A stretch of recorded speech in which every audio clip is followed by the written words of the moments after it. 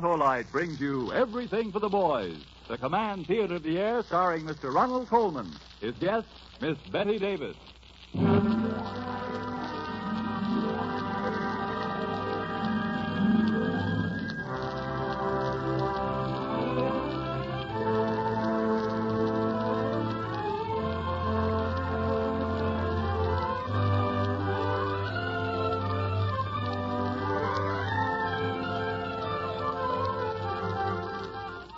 Everything for the Boys is presented by the Electric Autolite Company and its 22 great manufacturing plants.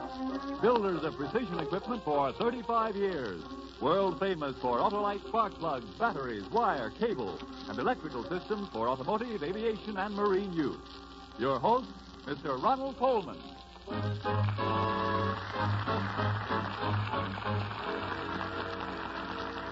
Thank you and good evening.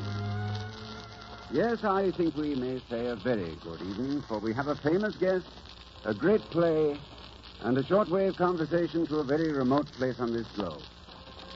We were delighted when Betty Davis said she would be here with us tonight, and particularly in a reunion with Somerset Maugham's great emotional story of human bondage.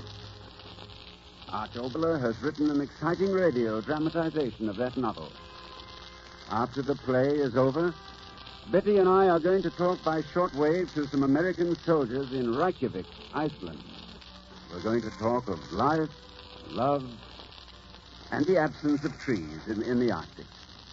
So to them and their comrades stationed in the far north, we dedicate this global half hour.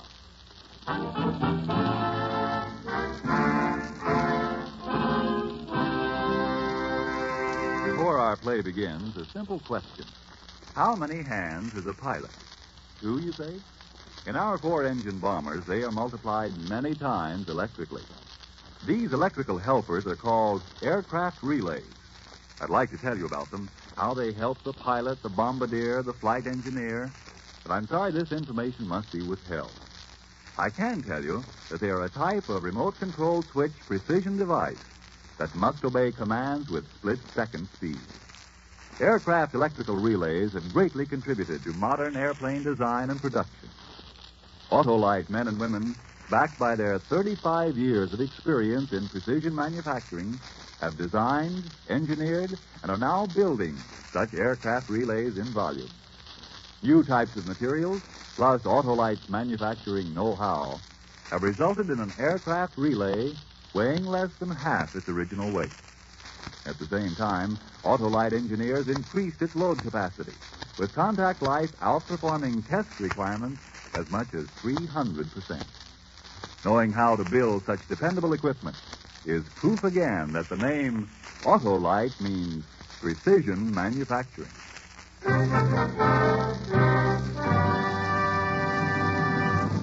The play of human bondage. The players, Mr. Ronald Coleman and his guest, Miss Betty Davis. A priest sits in the quiet of his study. These are the thoughts in his mind.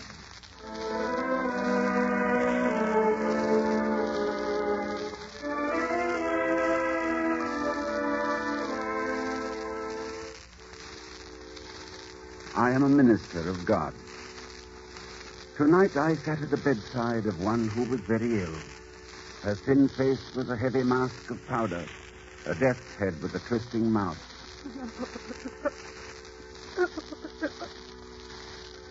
She had a strange story of hate to tell me. Hate for a man named Philip Carey. How he had cheated her, and he a gentleman. She told me many things. How one night the man had come into the tea shop where she worked. He had told her he was from the medical school nearby, and so she had been pleasant to him.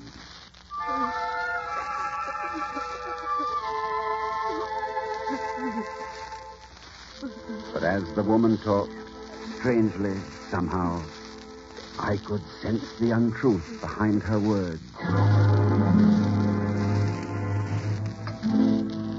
What you want? Tea and muffins? Well, I'd rather just talk to you. Really is filthy weather outside, isn't it? It makes no difference to me. I'm in here all day. Oh, that's true, of course, isn't it? Yeah. I'm here to take orders and wait on customers. I've got nothing to say to them, and I don't want them to say anything to me. Well, I beg your pardon. I do indeed.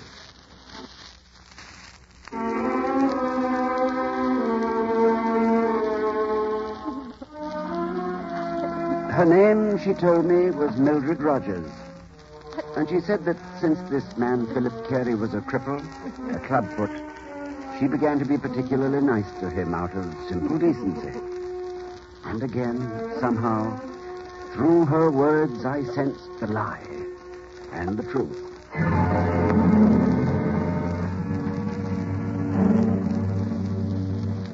You don't mind my walking home with you? Why should I mind? If you can keep up with me. Oh, you mean my... If the shoe fits, wear it. I don't know if I tolerate you. You don't have to talk with me, you know. When I'm away from you, I think it's impossible. When I'm with you... I don't know what you're talking about. If you don't take me out, some other fellow will. I come from good family, you know. Was your father a professional man? He was a doctor. I knew it. The minute you came into the shop, I saw you was a gentleman in every sense of the word. Look here. May I call you Mildred? You may if you like. I don't mind. Call me Philip, won't you? I will if I can think of it. You might go as far as to say you'd like to. Why? Why, it doesn't matter. Would you come and see a play with me? Why? Because I want you to, because I want to be with you. Well, I'd better go in now. This is where I live. Oh. Mildred, What are you trying to do? won't you kiss me goodnight? Impudent. I want to kiss your thin, pale mouth. Oh, you can go to the devil. You go to the devil.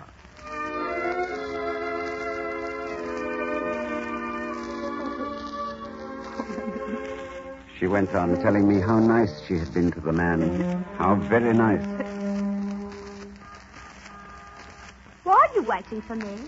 Well, Mildred, have you forgotten? You said you'd go out with me. No. Me aunt's ill. Got to go and stay with her. You're going out with somebody else. You are, aren't you? That man Miller that always comes into the shop, isn't it? You've been spying on me, and I thought you was a gentleman. It is Miller. Well, I'd rather wait for him than have to wait for you. Put that in your pipe and smoke it. Mildred, you... Mildred, don't be beastly with me.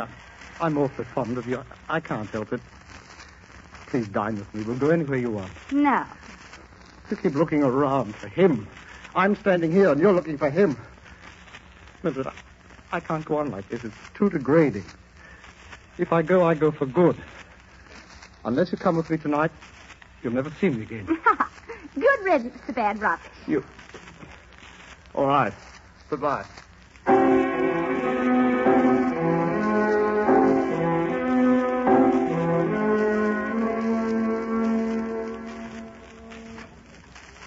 Are you back again? Do you want to order some tea? Don't remember that I said I'd never see you again? Oh, did you? Then what you doing here now? Wish I knew why I came back. I don't. Do you want to order some tea? Mildred, don't be beastly to me. You're a funny fellow. I'm very simple. I'm a blasted fool who's in love with you with all my heart and soul. Well, I've said it. I know you don't care tuppence for me, but I've said it. Mildred, I can't endure this anymore. I've tried to get over you, and I can't. I never shall. Marry me. Do you hear me? Marry me.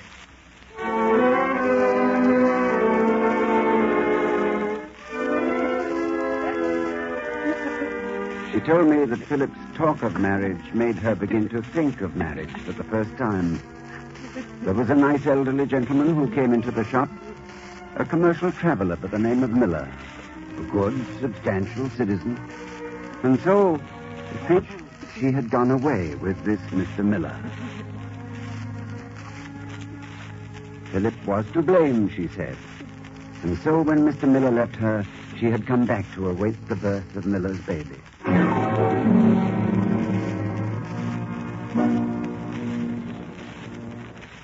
What are you talking? Oh, you mean Griffith?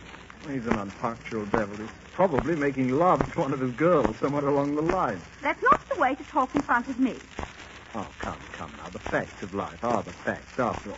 Oh, Griffith! Griffith, over here! I say, he's a handsome gentleman. Right. Oh, Philip, do forgive me. I'm terribly sorry to be so late. Well, as long as you're here. Mrs. Miller, may I present my best friend, Harry Griffith. How do you do? Well, this is indeed a pleasure, Mrs. Miller. I've heard a great deal about you. Really? Not so much as I've heard about you. What's this? Has Philip been blackening my character? Oh, no, he's just been saying the nicest things about you. Hmm? I've been so looking forward to meeting you. Why don't you sit down here, Mr. Griffith? Well, Isn't the sea wonderful today, Mr. Griffith? Blue light. Like the promise of heaven. Isn't it now?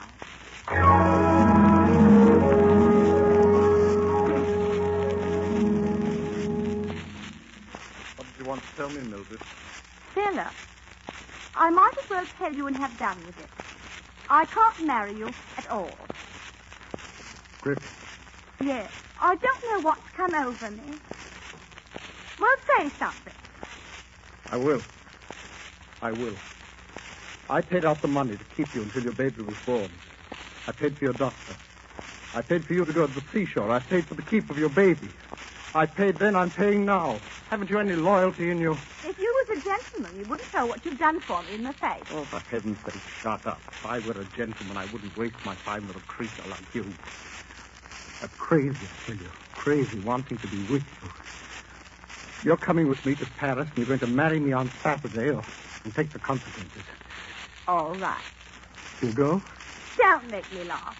I wouldn't let you touch me now if I was starving. I'm through with you. Oh, Philip, before I go, there's these bills. Bills? Or what? The dress you said I should have, and the baby's teach with Mrs. Cleary, and my rent that's due on Thursday. What of it? I need the money very much. Do you? I should think you'd want to give it to me. I won't. Well, I'll ask Harry Griffith. Will you? He owes me £7 this moment. Goodbye, Mildred. Oh, here, take the money. Take it. Well, you might at least be civil about it. If you want, I'll kiss you goodbye. Don't touch me. Goodbye. Good riddance.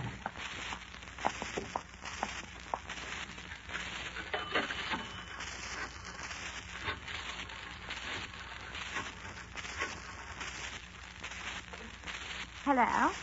Hello, could I speak to Mr. Griffith, please? Oh, it's you, Harry. I didn't recognize your voice. Harry, listen. I got the money. We can go away, like you said now. We can go away now.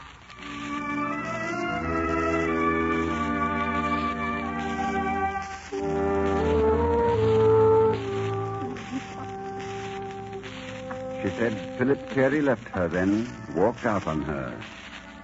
And then she said that after a few weeks his conscience began to hurt him because he looked her up at the apartment of the relative where she was staying. But the lie was clearer than ever before.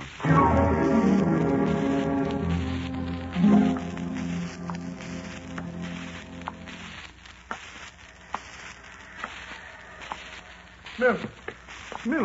Well, fancy seeing you. What are you doing out here? What do you think? Uh-oh. Leave me alone. I have a few problems with your broke. I was just walking along here on my way back to my lodging.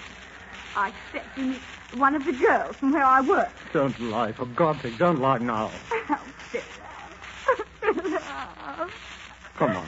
Come on and get into the cab. Come ahead. Everything will be all right. Believe me.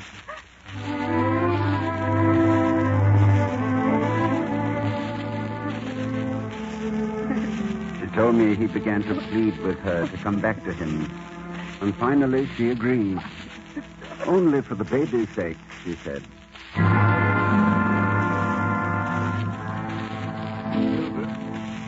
How are you? The baby all right? The baby's sleeping. Oh. Well, I think I'll go back to my own room. Philip, what do you want to go to bed so early for? Well, it's nearly 1. I'm not used to late hours these days. Philip. Yes? Philip, it's almost 2 weeks now since you asked me to come and stay here. I didn't mean what you thought I meant when you said you didn't want me to do anything for you except just to cook and take care of the flat and that sort of thing. Didn't you? I did. Oh, don't be such an old silly. Well, I meant it quite seriously. shouldn't have asked you to stay here under any other condition. Why not? Well, I can't explain it. I feel differently, that's all. Very well. Just as you choose. You're a fool. Good night.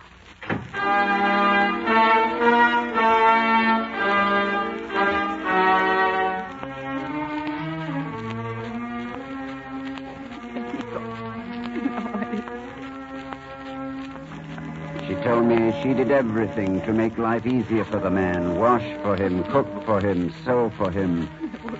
But his treatment of her became worse and worse until she couldn't endure his cruelty any longer. But as her thin lips said the hateful words, in my own mind I saw the truth.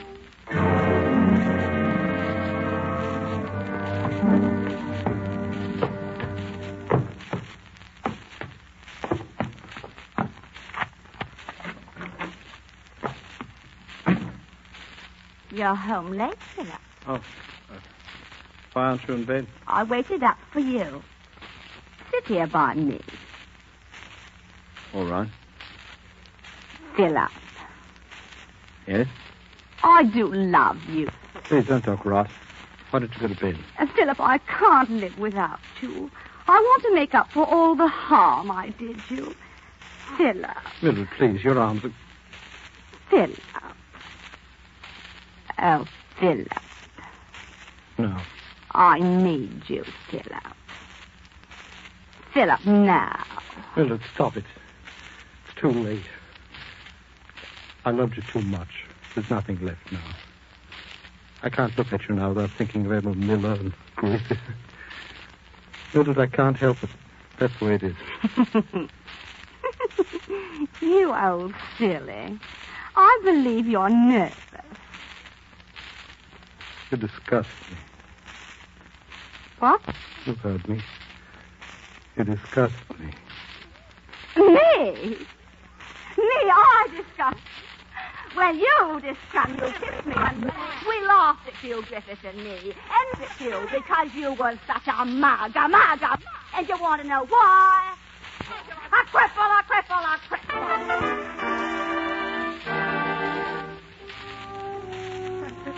Where I was so very nice to me, I had to go away. He said, I'm telling you the truth. Oh, keep quiet, you brat, you. We'll be out of here soon enough. I've got work to do. The night is beautiful picture. There's the first one. Oh, stop it. I'll smash it over you. Now the second one. That will show him the knife. Now his favorite color. Red. Now his book. Oh, no. First the mirror. Now his book. Thinking book. There. That'll show him. That'll show him.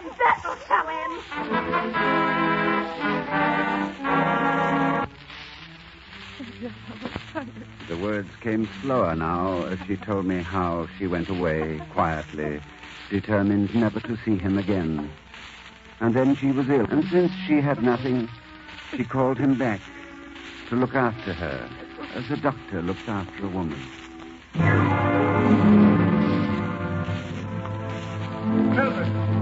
Mildred! Won't you follow me?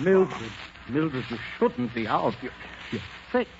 I warned you weeks ago. Oh, hold the door. Oh, for heaven's sake, come along. Let go of me. Let me take you home. Please listen to me, Mildred. No, let go of Mildred. me. I'll do as I please. Please, Let listen. go of me. I'll do as I please.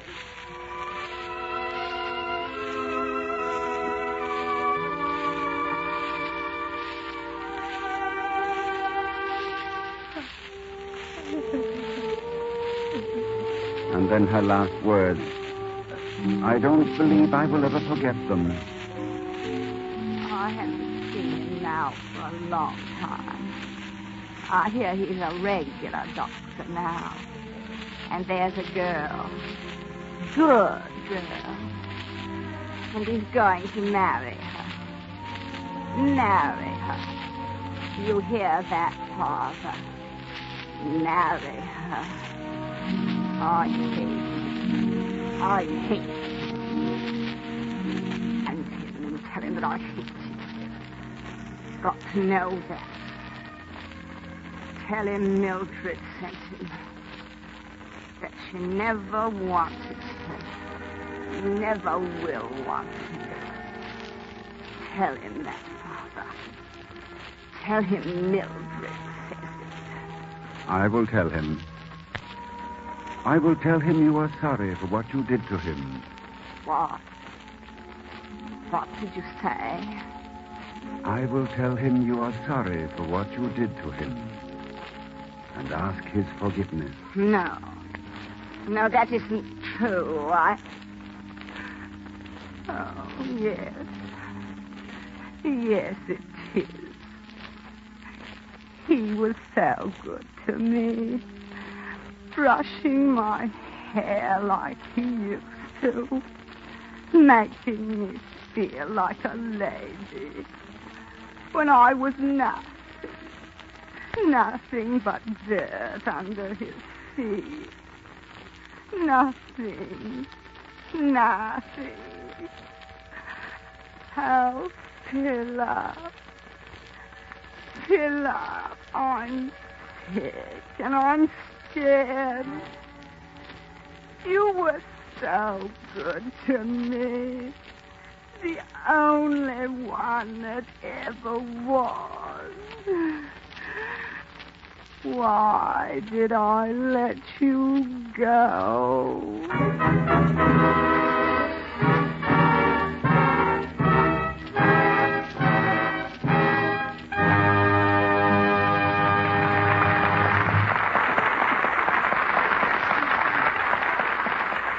You have just heard Miss Betty Davis and Mr. Ronald Coleman with Hans Conried in Of Human Bondage, as dramatized for radio by Art Joberler. The original score was written and conducted by Gordon Jenkins. While the two-way shortwave radio circuit is being set up between Hollywood and Iceland, a thought about one of your problems. Do you know how important a distributor in your car is to efficient engine performance and economy? It's very important, because it distributes high-voltage electrical current to the spark plugs at the proper instant. In a six-cylinder automobile engine running at 35 miles an hour, the spark must occur every 1/80th of a second. Imagine, about 5,000 times every minute. No matter how strong the electrical impulse may be or how perfect the wiring, an efficient spark can only arrive at the spark plug through a healthy distributor. During these war days, when your car must last longer than ever before, the life of the distributor should be safeguarded by giving it greater care.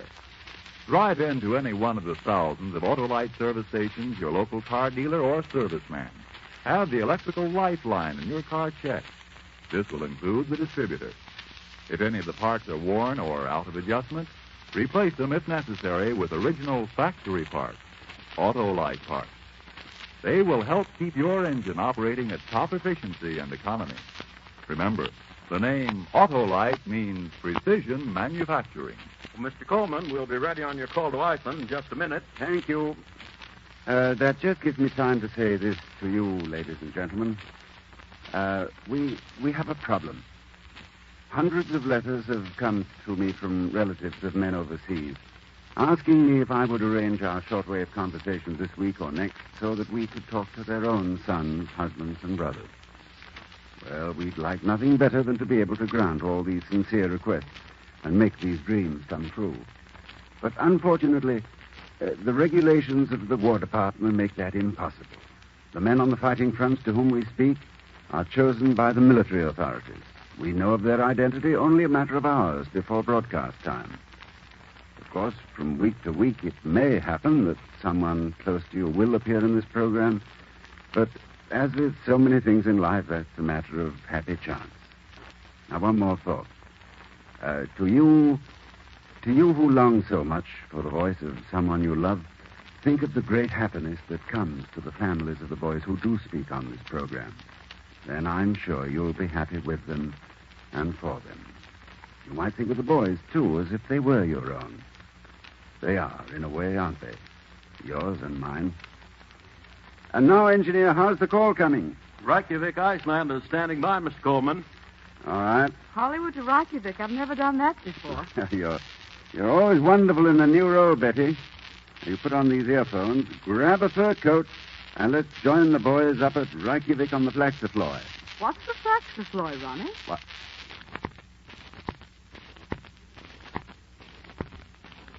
Ben would send her his love. Oh, I'm sure of that. Well, just so she'll get the message, you deliver it. Go ahead. All right. From Ben to Charlotte, I love you. Ronnie, you're giving that sergeant an awful lot to live up to. But what are the other messages? Well, there's one from his newest nephew, James. He's only 5 months old, so you haven't seen him yet, Ben. But your mother quotes him as saying, "Dada glub," which literally translated means, "I'm very proud of my Uncle Benny." In Icelandic, Ben. And your father says he hopes you're keeping up with your music. That's right. They were all proud when they saw your photo in Life magazine a few weeks ago. You were leading carolers on Christmas Eve. That was just after you'd gotten through with the services for those of Jewish faith. Betty, do you know what his mother says Ben misses most of all? Well, he comes to Milwaukee, so I'd say it's beer. No, it's trees. Trees? Yes, they don't have many trees in Iceland. I think we ought to do something about that, Betty. For instance? Well, can you make the sound of a tree? That's one role I've never tried. Well, how about a little help from the sound department? All right. Da, da, da, da, da, da, da, da. You hear that, Ben? Well, we've just brought you a charming maple tree on the Kinnickinnick River. That's as bad as Flaxafloy. By the way, what is that? Betty, there's another young man waiting for a message. Oh, yes, Private Jimmy Jones. We understand, Jimmy, that your regimental commander calls you the ideal soldier for contributing to Icelandic friendly relations. Oh, really? I would like to talk to this young man. I've known a few friendly Joneses myself. Well, he's quite a fellow, Betty. Jimmy, we heard about your risking your own life to rescue a child from the path of an automobile. Just to make you feel at home, we've brought you something from your hometown of Pittsburgh. Yes, Jimmy Jones, from Hollywood to Iceland to Pittsburgh. Listen. There you are. How's that, Jimmy? Now, Ronnie, before we go any further, I want something done about my request. Oh, yes, I know. About Flaxafloy. Well, Frank Martin, do you know? Why, yes, it's a bay, of course. Reykjavik is on the Bay of Flaxafloy. Of course, Betty. Oh, is that all? You know, boys, I'm ashamed to admit it, but I really thought Time's it was up, Miss Davis. Maybe it's just as well. Just as well. Good night, Sergeant Cohen and Private Jones. Good luck and God bless. Good night, boys. Good night.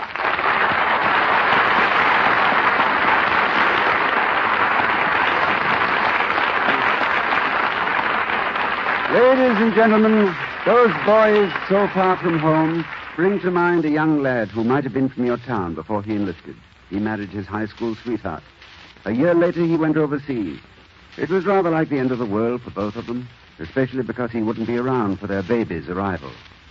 Well, he saw plenty of action, but one thing that worried him was that the mail was not getting through regularly, and the lad began to worry. The baby, perhaps his wife, was sick. So he went to the Red Cross field director. A cable was dispatched to a Red Cross chapter back home. Not long after, these reassuring words arrived. Son born last week, wife writing regularly, both are well. Now, the Red Cross needs your help now to carry on this and many other services here and overseas. The Red Cross is your hand and your heart. Next week, Autolite cordially invites you to another program of Everything for the Boys, your new global half hour uniting the home front and the fighting front. Your host, Ronald Coleman, in a dual role, will have as his guest Miss Ann Baxter in our Tobalist dramatization of the very amusing comedy, The Ghost Goes West, dedicated to a pair of our fighting men who will speak directly from their distant base in Chongqing, China. Our thanks to Betty Davis for being with us tonight. Until next week, when Ann Baxter is our guest, this is Ronald Coleman saying good night to you and the boys, and God be with you. Betty Davis, whose latest film is Old Acquaintance, appeared through courtesy of Warner Brothers Pictures. This program has come to you from Hollywood. This is the National Broadcasting Company.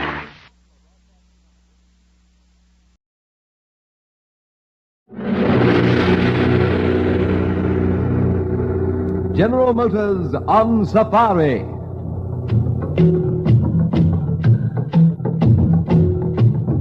Here is adventure.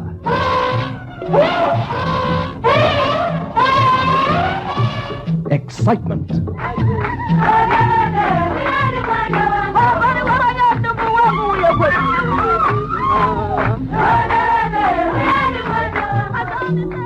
And danger.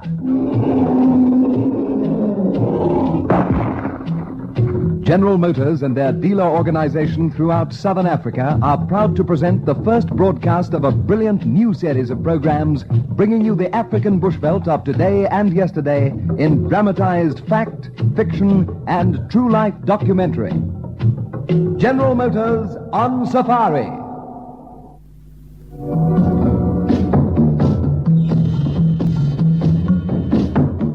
And here is your storyteller, ex-hunter and game warden, Frank Lauderdale. Thank you, and good evening.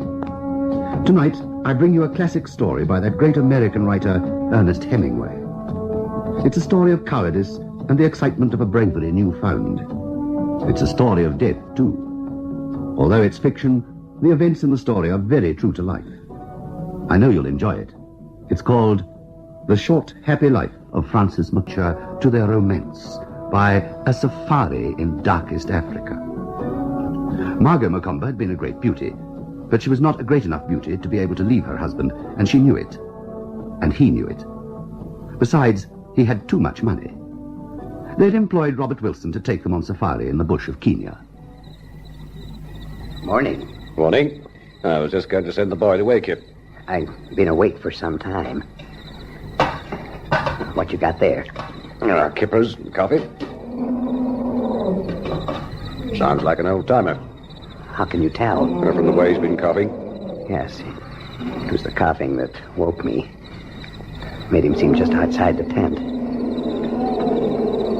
Is he very close? A mile or so upstream. Will we see him? We'll have a look. I didn't think his roaring would carry that far. It sounds as though he were right in camp. Carries a hell of a long way. Strange. I hope he's a shootable cat. The boys said there was a very big one about here. If I get a shot, where should I hit him to stop him? In the shoulders. In the neck, if you can make it. Shoot for the bone. Break him down. I hope I can place it properly. Oh, you shoot very well. Take your time. Make sure of him. And the first one in is the one that counts. What range will it be? Can't tell. Lion has something to say about that. Don't shoot unless it's close enough so that you can make sure. At under 100 yards? Hundred's about right. Might have to take him a bit under. Shouldn't chance a shot at much over that. 100's a decent range. You can hit him wherever you want to at that. Oh, here comes the Memsahib. Morning. Are we going after that lion? As soon as you deal with your breakfast, how are you feeling? Marvelous and very excited. Well, I'll just go and see that everything's ready. Noisy beggar. We'll soon put a stop to that. What's the matter, Francis? Oh, nothing. Yes, there is. What are you upset about? Nothing. Tell me. Don't you feel well? It's that roaring.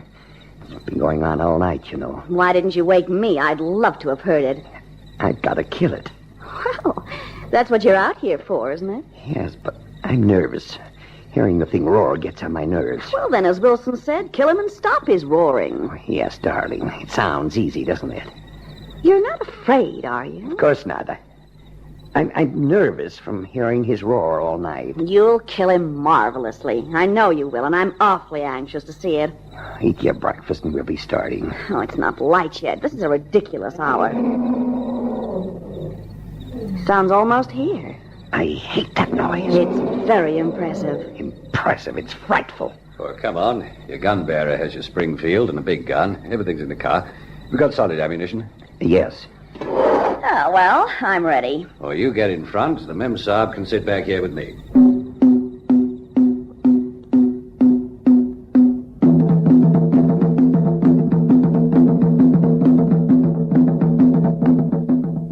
They climbed into the vehicle, and in the grey first daylight, moved off up the river through the trees. Macomber opened the breech of his rifle and saw he had metal-cased bullets. He shut the bolt and put the rifle on safety. He saw that his hand was trembling.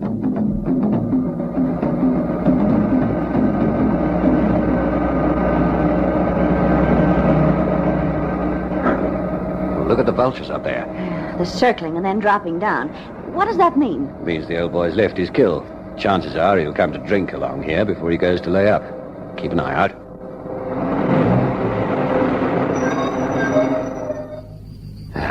There he is. Ahead to the right. Well, get out and take him. He's a marvelous lion. How far is he? About 75 yards. Well, get out and take him. Why not shoot him from where I am? You don't shoot them from cars. Get out. He's not going to stay there all day. Isn't he marvelous? Silhouetted on the bank there with the breeze just stirring his mane. Go on. Take him. Got him in the flank. Hit him again before he reaches the grass. I hit him twice. I heard the bullets go home. You gut shot him and you hit him somewhere forward. You may have killed him. We'll have to wait a while before we go in to find out. What do you mean?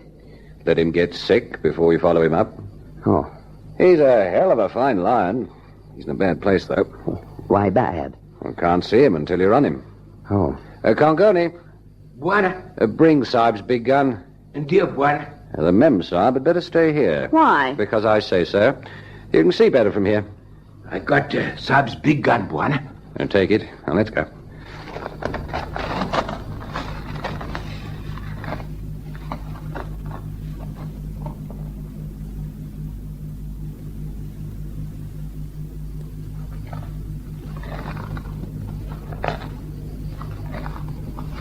Hold it.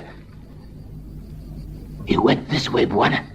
See, there is blood on the grass, Buana. What do we do? Not much choice. We'll go in and look for him. Can't we set fire to the grass? Too green. We could send Congoni and the boys in as beaters. We could, but it's just a touch murderous. You see, that lion's wounded. You can drive an unwounded lion. He'll move on ahead of the noise. But a wounded lion's going to charge. You can't see him until you're right on him. He'll make himself perfectly flat in cover you wouldn't think would hide a hair. You can't very well send boys in there to that sort of a show. Somebody's bound to get mauled. What about the gun bearers? Oh, they'll go. That's what they're paid for. But they don't look too happy about it, do they? I don't want to go in there. Oh, neither do I. Really no choice there. You don't have to go in, of course. That's what I'm hired for. That's why I'm so expensive. Oh, why not leave him, then? You mean pretend to ourselves he hasn't been hit? Yeah, just drop it. It isn't done. Well, why not? Well, for one thing, he's certainly suffering. For another, someone else might run onto him. I see. But you don't have to have anything to do with it. I'd like to. I'm just scared. Why don't you go over and join the Mem Saab while I just get it over with? No, I want to go. All right. You keep behind me and a little to one side. Chances are we'll hear him growl. If we see him, we'll both shoot. Now, don't worry about anything. I'll keep you backed up. Could I have a drink of water? Congoni, Margie qua buona. Dear Buana. Margie, Buana. Thank you.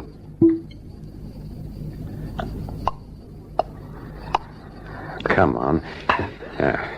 Keep behind me and about 5 yards to the right and do exactly as I tell you.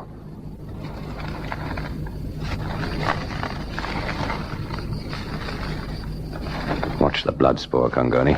Dear Buana. This way, Buana. You won't have gone far. Careful now. Buana!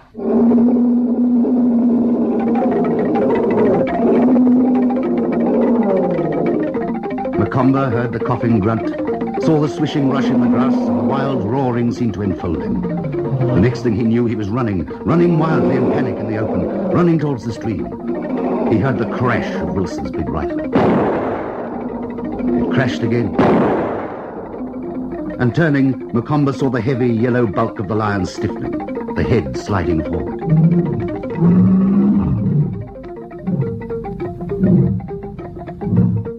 The lion was dead, and the black men and the white man stood looking at Macomber in contempt. He walked towards Wilson.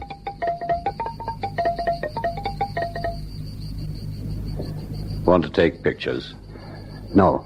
Is it all right to come down? Yes, it's all over. It's a fine lion. The boys will skid him out. You might as well stay here in the shade. That was fabulous. I saw the whole thing. Mr. Robert Wilson, I'm gonna kiss you for that.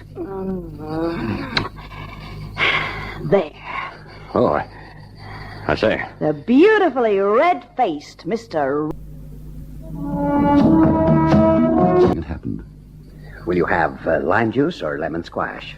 I'll have a gimlet. I'll have a gimlet, too. I need something. I suppose it's the thing to do. What should I give the boys? A quid'll be plenty. Any more and you'll spoil them. Will the head man distribute it? He will. Well, here's to the lion. Here's to the lion.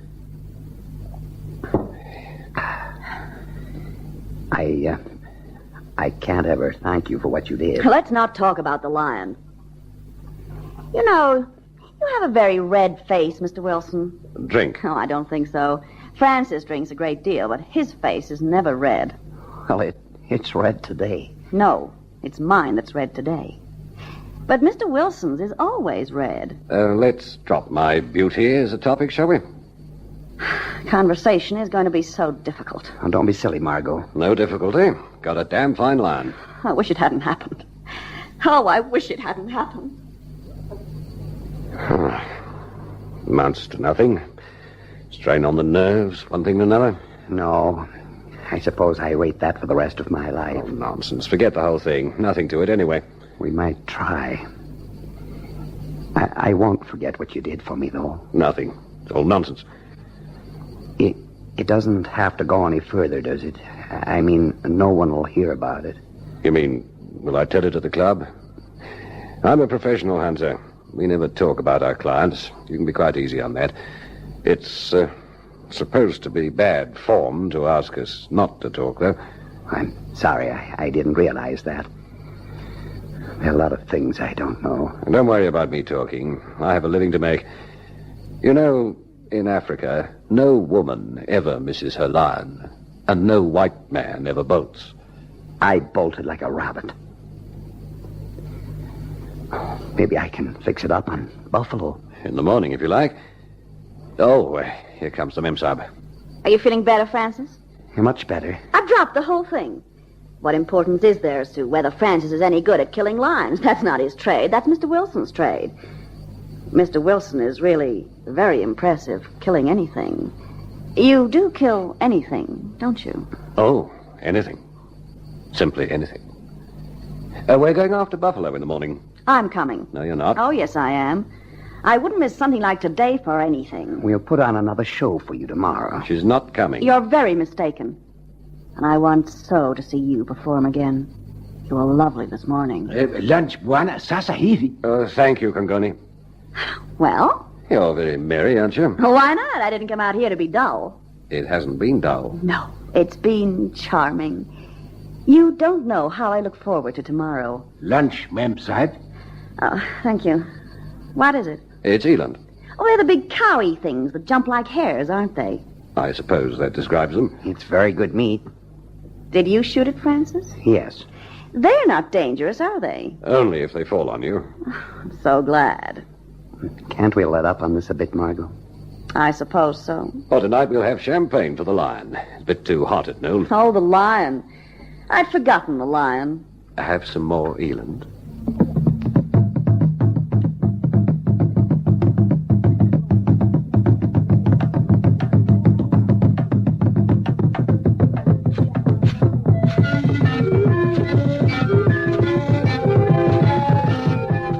At 3 o'clock in the morning, Francis Macomber woke suddenly, frightened in a dream of the bloody-headed lion standing over him, and he listened while his heart pounded.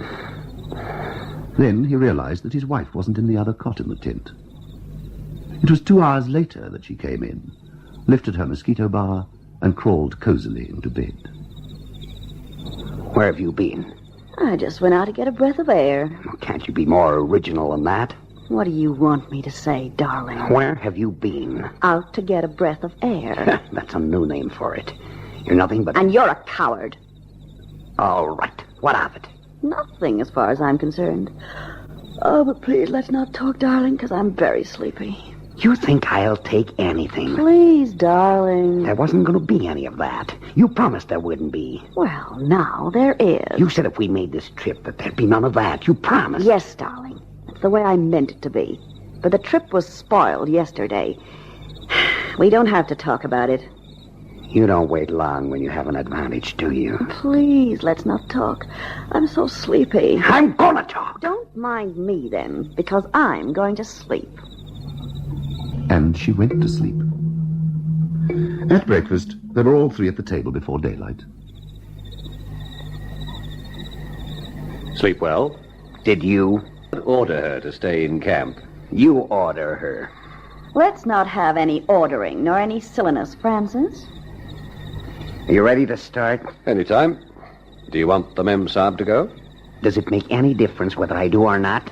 No. You're sure you wouldn't like to stay in camp with her yourself and let me go out and hunt the buffalo? I wouldn't talk rot if I were you. I'm not talking rot. I'm disgusted. Bad word, disgusted. Francis, will you please try to speak sensibly? I speak too confounded sensibly. Did you ever eat such filthy food? Something wrong with the food. No more than with everything else. Pull yourself together, laddie. There's a boy waiting at the table who understands a little English. He can go to the devil. If you'll excuse me, I've got one or two things to see to. If you make a scene, I'll leave you. No, you won't. You can try and see. You won't leave me.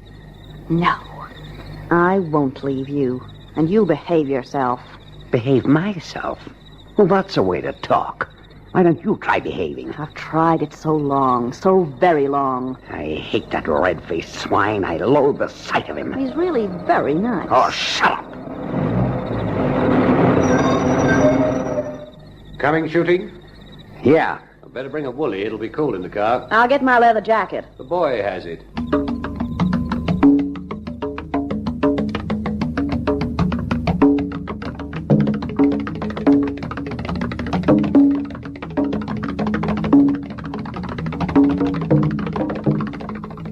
They got into the car, and nobody spoke. The car climbed up a small rise and went on through the trees and then out into the veldt. The driver going slowly, and Wilson looking carefully out across the veldt through his field glasses. The driver avoided warthog holes and drove round the mud castles ants had built.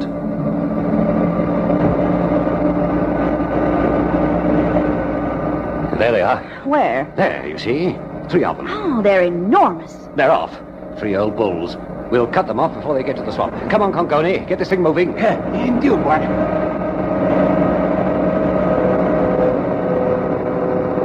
We're doing 45 miles an hour. We're catching them. Their necks are part of their shoulders. You see the shiny black of their horns? I see them. Hey, what are you doing? I'm going to take that near one. Not from the car, you fool. This'll do, Conconi. Stop. Now, get out and shoot.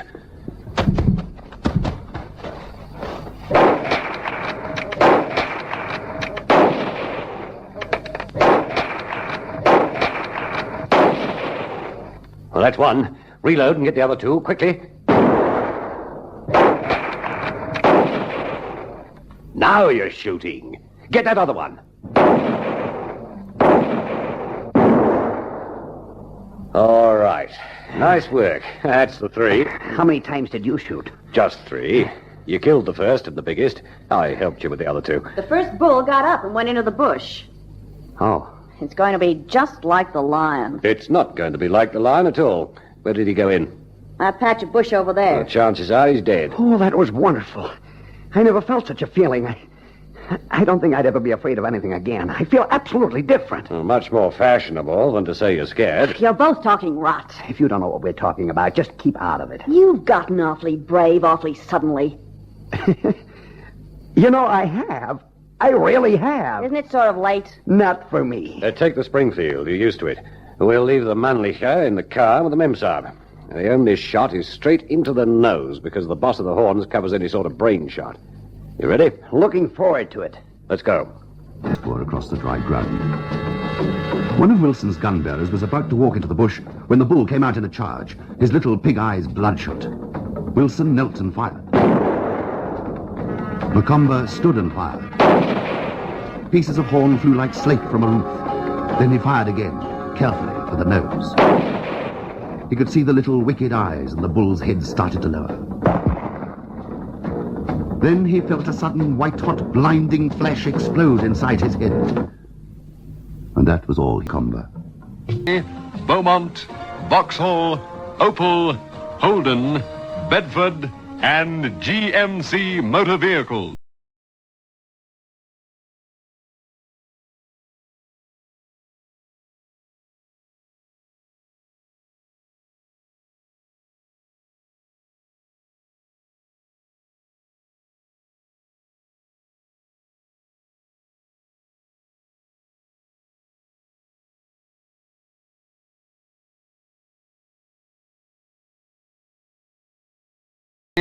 Beaumont, Vauxhall, Opel, Holden, Bedford, and GMC Motor Vehicles.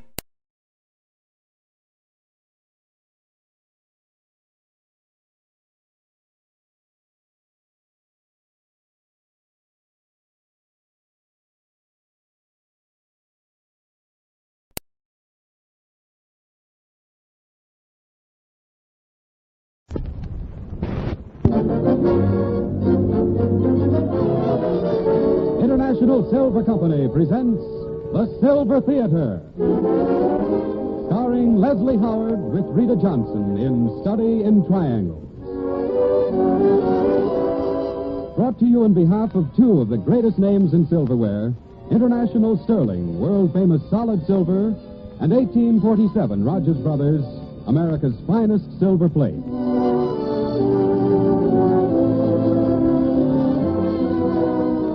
Good afternoon, ladies and gentlemen. This is Conrad Nagel welcoming you to the 15th of the new series of Silver Theater dramatic productions.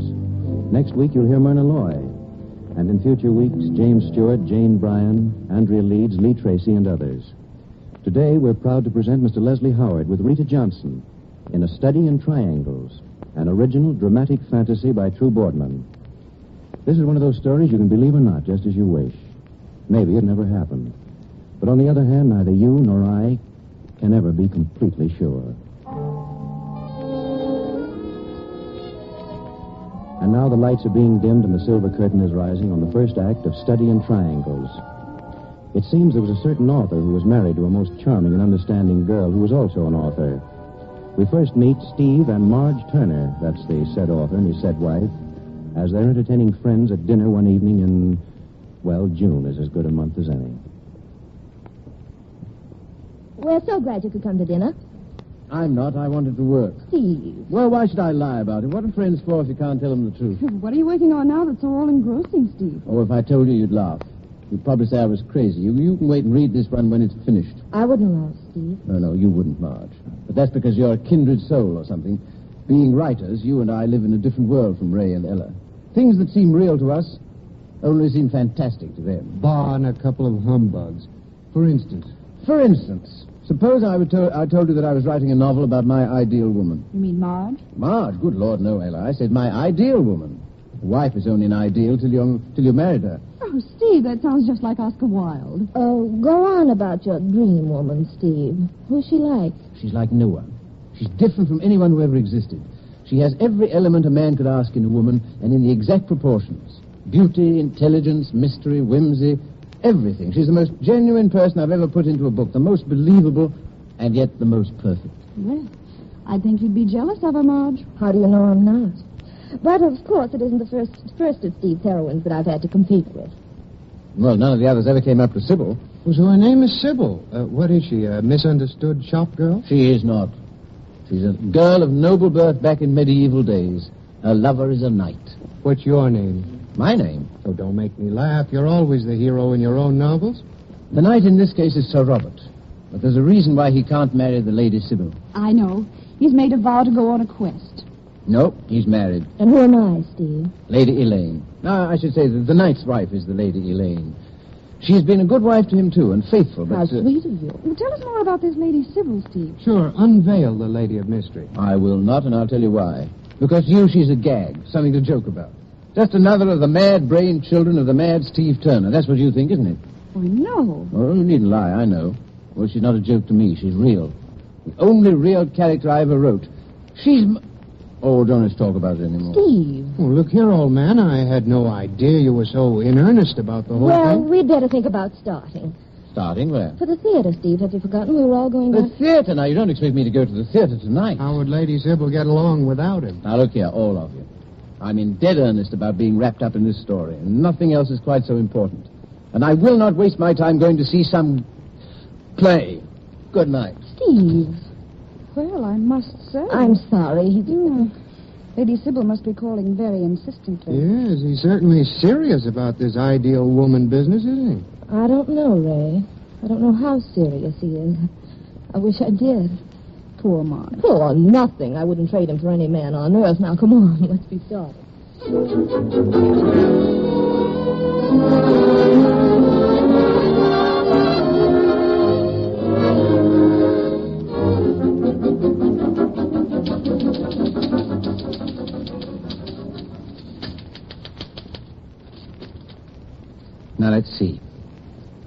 Now, as Lady Sybil stood before him, gowned in rich flowing silks, there could be no doubt. She was incarnate, the woman of whom Sir Robert had dreamed. She stood silent for a long time, and when at last she spoke, it was to complete the charm. Slowly, she said... Slowly, she said... What did she say? Oh, Sybil, what did you say? I am here, my lord. Fate, which truly guideth our lives, has brought me hence. Yes, that's it. That's what... I beg your pardon. I didn't hear you come in. Not hear me. Thou dost jest, Sir Robert. Jest? Now, wait a moment. Who are you, anyway? If you're looking for a fancy dress ball or something, I assure you this is the wrong address. If thou wouldst fain make laughter, Sir Robert, thou hast chosen a poor time. Thou knowest well I am the Lady Sybil, come many leagues through cold and storm for love of thee. The Lady Sybil? You don't mean that... Who else? Good Lord, I'm dreaming. I've fallen asleep over my typewriter. That must be it. Steve, wake up, wake up! Ouch. What is this strange ritual, beloved? Why smitest thou the table thus? Is it some charm? You mean I'm really awake? Faith, thou dost speak in riddles, Sir Robert. But isn't there anything strange about me? In truth, thy dress is different. Where is thy vest of chain mail? Oh, I should have that on, should I? And that machine before thee, is it some instrument of torture? Robert, thou hast not sold thyself to... To the devil? No, only to a publisher. It's the same thing, you know. You don't find that funny, do you? And truly, thy very speech is changed. Oh, yes, Yes, in faith, it must seem passing strange. Yea, verily. Ah, that is more the man I long have loved. Tell me, fair damsel, thou knowest full well that I am in sooth already possessed of a wife. The Lady Elaine?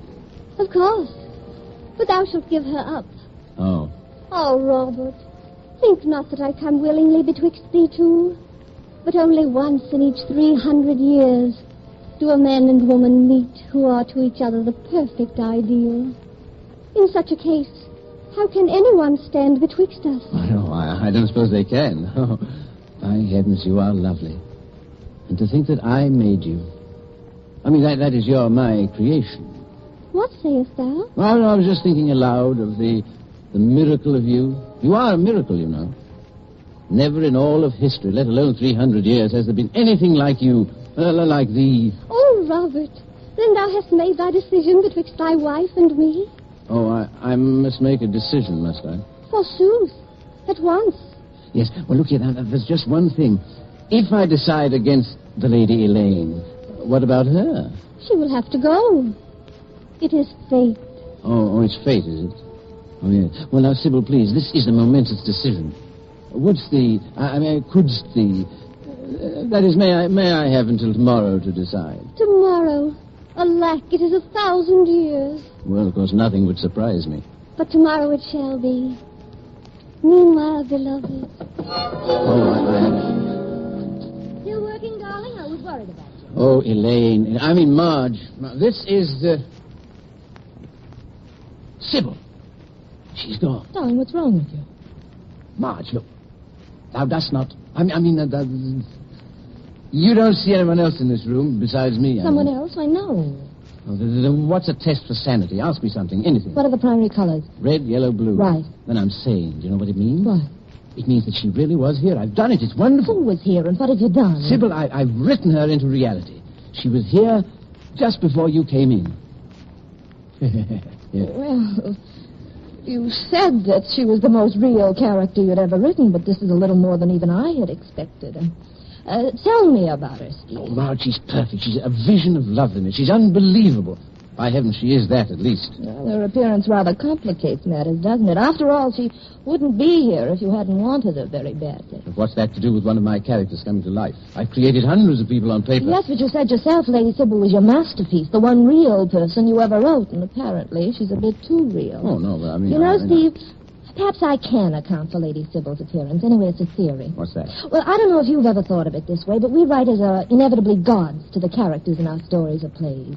We bring them into being, control their destinies while they live, and whenever we feel so inclined to do so, kill them off. They're completely at our mercy. Yes, we authors are gods to the characters we create. Marge, you know, there's wonderful philosophy behind that.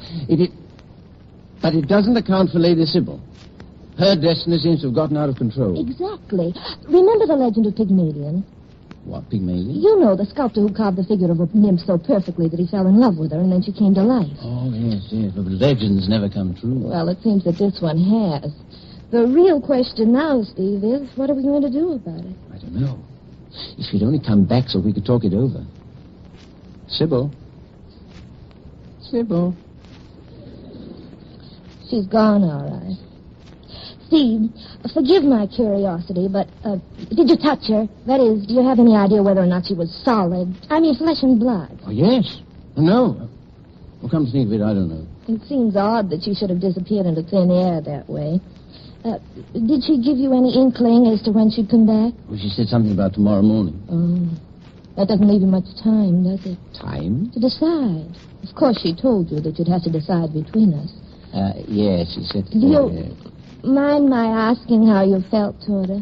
You mean, am I in love with her? I suppose that's what I mean. Good Lord, I hadn't thought about it. I suppose I should be, though. Oh, I think you owe it to her. Yes, I do. Well, I don't like to seem insistent, but what are we going to do about all this? If only the three of us could talk it over. Marge, we can. There's a way we can. How? Now, look here. If I've written of Sybil in my book in such a way that she came to life for me, why won't she for you? That's the answer, Marge. I'll go and get some sleep. Meanwhile, you read the manuscript and try to conjure up my Lady Sybil for yourself. If she should come back, you can wake me. All right, Steve. Oh, wait. Before you do go in there, What are you looking in there for? Oh, you mean you think Sybil... I must confess I wouldn't have been at all surprised, would you? No, I know. But she isn't there, is she? No, not that I could see. Now, go ahead, Steve. Wait. Kiss me. Oh, Marge, my darling. Thank you, Stevie. And now if Lady Sybil does beat me out, at least I'll have that to remember. Good night. Oh, Marge, now, come here, Marge. Really? Good night, Steve. Good night. Oh, Sybil. Well, let's see now. Triumph of Sybil by Stephen Turner. Well, that's an ominous title. Oh, well. The lengthening shadows of sundown cast an air of enchantment over the purple heaths, and the castle on the distant hills.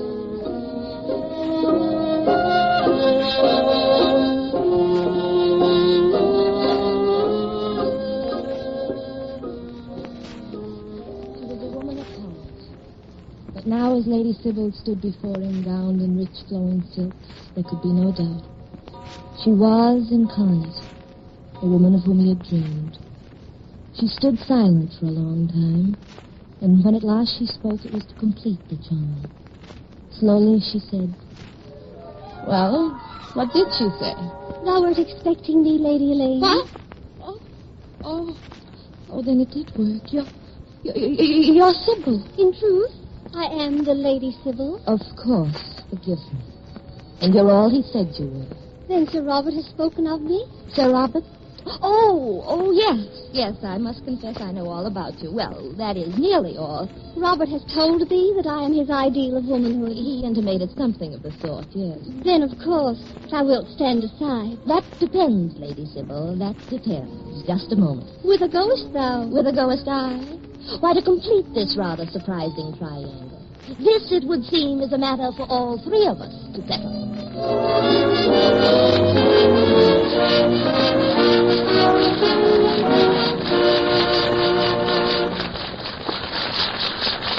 Before our silver curtain rises on Act 2 of A Study in Triangles, starring Leslie Howard with Rita Johnson, we'd like to ask for 1 minute of your time, in return for which we can help you sidestep an embarrassing predicament. All right, John Conti. When you're giving a very special dinner party, you know how anxious you are to have your dinner table look exactly right. Only your finest linens and china will do. Only your very best silverware. And then, with a sense of shock, many of you realize that your dinner forks are of one pattern and your salad forks of another, or that there aren't enough good teaspoons to go around. That's why I ask you to go to your buffet drawer now and look at your silverware. If you have fine silver plate like 1847 Rogers Brothers, but not as complete a service as you wish, this is the time to replenish that service.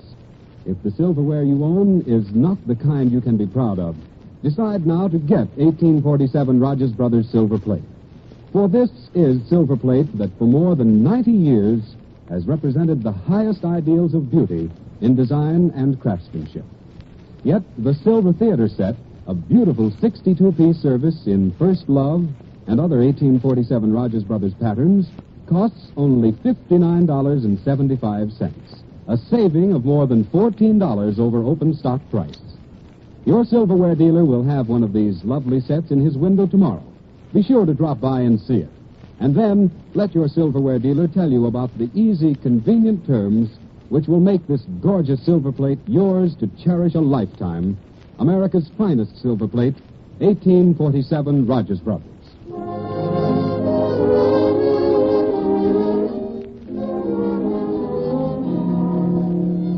Once again, the lights are being dimmed and the silver curtain is rising on the concluding act of Study in Triangles, starring Leslie Howard as Steve Turner, with Rita Johnson as Marge Turner. Lady Sybil, Steve's ideal woman out of the dim yesterdays. And the heroine of his new unfinished novel has reappeared, this time to Steve's wife, Marge. And at the moment, Marge is waking Steve from a surprisingly sound sleep. Steve, darling. Oh. Steve, wake up. It's Sybil. She's here. Tell him I didn't want any. Who? What did you say? The Lady Sybil, your ideal woman. Remember, she came to life for me, too. Good heavens, no. Hand me my robe. Here. No, she's really here. What did she say to you? Just what she said to you, that she come to claim you. Oh, she has, eh? Wait a minute. What am I going to say to her? That's what I'm wondering, too, darling. Are you ready? No, yes, but look here. Wait a minute. Get it over with. Come on. Oh, you're still here, I see, Lady Sybil. I am, in truth, Lady Elaine. Elaine? Oh, that's my name, isn't it? Well, it's a nice name, Elaine. Oh, I brought Steve, Sir Robert. Yes. Hello, Sybil. I am returned, beloved. Yes, so I see. You have, thou hast met my wife? Lady Sybil and I have been talking. Oh, you have. Well? Well? Lady You know, this is the most...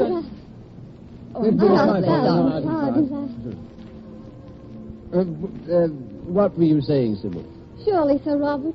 There is no need to delay this interview. She's quite right, my dear. It's up to you to make it as brief as possible. You know you're really the sort of chairman. Yes, I suppose I am, yes. But you'll admit that this conference of ours is somewhat without precedent. Well, suppose I help you out a bit. Lady Sybil, you expect me to leave Steve, Sir Robert. In other words, to abdicate in your favor. Understand, my dear Lady Elaine. 'Tis not of my choosing. Fate. I know, fate, the inveterate trickster. Well, in fairness to you, I think I ought to warn you about what you're really getting into. Do you know much about Sir Robert? Know him? He is my ideal. I know, your ideal man, and vice versa. I'm aware of that. But I wonder if you know some of the idiosyncrasies of this profession. Oh, Ma. How he's always unbearable before 11 in the morning. Oh, no. How he's certain to insult every guest that ever comes into the house. Oh, please, no. How he can You can't forget say you that. so utterly that you'd like to strangle him. How he's altogether the most impossible, thoughtless, inconsiderate, and thoroughly adorable man that ever lived. Oh, Ma, that's nice of you. Think not that her anger swayeth my affection, Sir Robert. I think of thee only as perfect. You see, Steve, that's what you get for your autobiographical prevarication. After this, if you must write about yourself, you better paint yourself in your true colors. Why speakest thou thus in riddles? Let us have done with bandying of words. Let her be gone, Sir Robert. Yes, but She's I right, my can't. dear. You must be done with bandying. You must bid me begone. You want me to? Don't you care? About leaving, I mean? Of course, I'm not happy about it, but at least there's some satisfaction in stepping aside for a Lady Sybil. Thou art in sooth a valiant woman, Lady Elaine. Oh, but now look here. There's nothing left to be said, Steve. Your duty is plain. Faithful knight ne'er swerves from path of duty. You hear that? Faithful knight ne'er swerves from path of duty, and you can't go back on chivalry, not you. So I guess it's all over, Steve. Sir Robert. I won't pretend I'm not sorry. Lady Sybil, do you suppose that you could go back where you came from for an hour or two? Just give me till daylight to leave. It's so undignified to move out in the small hours of the morning. When Robert and I shall have eternity together. I can spare him to thee until the morn. I shall go. Thank you. May I see you to the front door? There is no need. No, I didn't think there was. Until the morn, Robert, beloved. Farewell. Goodbye. Goodbye, Sybil. You see, Steve, I told you that if there was some way the three of us could talk it over, it would be settled. And, well, I guess I'll go and start packing. Packing? You're not really going? Well, you wouldn't have me stay with Sybil in the house. Why not? Well, it would be frowned upon by the best society. Well, the devil with society. Now, you listen, Mom. No, darling, you listen to me. I am going. You see, whether Sybil is flesh and blood or not doesn't really matter. The point is that she's taken a place in your mind and your heart that I can't share. Not even with a Sybil. I've tried to be noble and sophisticated about all this and not let you down, but I was lying. I am jealous of the Lady Sybil. Terribly jealous. So, it's goodbye, my darling. Good luck. Now, you listen to me, Marge. No, darling, Oh, yes, no. if you think you're going to railroad me into this, you're crazy. As for Sybil, she can go to the devil. I don't want her. Not want her, but she's your ideal. She's incarnate, Oh. the woman of your dreams. Why, you're the first man in all history to have the perfect woman come into your life. Well, let her come into someone else's How life. can you love her and speak like that? No, whoever said I loved her? Well- You did. Well, now, get this straight. There's only one girl in the whole cockeyed world that I give a snap of my fingers about, and that's you. Oh, darling. Oh, kiss me, darling.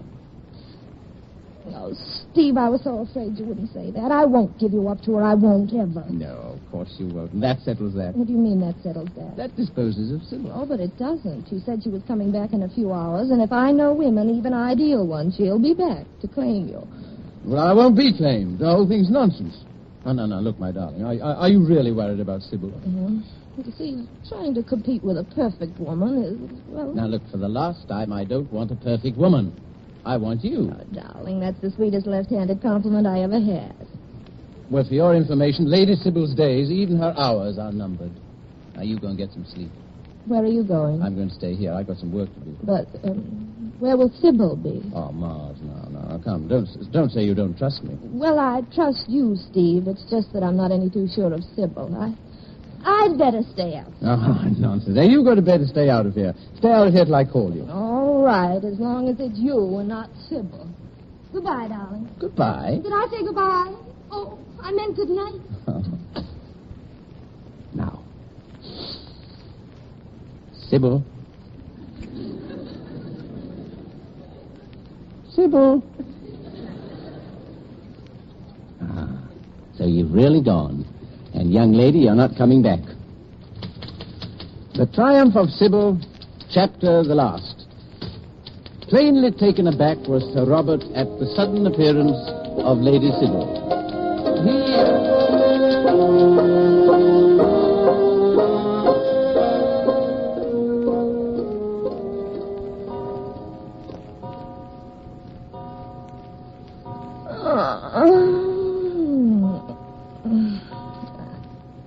Steve.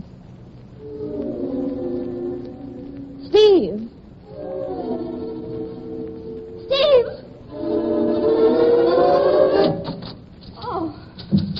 Oh, Steve. Oh, hello, my dear. Good morning.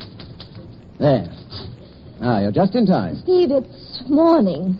Lady Sybil, that is, she didn't come back. No, call her. Oh. Sybil. Mm-hmm. No. Sybil. Oh, no, like this. Sybil! Sybil! You see, I'm saved. Delivered from eternity with an ideal woman.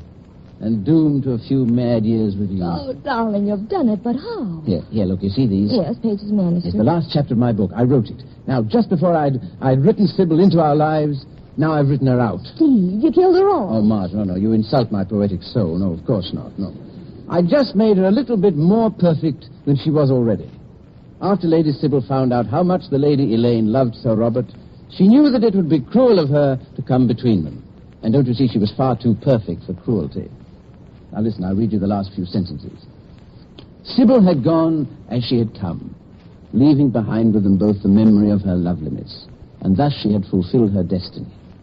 Sybil had proved for all time that she was an ideal woman by going back to where all ideals must dwell, just beyond the horizon to the west. Oh, Steve, it's perfect. Of course, that was the way out. How did you ever think of it? Did you ever hear of a saying called love will find a way, my darling? Well, that reminds me. Hand me the first page, will you? Here. Hey, what are you doing? You see what this title page said? The Triumph of Sybil by Stephen Turner. Steve, you're crossing it out. Yes, you bet I am. Now, you read over my shoulder as I type. A new novel by Stephen Turner. Lady Sybil passes by.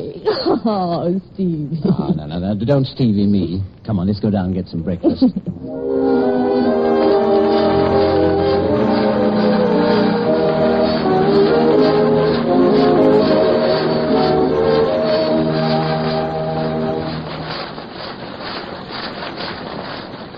Before Leslie Howard and Rita Johnson come back to meet you in person, may we have a very special word with the women in our audience. All right, John Conte. Deep in every woman's heart, there's a longing for luxurious and beautiful things. And nearly always, there's one particular luxury she's set her heart on more than any other. For you, perhaps, it's the joy of having your dinner table gleam with lustrous sterling silver. Solid silver through and through. And believe me, sterling silver is far easier to own than you imagine it is. For example, International Sterling has a budget payment plan that makes it possible for you to buy a complete service of solid silver right out of income. Or if you'd like to start off gradually, you can get one of International Sterling's lovely me-to-you sets and add to it from month to month at your convenience. The me-to-you set only costs $16.75. It's a place setting for one person. 6 exquisite pieces of solid silver, and it's created not only in Enchantress, but in other stunning International Sterling patterns also. Your silverware dealer will have a me-to-you set ready to show you tomorrow. So be sure to visit him. Then you can see the rich, lustrous beauty of this sterling with your own eyes. You can get all the details firsthand and learn for yourself how very easily indeed you can own solid silver that will go proudly with you all your days. International Sterling Silver.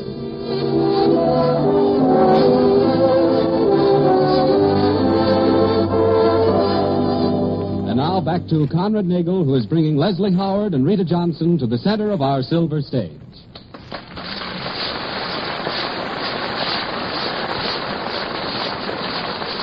Well, first of all, I'd like to thank Leslie Howard and Rita Johnson for a couple of swell performances. Thank you, Conrad. Then we'll take care of several points of information. Number 1, Leslie Howard can now be seen in Bernard Shaw's British-made Pygmalion. Number 2, Miss Johnson can soon be seen in the Metro-Goldwyn-Mayer production, The Girl Downstairs, starring Francho Tone and Francesca Gall. And finally, we'll hear from our stars themselves. Well, now, Rita, have you got any news? No, have you? Well, I just wanted to assure everyone that True Boardman's delightful fantasy was not meant to be taken too seriously. Really, Leslie? No perfect women? No, my dear Rita, no perfect women. There really are no Lady Sybil's, except perhaps in our minds. Oh, that makes me a little sad. Yes, it is rather saddening, isn't it? But imagine how awkward it would be if a lovely creature popped out of nowhere every time you said a phrase like, slowly she said... I am here, my lord. Rita, did you hear that? Yes, I did. Just a moment. Slowly, she said... I am here, my lord. Excuse me, Conrad. I think I'd better get out of here. Good night, Leslie Howard. Good night, Rita Johnson. I pray that thou both replenish soon to our Silver Theater.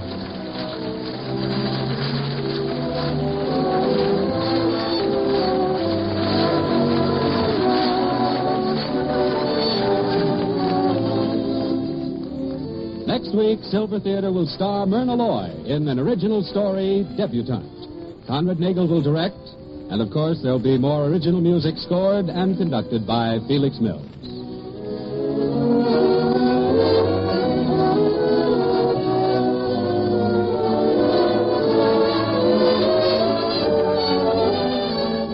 In the meantime, if you want solid silver, you want International Sterling.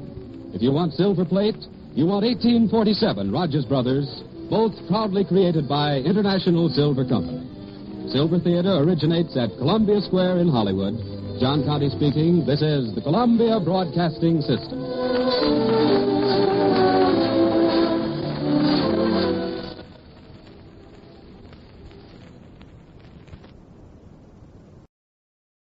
This is ChestertonRadio.com.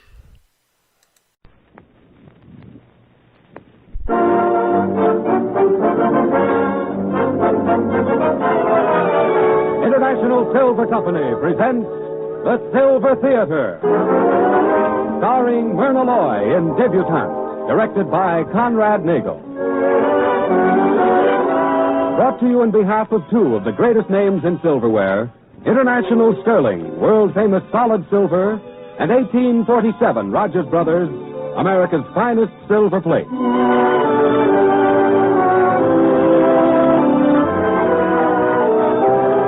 Good afternoon, ladies and gentlemen. This is Conrad Nagel welcoming you to the 16th of a new series of Silver Theater dramatic productions. Next week and the week following, you'll hear James Stewart and Jane Bryan, and in future weeks, Andrea Leeds, John Garfield, Lee Tracy, and others. Today, we're proud to present Metro-Goldwyn-Mayer's brilliant star, Myrna Loy, with Elliott Lewis in Debutante, an original drama by Grover Jones and True Boardman.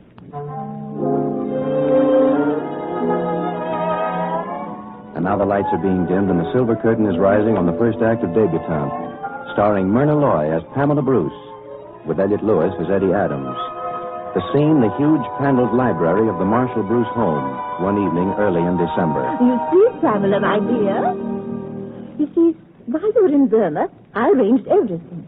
You will have your debut, and you'll have it this season. But, Mother, Dad, we won't argue about it. For 3 seasons now, I've let you talk me into putting it off. This time, I'm determined. I see. In other words, 1 more year and I'll be practically an old maid. Now, Pam, girl, you know what this means to your mother. But how about what it means to me, Dad? I don't want a date. That's nonsense. It's not nonsense. Look, Mother, all these traditions, the whole social setup, I suppose they're important for people who want them, but I don't. I want something else out of life. Any idea just what? Freedom. The freedom that comes with not being tied down to a famous family or a famous fortune. Oh, and you think money stands in the way of this freedom you're after? I know it does. Oh, please, Mother, Dad, forget this debut business. Let me just go out on my own and hunt for a job. Not as Pamela Bruce, but as Paula Barton, a girl nobody ever heard of. At least let me try it. If I star, well, that's up to me. Pamela, I listen to no more of this.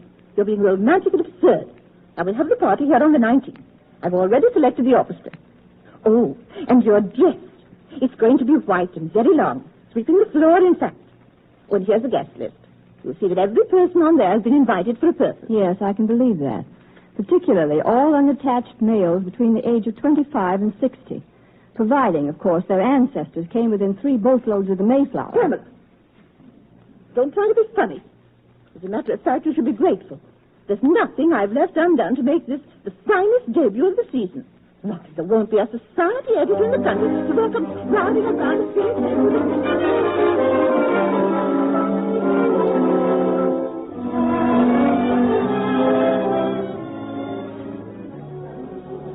Oh, my daughter, Pamela. How do you do? Mr. Cartwright Jr., my daughter. How do you do? I wonder if I might have the pleasure of a dance later on, Miss Bruce. After the receiving, I mean. Of course, Mr. Cartwright. Shall we say the 9th? Thank you. Pamela, splendid. You know who the Cartwrights are. Not typhoid carriers. Pamela, no. They're copper people from Montana. How many more, Dad? I can't take this much longer. Stick with it, youngster. Well, I will if my feet hold out. They're killing me. Mine, too. Pamela, the chap just coming in. He's Boris Malakoff, the young composer, and practically nobility. Do be nice to him. All right, Mother. Mrs. Bruce, good evening. Mr. Malakoff, my daughter, Pamela. How do you do? Good evening. And my husband, Mr. Bruce, Mr. Malakoff. How do you do? Oh, I am enchanted with Bruce. Could I perhaps steal you away for this one dance? There are, I know, others waiting to be presented, but could we not let them wait? Why, how delightfully nonconformist. Do, my darling. Oh, you are so very Thank you, but I don't think I care to. Perhaps later, Mr. Malakoff. Of course, as you will, Miss Bruce. As you will. Thunder, why on earth? The one man of them all I hoped you'd be nice to. I couldn't dance with him. I've got my shoes off. Marshall. Pamela, how can you, after all? Because I'm tired. My feet are tired, and my arm is tired, and I'm tired. Pamela. Oh, Mrs. Bruce. He did arrive after all. Mrs. Bruce, Miss Pamela Bruce, Mr. Marshall Bruce. May I present Mr. Ronald Stevens? How do you do? It's so good of you to include me, Mrs. Bruce. I'm sure you've read Mr. Stevens' novel. Oh, of course. And on this trip over, he's also acting as special correspondent for the London Mail. The London Mail? Quite. In fact, I was wondering if I might have a bit of statement from you this evening, Miss Bruce. Well, I see no reason why Pamela shouldn't make a statement for the British press. No, Mother. Please. I have nothing to say. Oh, please, Miss Bruce, just a word or so. Your opinion of the importance of debuts such as this. That sort of thing. Don't ask me. Pamela, of course you'll make a statement. I won't. Don't force me to, Mother. Or we'll both be sorry. Pamela. Easy, youngster. My daughter will make a statement, Mr. Stevens, and she'll make it now. Well, Pamela? All right, Mother. You asked for it. You can send this to your London paper, Mr. Stevens. What do I think of debuts like this? I hate them. I think they're stupid, inane, and deadly dull. Pamela! Do you know what this little get-together is really for? To find me a husband. Well, I don't want to find my husband by showing off how much money my father has. The man I'll love someday will come and find me wherever I am. And whether I've got $1 million or a dime won't make any difference. Bravo. Marshal! And here's a finale for your statement, Mr. Stevens. You can tell the readers of the London Mail that among the missing guests at Pamela Bruce's coming-out party was Pamela Bruce herself. Because at 11:30 she was fed up and tired and disgusted, and that she walked out on the assembled 400 and went home to bed. Good night. Pamela! Hey, Pam, you forgot your shoes. Pam!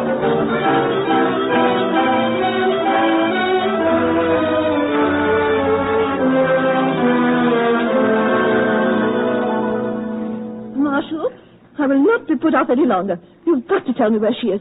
Pamela's my daughter. Now, my dear, there's nothing to worry about. I simply sent her on a cruise to South America. Don't tell me that again. Pam's not on any cruise. I've checked every steamship line and... All right, Helen, I will tell you. Pam's in New York on her own, doing the things she wants to do, finding out what it's like on the other side of the coast. Marshal, you didn't encourage her in that absurd idea. You bet I encouraged her. She's doing all right, too. She found herself a job. Your daughter is now Paula Barton, sales girl in a dress shop at a salary of $14 a week. $14 a week? But aren't you ashamed to have a daughter of yours? Ashamed? I'm proud. Proud to know there's at least one member of this family who still has a little gumption. Is that so? Well, the next time you go to see her, I'm going along Go with to you. see her. I haven't seen Pam since she left here the morning after the party. But you seem to know everything that's happened to her. Well, I've had detectives keeping eyes on her just to be sure she's all right. Oh, it's at least a little better. Now, if we're going to be able to get... I said I had detectives watching her. I stopped them the day she got a job. Oh, Marshal. Now, look, Helen. Between us, we've run Pam's life too long. If she really needs us, she'll come to us. But just as long as she wants to be on her own, she's going to be. And she has my blessing.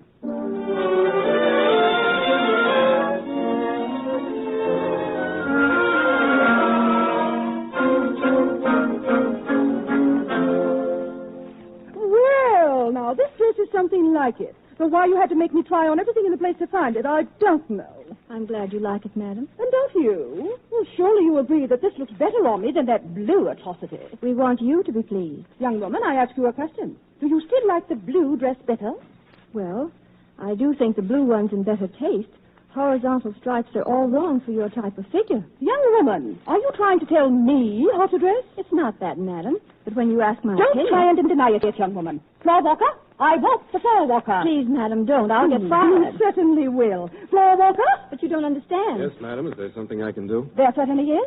This stupid sales girl of yours is there to insult me. I have been a customer of Martine's for 14 years, and Please, Mr. Adams, she misunderstood. Be quiet, young woman. You needn't lie. I've seen your kind before. Have you Just for a one minute, moment? madam. Do you want another sales girl? Another sales girl? No, but I certainly want this one discharged. She said this dress I chose, the only decent one that you have in stock, was in bad taste. And that Well, she my was figure- right. It is in bad taste. It's terrible, and it looks like a tent on you. If you want to know the truth, that's it. Well, Mr. Adams. Our sales girls' jobs are to help the customers, madam, not to be shouted at. If you don't like the service here, you'd better go someplace else. There's an awning store down in the next block. You might try there. Oh, Adams! Oh, Mr. Martine, this man here... has Not a word, madame, I heard.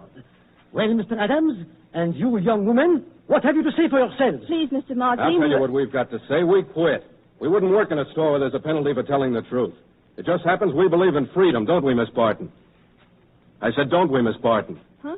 Oh, sure we do. So you can take your ladies ready to wear extra large size for matron's department and and throw it in the East River. Come on, you. Well, are you coming or aren't you? Sure. Sure I am. And Mr. Martine, what he said goes double for me. You can take the whole store and do what he said with it. What we want is freedom.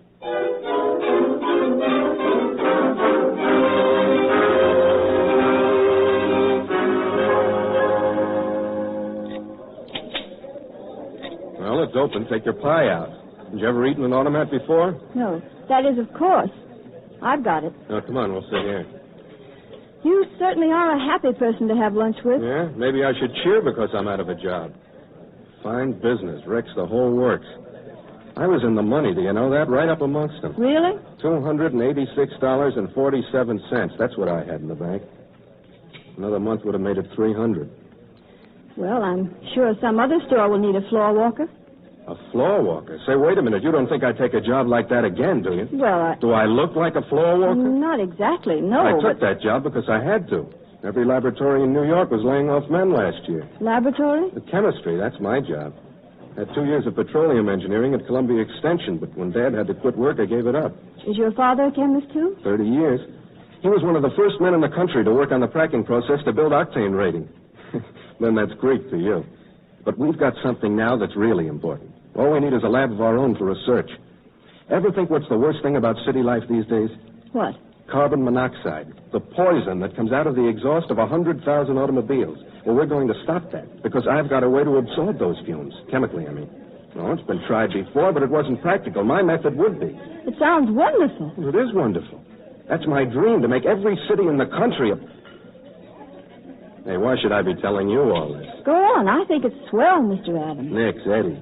People who get fired together should always use first names. Hey, what is your first name, anyway? It's Paula. Paula? Don't like it. I never like girls' first names that don't begin with M or J. I'll call you Jane. But my name... And don't argue.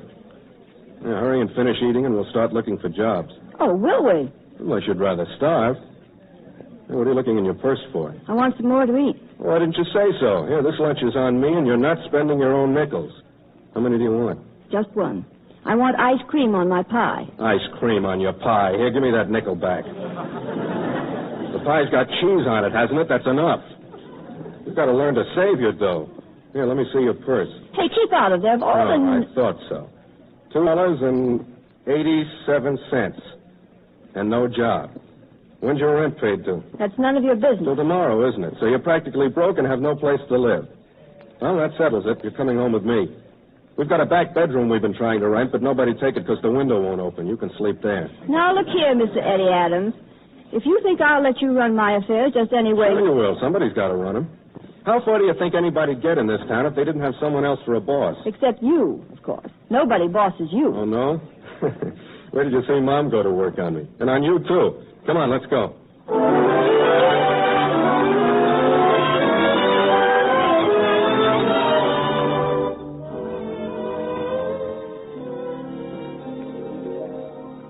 Stay, of course you'll stay. There's no argument about it. See, what did I tell you, Jane? Oh, I forgot, Mom. Her name's Paula, but I'm calling her Jane. But, Mrs. Adams, you don't understand. It's really my fault that Eddie lost his job. Nonsense. He's a hothead. He's always... Oh, hello, Dad. How do you feel? Did you see the doctor today? What did he say? About the same, Eddie. You still can't tell much. This is Paula Barton, Dad, the girl Lady phoned about. She's going to stay with us. Oh, but Mrs. Adams, I can't impose on you. Impose nothing, Ma. You take the back room. You can pay $9 a week with board when you start back to work and help me with the dishes. Now it's all settled. Well... So you're not going to be bossed, huh? That's what you think. Come on, I'll show you your room. Now, Eddie, wait a minute. Huh? Paula, of course you don't have to stay if you don't want to. But if you do want to, you're more than welcome. You're swell to ask me. All of you.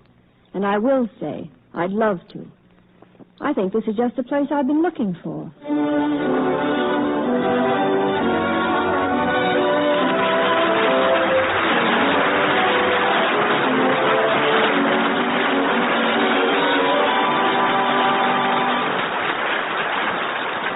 So the silver curtain falls on Act One of Debutante.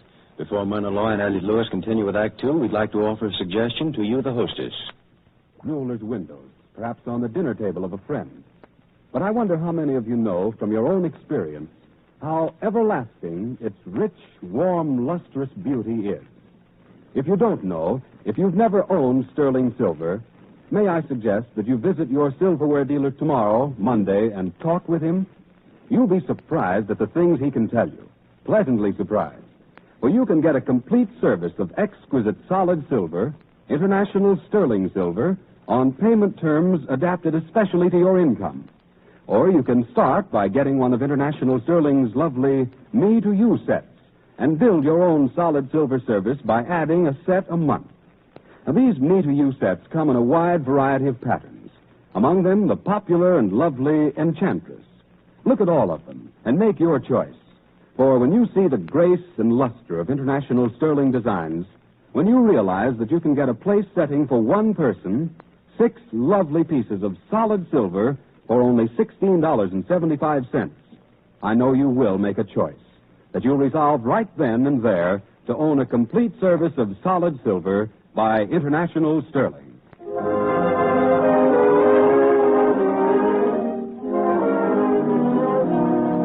Once again, the lights are being dimmed and the silver curtain is rising on the concluding act of Debutante, starring Myrna Loy with Elliot Lewis.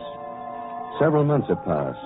Pamela, now calling herself Paula Barton, is still at the Adamses. And in her life and all their lives there have been changes. But they're the subtle and elusive changes that find no real expression in what people say or do, but achieve a real eloquence in their thoughts. And so it's in the thoughts of Mrs. Adams, of her husband, of Eddie, and of Pamela herself, we come to really understand the changes that the passing months have made. It's April. Eddie's still out of a job. He hasn't said so, but I know his savings are running pretty low. Dad seems to be getting sicker. Paula's still here, and she hasn't found a job either. Things are sure to change before long. Anyway, they'd better.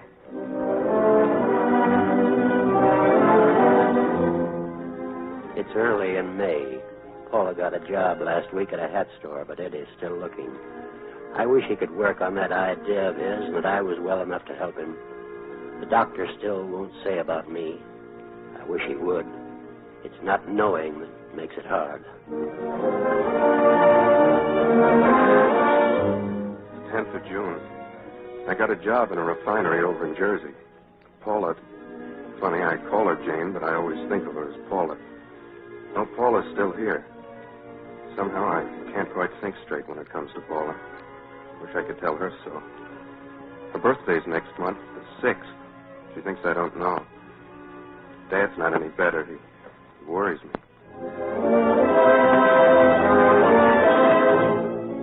It's July 5th. I got a raise last week. One more, and Eddie and I between us will be making enough to... Why should I think things like that? Eddie hasn't said anything.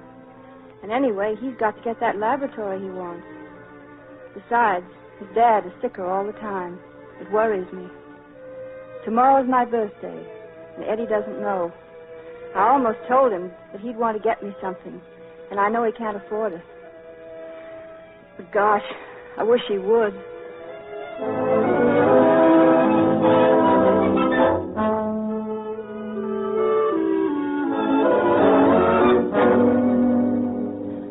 Oh, Eddie, you didn't. Oh, it's swell, Eddie. I've never seen a grander bracelet. Only gone. It's not diamonds or emeralds like you ought to have. But anyway, it's real. Fake jewelry doesn't go with you. I'm never going to let you wear it. So now get your hat. We're on our way. On our way? Sure, it's your birthday, isn't it? Well, this is our day to howl. Eddie, you mean a show? A show? That's only the beginning. But your budget. The heck with the budget. I don't care if it costs $5. We're going to split this town wide open.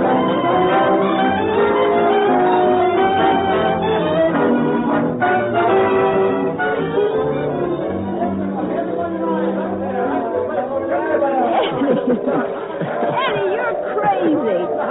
Coming clear to Yonkers just to see a carnival. And at this hour, we ought to go home. Thanks. No birthday's complete without a ride in a Ferris wheel. Come on. Yes, sir. Diamond rides, sir. Oh, here, here's a buck, buddy. That's 5 rides apiece, and we don't want to stop in between. Okay, up you go. Oh, Eddie, you shouldn't have spent the money. But this was a grand idea. Oh, it's so cool up here. And look at the lights. And those ships out there in the river. Yeah. Eddie, What? what's wrong? You just sort of froze up all of a sudden. Nothing. It's not because I spent too much money. Oh, don't be a dope. You think I'd care if you spent $1 million if I had it? I guess you think I'm tight. Well, sure I am, because I've got to be. Because it's the one outside chance I've got to win, because... Oh, let's not talk about it. Let's do talk about it, Eddie. For what? Where will it get us? There's nothing I can say that you haven't already guessed. Why, I've got a rush of words inside me that have been killing me for months. What about me? Maybe I've got a rush of words I've kept inside, too. Suppose you have. What do they all add up to? We love each other, so that's great. That's where the fairy tale ends. So we get married and live happy forever after. Only we don't, because this isn't a fairy tale. We can't afford to get married. Are you sure, Eddie? What have I got to offer you? Suppose we left the folks. What's the most we could afford and take care of them, too? A room or a single apartment? Well, you're not a single apartment girl, and I know it. Oh, Janie, don't you see? You deserve a little house somewhere. Anyway, a flat big enough to breathe in. We could get that later, darling. I'll still be working, too, you know. And there's another thing. Maybe it's old-fashioned to want kids. Well, then I'm old-fashioned. That's the way it is. No, we gotta forget it, I tell you. All right, Eddie. After all, you know how much you love me. What's how much I love you got to do with it?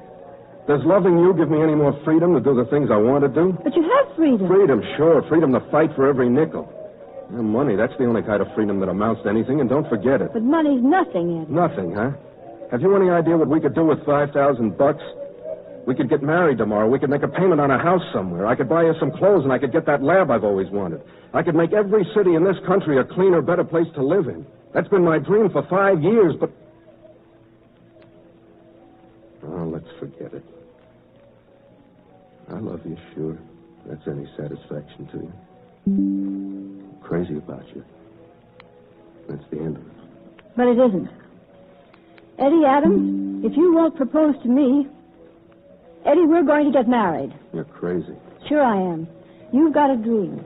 Well, I'm going to share that dream, and you won't stop me. Why, you darn fool, I love you so much I'd marry you even if you were rich. What kind of sense does that make? It doesn't make any. We'll go to Greenwich tomorrow. Greenwich and spend $7 train fare? Nix. We'll get a license tomorrow, wait 5 days, and then go to the city hall in a taxi. I don't care if we walk.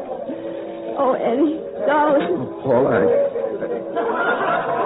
All right, wise guy. A fine inch of time you picked to stop this thing.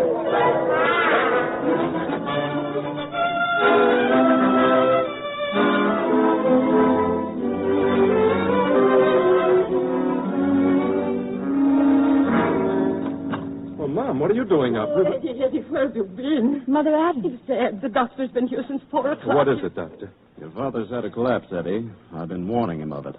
Your mother says he hasn't told you. Is he bad? Very bad. Isn't there some kind of treatment that... Yes, a pneumothorax operation, then months of complete rest. The operation and all, Doc, how much would it cost? That's hard to say, Eddie. Several hundred at least. Perhaps 1,000. It depends on... Paula, where are you going? Never mind. I'll be back.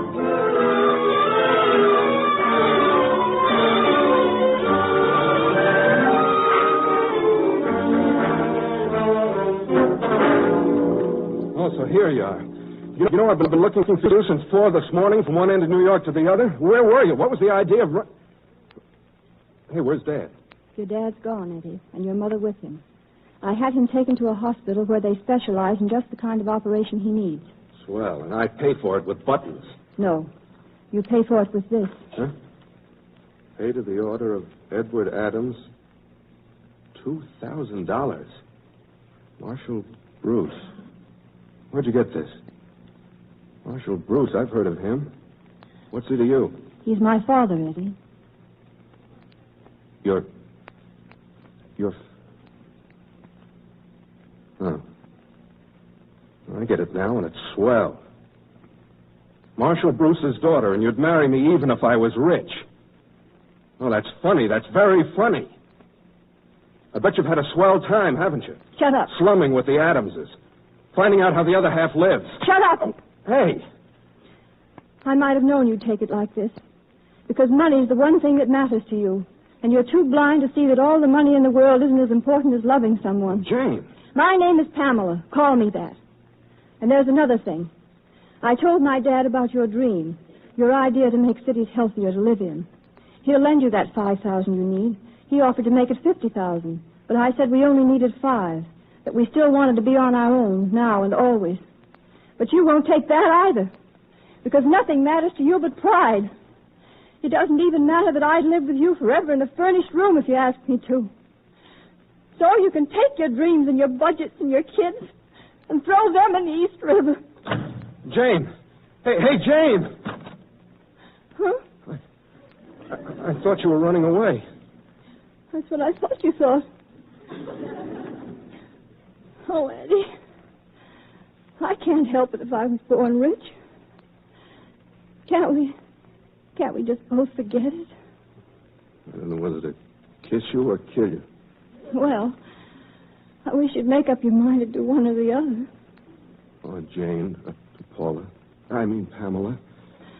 Will you just stop calling me names? Oh, Eddie. Darling.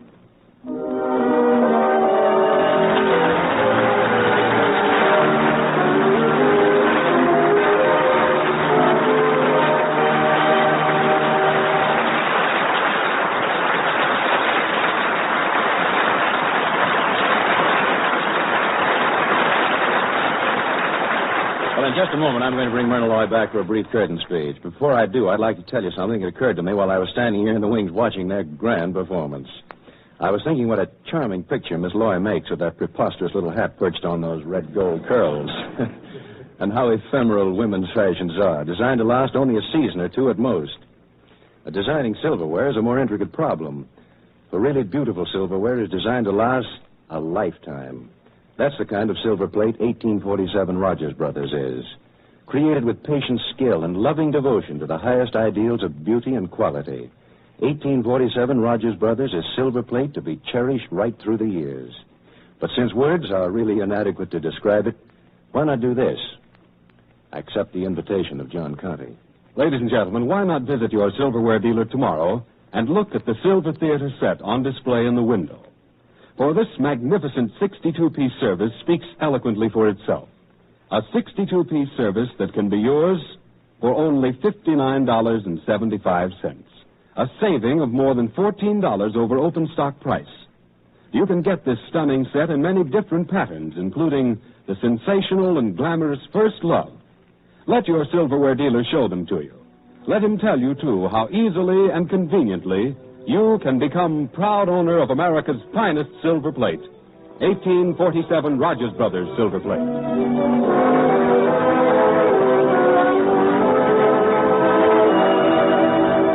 And now back to Conrad Nagel, who is bringing Myrna Loy out in front of our silver curtain. Thank you, John. First of all, Myrna, I want to thank you and Elliot Lewis and the rest of the cast for a fine performance. Then I'd like to have you meet our Silver Theater audience.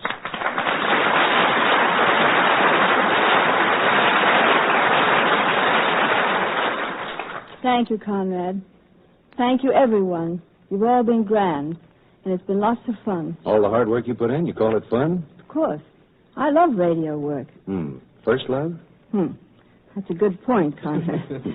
I do own First Love. Lucky girl. And speaking of luck, I understand your new picture for Metro Goldwyn Mayer is called Lucky Night. That's right. And you're co-starring with Robert Taylor? Mm-hmm. Lucky Bob. Lucky me. Well, you're coming back to Silver Theater again, aren't you? I certainly am. Lucky us. Good night, my Myrna Loy. Good night, everyone.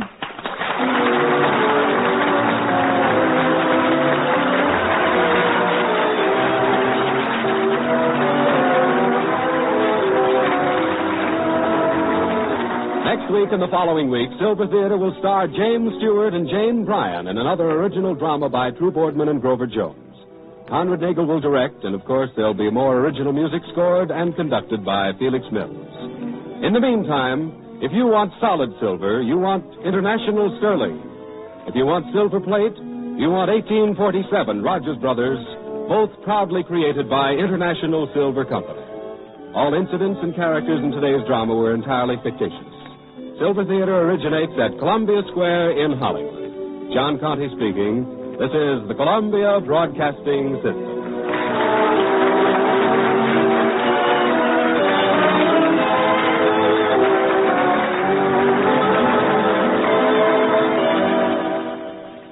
This is Chesterton Radio, your home for podcasts of works by G.K. Chesterton, plus drama, comedy, mystery, science fiction, big bands, and much more.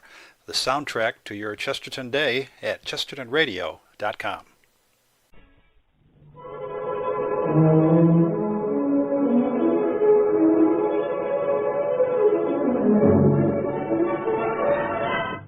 Good evening. This is Peter Tobin introducing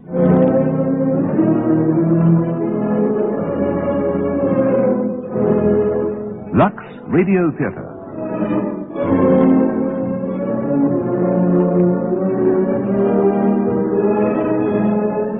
Tonight and every Monday night at this time, Lux Radio Theatre presents for your entertainment the finest in radio drama. Tonight we bring you the explosive drama Portrait in Black by Gough and Roberts. A wealthy ship owner's wife conspires with a doctor to kill her elderly, bedridden husband. His death is put down to natural causes, but the security of the guilty pair is shattered when an anonymous letter arrives advising that their crime is known. To protect themselves, they must commit another murder, and the action of the play rises to peaks of suspense, tension, discovery, and confession. Listen in a few moments to Portrait in Black, produced for Lux Radio Theatre by Anne Freed and directed by Henry Diffenthal.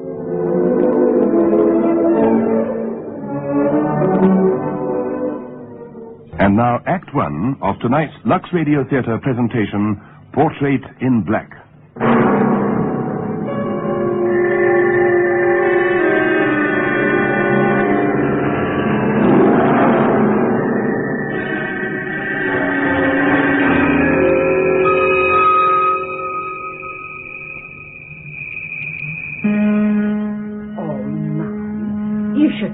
Alone in the dark like this.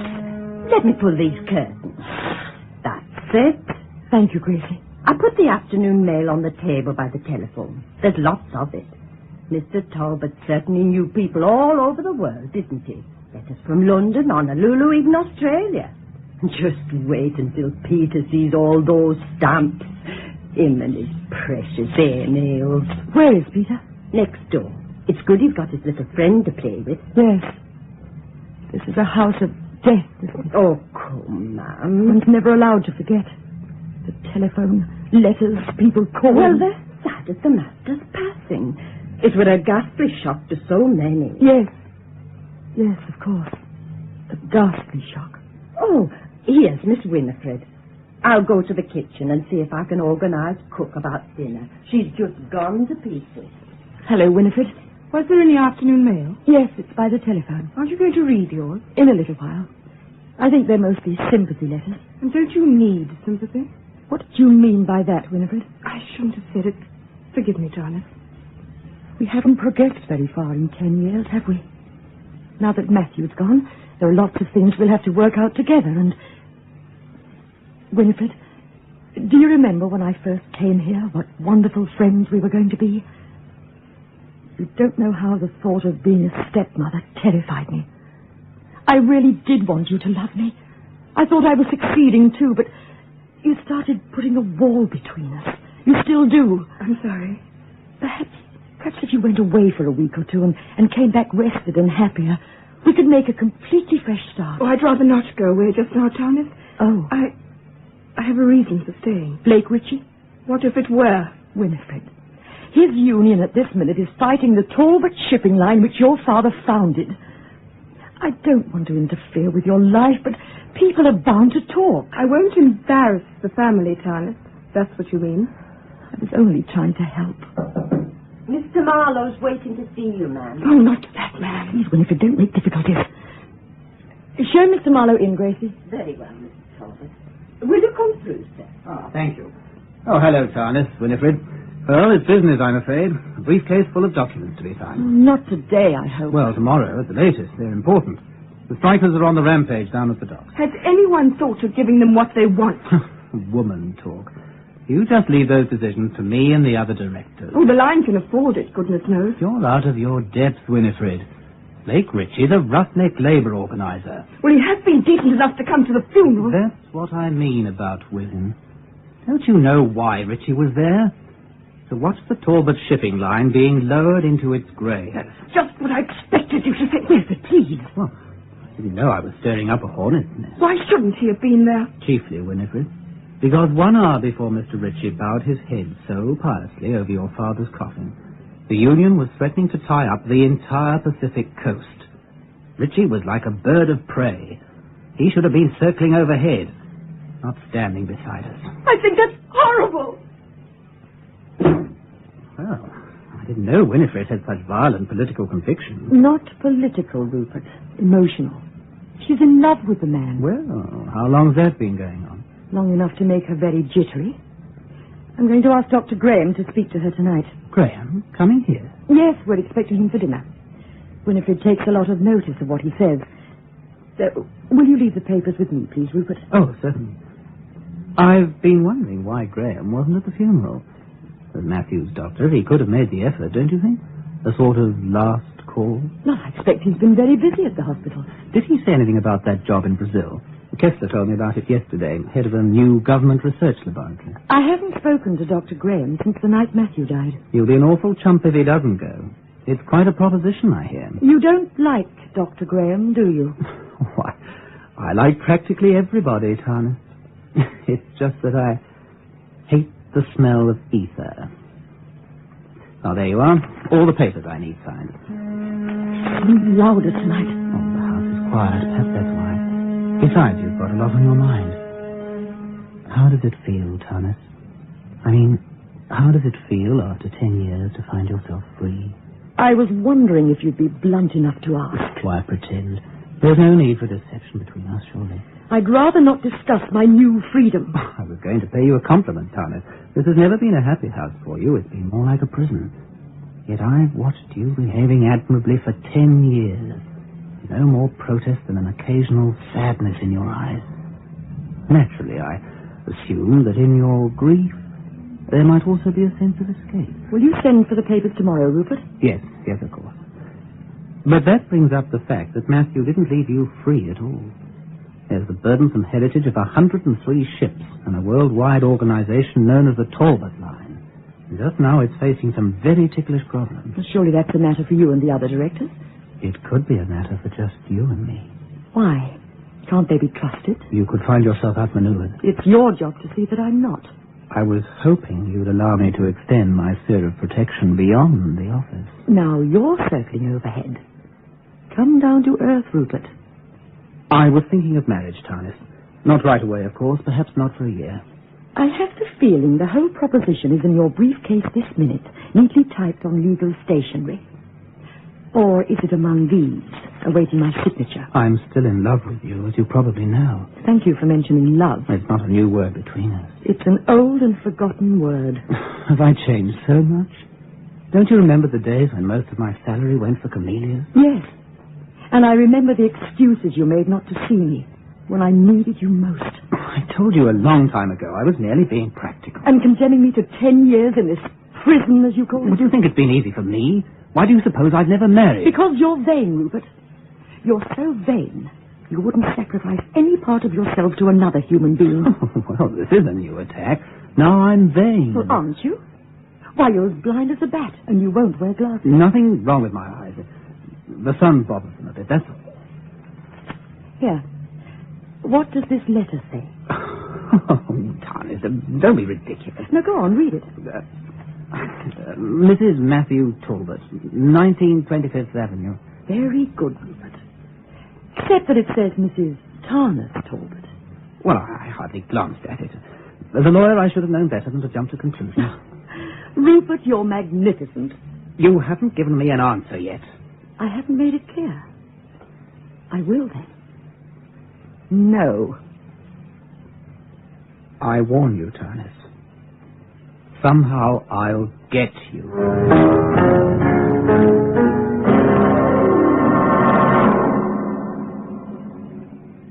It's Dr. Graham.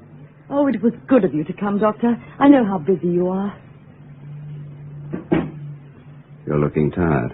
I'm not really. I'm sorry I couldn't be at the funeral. It must have been quite an ordeal. There were people from all over the country.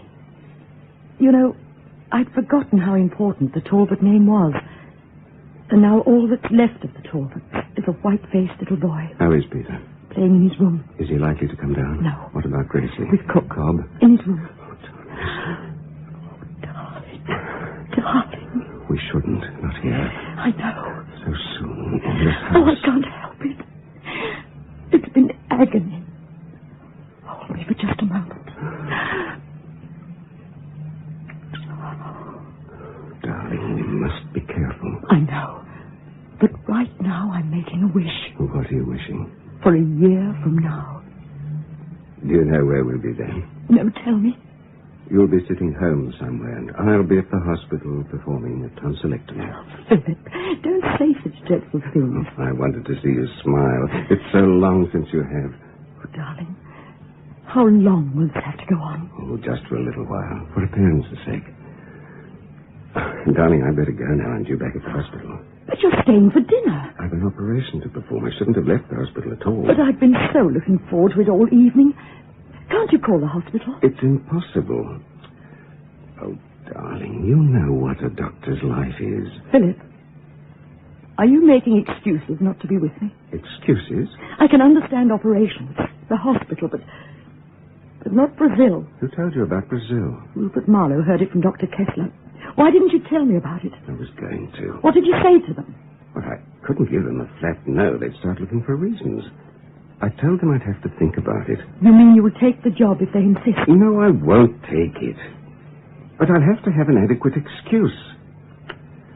Oh, darling, I know what you've been going through, but you mustn't start imagining things. You have to get some rest. Think about us, our being together, anything, but you must rest. All right, Philip. Go ahead to your hospital. I'll comfort myself with his letters of sympathy. Dear Mrs. Talbot, I knew and respected Matthew Talbot for 30 years. Honest, you're upsetting yourself. Dear Mrs. Talbot, what small comfort can a letter be? Dear Mrs. Talbot. Darling, please. I'm sorry. It's stupid of me. But I'm so disappointed about tonight. Oh, Tarnis. Goodbye, darling. Philip! Yes? Letters about us. About us? Dear Mrs. Talbot, congratulations on the success of your murder. What? Somebody knows.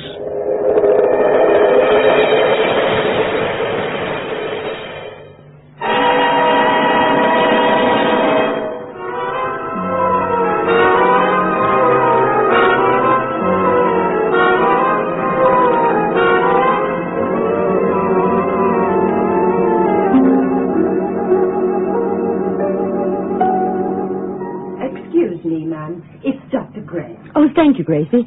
Show him in here, please. Would you come through, Doctor? Thank you. Good morning, Mrs. Talbot. I've been trying desperately to get you. What have you found out? We know nothing more than we did last night. Did you examine the letter again? 1,000 times. Well? What can you learn from an anonymous letter? Printed words, cheap paper, a common postmark. It would take detectives to track it down. But he knew that when he wrote it. Whoever he is, he's a clever man. We don't even know that it was a man. All we know is the postmark. Carmel. Carmel, 11 p.m. on the 21st. Is there anything we can do? Only wait. Find out what he's after. Why he didn't go to the police. Just to sit here day after day. Oh, Philip, it was going to be so quick and final. All in that one moment in Matthew's room. If we'd been caught, then I was prepared for it, but this way, dragging on, giving us no peace. Darling, we've got to keep our heads. Oh, sorry, I had a ghastly night.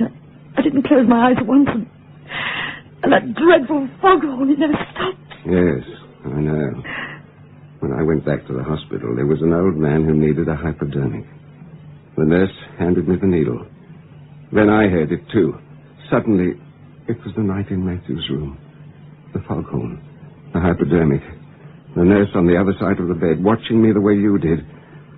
The old man looking up at me with Matthew's eyes, smiling at his friend, the doctor. I was due in the operating room. I couldn't face it. I turned it over to a surgeon who'd be concentrating on his patient. Philip, It's all my fault. No, darling. I wasn't satisfied with a few minutes a day, a few hours a week, sneaking away, hiding. It wasn't enough. Thomas, don't. From the day Dr. Kessler brought you here, I've been to blame. Darling, that first day I came to this house, I was jealous of a helpless, bedridden man. Because you were his wife. Where did we blunder, Philip? We were so careful. That's what's been driving me mad. I don't know. Think back, Tarnis.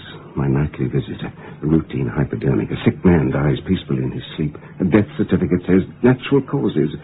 There isn't a soul in the world who could suspect. It couldn't come to him in a dream. He must know something. A hunch, a suspicion. He may have found out about us and put two and two together. Nobody knows about us. We can't be sure of that. But if he's only guessing, why the letter? To find out if he was right. It's simple medical technique. You give a patient an injection and you wait for him to react. Well, the letter was the needle. Now he sits back to watch. And what does he see? A sleepless night. A postponed operation. The doctor himself here, 2 days in a row, with no one sick in the house. We may have given ourselves away already. But, Philip, how could he watch us unless he were here? Or coming here. Who is it? He has one weakness, Thomas. He's a man with a secret. But how can that help us? A secret hates to be imprisoned in the mind of one man. It begs to come out in the open. This secret's too big for our man. No matter how clever he is, it will show. He'll want to see us squirm. He'll want to gloat. It will be in his attitude, in a smile, something he says. Whatever it is, we'll be looking for it. When he comes here, we'll be waiting for him. And if we find him? That depends on who it is. Why? There are ways you can trap a fox. A tiger has to be killed. He can lift a telephone and send us to our deaths. About Matthew, we could lie to ourselves. I think he welcomed death. But this time This time, darling, if there's no other choice, if it has to be done, I would take a man's life coldly and dispassionately. Because our being together is all that matters to me. I knew something would go wrong. I was too close to happiness. Are you expecting anyone? No. What would it be? I have no idea. Come in. Oh, it's Cobb. It's getting quite damp and foggy out. Shall I set a match to the fire? Later, thank you, Cobb. As you say, ma'am. Mr. Talbot, I'd like to speak to you in the strictest confidence. Would you like me to wait in the library? There's no need of that, Doctor. Being a man, you'd understand. It's the downstairs. I'd rather not have jabbering about this. Well, Cobb? And you know as well as I do, ma'am, I've been sorely in need of money lately. Difficult admission, that is, for a proud man like me. But you've already been paid ahead as far as November. And I'm that grateful. But it's information I have concerning a certain event that'll be the answer to me financial embarrassment, I'm hoping. It must be very interesting information. What is it, stock market? Call it a kind of investment, Doctor. How can I help? Well, the truth is, ma'am, it's another loan I'm needing. I'm wondering if you could advance me my salary for the month of... well, that'd take us to December, wouldn't it? Well, if it's serious. It is, ma'am, you have my word. I've got to have it. I'll write a check this afternoon. Thank you, Mrs. Talbot. It's a rich man I'm likely to become because of your generosity. Excuse me, Doctor. A demand for money. Oh, no. Not Cobb. What sort of information do you suppose he has?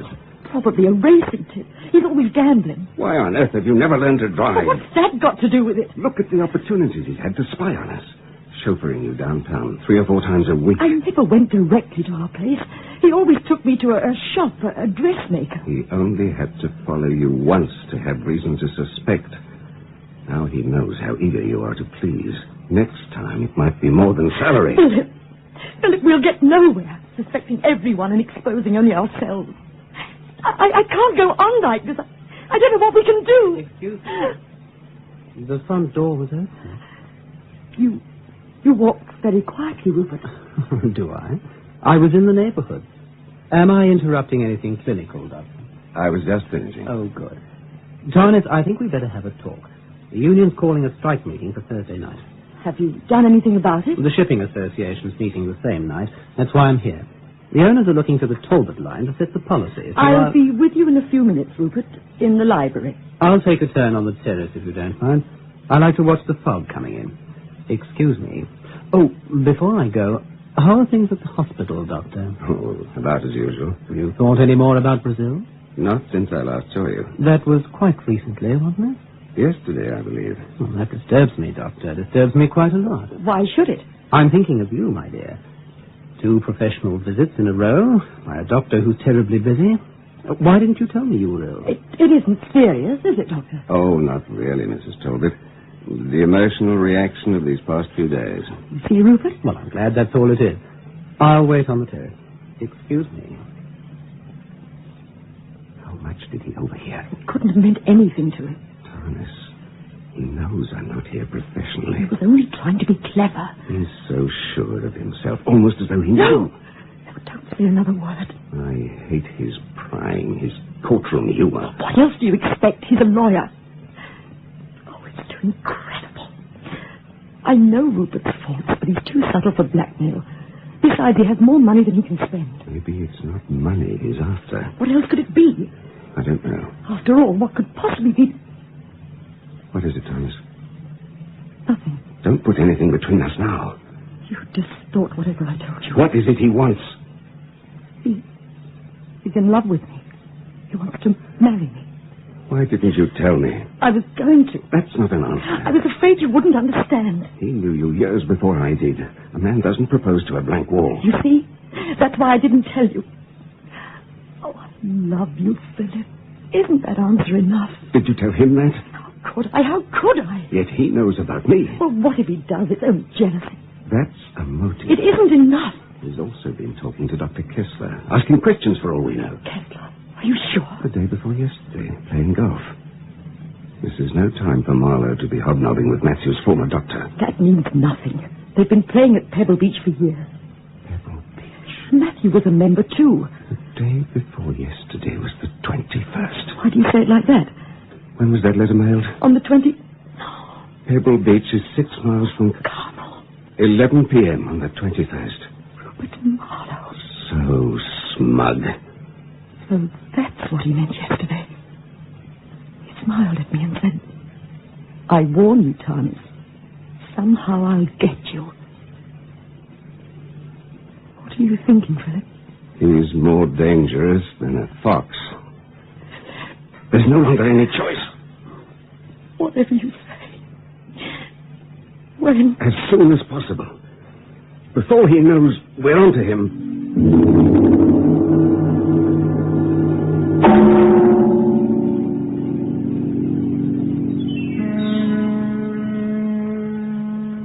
Is Dr. Graham through with Peter? Yes, he's almost through. What does he think? Oh, only the fog and damp. An autumn cold. Oh, thank goodness it isn't serious. Winifred, are you going to the union meeting with Blake Ritchie? I hope you're not going to object again, Tarnis. My mind's made up. Winifred, I didn't intend to interfere.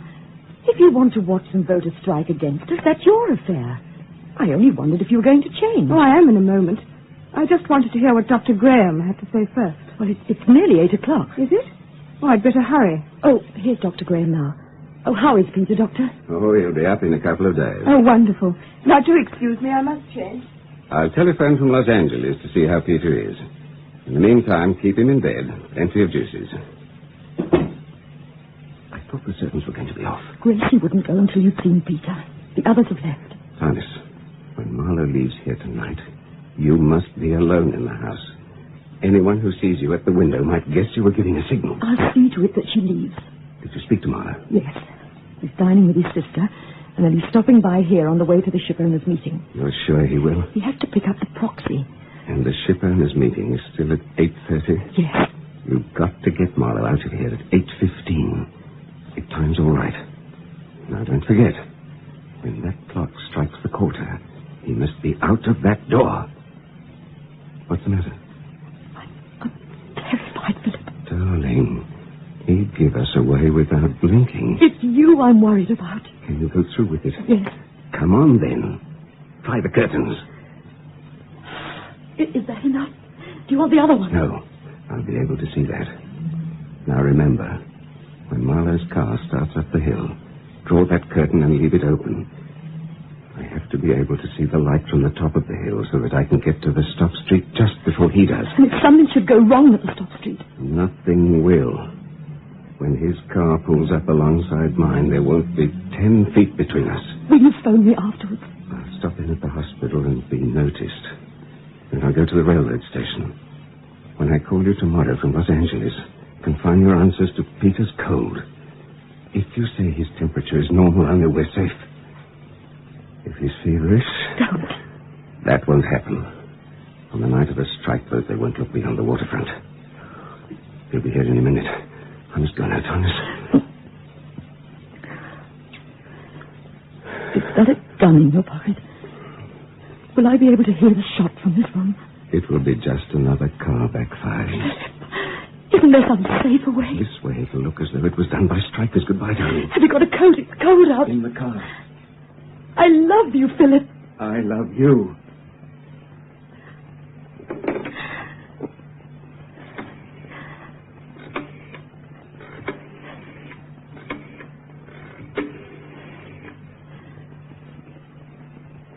Is Mr. Marlowe there, please? Oh, Jessica. Oh, Rupert said he'd stop by for the proxy, and I wondered if he... Oh, he has already. Oh, good. Oh, then he should be here any moment. Well, the truth is, I was a bit worried. Rupert thinks he's too brave to be frightened by threats. Oh, I thought he'd have told you. Phone calls and letters. Oh, everything. You know what that Richie crowd's like. Well, ask him about it. Oh, and do tell him to be more careful. Oh, I think that's Rupert now, darling. Yes, soon. Yes, good night.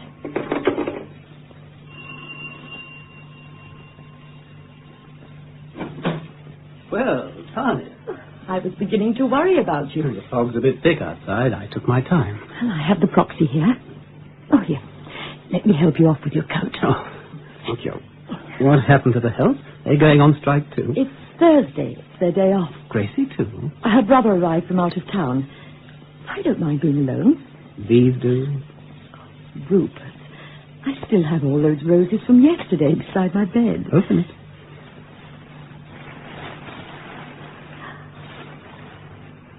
No one's given me camellias. I haven't forgotten. Will you pin them on? Oh, they're beautiful. Would you like a brandy? I'd love one. With a little Cointreau. You have a good memory, too. For something. Thank you. If you value your life at all, you'll ask the police for protection. Let me get the number for you. I've already spoken to them. You were very wise. And did they give you a bodyguard? Yes, I'm picking him up tonight at the ship owners' meeting, Derby and all. He's going to play the devil with my most intimate moments. Well, it'll only be for a little while. Thank goodness you've taken care of it. I must say I'm enchanted by your concern, Thomas. After the other day... Don't remind me of that, Rupert. I was overwrought. What time is it? You mustn't be late for the meeting. 10 past 8. I still have a few minutes. Yes, but then you really must leave. Thomas, you're looking wonderful. Any reason in particular? Oh, I'm sleeping better. Perhaps that's why. Well, that's now you won't be needing so many doctors around. You know, the place is beginning to look like a clinic. Well, if it'll make you feel any softer towards the medical profession, Dr. Graham's on his way now to Los Angeles to accept a job abroad. Brazil? Oh, could have been. I'm not sure. Oh, it's a wonderful country, Brazil. So far away. Oh, Winifred, where were you hiding? I thought you were going out. Oh, I changed my mind. Or rather, I had my mind changed for me. Well, you might have let me know, don't you think? Does my staying home inconvenience you? If so, you'll be glad to know I'm leaving permanently in a few days. I'm going to marry Blake Ritchie. Marry? Well, congratulations. Thank you. And how about you, Charlotte? Are you going to add your congratulations to Rupert? If marriage has entered the picture, why aren't you at the meeting with the champion of the people? It's for men only. Isn't that miserable? I was going to vote against you. Twice. Very amusing. But if women were not to be allowed at this meeting, I'd have known as soon as Richie did. As a matter of fact, we have 2 of our own women planted there now. I don't believe it. One of them's on the committee. Sorry I can't phone the call and have her paged. Blake must have had a good reason. Too bad, Winifred. The man of your choice has started lying to you already. Oh, that isn't fair, Rupert. Whatever he is, he's not the lying type. Winifred, I admit I thought he was merely using you to get at us, but if he loves you and wants to marry you, that puts a different complexion on the matter. You surprise me, Tarnet. Don't tell me he's pulled the wool over your eyes too, Tarnet. He probably had some idea it wouldn't be safe for Winifred to be there. Naturally, if he's going to marry her, he'd be feeling very protective. Then you don't disapprove of my marrying? Not if you love him, Winifred. And if you do, tonight you belong there at his side. And that's just where I'm going to be. Good night, Tarnet, and thank you. Good night, Winifred. Nothing for me? Yes, I hope you're a good loser.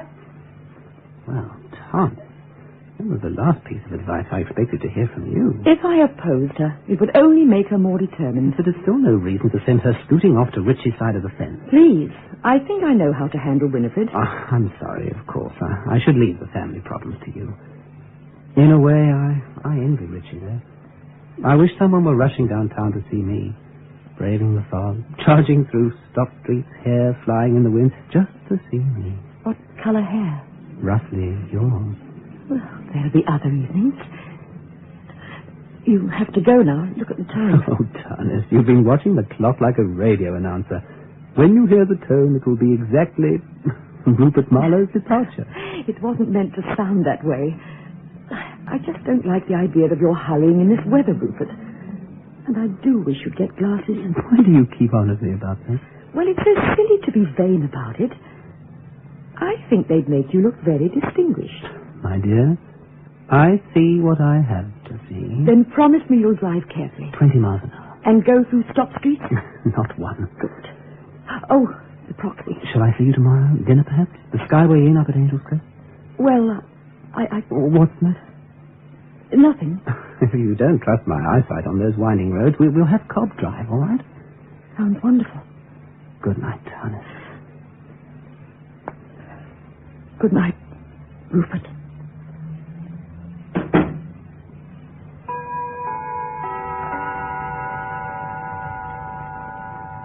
Wait for the car to drive off. Now the curtain. One side. That's it. Any minute now. Any minute now. Any minute now. Open up! Open up, for pity's sake! Open up! Open the door! Open up! What's happened? What's happened? Bolt the door. What's the matter? Someone tried to kill me, took a shot at me. What are you saying, Rupert? Who did? Where? Top of the hill. Car parked by the stop street. I had to pull right up alongside. Did you see who it was? My foot brake went hold. I grabbed for the emergency and the bullet tore through the window. Did you see who it was? No, his coat collar was up. He turned left and tore along the highway. Do you realize if I hadn't gone forward for that handbrake... It must have been one of Richie's men. It couldn't be anyone else. Well, we'll soon know. How? I saw the license number. The license? He made his mistake when he turned left in front of me. But you couldn't have seen the number. Not with your eyesight. I told you I can see what I have to see. What was the number? 23B. I only saw it for a second. 23B 140, that's it. It's probably stolen, but it's a lead for the police. Get them on the phone. Rupert, before you talk to them, do you have to? Why shouldn't I? I mean, can't you handle this yourself? What are the police for? Well, it'll only involve us all in a scandal. When if it's engaged to Richie, don't you know what the newspapers would do? Well, that can't be helped. If he tried to kill me once, he'll try again. Rupert, I beg you. Hello? Oh, yes. Winifred. Winifred, you must come home immediately. Something ghastly's happened. A man in a car tried to kill Rupert. No wonder her boyfriend left her here. No, he's all right. He's here now. It's right beside me. We were just going to phone the police. He saw the license number of the car at 23B 140. Yeah, will you? That's a very good idea. What's a very good idea? She's right near a police station. She's going there now. Tell her to bring a detective. Here, let me talk to her. Bring a detective with you and hurry. Maybe she'll listen to me next time she decides to marry a hoodlum. Excuse me, Rupert. Well, where are you going? Just to make sure I bolted the door. I just wanted to make certain. Oh, you came in. I was so startled. look like a ghost. No wonder. Oh, what's keeping them? Are they walking here? They'll be here soon. There's nothing you can do until then. But at least I could phone the association and tell them where I am. Wait until the detective arrives. He may want you to say nothing until they've made an arrest. Oh, that's a moment I'll enjoy. Facing the man who thought he killed me. I hope it's soon. Oh, you could do with a drink. Yes, I could. Believe me, it's no fun hearing the whisper of death. Rupert, when I tried to stop you calling the police, it wasn't myself I was thinking of. It was Winifred. But you were right, of course. I was selfish. Forgive me. I'm sorry I had to involve the family. Your life is more important than some newsprint that'll be forgotten in a week. I'll keep the Talbot name out of it as much as possible. Dear Rupert, thank you. Oh, I'll get it. Hello? Yes, I'm still here. Who? Winifred. Yes, I'll tell her. Well, I am late, I suppose, but the truth is I was delayed. Not at all. Enjoy yourself. Good night, Winifred. Water or soda? A few minutes ago, when Winifred phoned, where was she? At the town hall. Is there any particular reason for her call? She wanted me to know that she'd arrived safely. Poor Winifred. All of a sudden, her memory seems to have gone to pieces. In what way? She's had a flat tire on the corner of Market Street and 6th. She wants Cobb to pick up the car. She's on her way to the meeting, not from it. Well, I don't see how she... But that's impossible. Who called the first time? Winifred, of course. What's got into you, Rupert? I've never seen you like... Why did you lie about it? I didn't lie. Why didn't you want the police here? I don't know what you're talking about. You're trying to confuse me. Because you knew the man in the car was waiting for me. How could I have known that? You sent him there. That's insane. I didn't think you'd be stupid enough to kill me for what I knew. How carefully you planned it. The empty house. What time is it? Don't miss a stop street. Oh, Winifred almost upset your apple cart, didn't she? But you got rid of her brilliantly. And tomorrow we were going to dine together, just the two of us. Who was in the car? I don't... Who was it? You're breaking my wrist. Shall I get a doctor? How about Graham? Rupert, let me go. Maybe he isn't in Los Angeles after all. Maybe he's sitting in a car somewhere with a smoking gun. Maybe he's in a phone booth. Maybe it was Graham who called, wasn't it? Yes, it was. And what of it? You wanted to destroy us, and I'd do anything to keep him. Anything. You told him to come here. Then you pretended to bolt the door a moment ago. You pretended to... Where is he? Where's Graham? Where is it? Oh. Oh. Oh. Oh, don't shoot. You mustn't shoot. Don't shoot.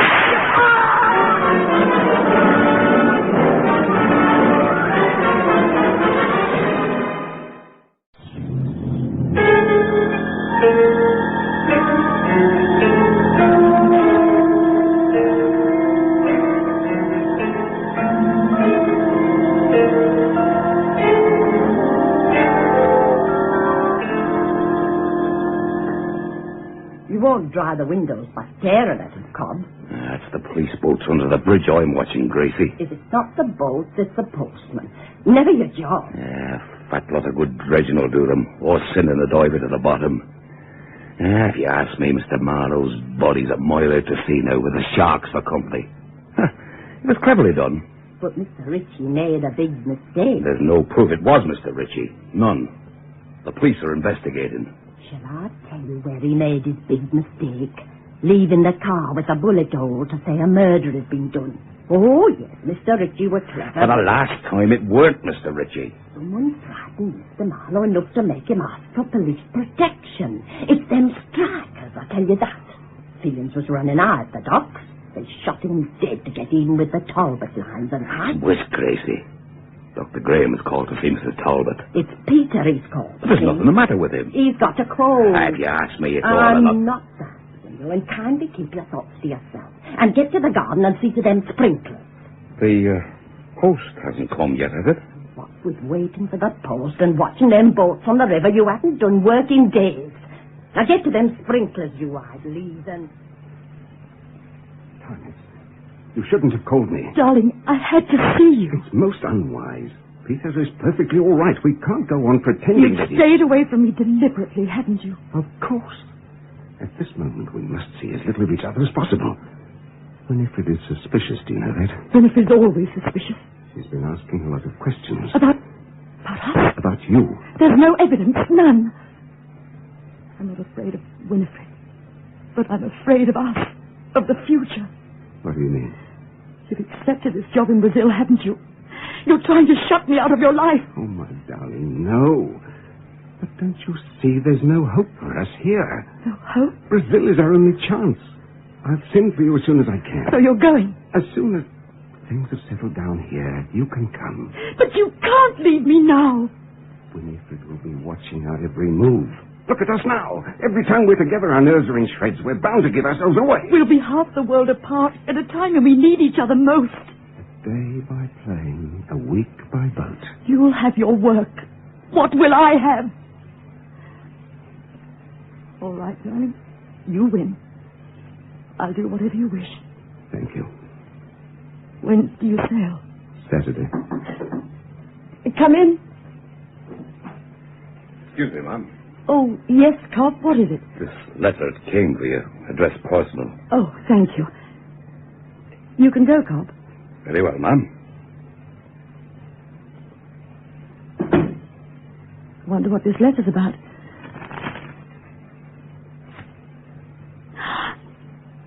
What is it? Dear Mrs. Talbot, my congratulations on the success of your second venture.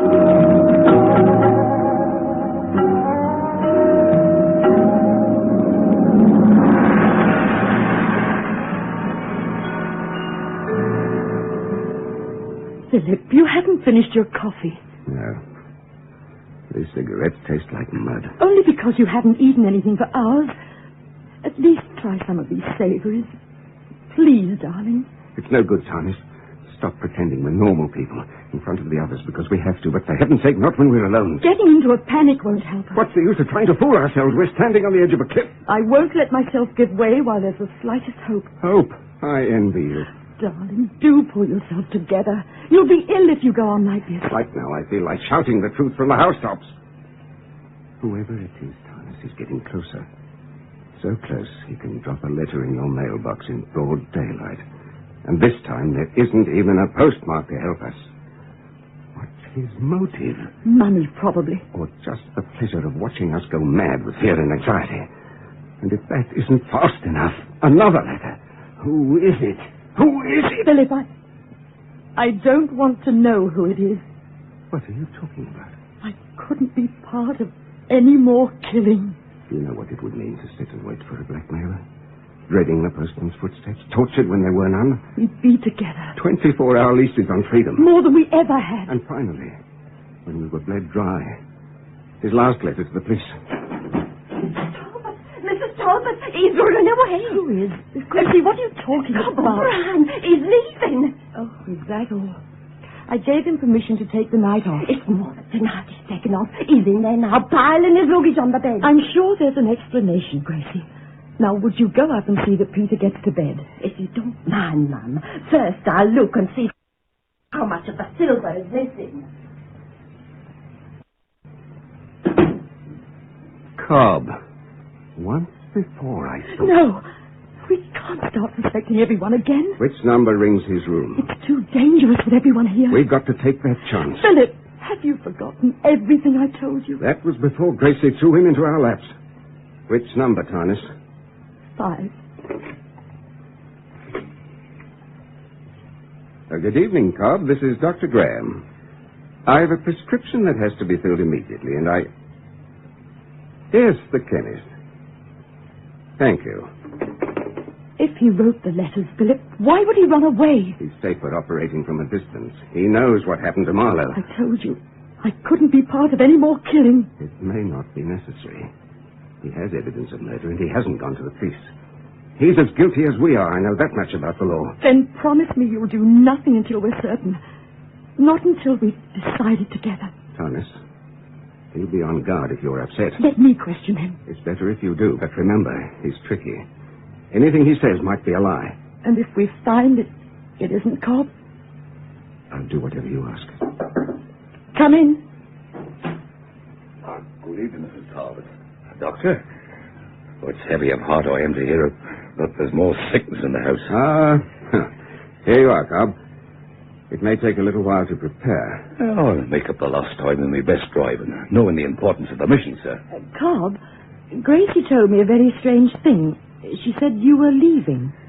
Well, to get to the core of the matter, ma'am, 6 years is too long for a sailor to be ashore. It's restless a man comes, so Cobb O'Brien's going back to sea. Without saying a word to anyone? It's the way of a sailor, ma'am. Hail and farewell.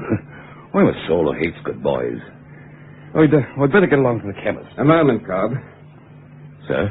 On the 21st, the night of Mr. Talbot's funeral, did you use the car? Without Mrs. Talbot's permission? Oh, indeed, no, sir. Well, where were you on that night? Do you remember? Oh, vividly, sir.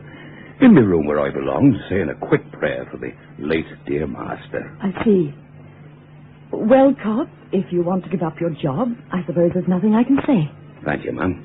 It seems a pity to me that such a fine driver as you are should give it up. Well, if I do so myself, sir, I'm the darling of the insurance companies. Never an accident in 6 years at the wheel, and not just loafing along either.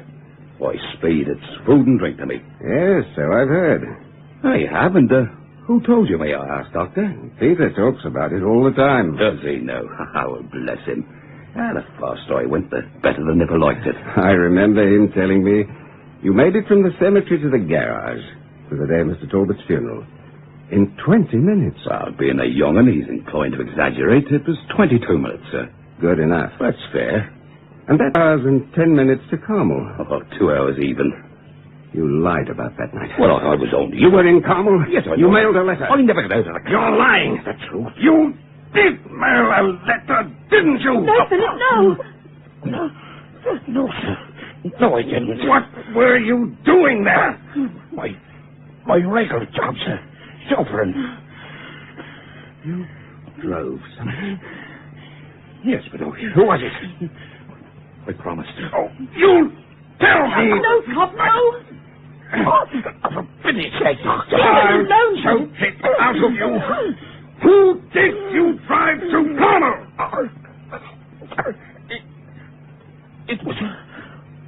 It was Mrs. Talbot. Oh, I'm sorry, Mrs. Talbot. He forced it out of me. Get out, Cobb. Yes, sir. What have we done? Why are you waiting? It's true. I wrote the letter. It isn't possible. It isn't possible. What possessed you? It doesn't matter now.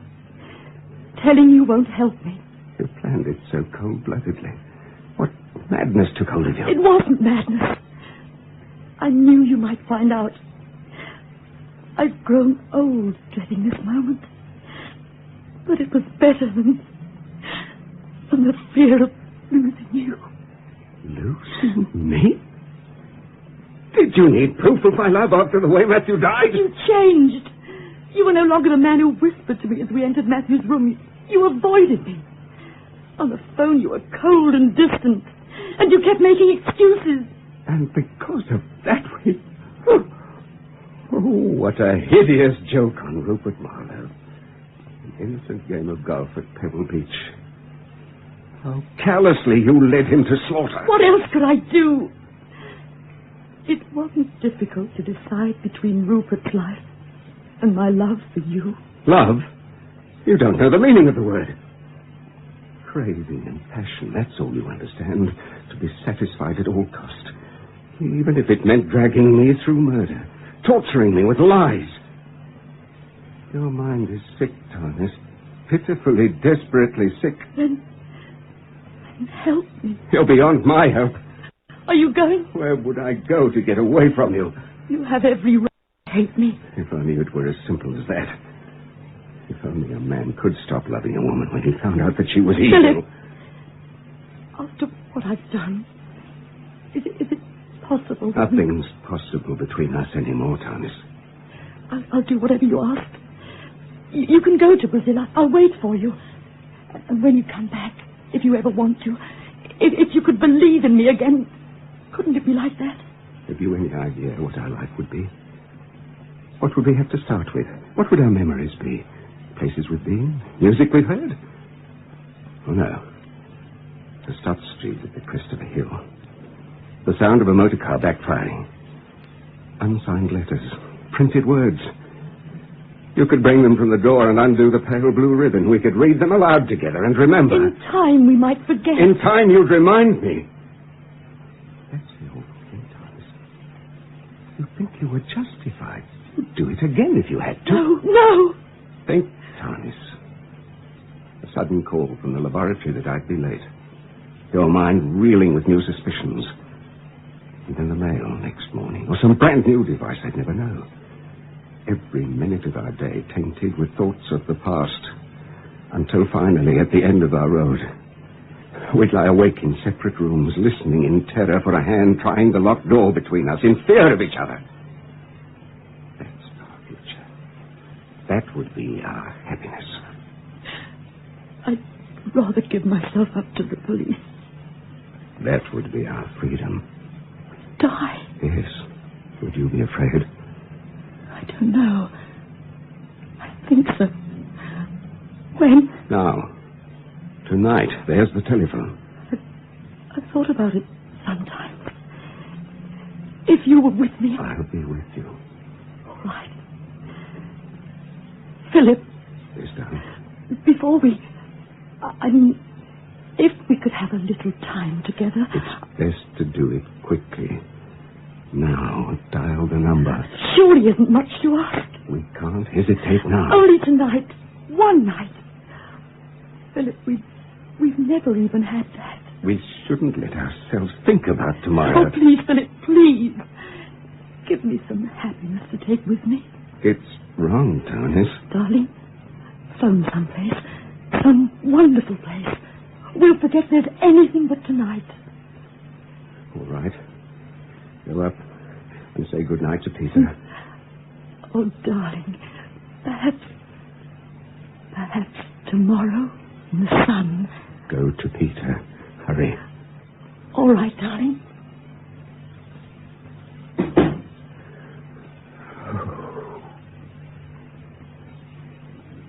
I'll do it now.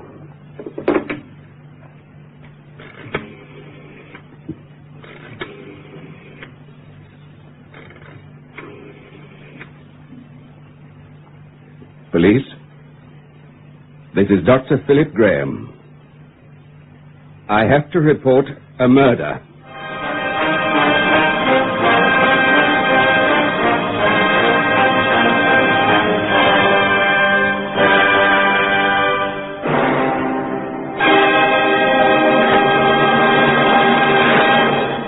In tonight's presentation of Portrait in Black, you heard Maureen Adair as Tarnis Talbot, with Harold Freed as Dr. Philip Graham and Derek Kirsch as Rupert Marlowe. Others in the cast were Pat Simpson, Jenny Kirsch, and Yvonne Bradshaw. Portrait in Black was produced for Lux Radio Theatre by Anne Freed and directed by Henry Diffenthal.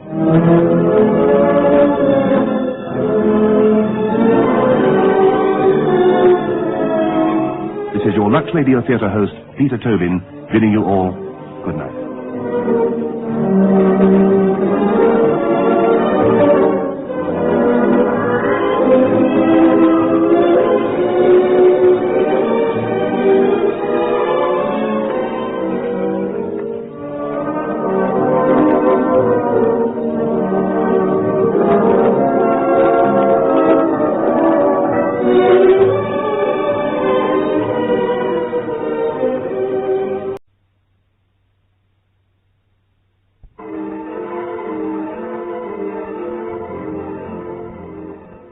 They came to me about a play for commercial radio, dangling a lady star and a big bag of gold. But the war in Europe was at its bloody height, so I wrote a very special play, but the commercial people said, oh, no. But the great actress Betty Davis said, oh, yes, and so she did the play for no fee on another network.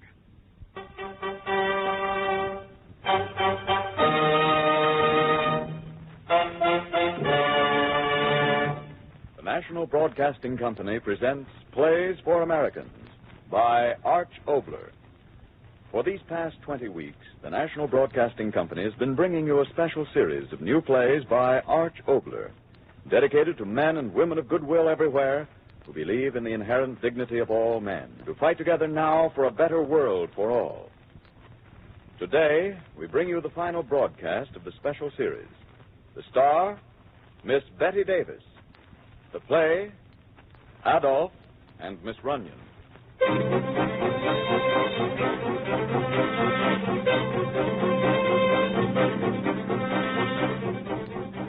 The scene, an automobile headed from New York toward New England on the Boston Post Road.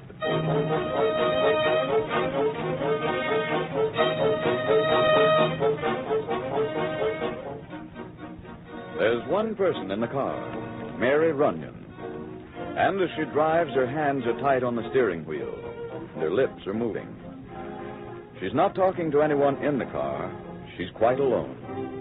She's saying the things that she'd been unable to say just a short while before when she'd seen her husband off on a train. A train taking him away to an army camp. Listen to Mary Runyon.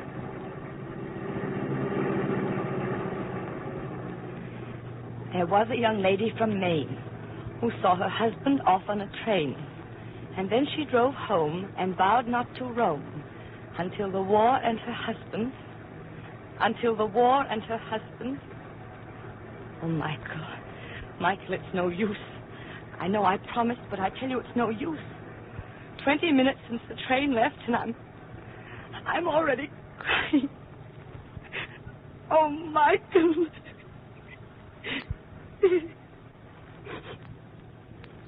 All right, Michael. All right, I know what you'd say, darling.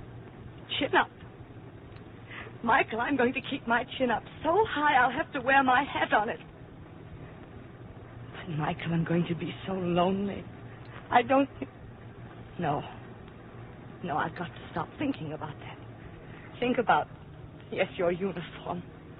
Mike, how will you look in a uniform? Like that picture we have of Napoleon? Oh, no, you're much too tall. Like the postman? Oh, Michael, if you don't send me letters every day, I'm going all the way down to Texas and sit on your doorstep. I mean, your 10th step. I mean, Michael, why did it have to happen? That Hitler. Mother in heaven, if I only had him here. Why, what's the engine? Why, oh, gas. I forgot to buy gas. Oh, Mike, and I told you I could take care of myself. Now take it easy, Jenny. Keep rolling. Keep rolling. There's a nice gas station right up ahead, and you can make it if you just try hard. Nice, Jenny. Keep rolling. Keep rolling. Jenny, pay no attention to your engine. Just keep your wheels turning. Just 20 more feet. 10. 5. Now, up the driveway.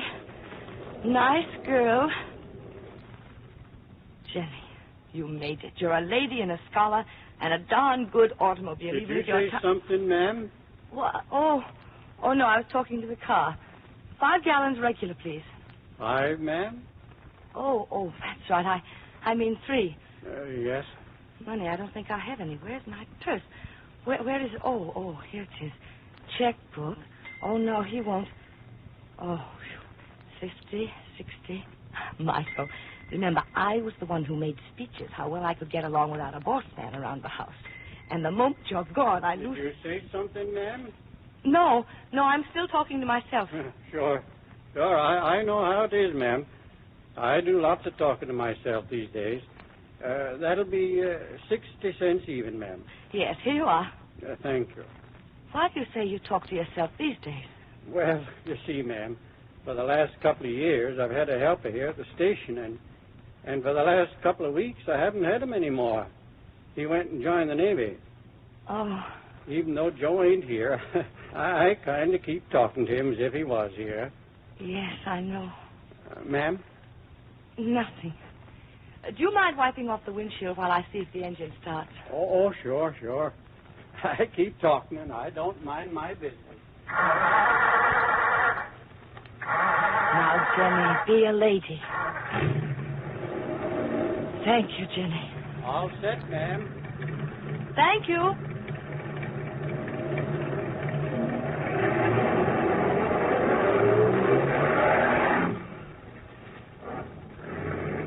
It's getting dark. I better turn the lights.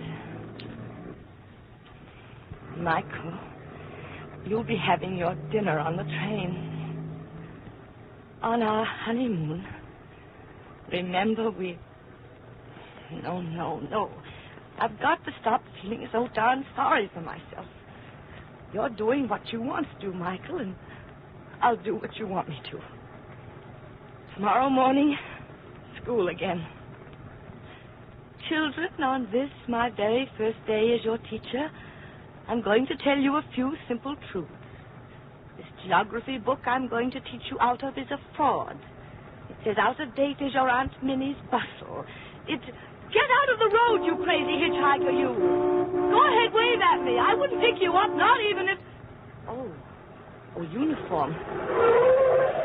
Come ahead, soldier. Got to be good to the army now, haven't I, Michael? Dumme Person. Sie sahen mich, ja? Warum blieben Sie nicht stehen? All right, so just hop the double talk and get in.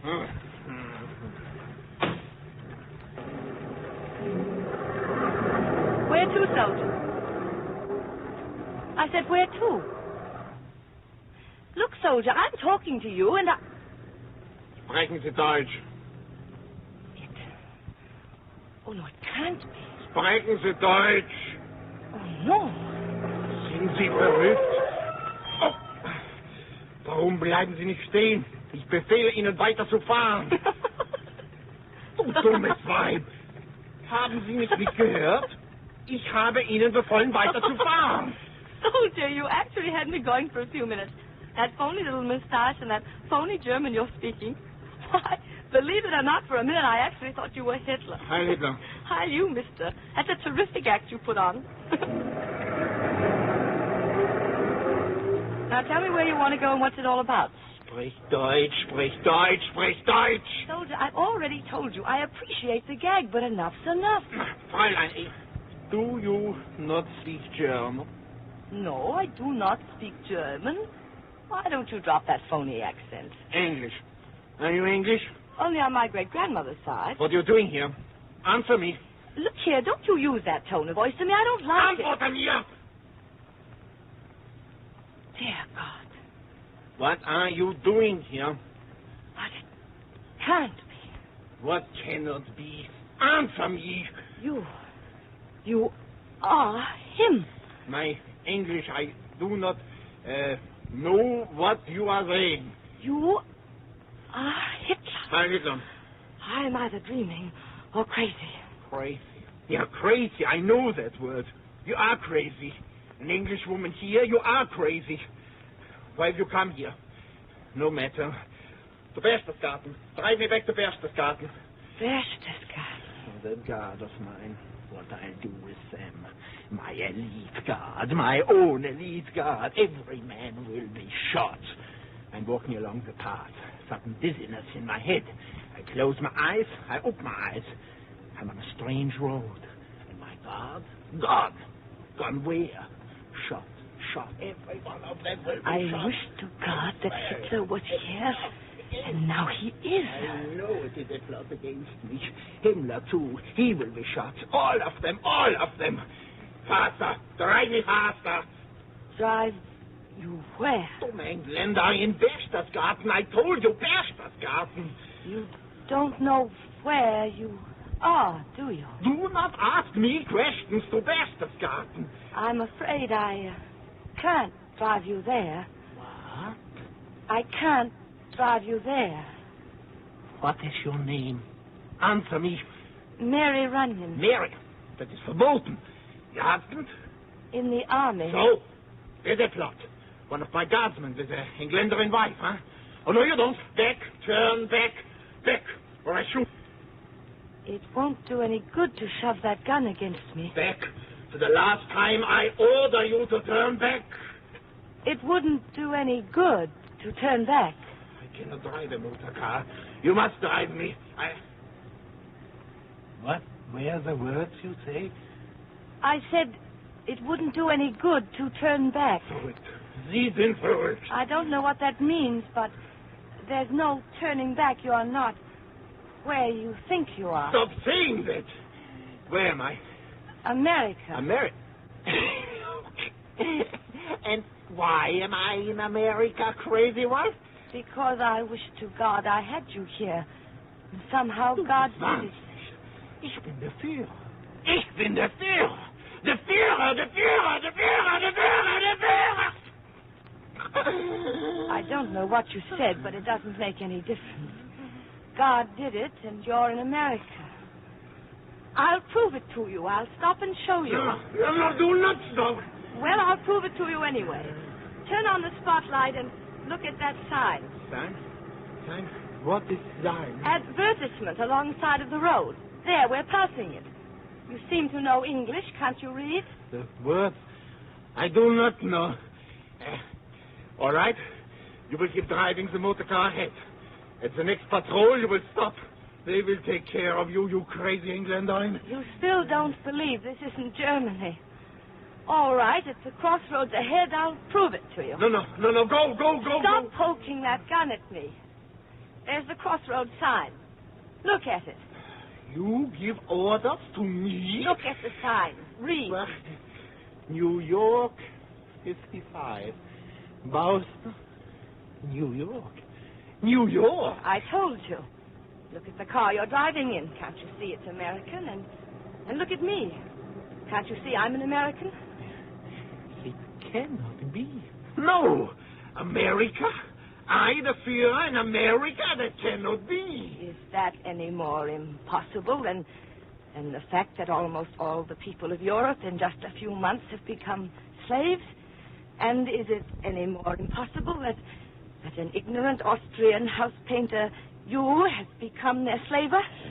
Who are you? I told you. Mary Runyon, an American.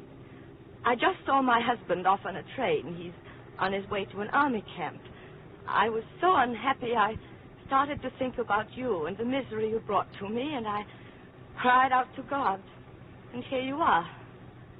That's all there seems to be to it. America. So it's really happened. A plot. I suppose you've always been afraid of a plot against you. But this time, God, close your mouth, woman. Hitler. I am Hitler, the chosen one, the Führer of the world, Führer of the new order. When I used to hear you on the radio, I thought you were a very funny little man. I told you to close your mouth. I order it. I don't think you're funny anymore. You've caused too many tears. No, you aren't funny at all, are you? I will have you shot. That's your usual solution, isn't it? Plot. Himmler. Yeah, Himmler. He had me drugged, brought to America. Why are you laughing? Don't you believe you're in America? Fools. I have them fools. They think they can get rid of me in America. You will drive me someplace. I will sit. I will hide. I will wait. And soon my army will be here. And I, their Führer, will come forth and confound the enemy. As simple as that, is it? Why do you talk? Listen to me. Plan. Everything is with plan. If I'm in America, so I will wait in America. My army, my Luftwaffe, they will be here. It is in the plan. You will put me someplace where I will be quite safe. I will wait. Will I, really? Oh, it will be your honor. In the new order, perhaps there will be a small place for you if it fits the great plan. You aren't frightened at all, are you? Frightened? Afraid? You simple woman, you. Have you not ears to hear the words I say? What have I to fear? America, South America, Canada?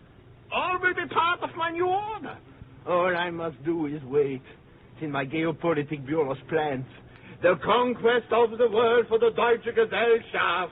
Nothing has been forgotten. Oh, that's where you're wrong. What? Oh, you have forgotten something. You and your planning bureau. Nothing has been forgotten. Oh, yes, it has. What?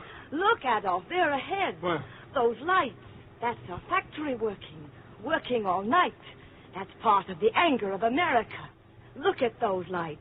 They're the lights of your doom. Stop it. Do not say that word. Let them work. Let them work day, let them work night. I tell you, it is too late. Oh, no, it isn't. You, woman. By what right do you disagree? By what right? By every right. Stop! I order you. Stop ordering me and listen. What? You heard me. Listen. You said we were too late, and I suppose that was part of your plan to keep us from doing anything until it was too late. But I tell you, you're wrong. Look at those factories. The men and the women working there, they know they're not too late. Oh, you and your generals and your planning boards. One thing, that Americans are people who don't get going until they're angry. As all America is angry now. As I am angry now. A month ago tonight, I was married. You hear that? Married. Do you know what marriage means? A man and a woman, a life together. A life together. We're not going to have that life together, Michael and I. Oh, I'm not fooling myself. I know it. We're being cheated out of what's everybody's right. Living together and growing together and having children. And why? Why? You and your gangsters. I pray to God that you were here, and now I pray to God that you will die. You will be shot? So, you're not so brave, huh? I just realized. Yes, that's why he did it. What? That's why he did it. That's why he put you here. Who is he? God, that's why he did it. Oh, who cares about your God? What are you saying? What are you thinking? Why is your face... What do you think you're going to do? You're not so brave now. Answer me! I'm going to kill you. What did you say? I'm going to kill you. Stop the motor. Stop the motor! No. Rick, stop the motor! Gun. I shoot you. Stop the motor. For the last time. Wait a minute. Look. Look at what? The speedometer. The speed. Look at the speed we're going. Stop. You crazy woman. You stop. I will shoot. I swear it. I will shoot. At this speed? Oh, no, you won't. I will shoot you for the last time. All right, go ahead. Shoot. Shoot. The steering wheel will go out of my hands and we'll both die. I want you to die. Slow up the motor. Listen to me. The motor's slowing up. I order you. No. Rick the Person, listen to me. I am ordering you. I, the Führer. You'll be the Führer of the worms. They will pull you to pieces, my soldiers. One more chance. Listen to my order. Stop this car. No.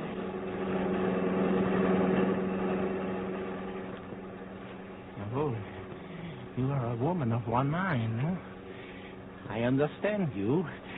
Such a woman I can understand. I, too, have always been of one mind. Have you really? Yeah. To know what one has to do and to do it. You think you must kill me. But even as the whole world, you have a great, what is the word, admiration for me, no? No. The speed is so great. If you could slow down so I could talk to you. No. But it's not of myself I'm thinking. It's of you. Really? Yeah, you can believe me on my honor. I'm thinking of your safety. If you would just slow down a little, whatever your plan is to kill me, I do not know. But if you will slow down just a little, so that I can explain certain matters to you, I swear that I will take no advantage. I assure you, Fräulein, as a gentleman and as an officer... Stop it, I tell you. What? You're wasting your breath. I heard you the first time. When? Just before you march into the Sudetenland. Czechoslovakians, I am thinking of your safety. If you will give me Sudetenland, I swear to you I will take no advantage. You can believe me on my honor. Remember? Those were different times. Yes, you were in the driver's seat. Fräulein, a woman, I do not know what your plan is to kill me. But you must slow down. You must listen to me. I told you, you are a woman I can understand and admire. And so I can talk to you and explain. You and I have no quarrel. We must stand shoulder to shoulder against our common enemies. Really? Oh, yeah. They persecute us. They want to take away what you have. Their long fingers reach to all the nations. I alone stand between them and you. I alone will save you from the pure Bolshevism. Stop. What? I've heard that line before, too. Huh? At Munich. Appease me, brothers, and I'll save you from the menace of the Russians. Oh, yeah. You do not understand me. No. Yeah, that is the difficulty. America does not understand me. I am a good, simple man. I think only of the people. If you could understand me, you could explain me to America. You could be the hero of all America. Mrs. Quisling? Do not talk. Listen to me. I told you, I admire you. I admire few women. I give you great honor. I do not know how you intend to kill me, but if you would slow down and stop the motor, I could work out some great, advantage to you. Do tell me. You are a wise woman, huh? I interest you, huh? You could have money, beautiful houses, jewelry. We have only the best. The best that you could steal. Woman, will you listen? Why should you kill me? Soon I will no longer be the leader. Why then kill me? What do you say? Oh, it is the truth. Peace is coming. Peace. A glorious peace. And I will step down from my high place to bring this peace.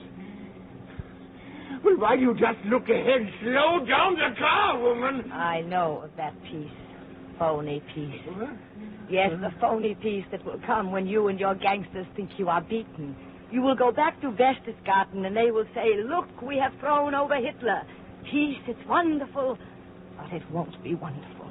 The minute we believe and put down our guns, you will start a new war, a more terrible one. You won't fool us with your phony peace, Adolf. Believe me.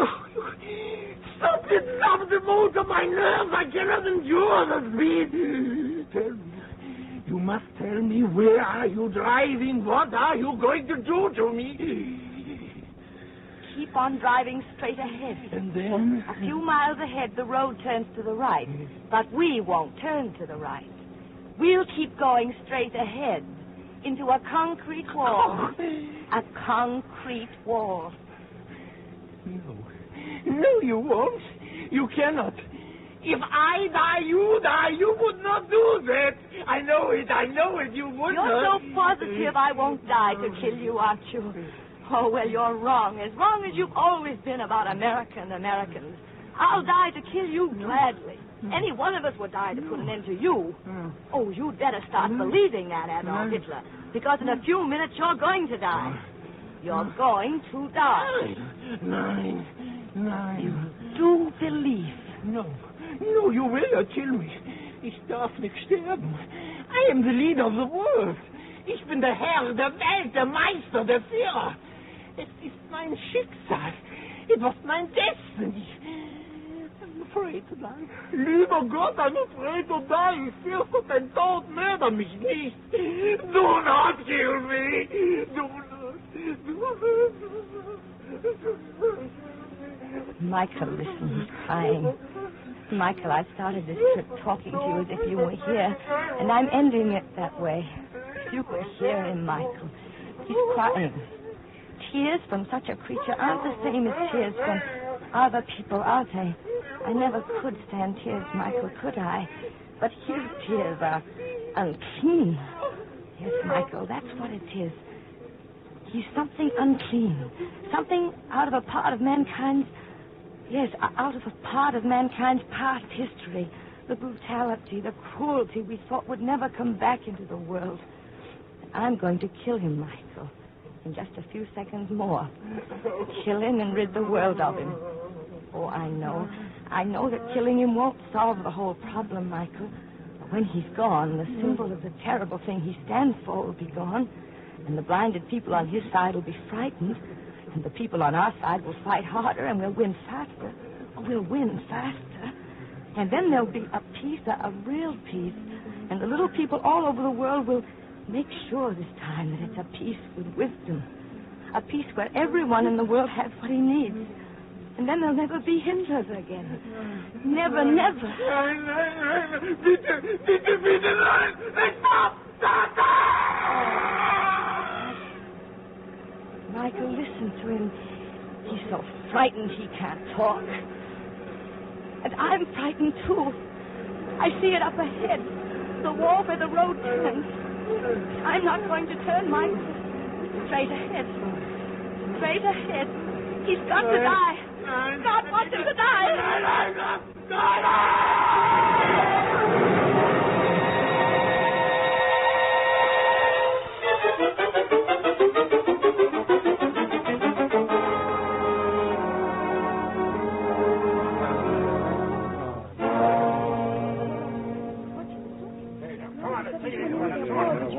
Easy now. Easy. Put her down here. Watch out for her. Put her down gentle. Now the flashlight. Turn it on her face. I want to see. Oh, no. She's dead, huh? No. Huh? Look, her eyes. She's opening her eyes. No, lady. No, don't try to sit up. No, she shouldn't sit up. Now, quiet, everybody. She's trying to say something. What is it, miss? I hear. Miss, please, don't try to sit up. You're hurt. You're... No, I'm all right. But you can't be. That crash, that I'm car... all right, I tell you. Where is he? He? Oh, who are you talking about? The man in the car with me. Where is he? Don't just look at me. Tell me where he is. Lady, I don't get it. A crack up like that. You ain't even scratched. Tell me where he is. Somebody tell me, where is that man? Lady, there wasn't anybody in the car with you. What? I tell you, there wasn't anybody in the car with you. Was there? No, I saw her. She was alone in the car. Lady, don't look at me like that. I'm telling you, I was by your car a minute after you smashed up. I give you my word, there was nobody in the car with you. I prayed to God that he was here, and he was. Huh? And then I prayed to God that he was dead. Maybe. Officer, help me up. Quickly. But, lady, you shouldn't... Quickly, I tell you. I've got to get into town. I've got to see tomorrow morning's newspaper.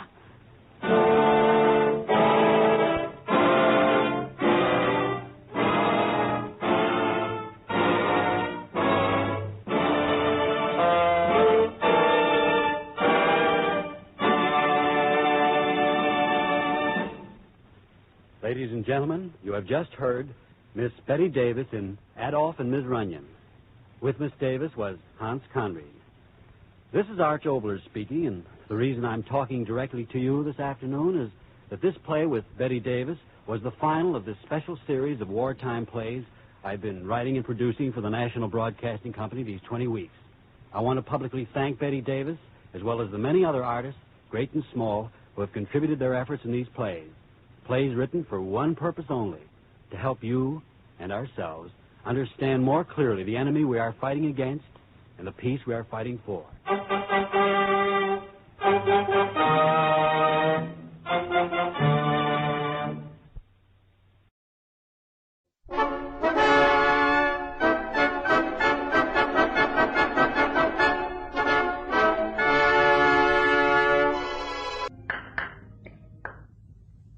There, you see? A few taps of the mallet does it. Then all you have to do is to clamp the wheelchair onto the sledge, like this, and it works. I can move around outside in the snow, using the crutches to push myself along.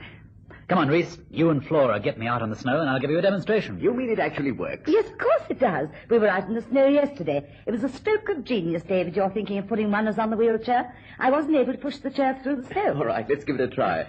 It works best through these French windows. There's a slight incline to give the chair a start. Yeah, let me do it, Flora. You close the windows. I don't want you catching a cold. I wouldn't like you as a patient. All right, I'll stay here. Just see how it works, Reese. Then you better get in. You're not muffled up like I am. Oh, David, if you're going to sit near the brink of the hill, do be careful, won't you? Don't worry, Flora. I'll be fine. I just watch the sun go down, and I'll be right back. Yes, but not too close to the edge, David. If the sledge went over, you'd coast right into the pond. And don't stay too long, it's cold. Oh, how cold this house has become. How cold and empty when he leaves. He's coming back now. Oh, Reese. Reese, my darling. Oh, it's freezing. But David's enjoying himself outside. Come over to the fire and warm yourself. Let me warm your hands. They're icy. Oh, Flora. Flora. Oh, my darling. Hold me tightly. Oh, Reese. No, it's wrong. Let me go. I mustn't. I shouldn't. But I can't help myself. Reese, hold me and don't ever let me go. Oh, it's wrong, I know. But I can't stop loving you because you happen to be married to David. Darling, don't think about it. We mustn't stop to think. Just look upon me as a woman who's so terribly, so dreadfully in love with you. I do. I know. That's why we can't go on like this. But what are we going to do? You must tell David and ask for a divorce. But on what grounds, Reese? No court would grant a divorce because David is so helpless. How would they look on me? What sympathy can I expect? A wife who wants to leave an invalid husband. You still care for him? Yes, but not in the way you mean. It's just pity that I feel. The same pity I would have for anyone who was helpless. You do believe me. You do understand. Don't you? Don't you? I don't know. Oh, don't you see? It'd be so easy to tell him if he were well and strong, but not the way he is. Flora, this is not a new situation. Two people marry. After a few years, one of them becomes a helpless invalid. The other faces it bravely at first. At first. For didn't they swear they'd love each other always? Don't, Reese, don't. But what happens? The weeks, the months, the years go by, and looking ahead to the future, one can see it in the present and the past. Love changes to pity. Pity to self-pity. Self-pity to hate. No, I don't hate. You don't hate David. I know that, Flora. But you hate the situation. Your first thought was of how unfair it was. You still think so. I hate it. I loathe it. I can't stand it any longer. Hating the situation is driving you to hate the man who makes it as it is. Oh, it's so hopeless, Reese. Can't you see I'm trapped, eternally trapped? No, I won't let you say that. It's the same as saying that life is over for you. It isn't, Flora. It's unfair that anyone so full of life, so capable of loving, should be tied to a man already half dead and with no hope of getting better. He must be told. Good grief, if he loves you, he'll release you, Flora. But he's not to blame for what happened to him. No one's to blame. It just happened, just as our love for each other couldn't be helped. But we can blame ourselves if we don't do something about it. But to tell him now, when getting about in the snow gives him so much pleasure, it would be so cruel, Reese. Can't we wait until... Until what? Haven't you considered that David might live on like this for years, until you're a bitter old woman? That thought is with me every hour, day and night. The other night, I dreamed that David had died. Had you dreamed it before? Yes, many times. What was your first thought? You know, the one that comes with the dream itself before you wake up. No, I can't tell you. You must tell me. You don't know what you're asking me. Please, Flora. Are you ashamed to tell me? Ashamed? No, I'm glad. I'm utterly without shame. My first thought was, now I'm free to love Reese, to marry Reese and bear his children. My body became alive from my dream and woke me up. Oh, darling. It's David. He wants to come in. Do you suppose he saw us? I hope so. Even so, we must tell him everything. Just loosen the clamps, Reese. I'll leave the sled here. Yeah, that's right. Come on now, Flora. You pull on the crutch and Reese will push the chair. That's it. Come over to the fire, David. That's better. Help me off with my overcoat, will you? Thank you, my dear. Flora, will you pour us all some sherry? Yes, of course. You must be chilled. You shouldn't have stayed out so long. Or should I have stayed out a little longer, perhaps? David, there's something I want to tell you. First, a toast, Reese. A toast? Yes, that's right, Flora. Take your glass, both of you. That's it. Now, let's drink to a successful solution. Solution to what, David? To our problem, of course. Yours and mine. And Reese's. Oh, David, you saw us. I saw you in Reese's arms. It always creates a problem, knowing one's wife is in love with another man. So, let's drink up to a successful solution. I agree. To a successful solution. And now, hold your glasses into the fireplace. Now. You won't? Oh, well. The wine's a little dry. Or am I imagining things? Well... David, I don't know how to begin. I always meant... I know. You meant to tell me, but you never got around to it. Just before you came in, we'd agreed that we must tell you at once. We didn't want to hurt you, David. Of course you didn't, Flora. You probably agreed between the two of you that what happened can't be helped. Love is just as much a disease as the kind that wrecked my body. I've sort of known for some time, so it isn't a great surprise, you know. Then you can understand Yes, I can understand everything. It was bound to happen. I saw that. I even tried to solve the problem on my own, but I found I didn't have the courage. Oh, David. Yes, Flora, I am helpless, a burden to you. But I'm still capable of being in love. And it's love that turns me into a coward when I try to take the one step that would give you complete freedom. Oh, David, what have we done to you? Believe me, David, I'm sorry. No, don't be sorry, Reese. Rather be glad for your love. My love is my weakness. Your love will be your strength. Now, with your help, I think the whole thing can be worked out successfully. Help? From Reese? Yes. How? What do you mean, David? Don't ask Reese to go away. I couldn't stand That wouldn't solve anything. A few weeks ago, I wrote a note to you, Flora, telling you of my love for you and saying goodbye. That night, I took an overdose of sleeping pills. But not quite enough, it seems. And since then, I haven't had the courage to try again. Flora, that note is still in my desk. But next time, I'll need a doctor's help. A doctor's help? We'll let Reese perform what is known as an act of mercy. Some night soon. Let him give me something that will put me to sleep forever. That's murder. It's unthinkable. How can you ask Reese to do something? I give my consent. I want it. I get him to do this for me. For you. For all of us. The law still calls it murder. I thought you loved her, Doctor. I love her. Flora knows that. I don't have to commit a murder to prove my love. Then, my dear Doctor, you know what's ahead for the three of us. You and I will watch the woman we love die inwardly. And we'll remember that neither of us had the courage to save her. It's a slow, frustrating decay for all of us. Unless you, Reese, or I, can find the courage to end things soon. I've tried, but I've failed. An act of mercy, Doctor. That's what it'll be.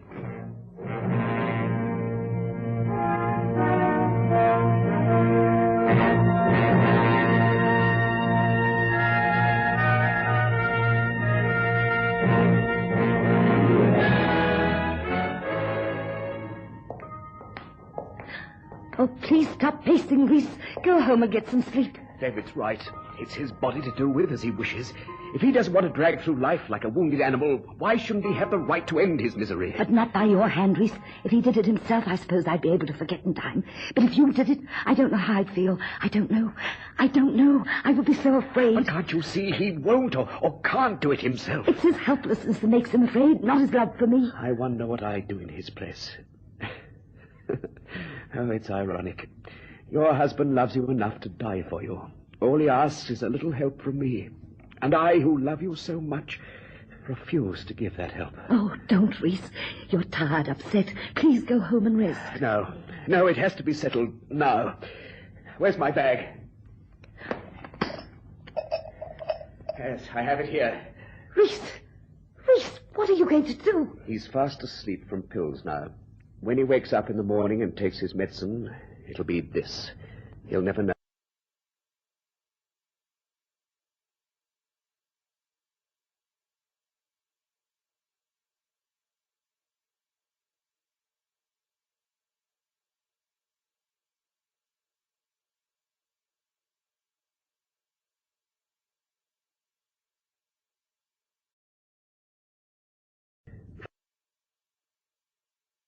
For you, it is a chance to start life again from when it ended so soon after our wedding day. It's not dated. I'm going to change the medicine now.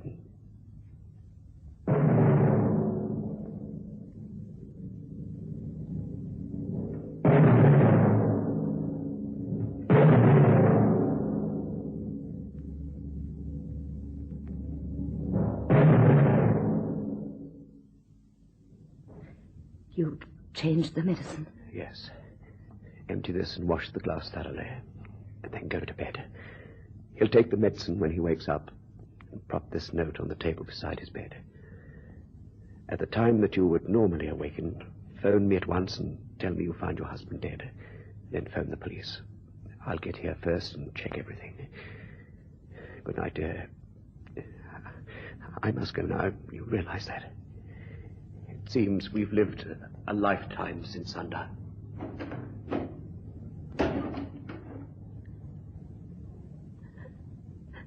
No. No. No. Oh, no.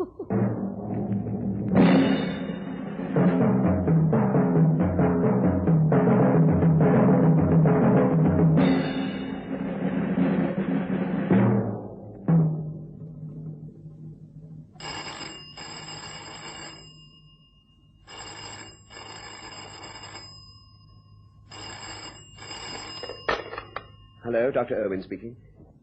Hello, Dr. Irwin. This is Sergeant Jackson. I'm over at the Hudson House. I'd like you to come over right away. David Hudson has just been drowned in the pond. What? Drowned? Yes, hurry, Doctor. We're working on him. I'll be right over.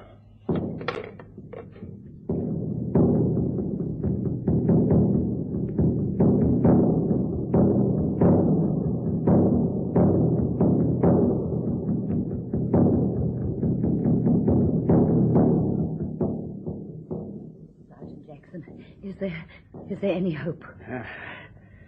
I'm afraid he's gone, Mrs. Hudson. Oh, good. Here's Dr. Irwin. Let me take over. No, stay where you are, Jackson. Shall I keep on trying, Doctor? I've been working on him for half an hour. No. It's no use. He's gone. Where's your telephone, Mrs. Hudson? I must phone the coroner. It's in the hall. Through that door.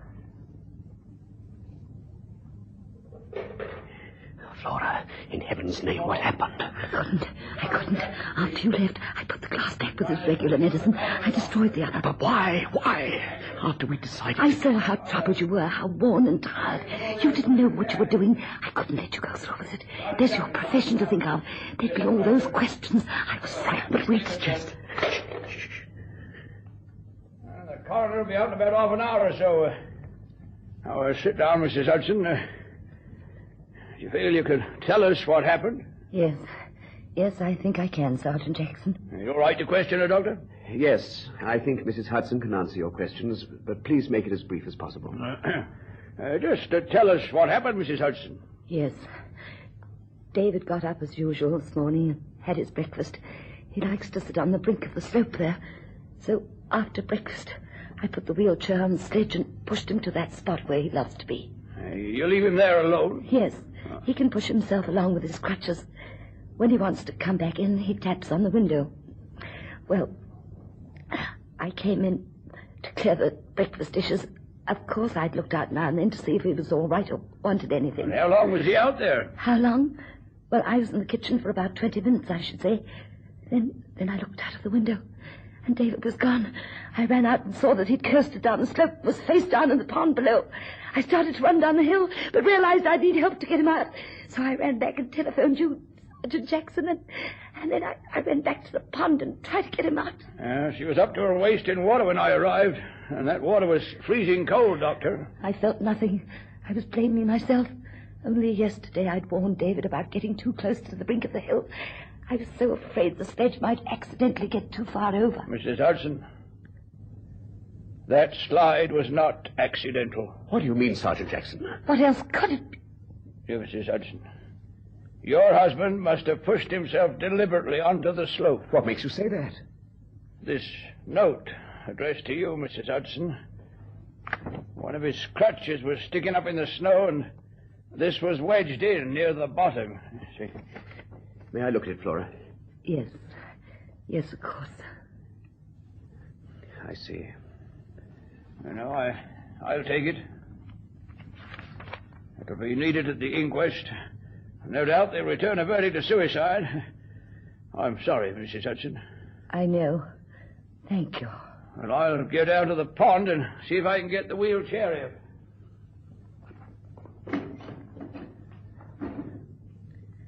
So David did find the courage after all. Yes. Oh, Flora, I can never repay you for changing that medicine. It would have been murder, legally and morally. I would have regretted it all my life. I know. I wanted to save you from that. It would have stood between us, ruined our chance of happiness. Now David has made it possible for us to start our new life without a murder on our conscience. Yes. Poor David. He's freed us, Flora. He meant us to be happy together. We must always be grateful to him. Yes, He had the courage to die. We must have the courage to accept his great gift and live. Yes, Reese, only stop talking about it. Take me away from here as soon as you can. I can't live in this house any longer. Oh, take me away. Of course.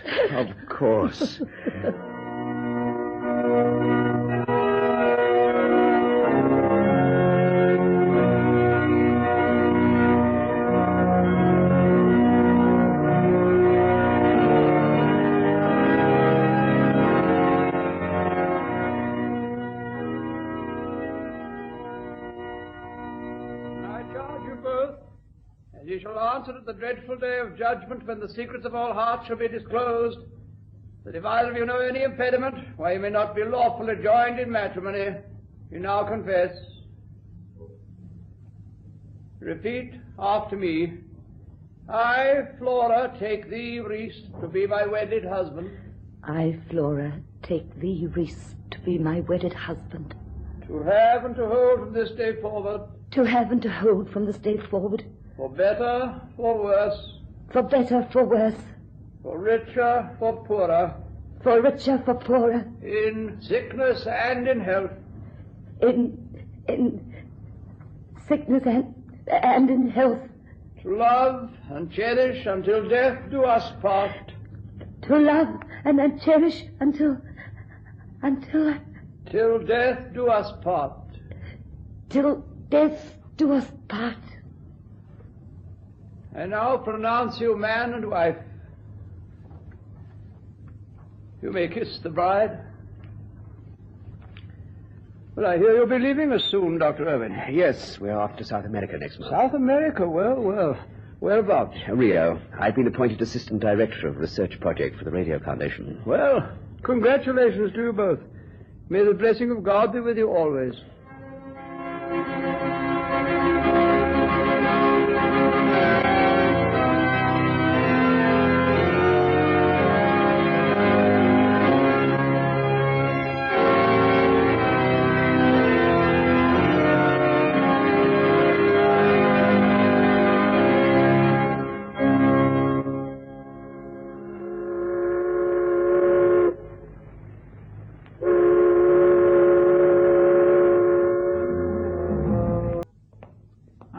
Sister, and how's Mrs. Irwin? Morning, Dr. Patterson. Oh, she's very upset, Doctor, and worried sick. What about?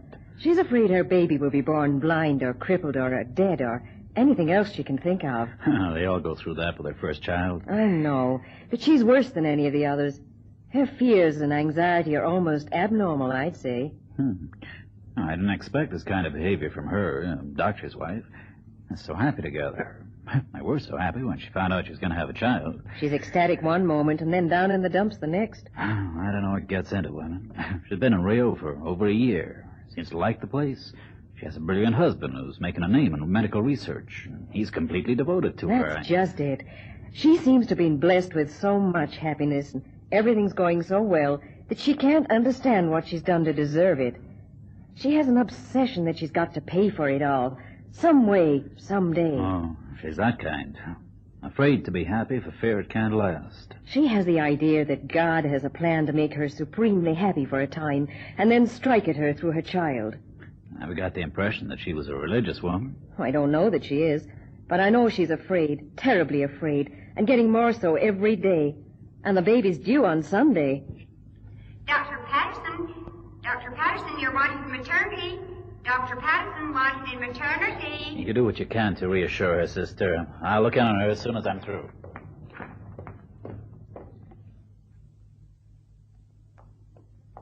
Congratulations, Dr. Irwin. You're a father. A girl, 6 pounds, 5 ounces. Everything's fine.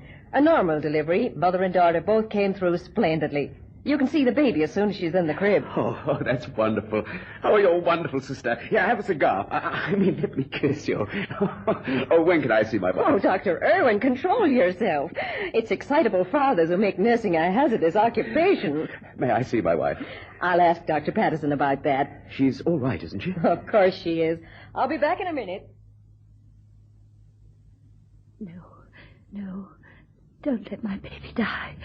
Take me. Please take me and let my baby live. Mrs. Irwin, nobody's gonna die. Everything's fine. Couldn't be better. My baby. Where's my baby? Your baby's fine too, Mrs. Irwin. A girl. Perfect in every way. Let me see her. Let me hold her. Not now. Later. You must get some rest now. What's wrong? Why can't I see her? What are you hiding from me? Let me get up. Mrs. Irwin, please don't exert yourself. You can't get up now. My baby. Why can't I see my baby? There's something wrong with her.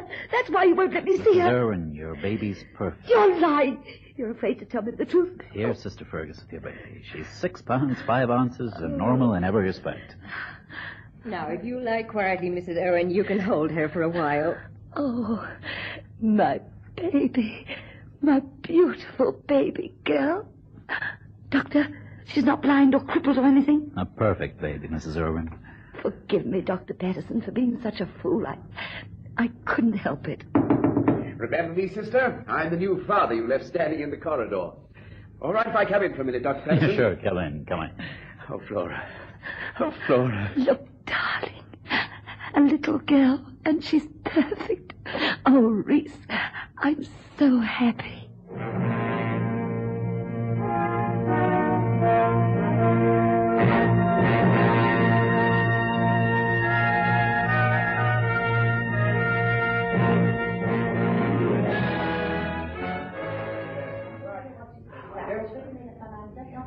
Is Mommy fighting with Daddy? Yes, Billy, I think so. Why do they fight, Ellen? They fight about us most of the time. That's what they're fighting about now, in there. Yes. Daddy wants Mother to let us go to the party that Mercedes is giving, but Mother doesn't want us to go. I hope Daddy wins. He won't. He never does. No, he never does. But I would like to go to Mercedes' party.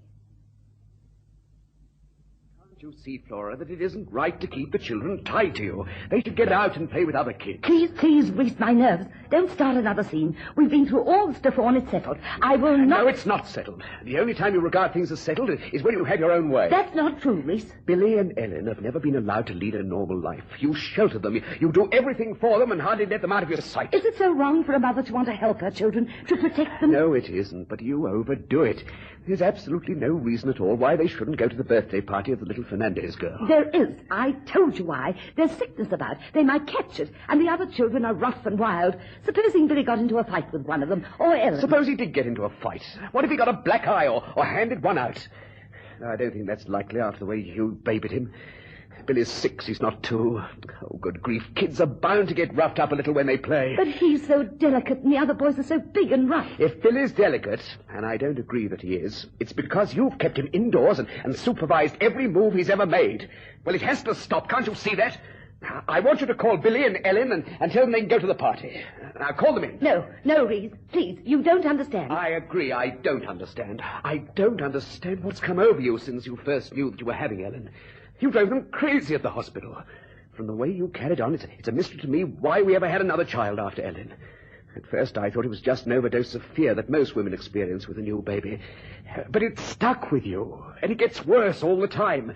It's right for a woman to love her children and look after them, but by heavens, you carry it to the point where it's abnormal. Flora, I'm going to insist for once. Call the children. You want them to get hurt. You've never loved them. Oh, yes. You think because you're a famous doctor you can make them well again, no matter how sick they may get or how broken their bones. You have no feeling for them, no feeling for your own children. You don't care if they get hurt. You wouldn't care if they were dead. Then you'd be very happy. Stop the hysterics. Oh, I'm sorry I had to slap you, Flora. Mommy, don't cry. Get What's the matter with Mother? Why is she crying? Oh, my darlings, you've come to me. You love me. I know. And I love you so much. You don't want to go to the party and leave your mother, do you? Well, we want to be with you, Mommy. We don't want to go if it makes you cry. And Mother wants her two darling children to be with her. We'll have a party right here, and there'll be ice cream and cake, more of everything than at the Mercedes party. Can I wear my party dress? Of course, darling. Come along, we'll get ready. Flora, please stay a moment. But, oh, all right, dear. Now, Ellen, you and Billy go to your rooms, and I'll be along soon and help you dress up for your party. I'm going to wear my new shoes, too. They've got burrs on them, and they're shiny. I'm going to ask Mommy to buy me shiny shoes, too. Now, sit down, Flora. Reese, dear, you're not going to scold me, are you? No, but I'm worried about you. Flora, what is it that's troubling you? Oh, I don't know, Reese. Just nerves, I think. But just nerves develop from some cause, from worry or fear or anxiety. There are times when you seem terribly frightened of something. You jump at sudden noises. I've watched you. I don't know what you're talking about. What noises? Well, the doorbell or the telephone ringing. Your whole body is tense until you know just what it is. I hadn't realized I behaved like that. You do, Flora. Whenever the children are out of the house, you're restless and nervy. When they come in, you fly to them and hug them as though they've been missing for days, as though you've never expected to see them again. Why do you say that? Because it's true. Flora, it's been like that for a long time now, ever since the children were born. I'm a little anxious about them at times, and that's all. That's not all. Flora, can't you help me to understand what's troubling you, so that I can help you? I'd like to tell you, Reese, but how can I when I don't understand myself? You interpret my love for the children as some sort of abnormal anxiety, or give some other medical term for a mother's normal reaction. But it isn't But, Flora, don't get angry with me. But I suggest I make an appointment for you to consult Dr. Alvarado. He's a psychiatrist, isn't he? That's right. You think I'm going mad, don't you, Reese? Oh, Flora, you know better than that. You yourself have just said that you don't understand what's troubling you. But something obviously is. There's something hidden in the back of your mind that's causing this undue anxiety. And Dr. Alvarado might help to bring it to light. Oh, that's all, dear. You need help. Won't you let me get it for you? No. I disagree with you. I don't think I need psychiatric help or any other kind of help. I don't think I've reached a stage where I need a psychiatrist. Flora, long ago we agreed never to mention David. But I want to ask you a question. Has his death anything to do with this fear? Well? No, of course not. How could there be any connection? Do you ever think about him? Well, naturally, I think of David now and then. I can't control my thoughts, can I? I don't mean that. Perhaps I'm not explaining myself clearly. What I mean is this. Do you feel responsible in any way for what David did? Do you, Reese? No. My conscience is clear. I almost made a terrible mistake that night. I don't know what state of mind I'd be in now if you hadn't changed the glasses. But I'm sure I'd have been plagued through the years by my thoughts. I would have lost confidence and respect for myself. It would have interfered with my work, with my relationship with other doctors. I would certainly not be where I am today, holding down the job I'm doing. These so-called acts of mercy lost their scientific aspect when I realized how easy it is to die, how terribly hard to keep a heart beating. Any man can take a life. None can restore it. You've changed a great deal since that night. Yes. Haven't you? Yes. I've changed a great deal. Oh, Flora. I didn't mean to hurt you. I want to help. I know. And you can by taking me away from here. I want to get away from Rio. I want to get back home. We must go for the sake of the children. The climate's not good for them, and there's so much disease about with mosquitoes and other carriers. Flora, that's not true, and you know it. Isn't that what you're here for? All this research foundation? Of course, but you're safe here in Rio. I don't feel safe. I want to go home, I tell you. But, Flora, I'm in the middle of a tremendous project. Urgently needed experiments. Exactly. You're in contact with tropical diseases every day. You could be a carrier of the germs. Think how you'd feel if you were the cause of infecting the children. Is this what's troubling you? Yes. almost from the beginning. At first, when we arrived here, I was afraid it might be you. Then I was afraid for the children. I've tried to live with my fear, to come to terms with it, but I failed. I can't cope anymore. I've hated this place from the start. For almost 10 years, I've lived in fear. Why didn't you tell me? Because I knew how important your work was to you. But this fear has poisoned me because I tried to bottle it up inside me. I didn't want to worry you. Yes, that's what's caused all the nervousness and anxiety you've noticed. Darling, you should have told me. I wish you'd told me. How was I to know? Then you'll consider going. You will, won't you? We've been here for close on 10 years. My contract will be up for renewal in 3 months' time. Work on the project nearly finished. Yes, perhaps you're right. Perhaps we've both missed a great deal by coming out here in the first place. The children, too. It's time we thought of their schooling, I suppose. And it'll do us good, too, Reese. Everything will be different, you'll see. I'll get over my nerves. I'll be a different person once we get back home. Oh, just think, Reese. The children have never seen snow or ice on the rivers. We'll do it. You're right, Flora. It's time we went home. I'll make arrangements to wind up my work here, and we'll leave as soon as possible. There'll be no trouble about a job. I've been turning down offers all these years. But of course we'll have to buy a house. We could get an agent onto it right away and just clinch things when we arrive. Yes, that's what we'll do. But, darling, we've got a house. I told you I want to go home. To your old house? Yes, of course. That's why I never agreed to sell it. I couldn't. Somehow I always had the feeling I'd be coming back to it someday. But the associations... No, I really don't think you would. But it's my home, darling. I was brought up there. It's where I belong. My father left it to me and David, and I'm strongly attached to the old house. Fascinated. Oh, darling, don't worry. Not morbidly fascinated because of what happened. Just because it's home, and I was happy there once. And the children will be, too. You'll see. There are those old oak trees for them to climb, and the playhouse by the pond. They'll love the playhouse. We'll paint it all up again for them, and I'll make curtains for the window, and they'll be able to have picnic luncheons there. Oh, Reese, I feel so happy, so uplifted, a wonderful feeling of exaltation and release as I visualize our arrival. Reese, we have to go. It's the only place in the world I want to be.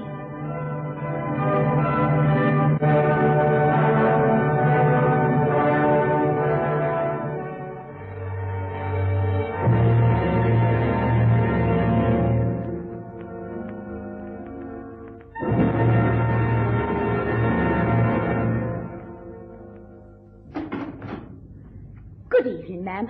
Good evening, Dr. Irwin. You must be Mrs. Gower. That's right, ma'am. Come and shake hands with Mrs. Gower, children. She's going to help me look after you. How do you do? I'm Billy. We came on an airplane. You don't say an aeroplane. It's an aeroplane, Billy. I'm Ellen. I'm 2 years older than Billy. Oh, sure, I can see that. You're nearly a head taller. He's 6. He's going to start school soon. Are you now, Billy? Well, darlings, what do you think of your new home? It's not as big as the one in Rio. But it's so much cozier. You're going to love it here. They've done a nice job on redecorating it, darling. It's the same firm we've always dealt with. Oh, so little has changed. I thought you might be hungry after your trip. I've set the table in the dining room, and there's a hot supper all ready to take from the oven. Ah, wonderful. This central heating's made a difference to the place. It was a brainwave of yours, Flora. May we see the upstairs of the house? We've never lived in a house with an upstairs. Well, yes. I'll take you up if you like, children. I'm sure you'll want to see your room. Oh, yes, please. I want to see the snow. Daddy told us all about the snow. I've never seen snow. They don't have snow where we live. It's too hot, Daddy says. Oh, so I've heard. But I'm afraid our snow is gone now. Did men take it away? Oh, no, bless you, no. The sun melted it. But there'll be more. When? Oh, any day now. The weatherman on the radio said maybe tonight. Tonight? I wouldn't be at all surprised. Now, come along, Ellen. That's a lovely name for a girl. She seems a very pleasant soul. I think the children have taken to her already. Mrs. Gower, I said she seems very nice. Yes. It's changed very little. I told the agent not to change much inside, to use the same color paint as outside. Oh, it's beautifully done. I like it very much. Reese, the pond. What's happened to the pond? I had it drained and filled in. I thought it best. Yes, that was very thoughtful of you. I'm glad. Flora. Yes? Now that I'm here, I'm not at all sure we've done the wisest thing by coming back. I had to come back. I don't know why, but I couldn't help myself. I simply had to come back, Reese. I feel that I belong here, now, and for always.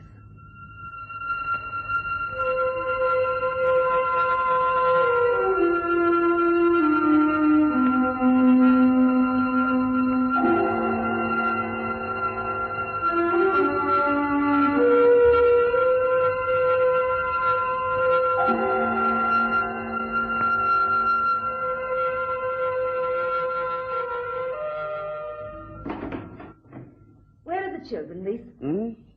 Oh, outside as usual. Well, you shouldn't leave them alone so long, Reese. It's freezing cold. I don't like them to be playing in the wet snow. They love it. It's the most fascinating thing here. Ellen thinks it should always be like this, a world with a white carpet. Mummy, look what we found. Oh, I saw it first. It was hanging on the shed. There's hundreds of them. They make a fringe. But I knocked it down with a stick. What is it, Daddy? It's an icicle. It's formed by dripping water that freezes. Icicle? Oh, it's just a piece of ice, and it's dirty, Billy. Don't lick it. Here, throw it into this pot. Oh, Billy, your gloves are soaking wet. Ellen, take yours off at once, too. Where have you two been for so long? We were building a snowman. The boy next door showed us how. Daddy, he says we make ice by putting pieces of coal in his head. Can I have some coal? Certainly. And you can have my old top hat to put on his head. The boy next door, his name's Martin. Well, he pushed us onto his sledge, and we went coasting all the way down the hill. It was super. Coasting? Where? Down that hill, Mother. You can see it from the window. That was the best fun of all. We took turns. I put Billy on the sledge, then we gave him a push, and down he went like lightning. Martin said the kids here call it coasting. They do it all winter whenever it snows. I want a sledge for Christmas, Daddy. Daddy, could I have a sledge for Christmas? So do I want a sledge. I think we could manage a sledge, Billy. Mother, can I have a sledge too, all for myself? No. Never. Flora. Never, understand? Never ask me for a sledge again. Please, Flora, control yourself. They've merely asked if they could have a sledge. I see no reason why they shouldn't. They can't. I won't allow it. Oh, but be reasonable. It's perfectly safe. The pond's filled in. It's perfectly harmless toy. I wasn't thinking of that. Then what? Give me a reason. Reason. Must you always have to phone me for a reason? I don't want them to have it. That's all there is to it. All right. But I'm interested in knowing why their request has upset you like this. I don't want to stand there and watch them push each other down that hill. Can you understand that? Flora, I'm sorry. Oh, if you can't understand, then I must explain it to you. I don't want to see the tracks in the snow. I don't want them to have that sledge, never. Can't you see that it'll cut tracks like those I watched the morning David coasted down that hill? Good heavens, Flora, what are you saying? Here, Ellen, take Billy out into the kitchen with you. Now, off you go, darling. There's a good girl. Go along, Billy. We'll talk about this some other time. Now, off you go, then. Mummy will get your tea presently. Flora, you must be careful what you say in front of the children. The tracks in the snow. I can see them now. I always see them. Just 2 tracks in the snow. And as I fell on my knees that day, it seemed I held 2 long reins in my hands. 2 lines that tied me at the top of the hill with David below in the pond. His chair was upside down, and the wheel was spinning and spinning and spinning. Flora, in heaven's name, stop! Don't you know what you're saying? Don't shout, Reese. There's nothing for you to get excited about. I was just telling you why I don't want the children to get a sledge for Christmas. Why can't you see my point of view for a change? Why don't you consider my feelings sometimes? The shops are full of all sorts of wonderful toys, so why must the children have a sledge, for goodness sake? Anything. Get them anything, but not that. Why, Flora? Why? Why do you have to ask me why? Because the sledge would bring back memories, that's why. Memories you want to forget? Yes, of course. Why are you looking at me like that? What way am I looking at you? Accusingly. Flora, you said you stood on the hill that morning David drowned and watched the tracks forming as he coasted down. Of course I saw the tracks. You said you watched the tracks as they took form. How could you do that if you were in the kitchen as you testified at the inquest? Did you lie? Were you telling the truth? Were you in the kitchen when David went down that hill? I don't remember just how it happened. I don't remember. I want the truth. The truth. Yes. Do you, Reese? Are you sure? I think I know it. It wasn't an accident. It was deliberate. But on your part, not David's. When you pushed him over the brink that day, you slipped. You fell on your knees, you said, and those tracks in the snow were like long ribbons that tied you to David in the pond. To David, who was drowning while the wheel from the upturned chair was spinning. Yes. You pushed him down the hill. Yes. Yes. Oh, yes. Oh, sit down, Flora, sit down. I never wanted you to know. Oh, never. And that's why you've been afraid all these years, Flora. That's why, even when you seemed most happy, that look of fright would creep into your eyes. Yes.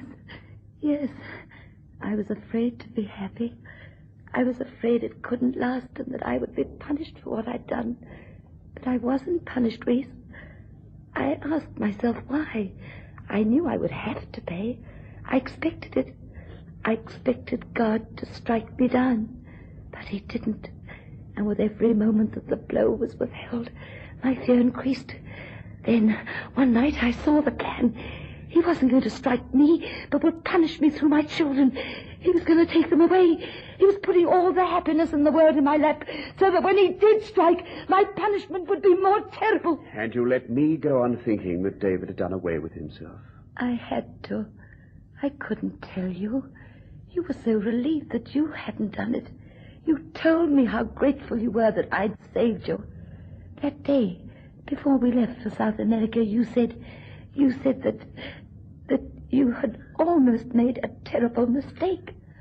How could I tell you after that, even if I'd wanted to? Yet, that night, when I almost committed murder, you couldn't go through with it. Why? It's so hard to explain it to you now.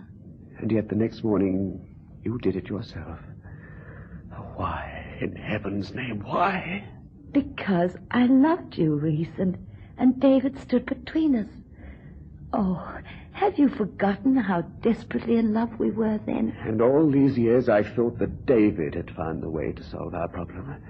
Now I find it was my wife who... I wanted to spare you.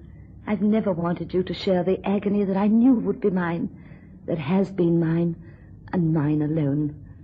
But a secret like that is too terrible to hold forever. And at last, you share it with me. So in the end, futility. I faced life with a clear conscience, only to find that you... Yes.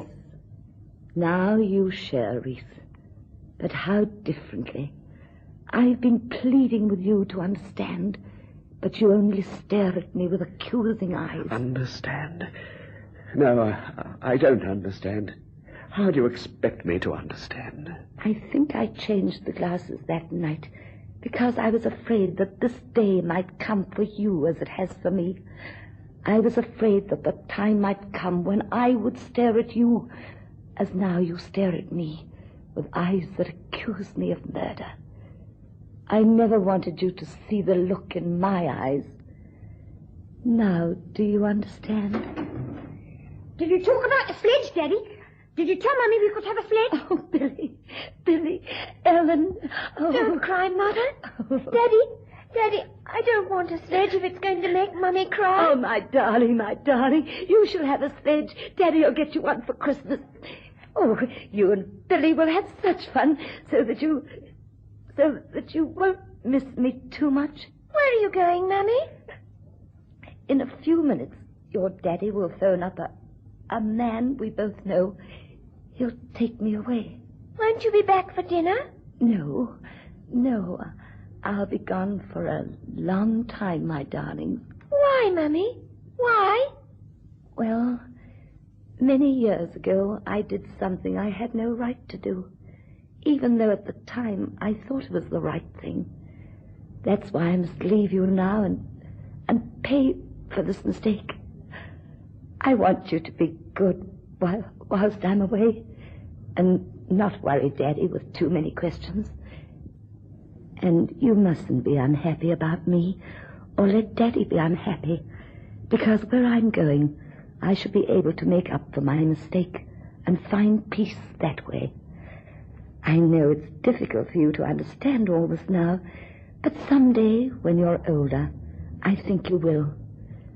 And perhaps someday, when the mistake has been corrected, perhaps then, perhaps...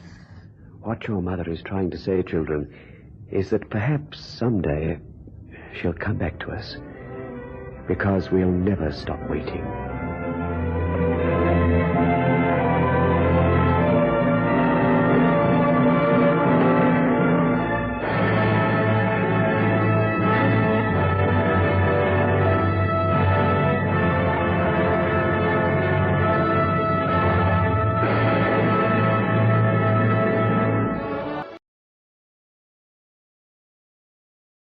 The Hollywood Radio Theater. The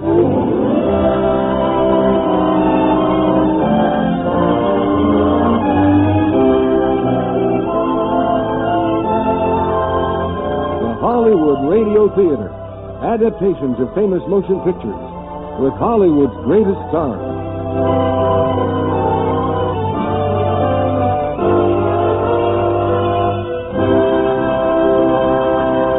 Here's your host, Frank Brzee. Greetings again, ladies and gentlemen. When the average man starts out in the morning for his average job, he may sometimes hope for an escape from the routine he knows to what he thinks might be a glamorous adventure. Our play, Pitfall, is the story of such a man who, through the accident of a single mistake, stepped across a narrow boundary separating his world from the world of danger, violence, and death. We have the same stars who were in the popular screen success, with Dick Powell as our average citizen, Elizabeth Scott as the girl who completely disrupts his way of life, and Jane Wyatt as his wife. And now, the first act of Pitfall, starring Dick Powell as Johnny, Elizabeth Scott as Mona, and Jane Wyatt as Sue, with Raymond Burr as MacDonald.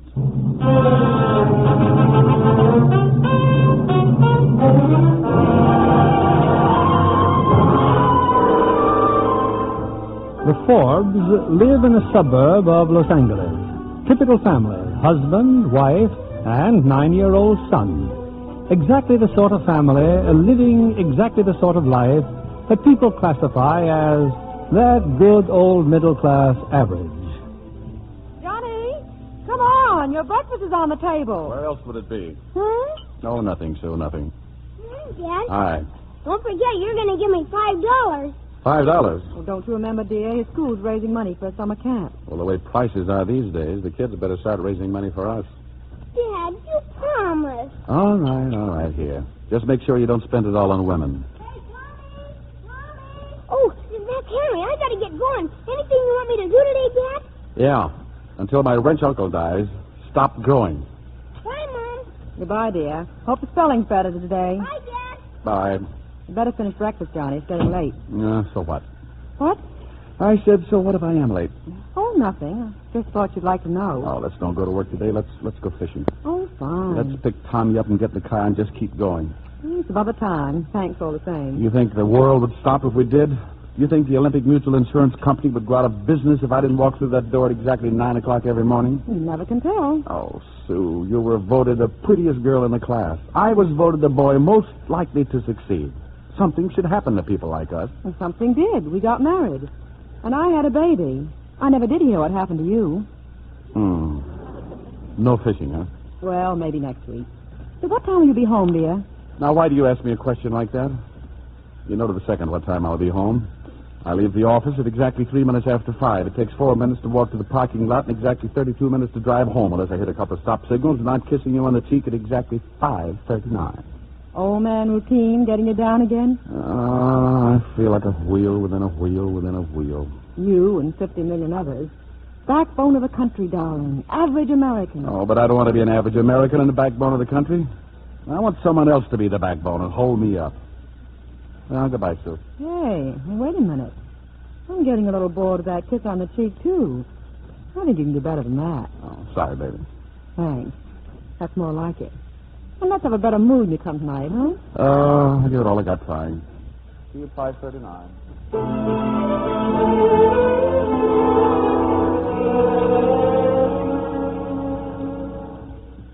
And Johnson set a meeting to iron out the details next Friday. I'd better get back to my desk.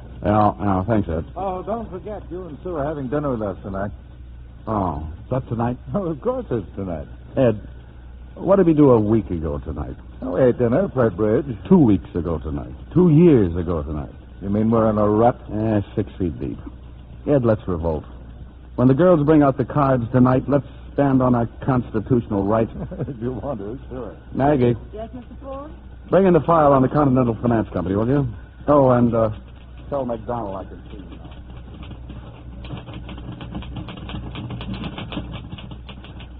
Sit down, McDonald. Well, what do you got? You know, my boss doesn't believe in hiring private detectives who can't get our money back. Tell your boss to relax. I've located about $4,000. Smiley had it well hidden. Where? With a girl named Mona Stevens. Here's her address. 427 North Stockton. Oh, nice work, man. No strain. You know, we're still on the hook for plenty. Smiley worked for Continental Finance, and our outfit bonds all their employees. He was bonded for $10,000. We want as much of it back as possible. Now, about this girl, did you talk to her? Yeah. Yeah, when I wasn't busy just looking at her. I don't blame Smiley for robbing his company. She's worth it. Smiley's in jail. I wonder if he thinks she's worth it. What does she do? Oh, she's a model. Department stores mostly. You know, hats, dresses. Right now, she's looking for a job. Got $4,000. Does she have the cash? Oh, nothing so crude. He bought her a lot of pretties. Fur coat, things like that. Does she know they were bought with stolen money? Smiley's been in the can for 4 months. I think she has a vague idea. You know something? I bet you never thought of me as a man who could fall in love. You'd be surprised how little time I have to think about you at all, Mike. This is Mona Stevens. She's quite a girl. Well, I'll have another talk with her today. Your part of the job's finished. I'll handle it from here. What's the matter with me handling it? You'd string it along just to see the girl again. What business is that of yours? If you want any more work from us, just stick to your detective agency. You don't mind if I see her on my own time, do you? Not at all. Johnny, when you see her, put in a good word for me, huh? Sure, Mac. I'll see her this afternoon. I'll set up the whole thing for you.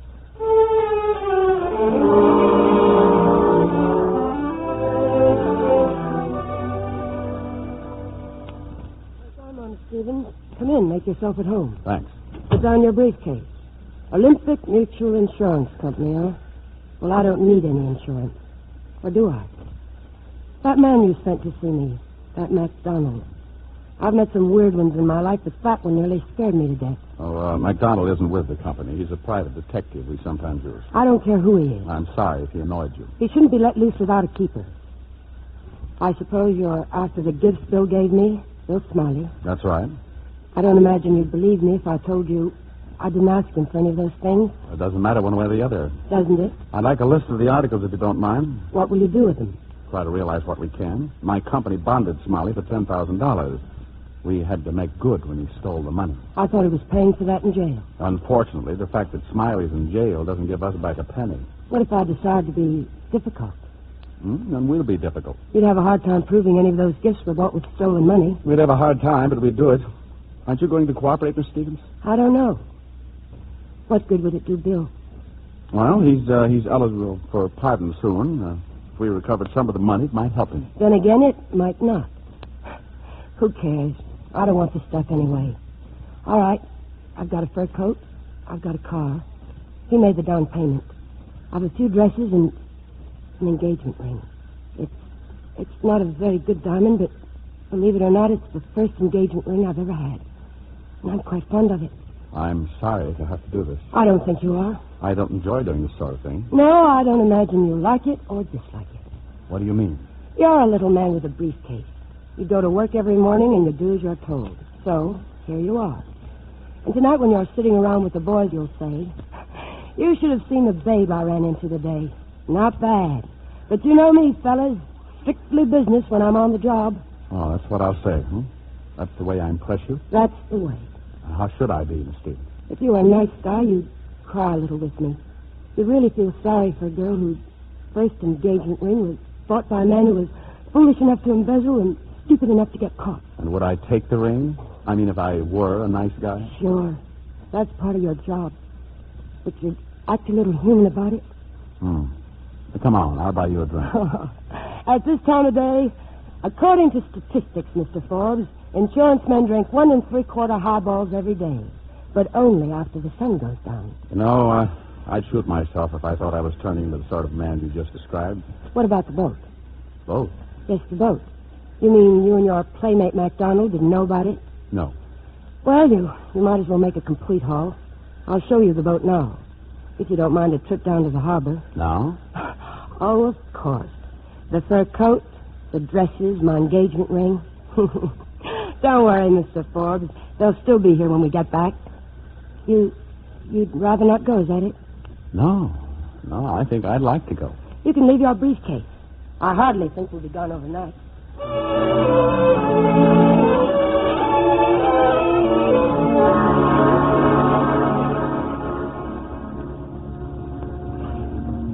Well, there she is, Mr. Forbes. Like her? Hey, somebody's been kidding me.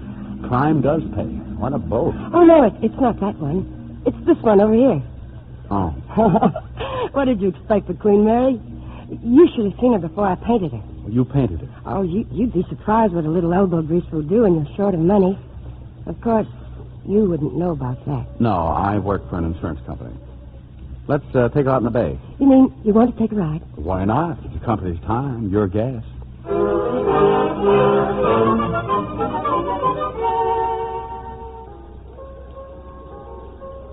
Like another drink? No, thanks. I'm doing fine.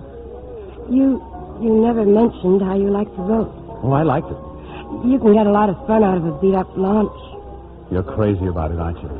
I'd rather have it more than anything I've ever owned. But I like this, too, being here. Have you ever noticed, if for some reason you want to feel completely out of step with the rest of the world, the only thing to do is sit around a cocktail lounge in the afternoon? Why? Well, you have a few meditative drinks in the gloom, and you get everything figured out. Then you go out and the sun hits you. And you feel like something that's been drinking in a gopher hole. Tell me, how did you happen to get mixed up with someone like Smiley? As the girl said, just lucky, I guess. Anyway, he was too much in love with me. He wanted to buy things for me, and he didn't have the money. So he went out and got some. Did he have to? Was it that important to you? No, but he didn't know that. I liked him mostly because he was nice to me. Very few men are. What do you care about me? Oh, just curious, I guess. Well, that's flattering. Oh, I didn't mean it that way. I guess I'm out of practice. I'm a little unsure of myself whenever I crawl out of that briefcase. I'm sorry I let into you like that back at the apartment. You got your free drink, didn't it? Do you have to be someplace for dinner? Dinner? No. No, I don't have to be anywhere. Well, Mr. Forbes, here's to dinner together.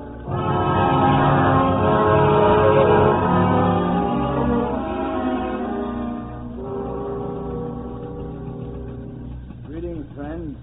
I told your secretary I'd wait for you here. You want to see me about something special, MacDonald, or do you just like to sit in my chair? Why the chill? No chill. I've got a lot of work to do. Just been looking at this report on your desk. A list of the things you recovered from Mona Stevens. Yeah? You must be slipping, Johnny. What about the boat? Boat? What boat? The boat Smiley bought for her. Oh, I must have missed it. I didn't know she had a boat. She's quite a girl, isn't she? Yeah. Oh, I got another job for you, Mag. Fine. I'm always glad to go to work. Yes, sir. Maggie, get the file in the hall case, will you? You know, Johnny, it's a funny thing. Take this Mona Stevens. Maybe she wouldn't appeal to most guys, but for me, she's got everything. The minute I saw her, it was just like that. I don't think she feels the same about you. Not from what she said yesterday. Oh, she's a little coy, that's all. But once she gets used to me, we'll make a great team. The whole case file, Mr. Ford. Thanks, Maggie. About Mona, Johnny. What did you find to talk to her about for such a long time yesterday? Look, Mac, are you interested in a new job or not? Why, sure. Sorry. Can't let women interfere with business, can we? Here, take a look at this file. Fairly cut and dry.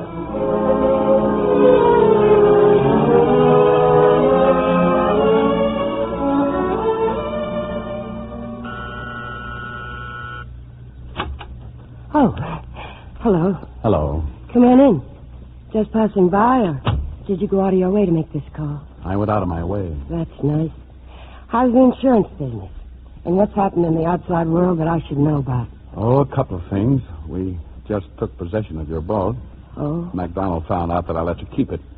He could have caused trouble at the office. The man who walks like a mountain. He was pounding on my door last night till all hours. It's funny, isn't it? What? Well, I meet someone who's kind. He tries to do something nice for me, and almost immediately he's in trouble. You mean I'm nice? Yes, you've tried. You came over and told me personally. You could have phoned about the boat or just waited until I found it was gone. Well, don't worry about it. Why is it that you get attached to things that really don't make any difference? I don't know, but I know how it is. I had a car once that was repossessed. I've had 10 cars since then, but I've never liked any of them as well as that one. It was probably your first car. It was. This was my first boat. Oh, I wish I could do something to help. Don't try, Johnny. You'll end up where Bill Smiley is. But thanks anyway for wanting to. You're funny. How? You're not at all like the man who walked in here about 24 hours ago. Well, from the way you described that man, I'd say anything would be an improvement. Maybe that's what I mean. Oh, yes, Johnny. A big improvement.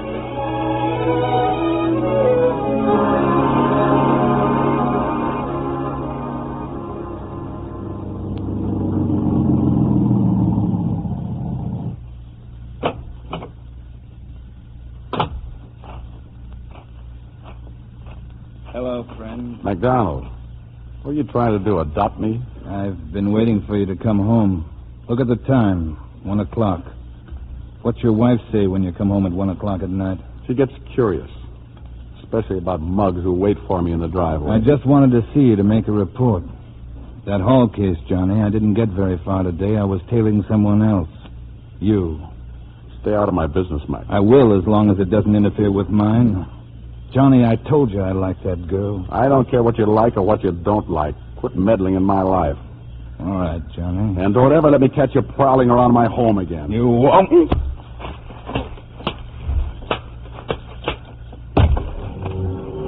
Maybe this will keep you home where you belong for a few days. And don't bother to tell me I'm fired. I quit.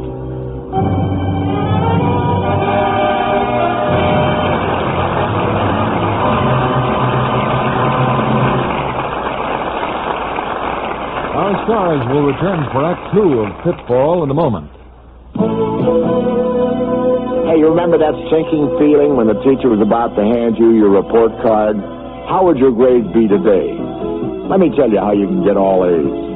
Take part in the school advisory committee of your Dodd school. It makes recommendations and suggestions, evaluates the curriculum, and even keeps the community informed about what's new at school.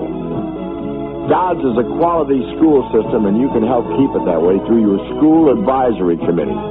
Attend its meetings regularly and speak up.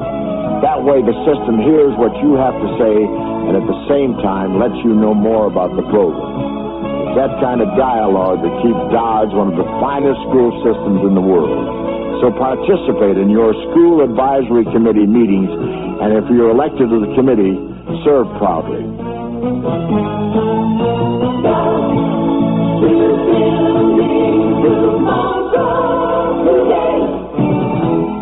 And now, here again is your host. Act 2 of Pitfall, starring Dick Powell as Johnny, Elizabeth Scott as Mona, and Jane Wyatt as Sue, with Raymond Burr as MacDonald.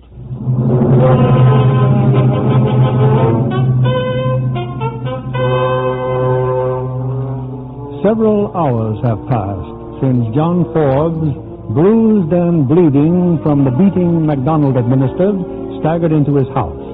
To Sue, his wife, he told a story of being held up and robbed, and he's repeated the story to Dr. Adams, who's just finished taping his ribs. Well, that'll hold you, Johnny. You'll be uncomfortable for a while. How long will I be laid up, Doc? Oh, a week or so. Those hold-up men, how much did they get?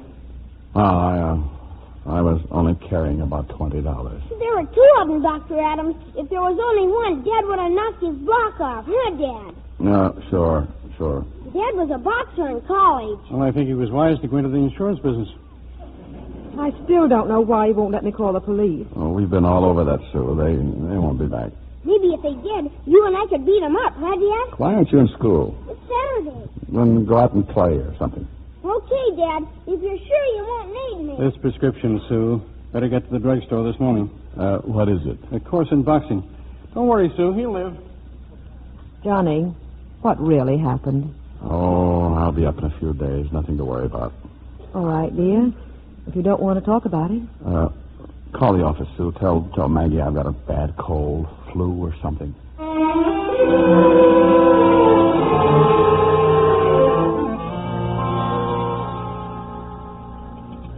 Well, I'm certainly glad you're back, Mr. Ford. Sure you feel all right? Yes, Maggie. Oh, a little weak, maybe. You know what the flu can do. How are things here? Oh, like always, Mr. Ford. Here's all your mail. Phone calls? The list on your desk. That Miss Stevens called several times, but she said it was nothing important. Miss Stevens? The Smiley embezzlement case. Oh, yeah. Well, I better start waiting through the mail.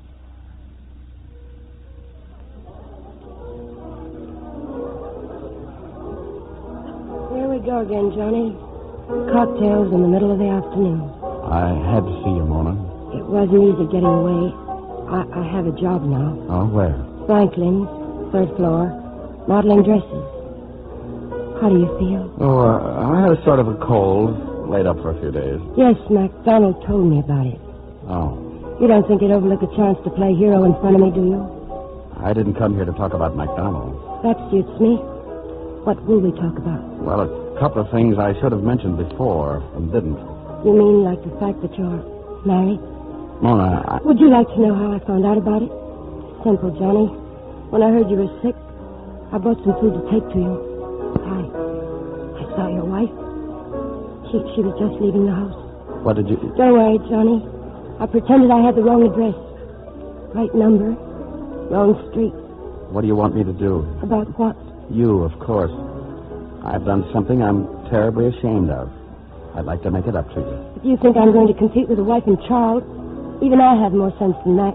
What's going to happen to you? Do you care, really? Honestly, Johnny, aren't you a little relieved to get out of it this easily? This is a setup. The kind of girl you've always dreamed about. I'm going to let you off without an angle. Why? I don't know. But I'm not going to be nasty. Tell me, Johnny, what happens to men like you? If I had a nice home, I wouldn't take a chance with it for anything in the world. I'll do anything I can. Will you really? Then go home. Stay there.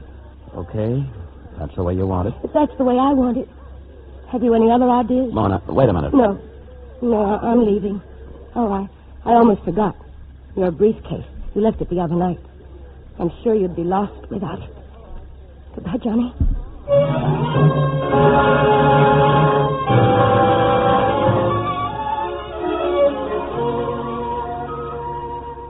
sure appreciate this, Pop. I didn't know you knew how to put model airplanes together. My boy, it's all a matter of patience and glue. Never forget that. Gee, you know all about everything, don't you? Just about. Hey, Dad, what did you do during the war? Anything I was told. I mean, where were you? Well, most of the time I was stationed in Denver, Colorado.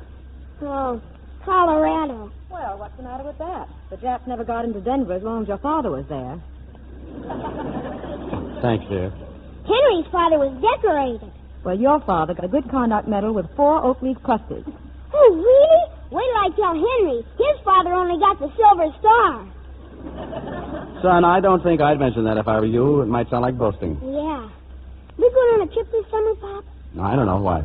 I'm tired of this town all the time. Well, what's the matter with this town? People all over the world would like to live here. That's the trouble with your generation. You don't appreciate the things you have.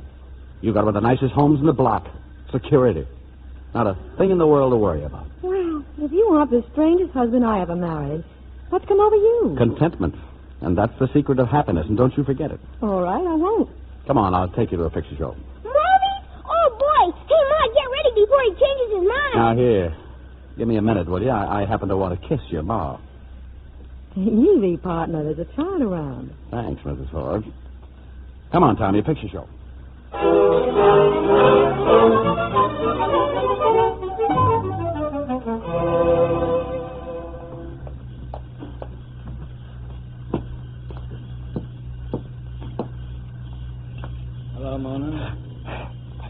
Why don't you give up, MacDonald? I like you. I got plenty of patience. You're wasting your time. Maybe I feel like wasting my time. Let me alone, Mac. And don't ever come to Franklin's again. I've got a job and I want to keep it. I like to see you, Mona. I like to see you wearing those nice dresses. All right. Let me put it another way. I don't like you. I don't want you around. Suppose I'm just stubborn. Suppose I figure I know you better than you know yourself. I've asked you nicely, Mac. I can always call the police. I wouldn't call the police if I were you. You wouldn't want to cause Johnny and Mrs. Forbes any trouble, would you? Now, come on. Fix your face and we'll go somewhere nice and have a good dinner.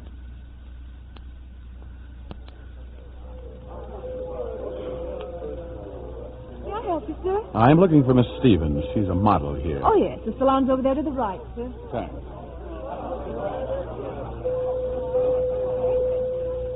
Johnny? Hello, Mona. It's nice to see you. I hope I didn't inconvenience you asking you to come over here. No, not at all. I wouldn't have bothered you, only it was absolutely necessary. I know that. It's MacDonald, Johnny. I don't know what to do about him. What's he done? Well, for a month now, he follows me all the time. He just won't leave me alone.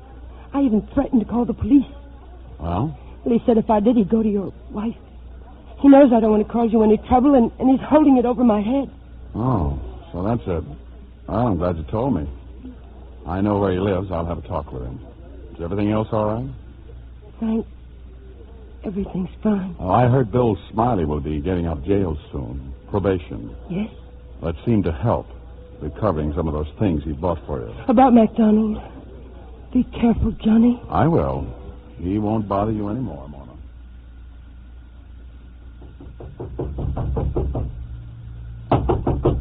Yeah, I'm coming. Oh, it's you, Johnny. Greetings.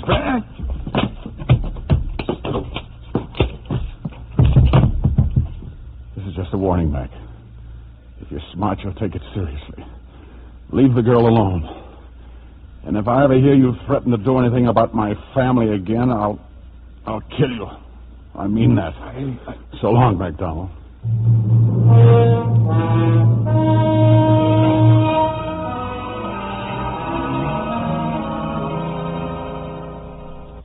Since I was in the neighborhood of the county jail, Mr. Smiley, I thought I'd drop in and see you. Who are you? What do I mean to you? The name's McDonald. I was the insurance investigator when you took off with that 10 grand. You don't mean a thing to me, Smiley. Only I don't like to see a guy get a bad deal. Who's getting a bad deal? I'm getting out on Friday. I just thought you should know that I met your girl, and I know all about Forbes. Forbes? What are you talking about? Forbes is the insurance man. Your girl kind of took a fancy to him while you've been in jail. How do you know so much? Anyway, so what if it's true? What am I supposed to do, bust out of here? I didn't mean to get you so upset, pal. I guess I better go. Yeah, I guess you better. And leave me alone. How do I know you're not lying? You don't? So long, pal.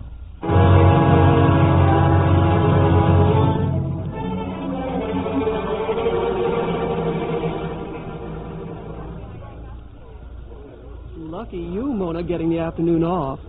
Going to the beach, huh? No, Terry, I thought I'd go downtown. I want to see Bill Smiley. Oh?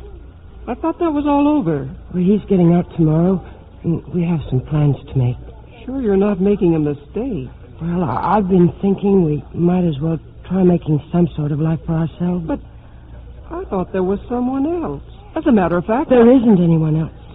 Be careful, Mona. You're too nice a girl to have anything else go wrong. 10 minutes, Miss Stevens. Okay, Smiley. This way. That's your girlfriend. Hello, Bill. Hello, Mona. Bill, 10 minutes isn't very long, so I'd better get right to the point. You're getting out tomorrow. Who's Forbes, Mona? And who's this guy's been coming to see me? MacDonald. Who is he? MacDonald? He's been here. He's been driving me crazy. Look, Bill, let's not get tangled up in a lot of things that don't matter. Don't matter to who? Anything he tells you, Bill, don't pay any attention to. Who is he? He swore at me because I wouldn't have anything to do with him. That's why he's bothering you. That's great. He's making a play for you. He comes to me with some story about somebody named Forbes, and I believe... Where's your ring? I gave it back, Bill. That's why you're getting out so soon. I gave all the things back. Thanks. Thanks a lot. I sit here sweating it out to give you some things, and you take them back. Maybe that McDonald guy is right. He could be wrong, too. Yeah, maybe. But I'll know the answers tomorrow, won't I? I said I'll know the answers tomorrow.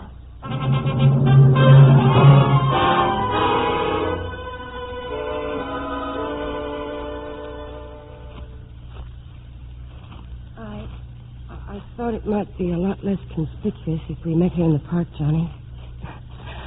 For a girl who asked you to stay away from me, I call you up an awful lot. That's all right. MacDonald been bothering you again? Not me. Bill. Bill Smiley. In fact, Donald's gone to the jail a few times to see him. I don't know how, but he gets MacDonald used to be on the police force. Anyway, he's told Smiley about us. He's been needling him till Bill's almost out of his mind.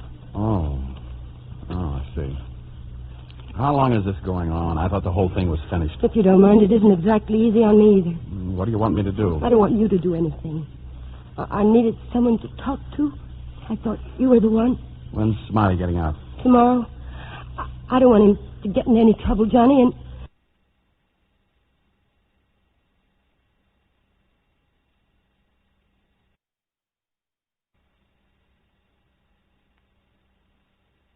Bill used to be on the police force. Anyway, he's told Smiley about us. He's been needling him till Bill's almost out of his mind. Oh, I see. How long is this going on? I thought the whole thing was finished. If you don't mind, it isn't exactly easy on me either. What do you want me to do? I don't want you to do anything. I needed someone to talk to. I thought you were the one. When's Smiley getting out? Tomorrow. I don't want him to get in any trouble, Johnny, and I don't want him to ruin anything for you. He won't ruin anything for me. I'm sorry I bothered you. I just thought you ought to know. Oh, thanks. Thanks, Maude. Well, let's get back to the car, and I'll drive you home. No, I'll walk, Johnny. Good night. And that's the whole pretty story, Ed. Tonight, when I met her in the park, she said she had to have someone to talk to. Well, so do I. That's why I've come to you. I just don't understand you, Johnny. It's like a case of temporary insanity. You take a chance of losing your family, your job. For what? I've asked myself that time and again. But what do I do now? Do I tell Sue? Certainly not. If you think you're going to ease your conscience by making Sue's life miserable, you've got another think coming. Suppose she finds out. Wouldn't it be better coming from me? You can't change anything that's happened by telling her. I assume you're still interested in keeping your marriage together. Well, you know I am. I'd do anything. Johnny, you ought to have your head beaten in. I already have. I don't know what to say. Do you want to go to the police? No, I'm not interested in telling this to anybody else. Well, what about taking Tommy and Sue and getting out of town for a while? What good would that do? I'd still have to face it sometime. No, I don't know why I bothered to tell you. I don't either. Oh, you know I don't mean that. I'll do everything I can, Johnny, but give me some time to think about it, huh? You'd better get on home now. Yeah, thanks. Oh, how does it feel, Ed, to be a decent, respectable married man?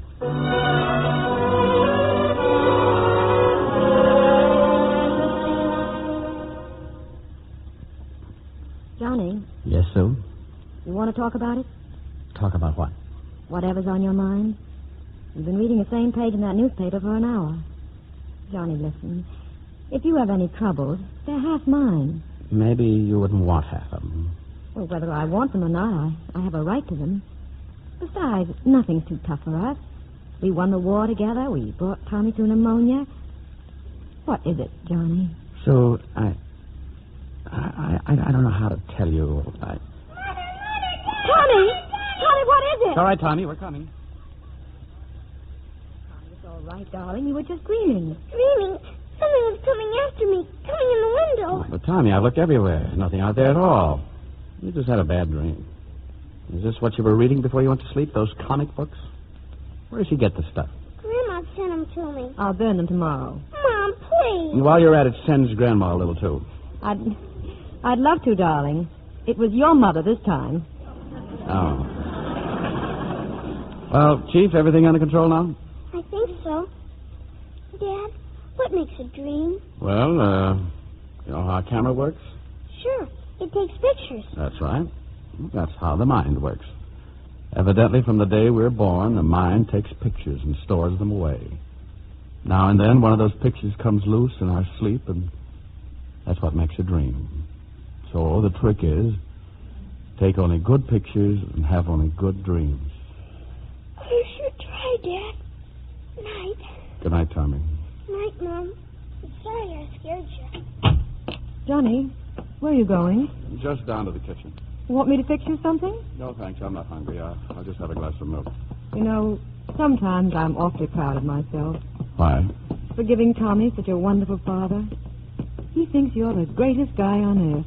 He could be wrong. My son's never wrong. Johnny, before Tommy called us, you were going to tell me something. You know, I believe I could eat something at that. Some eggs, maybe. So you won't talk? Hmm? Oh, it isn't important, Sue. It'll work out. Just something at the office. Okay, Johnny. Whatever you say.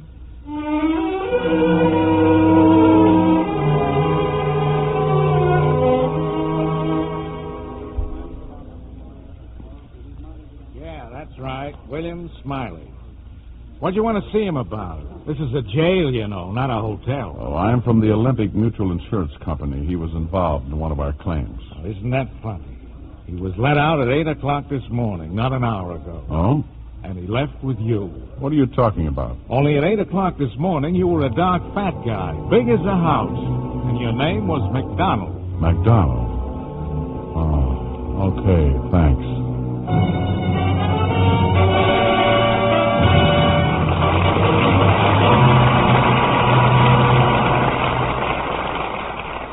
During the next 30 seconds, the average person will blink about a dozen times. It's nature's way of cleansing and lubricating the eye. The lids also protect eyes against dust and dirt. But in order to maintain good vision, eyes also need protecting in other ways. And yet 2 out of every 3 adults who don't think they need glasses have never had an optometric examination. Do you know for sure what condition your eyes are in? Isn't it worth finding out? A public service from the American Optometric Association. Vincent Price for direct deposit. You all know me. I'm a peaceful man. I wouldn't even hurt a fly. But now I'm going to get out of line. I'm going to sign up for direct deposit, so I'll never have to stand in line with my government check again. I hate lines, don't you? I always want to cut ahead. With direct deposit, I don't have to. My money is deposited in my account every time, automatically. It's there, waiting for me, helpless. Direct deposit frees up my time for my other interests, like my experiments. Get direct deposit wherever you have your checking or savings account. Come on, get out of line. A public service of the Ad Council and the Department of the Treasury's Financial Management Service. Come on, get direct deposit for your federal government check. Your host, Frank Brzee, returns to the microphone. Following our play, Miss Scott will join us for a curtain call. Now it's time for Act 3 of Pitfall, starring Elizabeth Scott as Mona, Dick Powell as Johnny, Jane Wyatt as Sue, with Raymond Burr as MacDonald.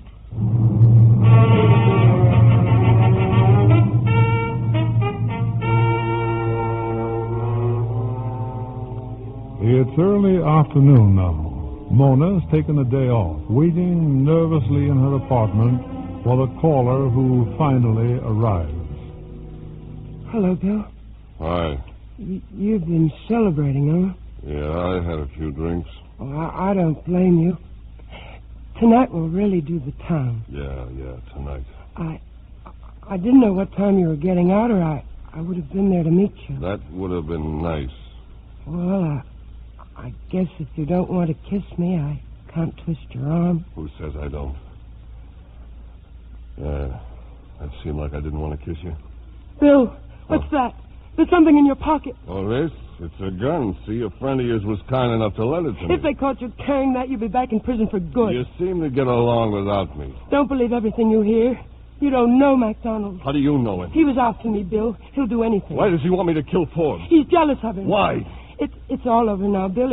It never amounted to anything, really. In order for something to be over, it's got to start first. We all make mistakes, Bill. You made one. For you. Don't tell me you did this for me. All right. I was wrong. Didn't you ever hear of forgiving anyone? You I can forget. The Forbes guy, no. He takes back the things I'm sweating out of jail rap to get for you, and then he takes you. No, it wasn't that way at all. We'll see, Mona. Bill, please, please. Forget it. Come on, let's get out of here.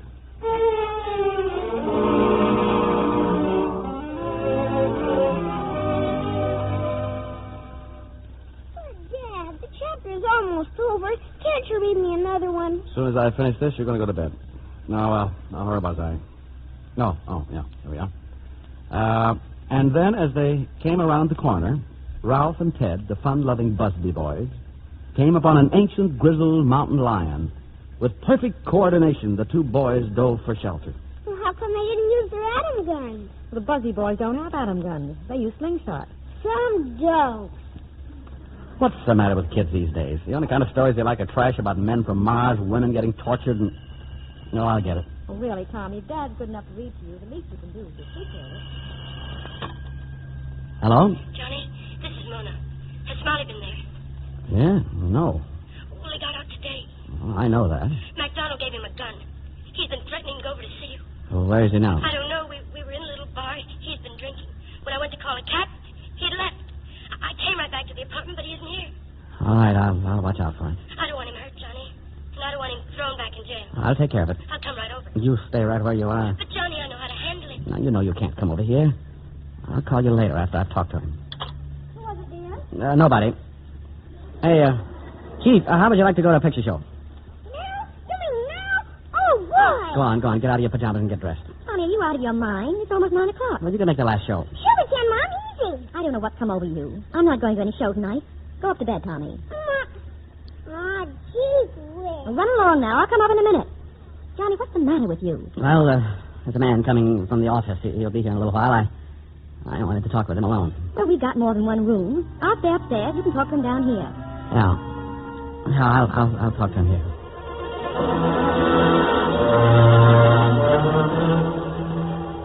Sue and Tommy, upstairs. Windows and doors all locked. Lights out. Okay. Let him come.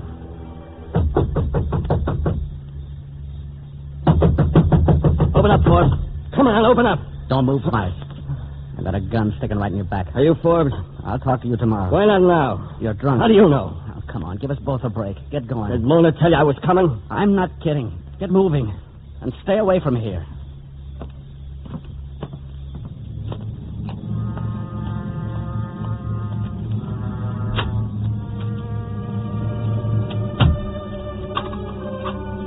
He may come back.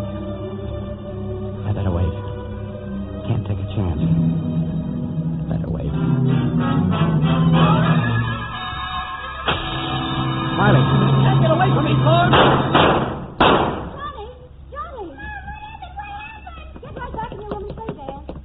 Johnny, answer me. Are you all right? Sue, you better call the police. I just killed a man.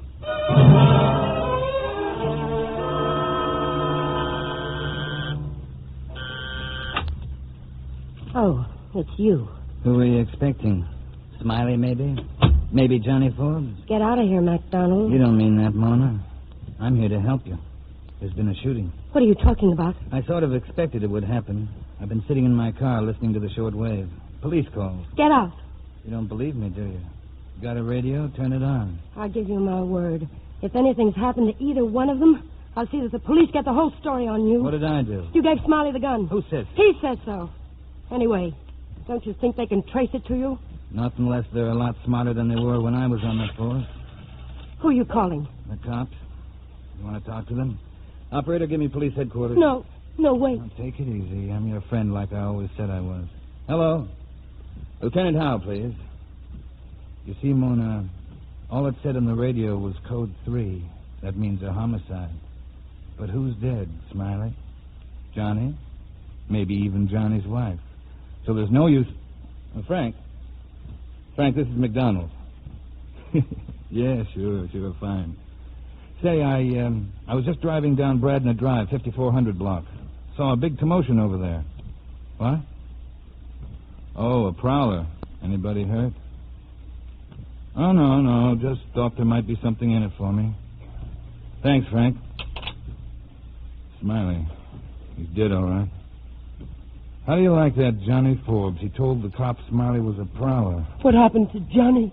You'll read about it in the papers tomorrow. No, it's funny. I didn't figure it'd work out this well. I thought they'd just throw a scare into each other. Imagine Johnny killing him. You'd think he'd have more sense. Smiley wasn't a bad guy.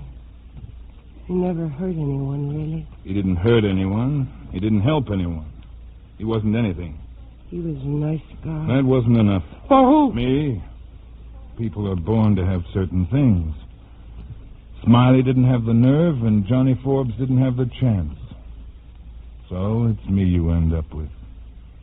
Pack your things, Mona. Best thing you can do now is to get out of town. You and me. I think we'll spend a few days in Reno. You like gambling, Mona? I'm a great gambler. What's more, I'm a lucky gambler. Look at tonight, for instance. 1,000 to 1 shot, I'd get rid of them both at once. Oh, you'll forget about Smiley in a few days. You don't think so now, but you will. And you'll realize the only reason I did all this was because I love you. That's why Mona, you'd better give me that gun.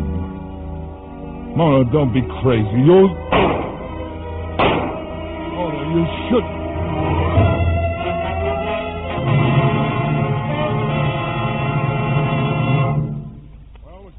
I think we have all the information we'll need for the moment. Yes, Lieutenant. There'll be a few routine questions, so keep yourself available for the coroner's inquest. All right. Thanks a lot. You've been very cooperative. Well, we're leaving now, Mrs. Forbes. Better have somebody board up that window. Johnny, I know how terribly you must feel about this. But the important...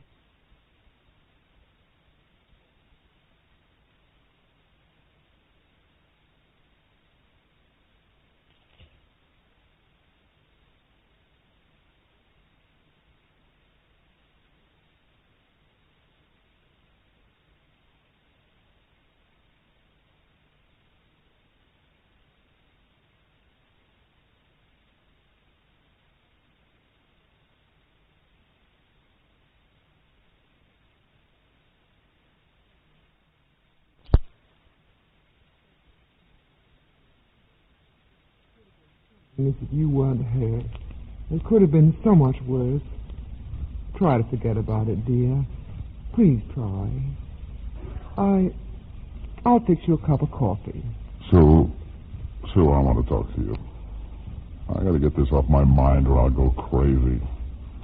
The man I killed tonight, he wasn't a prowler. I knew he was coming. Johnny. That's why I wanted you and Tommy out of the house.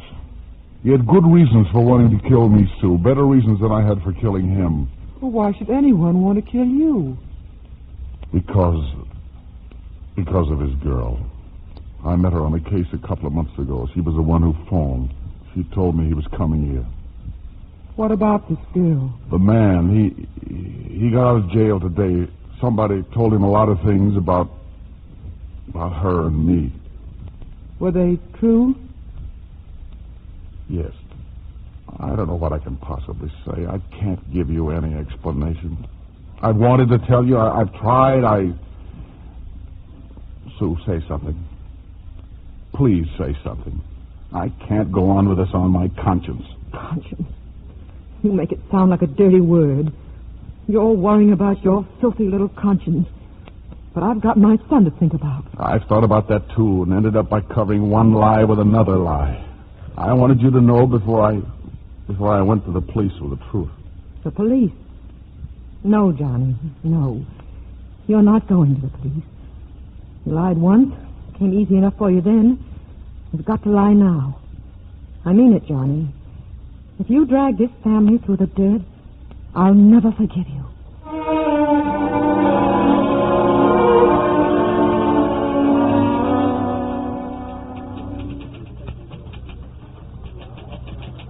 Good morning, Maggie. Mr. Forbes, I was just reading about it in the newspaper, Mr. Forbes. I guess we had all the additions. I didn't think you'd be in today.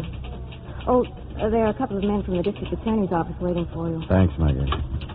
Mr. Forbes? Yes? You're from the district attorney's office. Yeah, I know. A couple of questions we'd like to ask you about last night, Mr. Forbes. Look, I've decided to make a full statement on the case. There are quite a few things I didn't tell the police last night. I'd like to see the district attorney. Sure, Mr. Forbes. Let's go.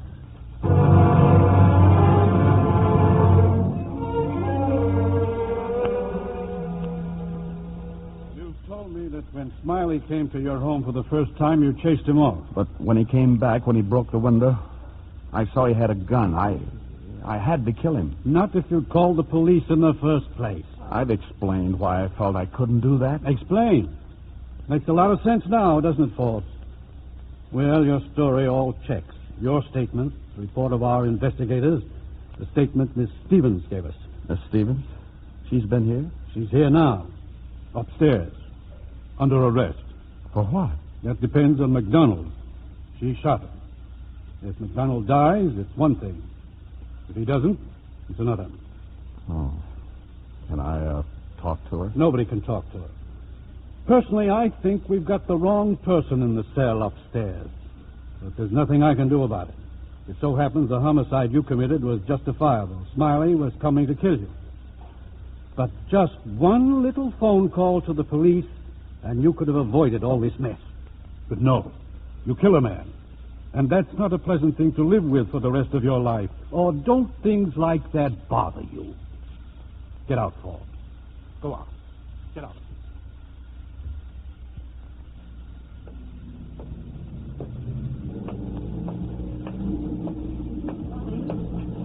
Johnny, over here.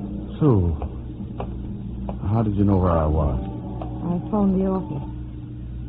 Johnny, get in the car.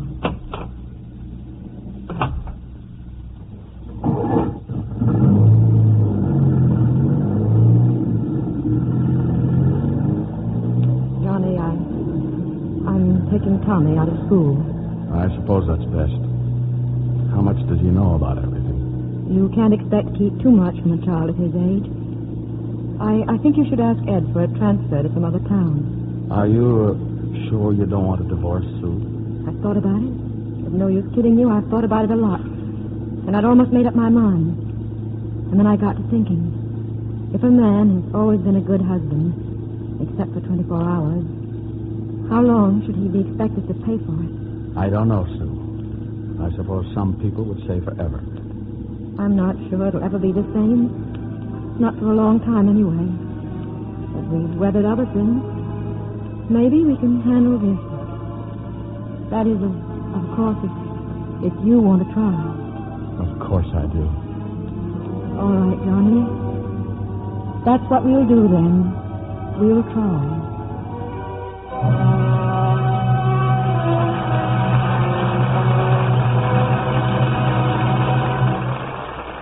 And now here is Frank Brzee and our star. Elizabeth Scott, thank you for joining us again on our show and for a fine performance in our radio adaptation from the film Pitfall. Thank you, Frank. It's so nice to be here. You and Dick Powell are two of the stars from the original cast, aren't you? Yes, Frank. It was fun making the movie, and it's just as much fun doing this radio show. Well, I understand around the time this program was broadcast that you were one of the busiest actresses in Hollywood. Yes, it was around that time that I finished 3 pictures without a day off in between. Well, that can be a pretty hectic pace, but some of those Hollywood hunks aren't hard to take, are they? I'll say they're not. And as I recall, you worked with some of the best. Oh, God, yes. I worked with Humphrey Bogart, Robert Mitchum, Kirk Douglas, Michael Caine, and on and on. And don't forget those 2 funny guys on the Paramount lot, Dean Martin and Jerry Lewis. Oh, yes, we made the movie Scared Stiff. It was a laugh a minute. You also worked with one of the legends of show business, too. You mean Elvis Presley? I sure do. Oh, making the picture Loving You with Elvis was an experience I'll never forget. And an experience I'll never forget is having you as guest on our show. Thank you, Elizabeth Scott.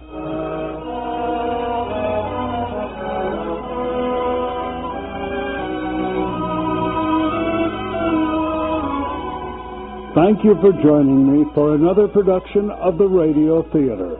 This is Frank Brzee saying good night to you from Hollywood.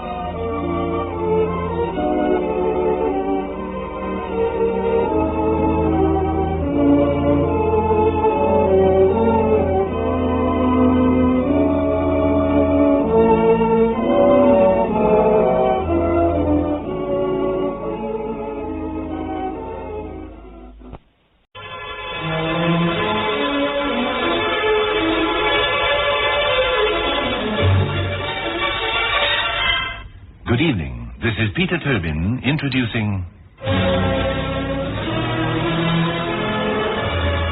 Lux Radio Theatre.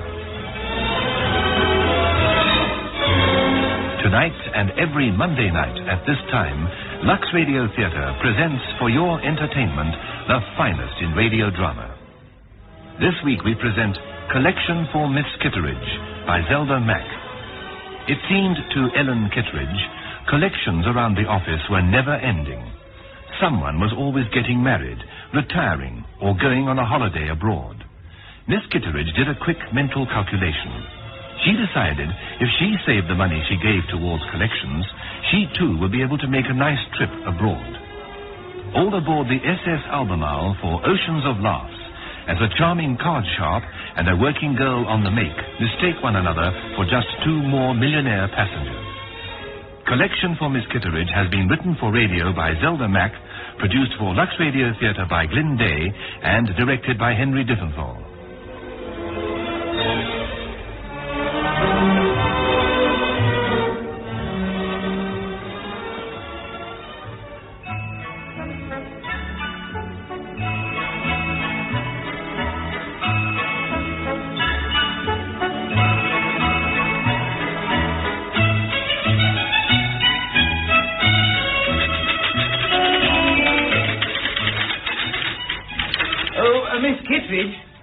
Miss Kitteridge. What is it, Mr. Ross? How about a little contribution? Not again. Who is it this time? Miss Andrews just got engaged. Isn't that lovely? I suppose it is. For her. Here you are. It's all I've got. Oh. Well, thank you.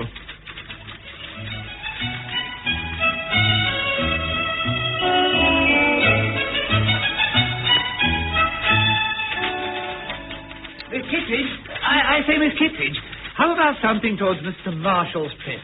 Don't tell me he got engaged. No, he's retiring after 35 years with the firm. 35 years? I guess he deserves something. Here. Well, thanks, Miss Kitteridge.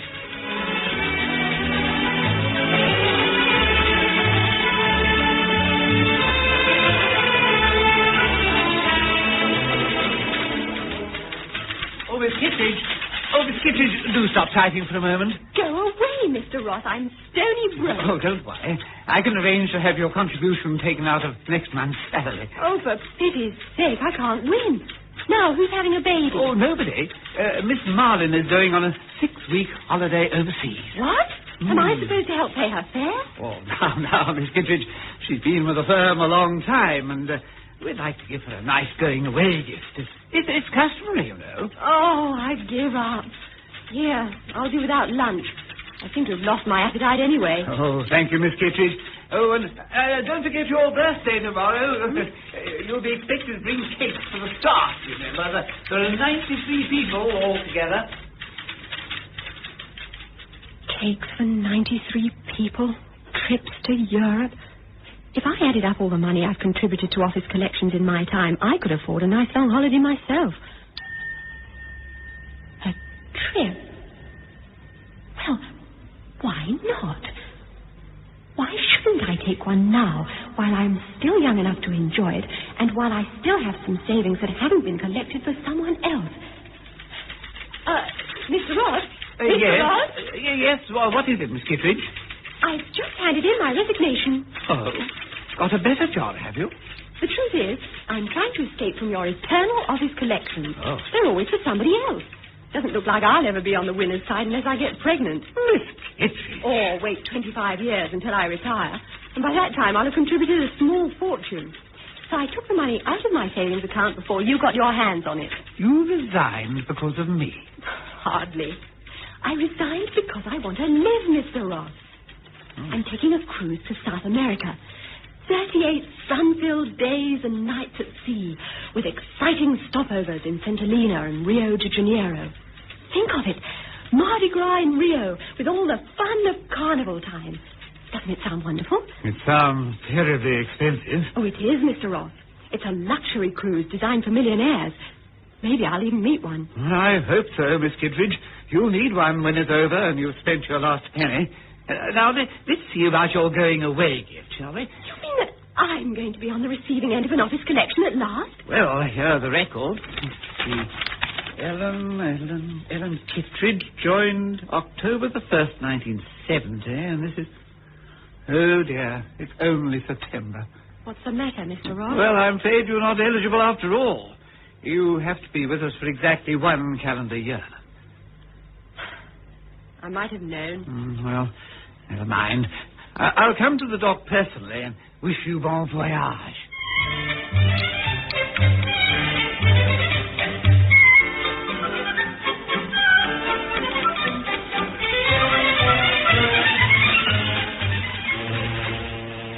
There's the all ashore, Mr. Ross.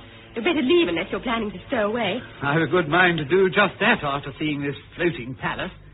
Do you know, I counted 18 cocktail lounges, an Olympic-sized swimming bath, 3 theatres, and, well, every cabin seems to be decked out like a bridal suite. The SS Albemarle has everything, except one thing. Oh? What's that, Mr. Ross? The youth to enjoy it.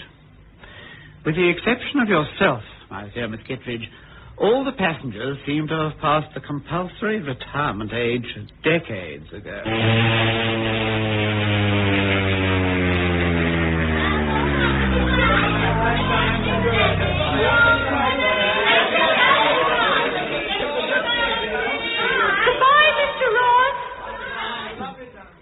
He's right, darn him. There isn't a soul under 70. Oh, well, if I catch a millionaire, what does it matter how old he is? Life can be pretty exciting for a young, wealthy widow. Goodbye! Goodbye! Oh, my dear child, do be careful or you'll slip and fall overboard before we sail. Is this your first cruise? Why, yes. How on earth did you know? Oh, my dear, it's so obvious. As my husband said, like a fledgling learning to fly. I hope you don't mind my talking to you. Why, of course not. Arthur and I are cruise veterans. We've gone on one every year for the past 18 years. How absolutely marvelous. Well, confidentially, we're a bit bored by now, my dear. But Arthur's tax man insists we go for tax purposes. Yes, you see, dear child, if we didn't take these trips, we'd have to pay the government the money in taxes. Yes, yes. And, of course, we'd rather be bored to death than give them all that money. Oh, yes. My dear, this is my husband, Arthur Hamilton. I'm Rita. How do you do? How do you do, Maria? I'm Ellen. Ellen Kittredge. And I guess you know all about the income tax, Darby. Soak the rich is the motto these days. That's why these cruises were invented for people like us. Your parents have no doubt sent you on this trip as a tax evasion, huh? I'm afraid both my parents died some time ago. Oh, my dear, what a pity. An orphan. Well, the moment I saw you, I said to the wife, there's someone who needs our protection. Yes? I just knew it. Yes, protection? Yes, my dear. Sometimes there are all sorts of unscrupulous people on board cruise ships, my dear. Fortune hunters looking for innocent young girls. And ones that are no longer young, huh? Rich widows who ought to know better. Quite right. Unscrupulous men on the make, looking for millionairesses like yourself. Oh, we know all about these cruises, Ellen. Yes. And the types to watch out for. We'd feel easier if you just had to sort of keep an eye on you. Huh? That's right. Think of us as your parents, my dear. Oh, you can't imagine the danger lurking for a young girl all alone on a big ship like this. I can hardly wait.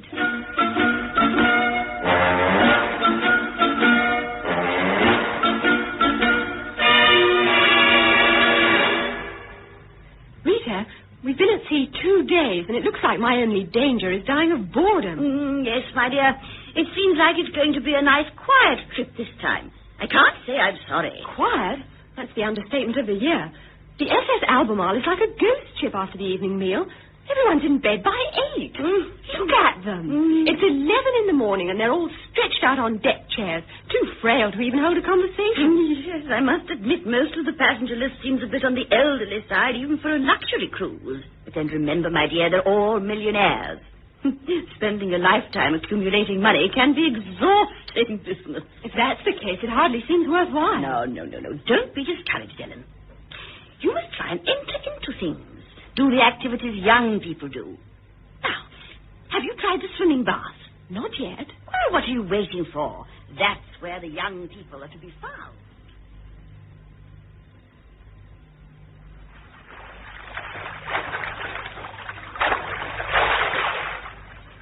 Good old Rita. There are 3 gorgeous little men, and I'm the only girl here. I say, are you chaps afraid of getting your feet wet? It's not that, miss. We're on duty.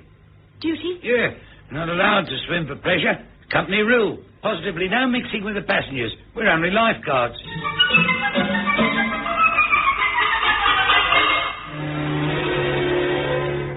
No, don't take it to heart, Ellen. Even if there were only lifeguards in the swimming pool. I've good news. There's a dance tonight, and we're invited to the captain's table. I've no doubt that he'll ask you for the very first dance.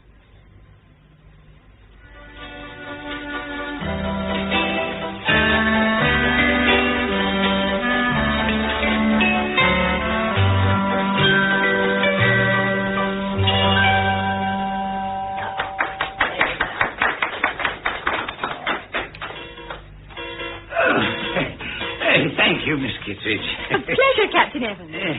I say, what's this dance called? Oh, that's a frog. Dreadful name. I said, you think you would teach it to me? Aye, aye, sir. 1, 2, 3. Bend your knees more. That's it. Twist from the hips, like this. Captain, what's wrong? Why are you doubled over like that? I think my back is broken.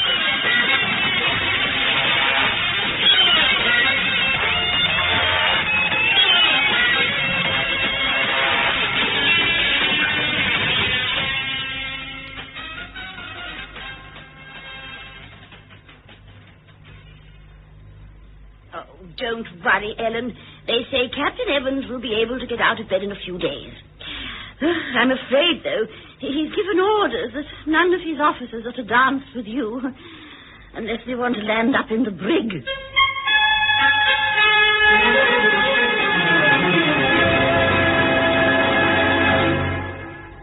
I'm about ready to write off this trip as a dead loss, Rita. 7 days at sea, and the only male passengers under 70 are in the ship's nursery, playing with alphabet blocks. Don't fret, my dear. It's better than having to dodge fortune hunters and gigolos. Is it? Oh, well, at least I'm enjoying the food.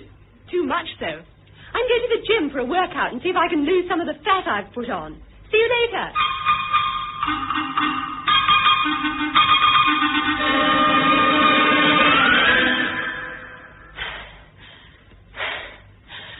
One, 2, 3, bend. 1, 2, 3, bend. Oh! Good heavens. Are you hurt? Oh, no. I just couldn't hold that barbell not a moment longer. Oh, well, as long as you didn't drop it on your toes, I guess it's all right. Hey, what are you doing here? I might ask you that question. Ladies are only supposed to use the gym in the morning. I'm sorry. I didn't mean to be rude. I thought you were the attendant. I'm a passenger. So am I. I didn't think anyone would mind my using the gym at any hour. All the passengers seem bedridden or confined to wheelchairs. Except you. And you. Funny. I never noticed you before. I eat with the early sitting. It gives me more time for cards in the evening. Cards? Oh. I play a mean game of gin rummy. I'm afraid bridge is my game. We've got a fairly steady little group of players, all set for practically the whole trip. Oh. Of course, I didn't realize there was anyone so young on board, or I'd have saved some time for dancing. Hey, there's a dance tonight. I could sneak out while I'm dummy. Will you be there?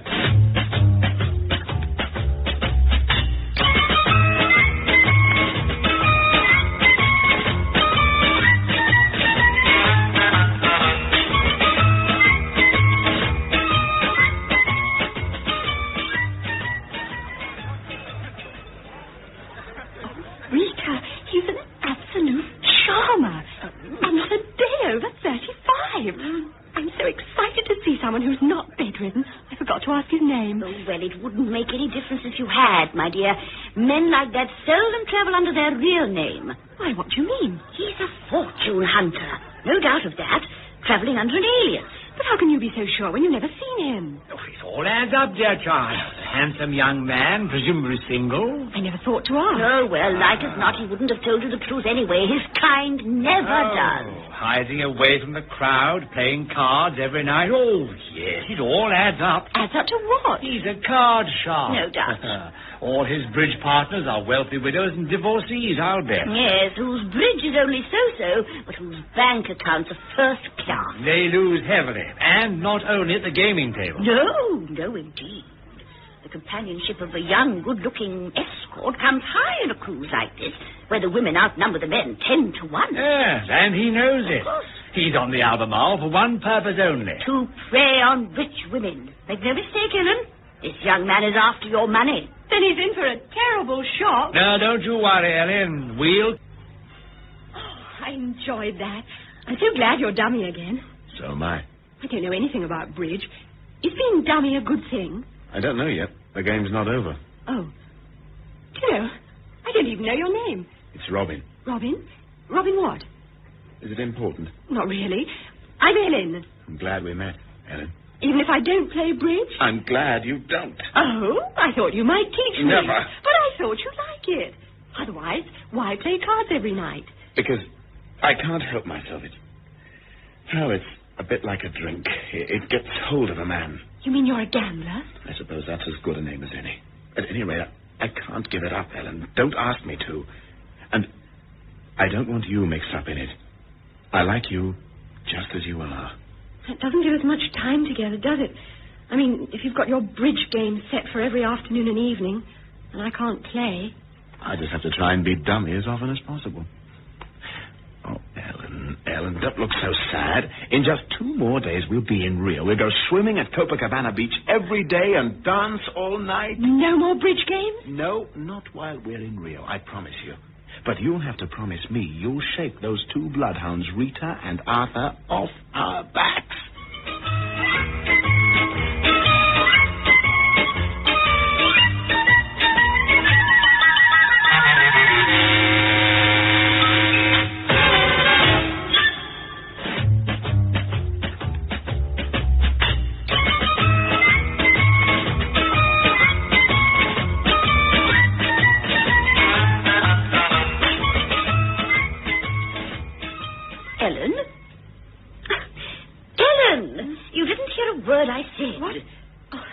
Sorry, Rita. What was it you said? Well, I was talking about tomorrow, my dear, when we dock in Rio. Arthur says he'll hire a taxi to take us shopping before lunch. Oh, but I promised Robin I'd spend the day with him at Copacabana Beach. Robin?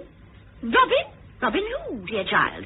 Oh, do you mean that smooth-talking gigolo who won't tell you his family name? I'm sure you're wrong about him, Rita. Oh, no, The fact that he wants to remain incognito could just as well be because he's rich. Oh, you poor innocent child. If you don't watch out, you lose a lot more than those stars in your eyes. Promise me one thing, Ellen, won't you, my dear? Promise me you won't give him any money. Very well. I promise I won't give him a single crucero.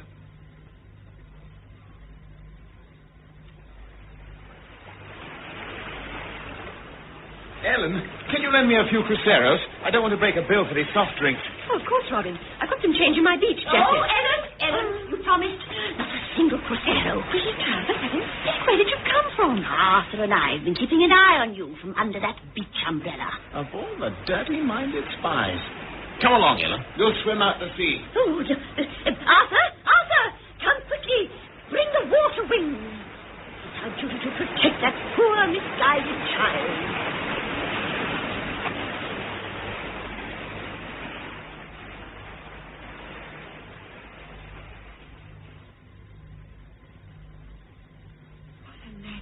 Magnificent view.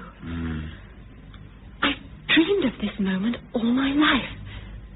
Looking down from Sugarloaf with all of Rio at my feet. Ellen! But not those fleas from the Albemarle in your ears. It's the Hamiltons again. Oh, no. Oh, this altitude. It's making me quite dizzy, And Mayor. I. I feel I must lean on something for a moment. How about this ledge over here? It's only 1,200 feet to the bottom. Oh, no, I can't bear to look. Ellen, while their eyes are closed, we'll make our escape.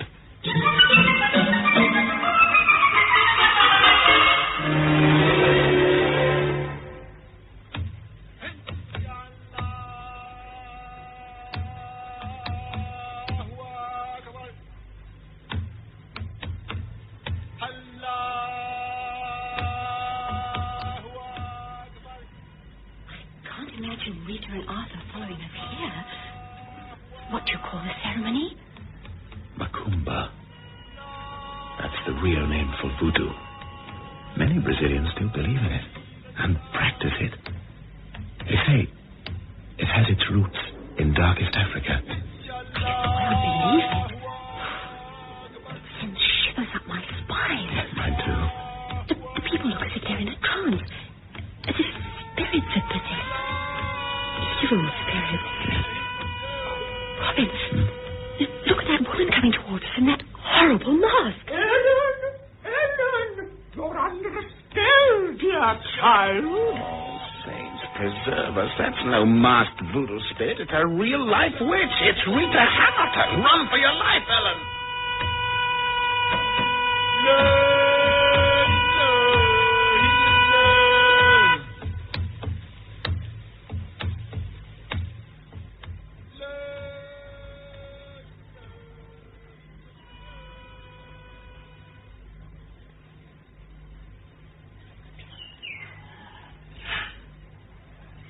What a marvelous idea, Robin.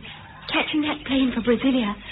Of course, only the very rich can afford such a gesture. Oh, the very desperate. I have to shake off the Hamiltons somehow, and this time I succeeded. Thank goodness. This is heaven.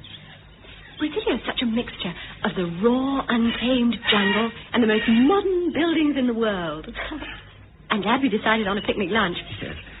Here in Brasilia, you can still taste the best of both worlds.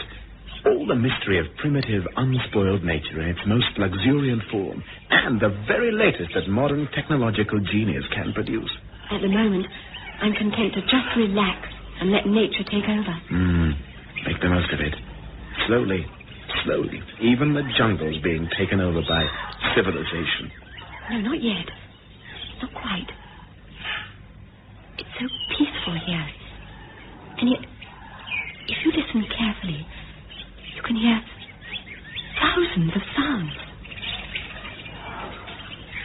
Even the earth seems to have a heartbeat. It's as if we were sitting near the center that keeps the whole world alive. I remember reading Green Mansions years ago when I was still in school.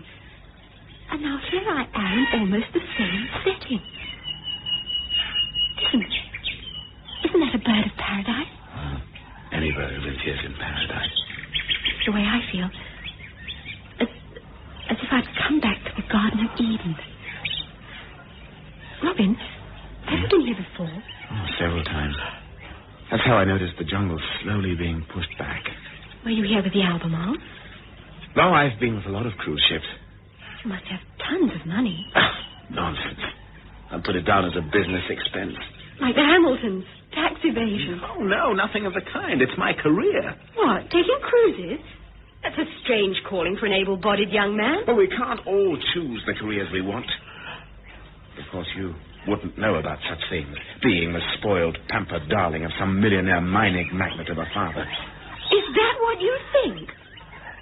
And what if I wasn't? Would it matter? Would you have spent the last 2 days with me? Not to mention all that money to charter a plane to Brasilia. It's been worth every penny. Do you mean that? Yes, I do. Robin. Darling.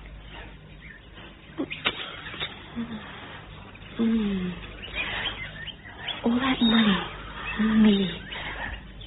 Why, it must have cost you all your bridge winnings and then some.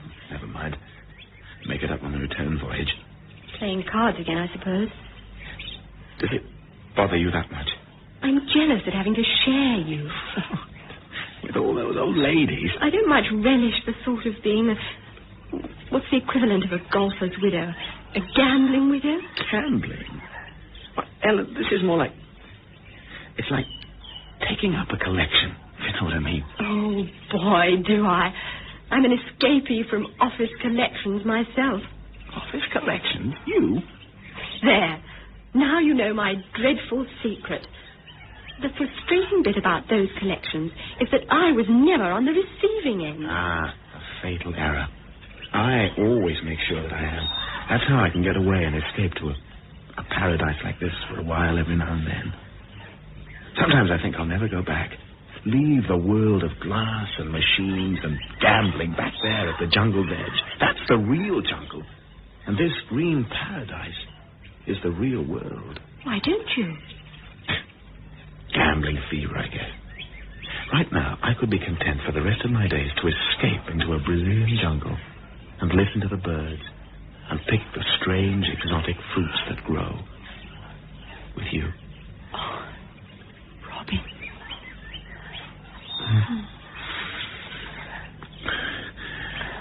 Except that it takes money to make even a simple dream like that come true.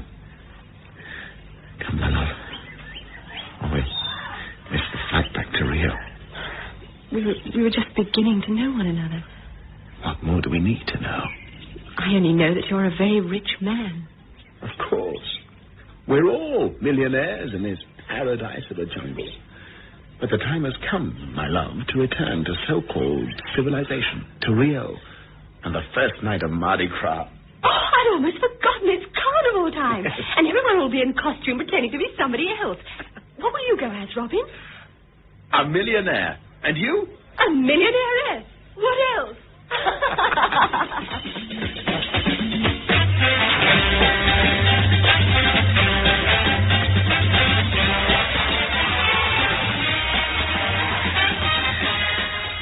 Take my hand, Ellen, or we'll be separated in this crowd. All right, Robin. Uh-oh, I see the dragons following. Quick, there's a cafe over there.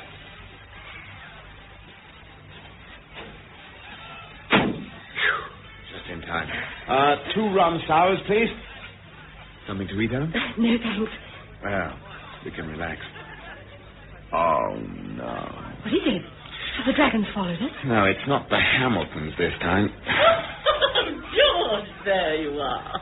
Where have you been hiding since we landed in Rio? I thought you might be tired of playing cards. Silly boy. There are other things to do in Rio besides play bridge. Or perhaps you've forgotten. Forgotten? Your promise, dear boy, your promise. You and I had a date. You were going to show me all the most romantic spots in Rio. Yeah, well, I'm afraid I got rather tied up.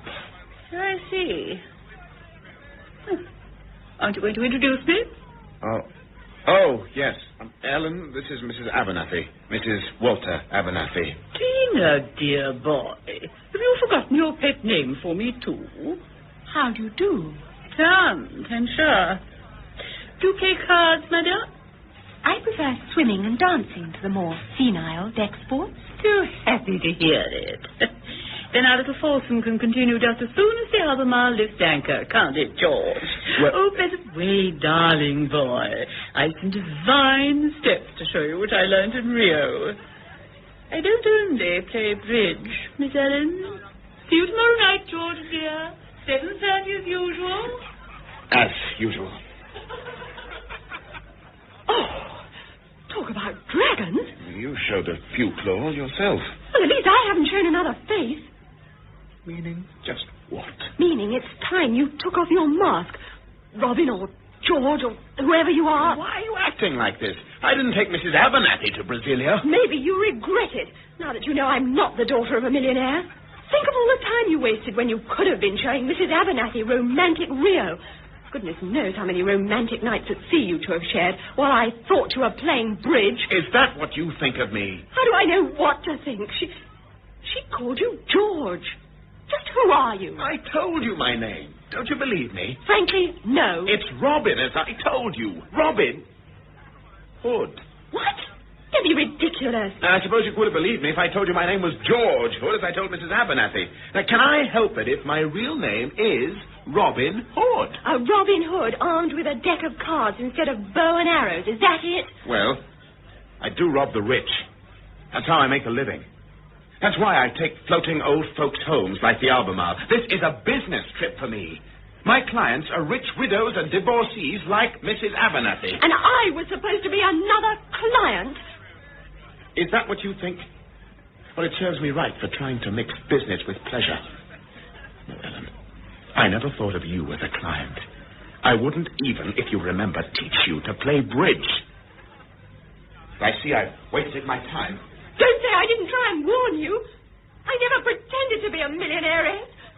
At least, not until tonight.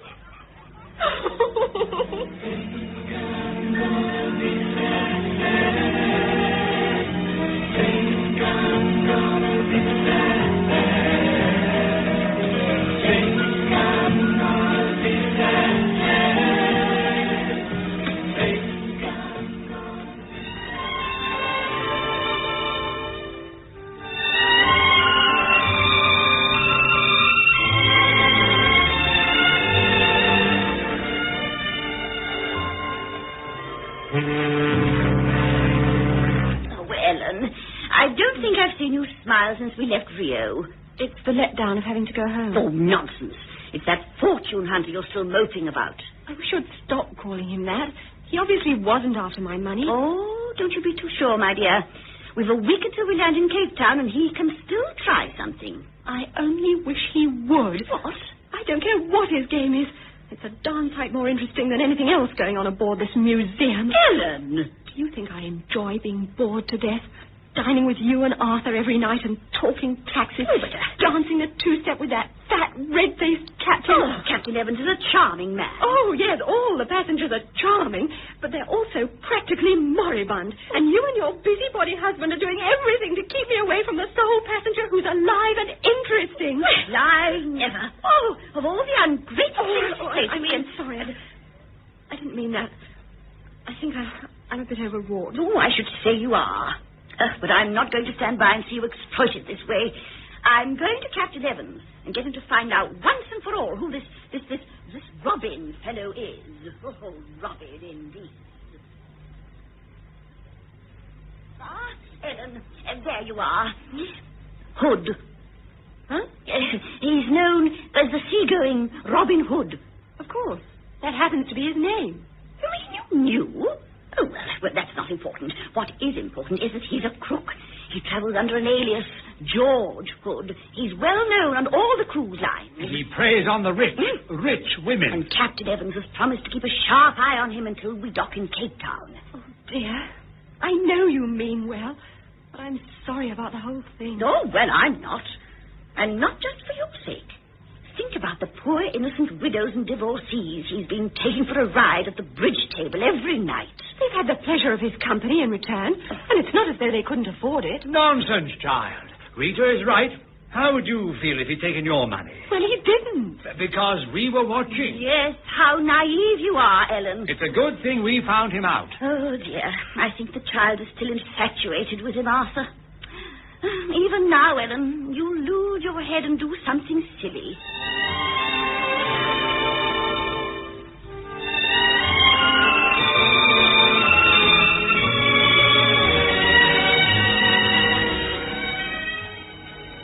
I suppose I am silly, but I've got to warn him.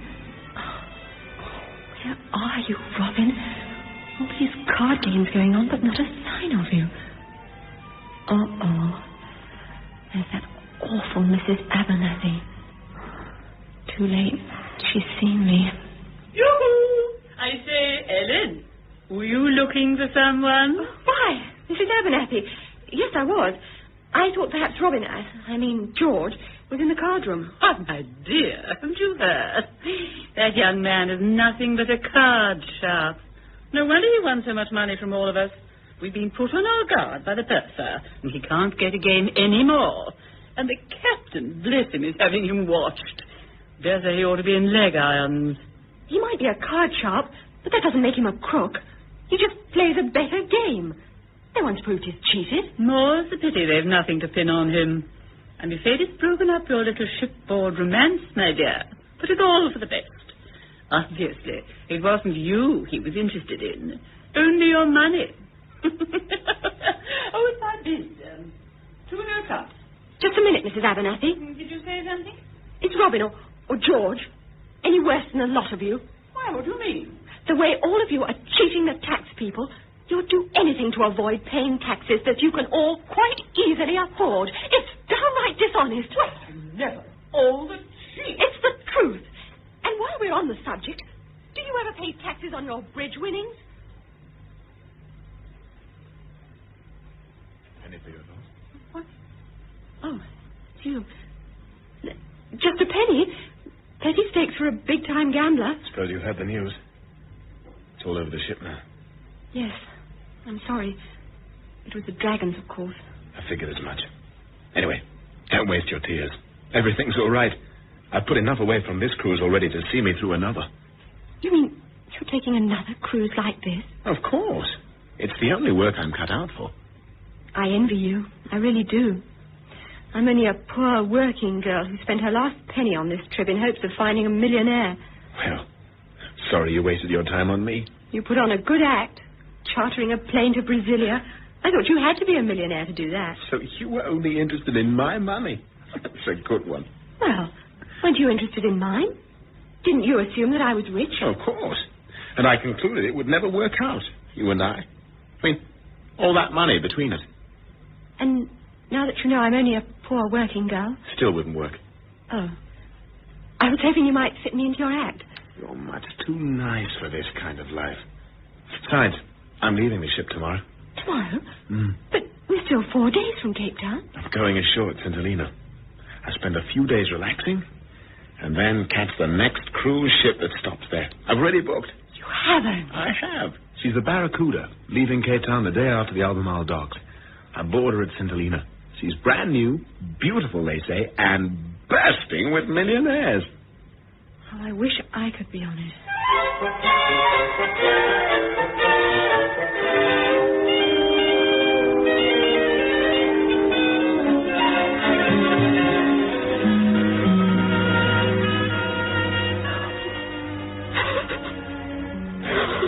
Ellen, my dear, why are you crying?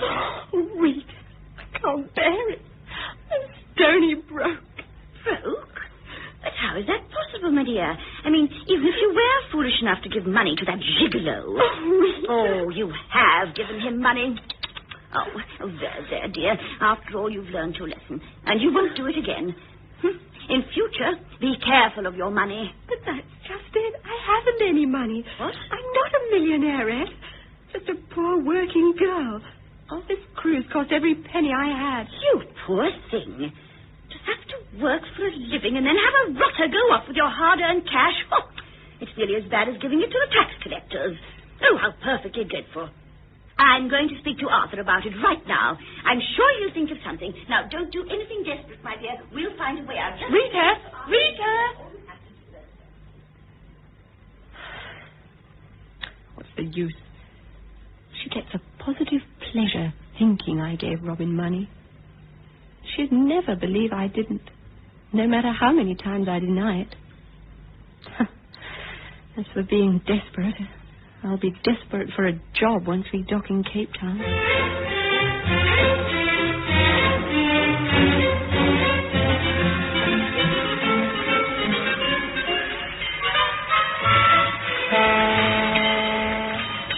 Oh, Miss Kittredge, over here. Oh, Miss Kittredge. Why, Mr. Ross! Fancy you coming to meet the ship. I confess I had an ulterior motive, Miss Kittredge. It is still Miss Kittredge, isn't it?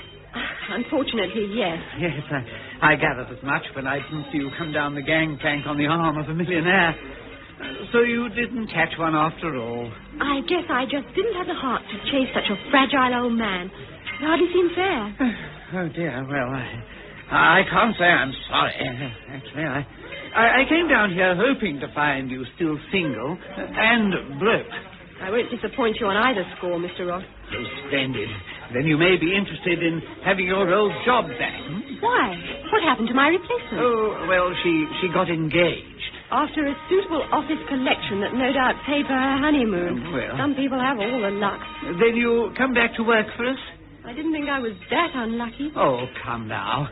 I'll see that you don't lose seniority. That seems to be all I've gained, getting a little bit older. All right. I really haven't much choice. Ellen! Oh, we'll be searching the ship for you, my dear child. I'm sorry. I should have said goodbye. But I didn't think you'd want to see me after all that happened and the things I said. After all, I'm just one of the faceless workers of the world again. Oh, but that's just it, Ellen. He won't have to go to work, well, at least not right away. I just knew Arthur would think of a way out. Ah, yes, my dear. There's no need to cry any more. No. Why, what do you mean? Oh, well, when I told Arthur how you lost all your money to that fortune hunter... But I didn't. No, child. Oh, it's not easy to admit when you've been made to look silly. However, I'm sure this will help you to get over the hurt. What is it? A check for nearly 2,000 rand. 2,000 rand? But how did you get 2,000 rand? Whipped round the passenger list as soon as I heard. Took up a collection. Yes. They always did that around my law office when anyone needed a bit of help or a gift. Almost every passenger chipped in with at least a tenner. Glad to help a pretty young thing who fell victim to that awful scoundrel. He's not Oh, well, I guess he was a rogue after all. Yes, my dear, and you don't have to go to work for ages. Isn't that marvelous? It certainly is. I just don't know how to thank you. You've been wonderful, both of you. Well, we said we'd look after you, and we have. Yes. 2,000 rand? What are you going to do with all that money, Miss Kittredge? First, resign from my old job all over again. Mr. Ross, and then... yes, dear child? Then I'm going to take another cruise, of course.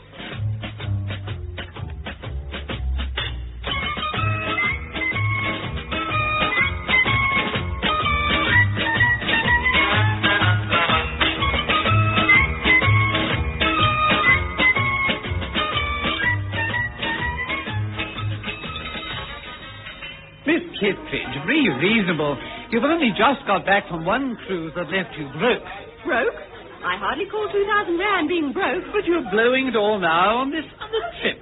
The SS Barracuda is even more of a luxury cruiser than the Albemarle. It's a super cruise ship. Good. Then all the passengers will be super millionaires. And super octogenarians. Oh, be sensible, my dear, and cancel your passage before it's too late.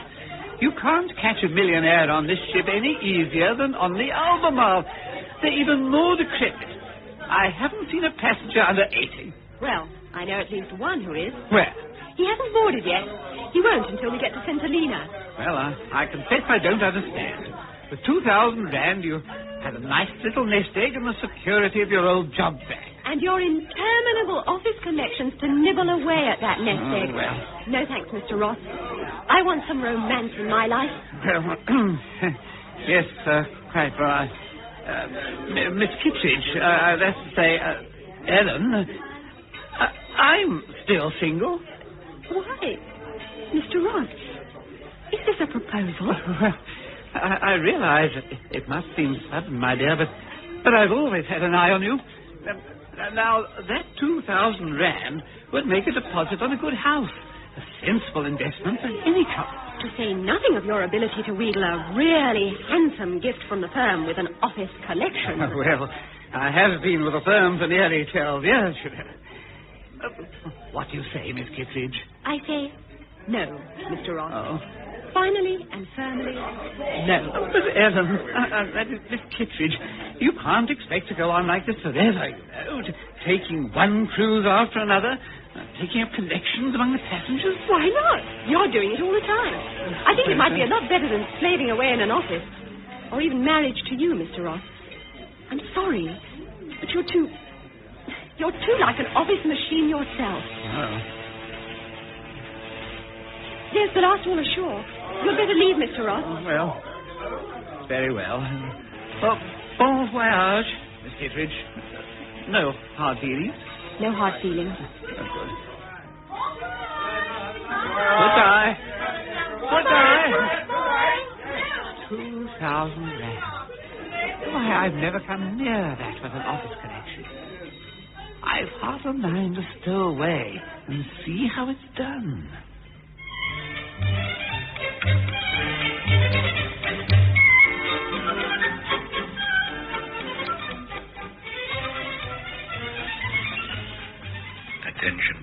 Attention, please. Passengers must remain on board while the ship is in St. Helena. All passengers embarking at St. Helena kindly see the chief purser to make dining room arrangements. Thank you. Oh. You might look where you're going. I'm sorry. Good heavens. It's Ellen. Ellen Kittredge. What are you doing aboard the Barracuda? Pursuing my new career. Shh. You mustn't give me away. Come over here and I'll tell you all about it. Right. What's all this about a new career? And then how'd you get on board the ship? Stop one question at a time, if you please, Robin Hood. No, it's George while on board the Barracuda. Up to your old tricks, are you? And you, young lady, are apparently up to some new ones. Yes, thanks to the dragons. You mean Arthur and Rita Hamilton? The very same. Those darling busybodies thought you not only jilted me, but robbed me of my life savings. You little I fraud. tried telling Rita the truth, but she kept jumping to conclusions. All she believed was that I wasn't rich and that I had to go to work. I bet she couldn't bear the thought. No more than I could.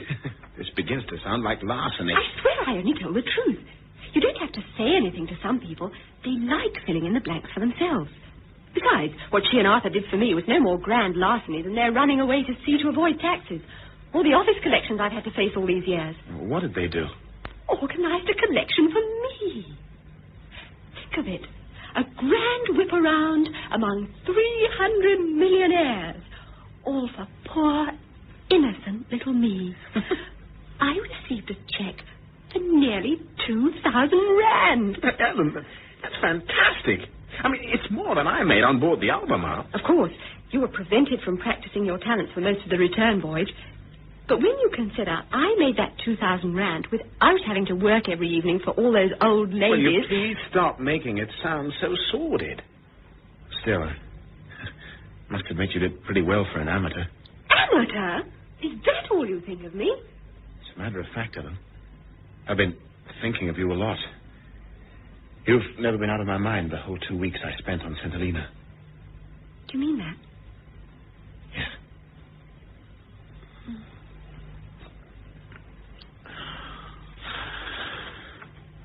Then maybe you can find a place for me in your act after all. A place? You deserve a full partnership. Oh, Robin. On one condition. No more collections. Or card playing either. Because suddenly I don't like the character I'm supposed to be playing. This partnership's a real one, Ellen. For life. Oh, Robin.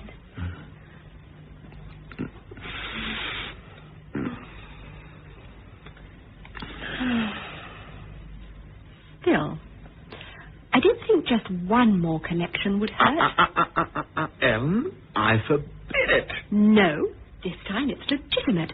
We announce our engagement just before we are due to land. And, of course, they'll make a collection for an engagement gift. Just like Mr. Ross is always taking up at the office. Only he never had a ship's complement of millionaires to work on. Ellen, you're incorrigible. We'll have enough to put a down payment on a fazenda in Brazil.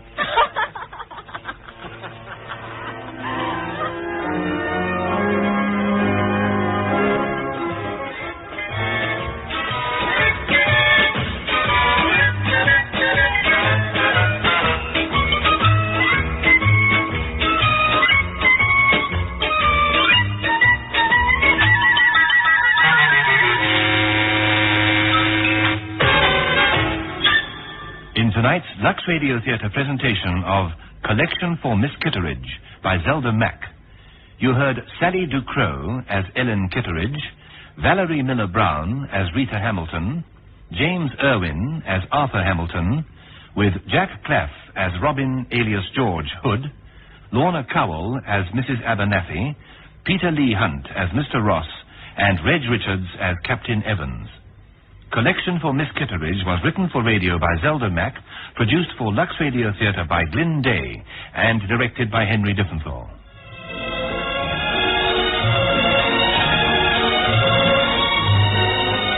This is your Lux Radio Theatre host, Peter Tobin, bidding you all good night.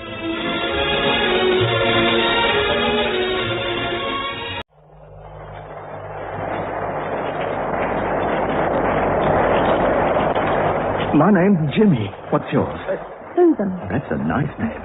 What are we going to do, Susan? What do you mean, what are we going to do? Well, this rain looks like it's settled in for the day. We can't stay here forever. Well, I'm going home. Would you like to do something exciting? Really exciting? Like what? Well, you know the old Luxor cinema. Yes. been closed for about 2 months. Yeah, I know, but there's a way of getting in. I often go in. There's still quite a lot of stuff left. It's great fun. Why don't you come in with me? Well, I don't think I want to. Come on, Susan, you'd love it. And it's out of the rain.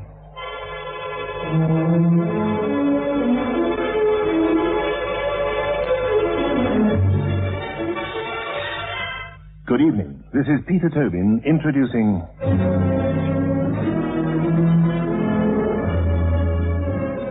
Lux Radio Theatre.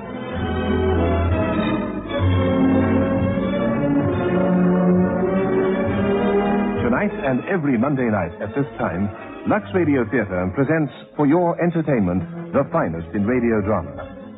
Tonight we bring you Out of the Rain by Jerry Jones. Just a simple boy meets girl situation. A chance meeting in a rain-lashed beach shelter. That is how the opening of tonight's Lux Radio Theatre may have seemed to you. But is this young man, Jimmy, as simple and naive as he appears to be? For Susan's sake, you would no doubt hope so. But listen to this gripping psychological study, Out of the Rain. Go with Jimmy and Susan into the deserted cinema. Share her terrors and her torment as master craftsman Jerry Jones unfolds his story. And don't miss a word.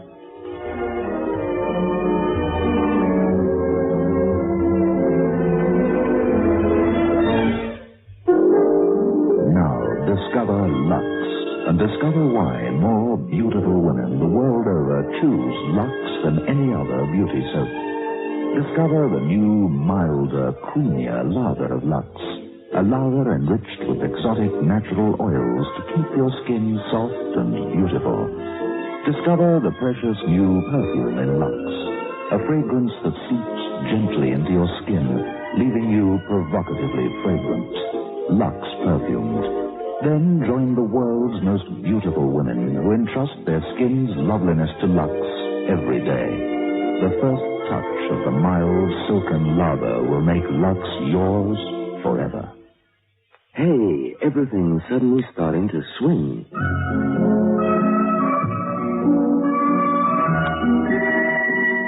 It's this new Sunsilk hairspray, all clean and natural. But the whole world looks different. It's this new Sunsilk hairspray with texture and a condition. Lets a girl be softly lovable and groomed like a lady.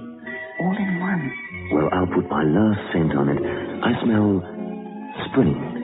Just this new Sunsilk hairspray that doesn't fight with my perfume. And it brushes right out when everything's over, leaving nothing sticky icky behind. Baby, things sure have changed. Since new Sunsilk hairspray with texture lamb, it holds the swinging set. I like it. And now Act 1 of tonight's Lux Radio Theatre presentation, Out of the Rain.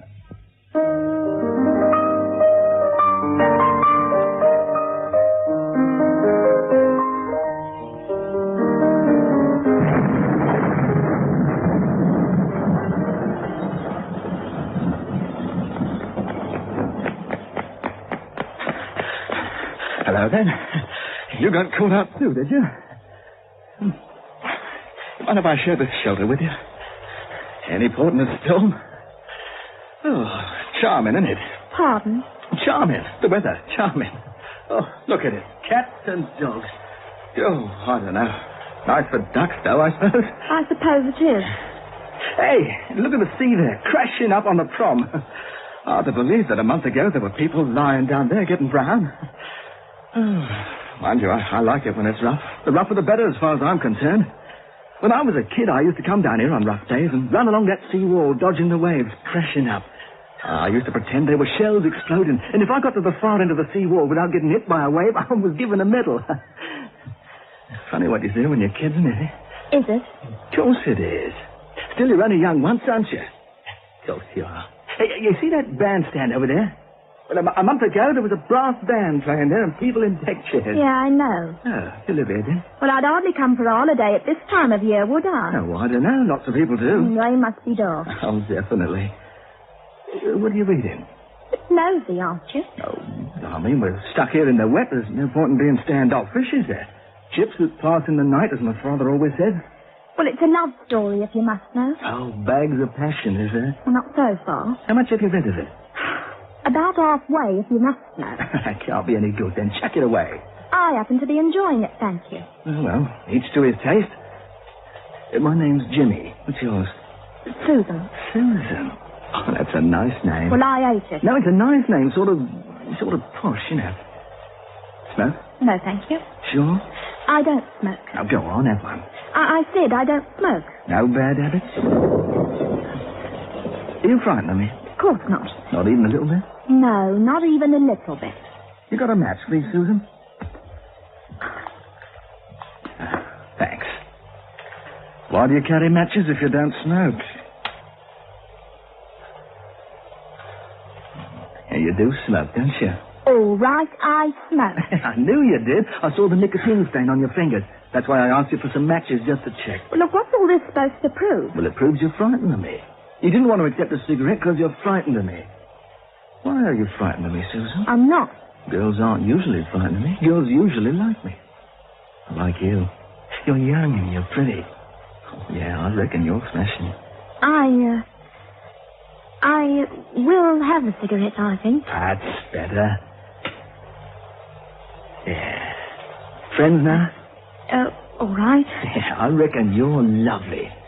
Working in hairdressers, do you? Well, how do you know? Well, just a guess. You've got nice hair. You're a funny person, aren't you? Maybe. Where do you work? Oh, here and there. Can't stand a job for long. Get cheesed off. You know what I mean? I'll get a job one day, though. A proper job. Make a name for myself. Oh, sure. No, straight up, really. I'll really get somewhere. Get away from here. What do you think you'll be? Prime Minister? Nah, shouldn't think so. I haven't got the right voice for that. But something, you know, something. Sure, something. Should have put a Mac on somewhere. Right, Charlie, I am. Getting caught in the rain without a Mac. I went in the amusement park for a bit once. The Dodgem cars. I liked it. Bit of life on the Dodgems. I like the smell of a fairground. It's exciting. I like the smell of leather, too. Like the smell of your raincoat. You're a nutcase. Well, leather's got a nice smell. Yeah, a nice smell. Oh, glad you like it. Seaside towns out of season are deadly, aren't they? Eh? Look at it. Wet and deadly. It's nice in the summer, though. Sometimes. Oh, I like it. Summer, winter. Same old jazz. Well, it's the same for everyone. What are we going to do? What do you mean? Well, this rain looks like it's settled in for the day. We can't stay here forever. Well, I'm going home. Susan, would you like to do something exciting? Really exciting? Like what? Well, you know the old Luxor cinema? It's been empty for about 2 months. Yeah, I know, but there's a way of getting in. I often go in there. There's still quite a lot of stuff left. It's great fun. Why don't you come in with me? Well, I don't think I want to. Oh, come on, Susan. You'd love it. And it's out of the rain. We could get pinched for going in there. Who would know? No, I don't want to. All right. Please yourself. Well, we could go for a cup of tea if you like. There's a cafe just down on the prom. The Ace Cafe, do you mean? That's a jump. I could do with a warm drink. Do you perm? What? Do you perm? Do you do perms in your hairdressing shop? Of course we do. Do any men come in for perms? The ladies' shop, stupid. Yeah, but men do have perms, don't they? Well, don't they? Oh, so. I had a perm once. An own perm. I did it myself. You did? Yeah, but it didn't work. I couldn't have done it properly, could I? Look, are there any more at home like you? No, just me. Bet your mother's glad of it. My mother's dead. Oh, I'm sorry. Well, I'm not. She was an old witch. Oh, you shouldn't say that. Perhaps not, but she was an old witch all the same. I bet men film stars have perms. Oh, maybe. Well, I'll bet they do. That was loud, wasn't it? Yeah. Does thunder frighten you? Well, I can't say I like it. Oh, I don't mind it. I quite like the thunder. Used to hate it when I was little, though. I used to think it was a devil rolling big boulders across the sky. Oh, what a funny idea. Funny what you think of when you're kidding it. I don't like lightning, though. Lightning scares me. Why? Oh, I don't know. It just sort of scares me. Anyway, you hear about people being killed by lightning, don't you? Well, not very often, No, but it happens, don't it? Oh, yeah, it happens. People under trees, you see. You shouldn't go under trees when there's lightning about. I don't. No, that's right. You just keep away from them. You talk enough, don't you? What? I said you're fond of talking. Well, am I boring you? Oh, no, it's all right. Well, I mean, just say if I'm boring Look, you. I said it was all right. If you mind about it, I'll go away. Really, I don't mind. I'm only trying to be friendly, you know. Yeah, I know. Some people think I'm cocky. Do you think I'm cocky? I wasn't always like this, you know. I used to be very shy as a little boy. I wouldn't say a word. Oh, I bet. No, honest. My mother used to say, well, say something then. You've got a tongue in your head, haven't you? Talk to your auntie. Say hello to your auntie. So I'd say, hello, auntie. My mother would say, kiss your auntie then. So I'd kiss me auntie on the cheek. I used to hate it. She gave me 6 months. I used to hate kissing people when I was little. I still do, come to that. There's something nasty about it, don't you think? I think you're silly. Kissing's marvelous. You like it, Susan? Really like it? Oh, of course. Does it give you a thrill? I mean, when you kiss, do you get a thrill? Well, it depends on who I'm kissing. Yeah. I think the Eskimos have got the right idea. They just rub noses. That's much nicer. Perhaps I should have been an Eskimo, don't you think? You know, you're always asking questions. What do you mean? Well, you're always saying, don't you think? Don't you think? Don't you like questions? There you go again. Well, I'm sorry. I'm just trying to find out things, you see. Life's too short. There's lots to do. You're a long time dead. Well, the way you're going on, you won't last much longer, that's for sure. I don't mind death. Don't worry me. It worries some people, but not me. No, not me, Susan. Yeah, we're being a bit morbid, aren't we? Don't you like being morbid? No, I don't. What do you like? Oh, I like... Oh, enjoying myself. Yeah, so do I. I'm enjoying myself now, Susan. I like being with you. Can't think why. Because you're nice and because you let me talk. People don't talk enough, you know. Everybody should talk more. I mean, if I'd been just an ordinary bloke, I'd have just sat here in this shelter with you and not said a word, would I? We'd have just sat here like a couple of statues looking at the rain. Hey, that's a good title for a book, isn't it? Statues in the Rain. Yes. I'm going to write a book one day, you know. People don't talk enough. They want to talk, but they don't. I mean, if we don't ask, we won't learn, will we? For instance, did you know that a 1905 motor car had an automatic overhead inlet valve and a mechanically operated exhaust valve and was fitted with a treble coil ignition? What? Well, there you are, you see. Now, if I hadn't have told you that, you'd never have known. No. If I was a director, I'd order everybody to chat for 10 hours a day. And not to relations and that, but to strangers. To people they'd never even seen before. Hey, did you say you were going to write a book? Yeah, of course I am. I can do it, you know. I was always good at writing compositions at school. Teacher's pet, I was. Always added in red ink in my report. Compositions show verve. That's what it used to say. Verve. Yeah, but writing compositions is a bit different to writing a book. Not really. It's all imagination, you see. That's what counts. Now, I got bags of imagination. I'm full of it. Some people say I've got too much in imagination, but I reckon you can't have too much. Anyway, it's only jealousy. They're jealous of me. Susan, they're jealous of me because they can see I'm going to be somebody one day. Really going to be somebody, Susan. You believe it, don't you? You believe it? Stop gripping my arm like that. You're hurting me. I'm sorry. Really, I'm sorry. Oh, keep your hands to yourself. Yeah. Oh, don't be surprised if I get a big bruise on the arm now. Don't know my own strength, you see. Big bruise on my arm will look terrible when I go dancing. Do you like dancing? How am I going to explain a big bruise on my arm? So you knocked it. Knocked it? Well, I thought I was only holding your life. You know what folks did. Well, I said I'm sorry. I'll say more. Must be mad getting hold of me like that. Don't be angry, Susan. Cut it out. Yes, sir. No, sir. The bag's full, sir. What? His arm's still hurting. Yes. I'm sorry about it, you know. Okay. Well, forget about it, shall we?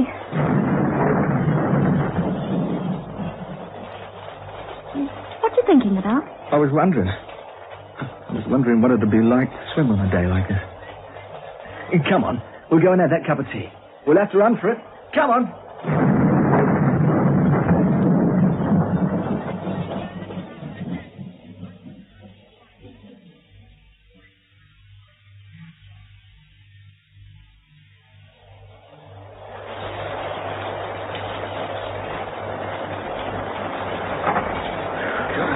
Talk about when the rains come. Oh, blimey. Well, we're sitting in the corner here by the window, eh? Busy little place, isn't it? You think there's anyone here? Perhaps they've hibernated for the winter. Perhaps we're the only people left alive in the whole flipping world, eh? Here, look. Look. What? Look on the wall there. There's a fly climbing up the window. That's dead funny, that is. That's dead funny. What's funny? You know the old saying, where do flies go in the wintertime? Well, now we know. They come to the aged cafe. Look at it. Look at that climbing there. Slow, ever so slow. The big, fat, dopey old fly. Hello, fly. Enjoying yourself? Even in the winter, then? Now you're dead. No more winters. dear, what did you do that for? It was only a fly. Service! Blimey, they're getting the hot dogs ready. Yeah, I'm soaked. I'm ruddy well soaked. Service! Service! All right. Have a bit of patience. Patience, he says. We've been here half an hour. No, you haven't. I heard you come in. Well, what have you been doing, then? Feeding a dog, if you want to know. Flipping marvellous. Dogs before customers, What now. do you want? Teas. 2 teas, and don't you go giving us any cracked cups either. Any more lip from you, and out you go, Sonny Jim. You've got to think about hygiene, haven't you? You can't be too careful. That's the trouble today. Not enough hygiene. Both take sugar and milk. There was a great big fly on the wall just now. Flies are full of germs, riddled with them. Sugar and milk. Yes, please. The same for me. Right. Look, they've got a jukebox. Let's have a go.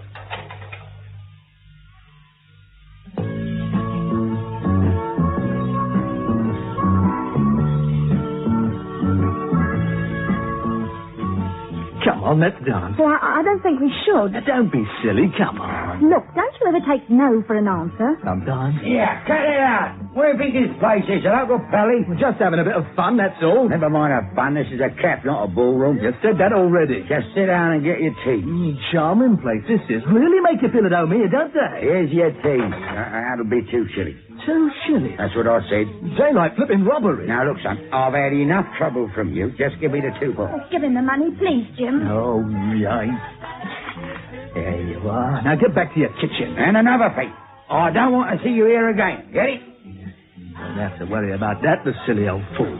Told you we shouldn't dance. What's wrong with a dance? I ask you, what's wrong with a dance? Come on, Susan, drink up. This place gives me the creeps. Don't you sit still even for a minute. Not often. You've got to keep moving, Susan. You've got to keep moving. My jacket smells funny. Rain, I suppose. You know, you're always on about smell. Do you know that water always goes down a plug hole in an anti-clockwise direction? No, I didn't. Well, it does. This side of the equator anyway. Proper little man of information, aren't you? You've got a boyfriend? What's it for you? I'm just asking. No, I haven't. You ever had one? You're too nosy, you are. I've never made love to a girl. Never. Don't know why you think I'm interested. Most fellas of my age have had lots of girls, but not me. I don't think of girls that way. How do you think of girls? No, I don't know. My father's woman mad, though. Especially since my mother died. Brings him home all the time. If you don't mind, I'd rather not talk about it. I'm sorry. It's all right. Finish your tea, Susan. Let's get out of here. This place is depressing. I don't know where you think we're going. It's still pouring. Well, let's get out anyway. Look, I haven't an asbestos throat, you know. I can't just gulp it down. Anyway, you haven't drunk yours yet. Why's that why? Why not? I don't know. I don't feel like it, fella. Anyway, there's not enough hygiene in here. Did you see that old bloke's fingernails? Black as the ace of spades they were. Perhaps that's why they call it the Ace Cafe. I like that. That's very funny. I like that. Well, look, I don't think it was that funny. Yeah, you're a good sort, Susan. I like you. I don't like many people, but I like you. You know how to enjoy yourself. That's very important. Now, most girls would have thought I was trying to pick him up and walked away. But not you. No, you talk to me. Yeah, look at it out there. There isn't a soul in sight. Wait a minute. Yes, there is. There's a bloke sitting in the shelter across the road. I wonder why he doesn't come in here. He's got more sense, I reckon. Knows when he's well off. Looks like an old man to me. Poor old folks. Don't know what to do with themselves. Just sit in a shelter. Must be rotten when you're old, you know. Nothing to do but sit and look out at the sea. Oh, it happens to all of us. Yes, indeed, Grandma. Oh, yes, indeed. Oh, Miss Poor Home. Oh, Miss Poor Home. Jimmy. Cracking like walnuts, they are. Oh, have to rub some more ointment in. Oh, yes. Rubbing lots of ointment and rubbing it well. Oh, you know. Oh, yes, indeed. Oh, dearie. You know, you ought to be on stage, you should. Oh, what's that, my dear? Speak up, I can't hear very well. Oh, what's that about my age? Oh, we've been together now for 40 years. And now, see what You're quiet, Jimmy. You'll have the man back again. Who cares about him? Come on, drink up. He won't come out anyway. He's frightened of me. He's frightened of me? Funny thing, that, isn't it? Why should anyone be frightened of me, eh, Susan? Why should anyone be frightened of me?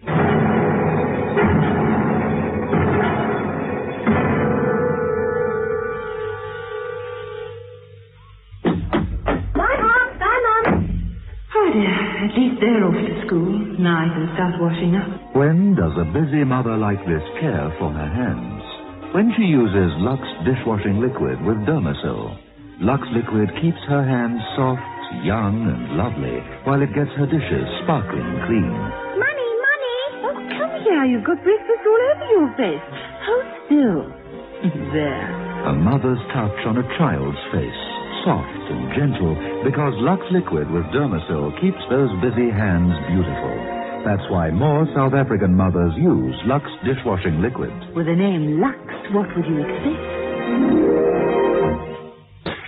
Oh, Tommy, look what a mess you've made.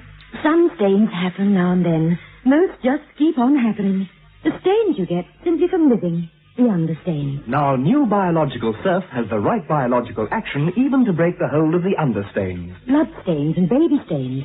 Stains on handkerchiefs, socks, collars, cuffs.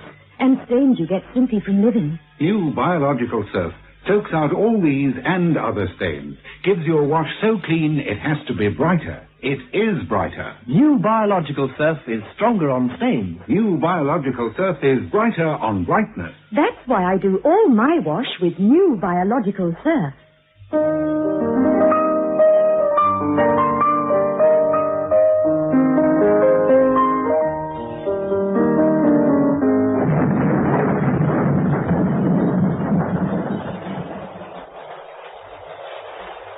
Here you are. 4 packets of fags. Hey, where'd you get them? I picked them off the shelf by the counter back in the cafe. Oh, you must be crazy pinching cigarettes like that. You deserve to have some fags pinched. Yeah, come on, take them. Have a couple of packs. No, I don't want them. You take them back. Well, don't be a fool. How can I take them back? Get rid of them, then. I don't want anything to do with them. Oh, I'll get rid of them. You know, I wish you'd behave yourself. You're like a madman sometimes. Sorry, Susan. You know, you keep saying that. I only want a bit of fun, that's all. Jimmy, is there a ladies near you? A what? A ladies. Oh, yeah, just behind the cafe. Okay, I won't be a minute. You will come back, won't you? Of course I will. I'll go and have a chat with that old bloke in the shelter. Okay.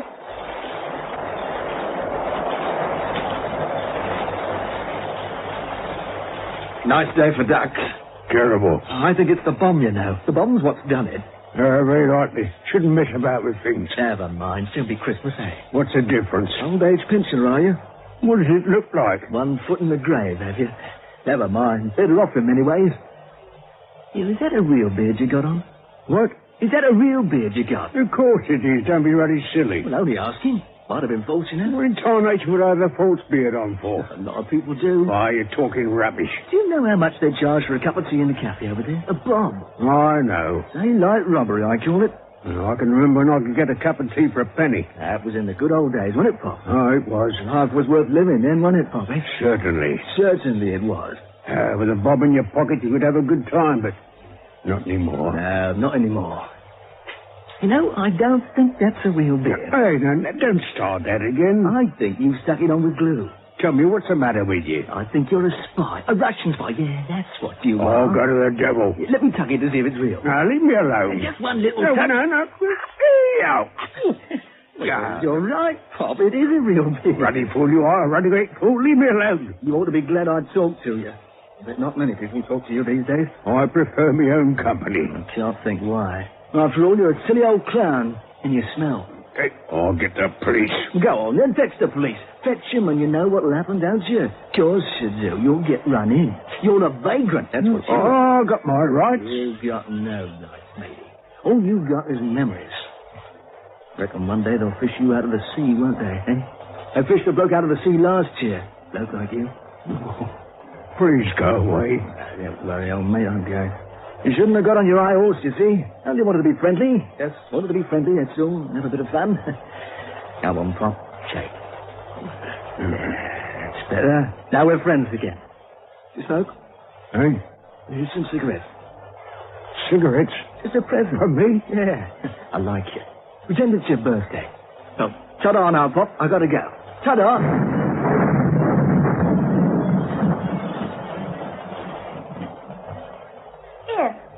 Over there. Giving the cigarettes away like you told me. Oh, good.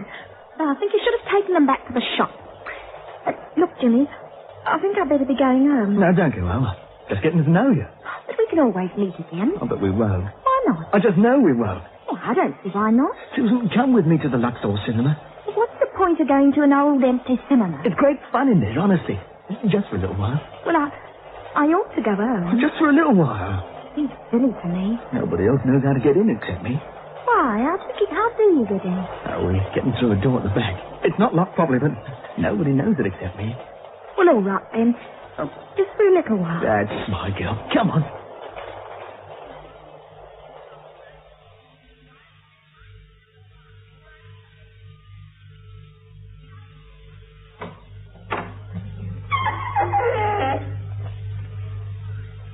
Here we are. Seats in all parts. Gee, sort of ghostly. This is my favourite place, you know. I often come here. It's quiet. I used to come here to see the film. It's funny somehow. Well, come on in. Have a proper look. You know, it seems sad. What's going to happen to it? Nothing, I hope. Expect they'll turn it into a supermarket. No, I hope not. Let's go up on the stage. Big, isn't it? Yeah, just think. There used to be a screen here, and famous stars appeared on it, right where we're standing now. William Olsen, Gregory Peck. Oh, I remember seeing Gregory Peck here in a picture about an airman. Are you glad we came? Oh, yeah. Yeah, I think I am. Good, I'm glad. It's fun, isn't it? No, more sad than fun. But exciting. It's exciting, isn't it? Oh, yes, it's exciting. Are you excited, Susan? Really excited? Well, how do you mean? Well, do you tingle? Tingle all over? Oh, can't say I do. Oh, I do, Susan, I do. Every time I come in here, I start to tingle. Funny, isn't it? Oh, I suppose so. I want to laugh and shout and sing. You know what I mean? I want to break things. Not much left to break. Oh, it's a wonderful place. Wonderful. There's nowhere else like this in the old dreary town. If you like it so much, Jimmy, why do you want to break things? Oh, you don't understand, do you, Susan? You don't understand. Well, where are you going, Susan? Don't go anywhere without me. I'll tell you where to go. Who do you think you are? I'll tell you where to go. It's my place. Well, if you feel like that, I'll go home. No, don't go. I want to show you Look, things. let go of my wrist. Look, Susan, look. Look, a piano. You listen. Just you listen to this.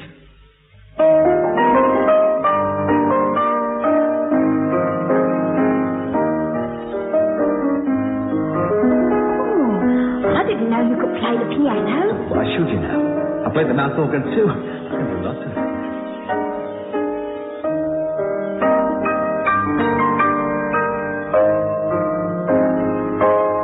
Jimmy, don't play so loudly. Someone will hear. Nobody ever hears. Jimmy, please. Nobody hears. Nobody cares. This is my place. This is where I have all my fun, all my wonderful times. My lords, ladies and gentlemen, we proudly present the greatest entertainer in the history of show business. Your friend and mine, the one and only Jimmy Webster. Yeah! Come on, Jimmy. Good old Jimmy. Thank you, thank you, thank you. Not too loud with your applause, ladies and gentlemen. It's a very old building. And my wife, ladies and gentlemen, my wife. She's a lovely redhead. No hair, I'm afraid, but a lovely redhead. Thank you, thank you. Just flows over. And now, ladies and gentlemen, a little dance that was taught to me by Pavlova, Fred Pavlova. Music, maestro. Here you go. Ba-dum-ba-dum-dum-dum. Oh, Jimmy. Let me see the rest of the place. What? Come on, show me round. There's plenty of time. No, there isn't. I got to go. Go? Go where? Some of us have got homes, you know. But it's raining outside. Well, I can't get much wetter than I am. I thought you liked it here. Well, I do. Well, then? Well, show me around. Sit down for a minute. Here in the front row, eh? Oh, seats are filthy. Not too bad. Just for a moment. Well, what do you want to sit down for? I want to get my breath back after all that jumping about. You know, I think you're crazy. Do you? Do you think I'm really crazy? Well, I think you're a bit crazy. What's your mother like? Is she nice? She's all right. Is your father nice? Oh, he's all right, too. I used to come to the pictures 2 or 3 times a week. Sometimes more. I like the pictures. I like the dark and the quiet. You sure you died? What? Do you dye your hair? Are you really blonde? Yeah, of course I am. I knew a girl who dyed her hair green. Would you dye your hair green? No, I wouldn't. Let us both get cold getting wet like this. I shouldn't be surprised. Sure, it's better in here than outside, isn't it? Have you ever brought anyone else in here? Yeah. Who? A girl. What was her name? Sylvia. Did she like it? For a bit. Then she got frightened. Why? I don't know. Well, show me round all night? Yeah, all right, come on. What's behind that door? I don't know. Well, let's look. It's locked. How'd you know? I've tried it, of course. Look, aren't you interested in finding out what's in there? No? What did the room used to be? An office. No, I think you know what's in there. Do you? I think there's something in there you don't want me to see. You're very clever, Susan. Well, why can't I see what's in there? Because I don't want you to. Why not? I've got my reasons. Oh, now I really want to see what's in there. Let me show you something else. But I want to see in that room. Later. I'll show you later. Promise? Yeah, I promise. All right, what's the other thing you want to show me? This way, through the swing door. Dark in here. It is. You're not frightened, are you? No, I'm not frightened. You're lying. You are frightened. They all get frightened. Of who? People. All people. Sylvia was frightened. She started to cry. Look, I'm going. No, you're not. I haven't finished yet. Finished what? Finished with you. Oh, you're hurting my business. Look at the floor there. What do you see? Oh, it looks like a mattress. It is a mattress. A nice, soft mattress. Let go of my wrist. Come on the mattress with me, Susan. No, I won't. You hate me, don't you? You hate me. I want to go home. You're frightened. You'll always get frightened. Sylvia wouldn't come on the mattress with me either. Sylvia started to cry. Look, please let me go. Nice, Susan. Nice, Susan, smelling the rag. Leave me alone. Kiss me, Susan. Kiss me. Don't hit me, Susan. I don't like being hit. I hate you. I want to be friends. That's all I ask. Please. You're frightened, Susan, aren't you? Admit it, you are frightened, aren't you? Yes, I'm frightened. Well, let you go, then. You know where the door is. It's locked. Yes, I know it's locked. I locked it when we came in. So you wouldn't get away, that's why. Please let me go. I'm afraid I can't. Please. Come with me, Susan. I want to tell you something. Come on. We'll sit in the back row. Sit down. Oh, I don't understand. Just sit down, that's all.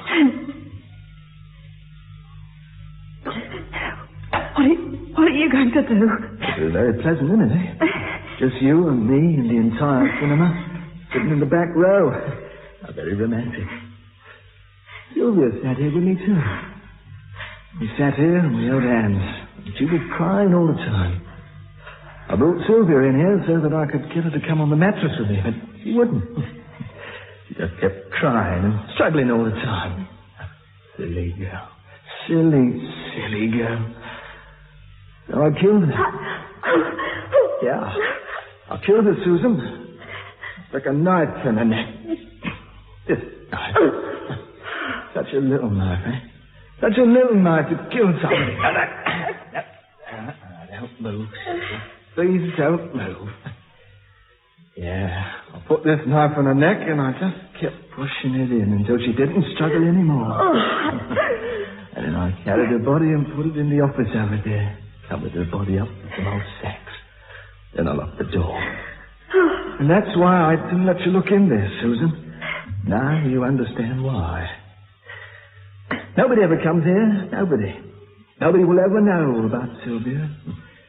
Nobody will ever know about you either. I've got to kill you too, Susan.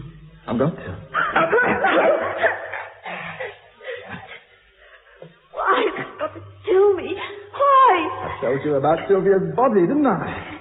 I'll let you go and you'll tell the police. I wouldn't, I promise. I wouldn't tell anyone. Don't tell lies, Susan. No point in telling lies. You have to bring me here.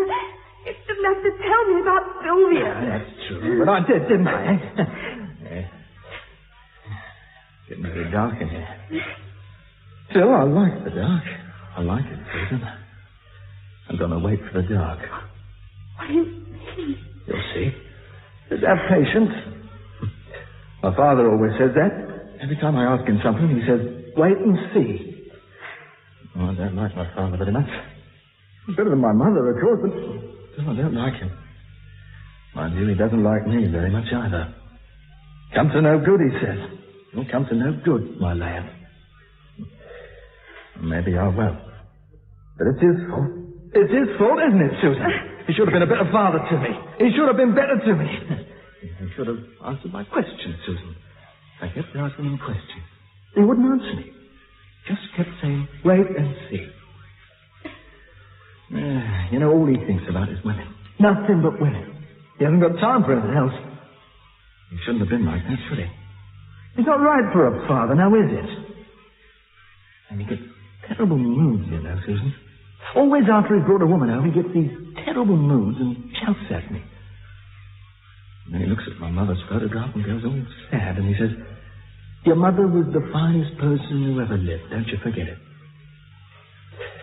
I don't know why he says that. Oh, it was terrible. Jimmy, please let me go. I'm so frightened. Of course you are, Susan. Of course you are. We're all frightened. Everybody's frightened. Everybody in the whole world is frightened. Just being alive is enough to make you frightened. Being alive is a funny thing. We don't know what it's about, you see. It's all a mystery. All we do know is that it's going to end one day, and we're all frightened. Don't shiver, Susan. I don't like people who shiver. I can't help it. I don't like people who shiver. I want to go home. But I haven't finished yet. I haven't finished yet, have I? Finished what? Finished with you. Oh, please, alone. Letting you suffer for a while, Susan. Just for a little while. Suffer like I've had to suffer all my life. I ought to kill you now. I ought to kill you now. Go on then, kill me. Not yet. Kill me. Not yet. Get on your feet. Come on, stand up. Try that again, Susan. Try that again. You're very silly of you. I'm stronger than you are, you see. Much stronger. Now I'm going to show you something. Something special. Come on. What are you going to do? I'm going to show you something. Like I promised. Not in there. Yeah, that's right. I'm going to show you in there. I'm going to show you Sylvia's body. I'm going to take you in there and show you a nice dead body.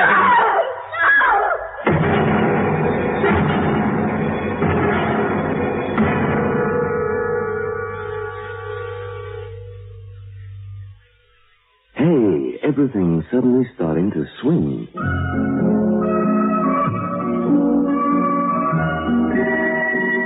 It's this new Sunsilk hairspray, all clean and natural. But the whole world looks different. It's this new Sunsilk hairspray with Textraland, the conditioner.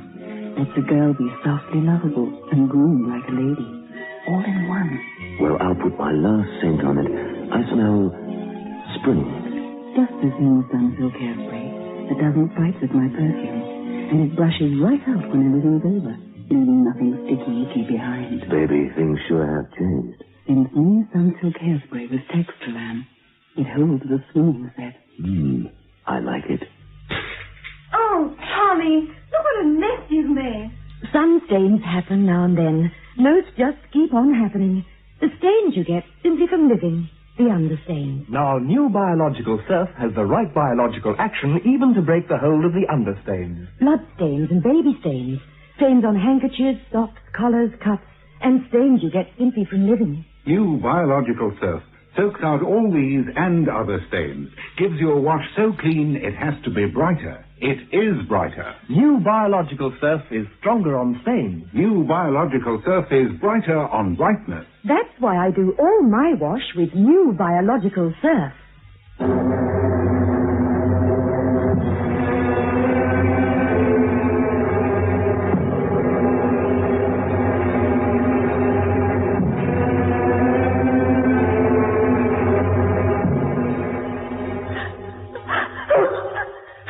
Mustn't scream like that anymore, Susan. I don't know. Sylvia screamed too, and she got me mad. Poor, cold, deaf little Sylvia. I'm going to show her to you. Sylvia must be lonely, very lonely. Oh, so lonely all in around her. I'd be glad of company. Dead people don't get company, you know. Of course, on the other hand, she mightn't be pleased to see you. I suppose she's looking very pretty just now. And women like to look pretty, don't they, Susan? They like to be admired, don't they? I don't suppose you'll admire Sylvia when you see her. Oh, but you mustn't let it show. You mustn't upset her because Sylvia was very fussy about her appearance. That's why she liked me so much. Because I was always telling her how pretty she was. You're so pretty, Sylvia, I would say. Such pretty hair. And then she'd laugh, and she'd be glad. And then I brought her here, and I took her up on the stage, and we danced. Yeah, we danced, Susan. Not a very good dance, I'm afraid. Kept knocking things over and laughing. But she was having a good time, and thought I was wonderful. Then I asked her to come on the mattress with me. And she thought I was joking. When she realized I wasn't joking, she started to cry. Cry and scream. Such loud screams, Susan, so loud, right through my head. I told her to shut up. Shut up, I told her. Shut up, shut up, shut up. She kept on screaming. So I put my knife in her neck. And then she stopped. Made a funny little noise and slid down the wall. Suddenly she wasn't pretty anymore. Oh, stop it, I don't want to hear. But you're very lucky, Susan. Do you understand that? After all, you're going to see something that no one else has seen except me. I don't show it to everyone, you know. Only you, Susan, only. Oh, Jimmy, please, I'll do anything you say. Anything you say. Will you come on the mattress with me? Oh, yes. Yes, I'll do anything. Really, Susan? Yes, yes. You promise? Promise. You slut. That's all you are, Susan. A little slut. A slut like all women are. I don't want you. I'm not interested in you. You make me sick. I'm too good for you, Susan. I'm too good for you. I wouldn't spoil myself with you. Oh, I can't stand it anymore. Just a filthy little slut. Oh, how I hate you. How I hate you. Cringing on your knees. The moment I saw you in that shelter, I knew what you were. I knew straight away. Sitting there in your leather raincoat and your blonde hair all done up. You're just like all the others. All the others. You're all the same. Please, I beg you. Yeah, that's right. Beg like all the others. Beg like my mother used to beg. Beg like the slut you are. Oh, Jimmy, please. You think I want you, don't you? Well, I don't. I can live without women. I can live without sluts. Now, come on. Get up. Get up. Get on your feet. Look at you. Oh, you look a mess. Just look at your hair. Oh, what a mess. All right, Susan. All right. I won't show you the body. We'll let Sylvia rest in peace. Are you going to let me go? No. Oh, no, Susan. No, I'm going to kill you. Oh, no, I want to show you something first. Look up there, Susan. See that square in the wall? You see it, Susan? Yes, I see it. Well, behind there's the projection room. All the pictures were shown through that square. All the laughter, all the tears, all the music and dancing came out of it. The projection room was where it all happened. It was the brain of it all. That's why I like it so much. Do you know why I like it? Because it was the center of all the power. And I like to be in the center of power. I am talking a lot, mate. Still, it's a good job I am, because you're not saying much, are you? Say something. Say a word. Come on, just a word. Say hello. Say hello, Susan. Hello. That's better. That's more sociable, isn't it, eh? Say something else. Jimmy, have pity. Oh, that's very good. 3 words. You're coming along wonderfully. Please have pity on me. 5 words. Oh, marvelous. Jimmy, let me go. Let me go, Jimmy, please. Well, there's no stopping you now, is there, eh? And there's no getting away from me either. Oh. People only get away in films, you know. And this ain't a film. Suppose this were a film, Susan. I know I was a villain, eh? And suppose I had you trapped here. What would happen? I'll tell you what would happen. The hero would come running in and leap at me with fight, crashing into things, grunting and groaning, and we'd fall on the floor wrestling for the knife. And then suddenly I'd give a big scream and lie still. Because the knife had gone in me. Big clinch, big close-up, end of film. But there isn't any hero, is it, Susan? Eh? Hello? Hello, are you there? Hello? Hero? Are you there? No answer. No answer, Susan. There isn't any answer. There isn't any hero. Jimmy, But wait. Perhaps all is not lost. Jimmy, I don't want to die. Perhaps someone has heard it, eh? Perhaps someone has dialed 999. And at this moment, right at this moment, the police are surrounding the building armed with guns, you see? Armed with guns, Susan, because I'm the most dangerous criminal alive. Come on, coppers. Come on, get me. I'm waiting for you. Miss, you missed me, coppers. You'll never take me alive. All right. You got me. All right, coppers. Okay, you win. I'm a goner. But before I died, tell my mother that I loved her.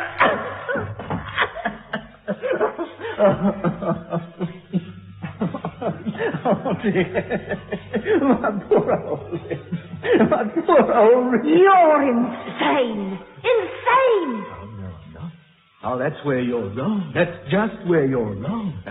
It's you that's insane, not me. The whole world is insane, Susan. The whole world. I mean, if you were to stick me on a couch with one of those head shrinkers, he'd find out that I was perfectly sane. Nothing at all wrong with me. No, nothing wrong except that you like to hurt and kill people for no reason. Well, that's not true. I don't like killing people. That's a lie, that is. I do what I've got to do, that's all. You do it because you're insane. Because you can't think straight. Lies, I'm not insane. You're daft, Jimmy. You're one of the daft ones. Shut up. You're so daft you don't even know what you're doing. I'm warning you, Susan. You're like a little boy. All you can do is hurt things. Shut your mouth. Shut your mouth. Just like a little boy. And you're frightened, aren't you? You hurt because you're frightened. I got a knife. Oh, little boy with a knife. Shut up. Little boy with a knife. I'll kill you. No, you won't, Jimmy.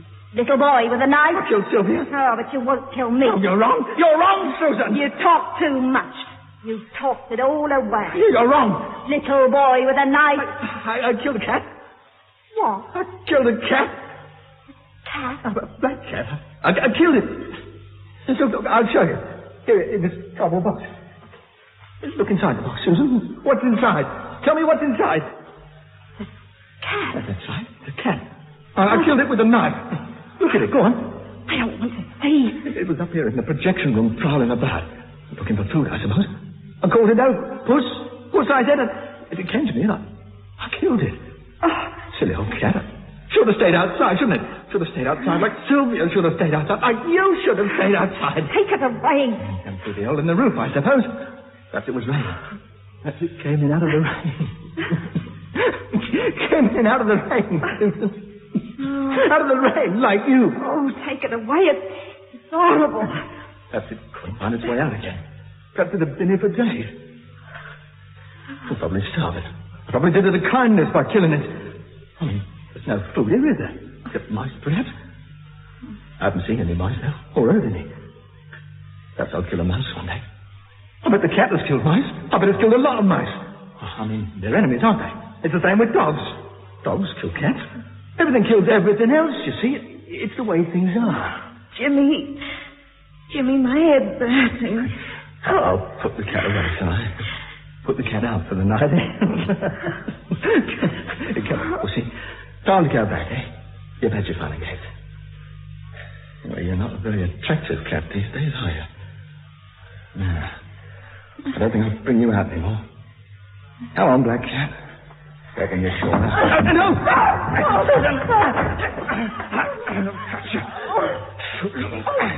Silly little stupid Susan.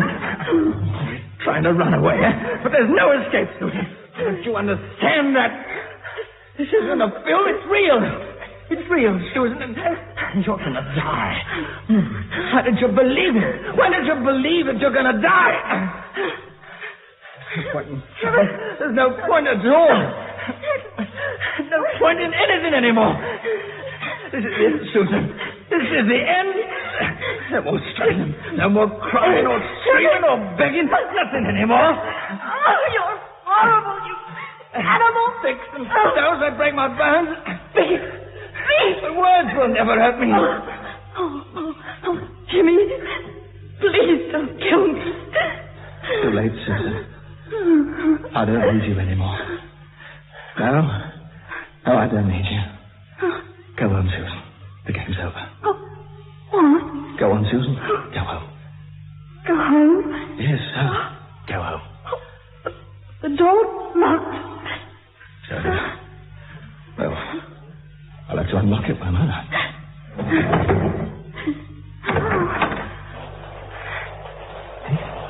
That's all it was. A little bit of wood. Still raining. Such a lot of rain. I'm not going to touch you. No. Go on, run. Run!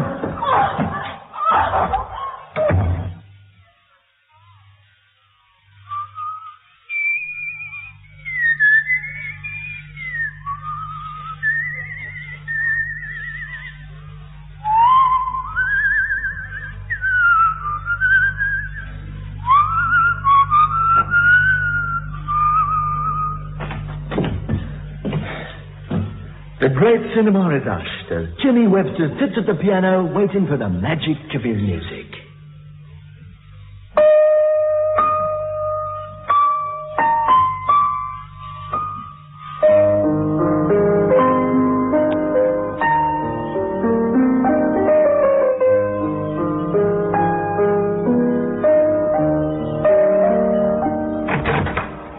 All right, my lad. What's your game? I don't understand, officer. This girl here says you attacked her in here, kept her here against her will. Says you were going to kill her. Is this the bloke, miss? Yes, that's him. The constable, she must be mistaken. Is she now? She says there's a body here, too. The body of a girl. Oh, really? I don't think she knows what she's saying. Don't I, Jimmy? Don't I know what I'm saying? Boot's on the other foot now, isn't it? Now you can know what it's like to be frightened. Now you can suffer. The body's in that office through there, but the door's locked. Come on, you. Unlock the door. There's no need to unlock it. It's never been locked as far as I know. Oh, we'll have a look, shall we? Nothing in here. Completely empty. But Now, look, you two. I don't know what your ruddy game is. You lied. There was no such girl as Sylvia. Sylvia? It was all a lie. Now, look, I don't know what you're talking about. And I don't know what you're talking about either. Anyway, what you doing here? You know this is private property? Well, I'm sorry. I often come in here. I didn't know. Well, you know now. And don't let me catch you here again, or I'll really give you some trouble. You hear me? Yeah. I'm sorry. Now then, come along then. Let's have you both out of here. I've got more important things to do with my time than worry about what you two have been playing at.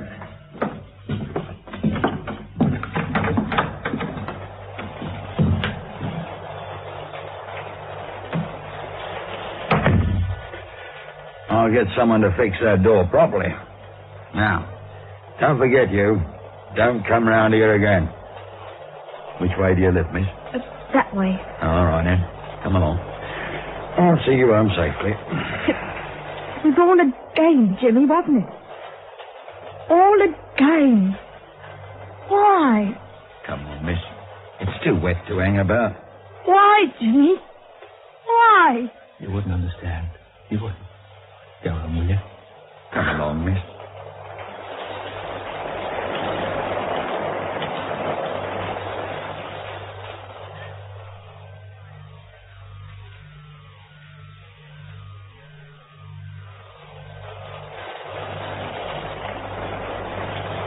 What have I come back here for?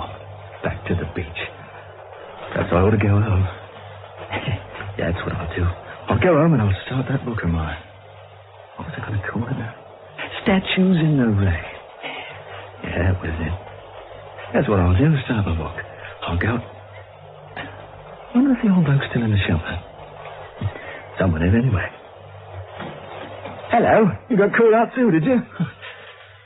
You mind if I share this shelter with you? Any port in a storm, as they say. My name's Jimmy. Jimmy Webster. What's yours? It's Dorothy. Dorothy, eh? Oh, that's a nice name. And you got nice hair. Yeah, lovely hair.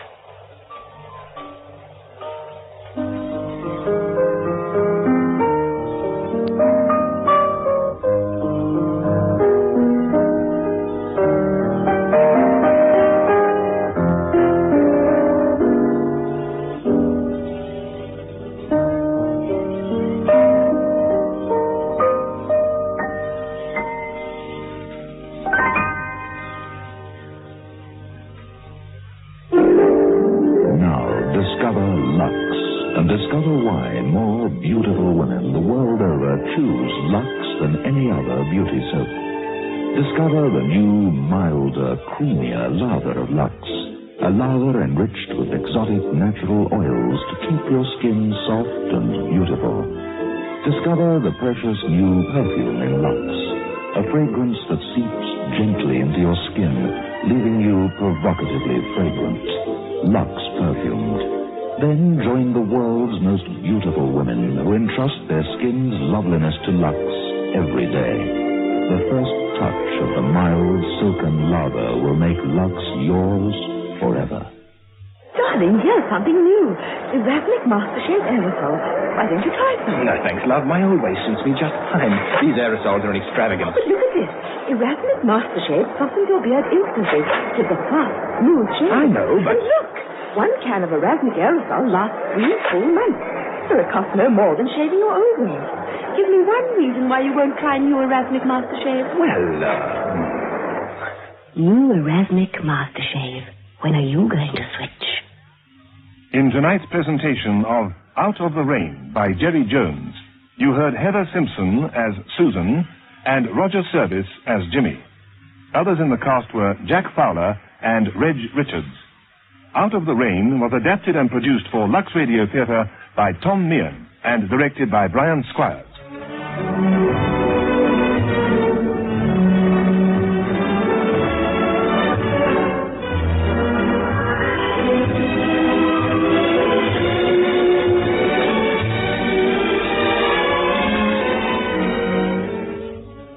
Next week, Lux Radio Theatre presents A Death in the Family by Kenneth Bird.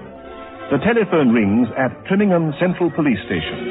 On the other end of the line is the voice of wealthy, middle-aged Lawrence Onslow, calmly informing the constable on duty that he had just shot and killed a man who he claims he found burgling his safe. This beginning of Kenneth Bird's play, A Death in the Family, builds up to a climax as dramatic as it is startling. Was Onslow telling the truth when he declared he had no idea that the intruder was his one-time chauffeur, the swaggering Stephen Luker?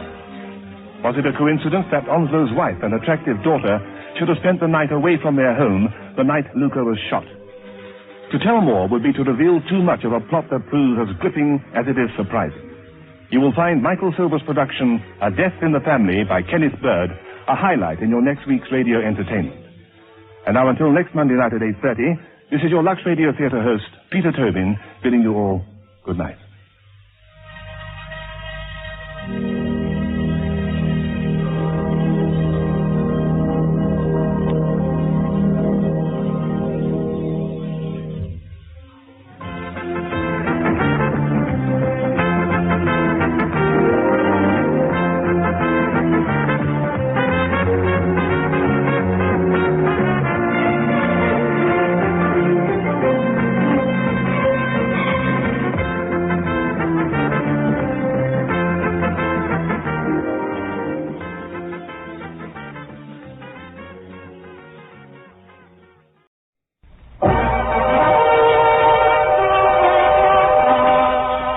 Welcome to Hollywood.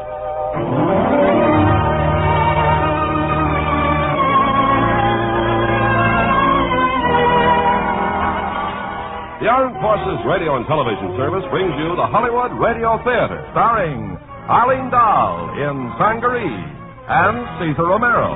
Ladies and gentlemen, your producer, Mr. Irving Cummings.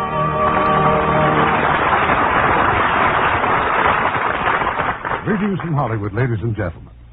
Sangaree is not only the name of tonight's exciting drama, but of a magnificent plantation owned by the family of a lovely, high-spirited girl who despises the handsome man her father has chosen as overseer. As our stars of this Pine Thomas production for Paramount, Arlene Dahl, starring in her original role in Sangaree, and Cesar Romero. Now Act One of Sangaree, starring Arlene Dahl as Nancy and Cesar Romero as Carlos.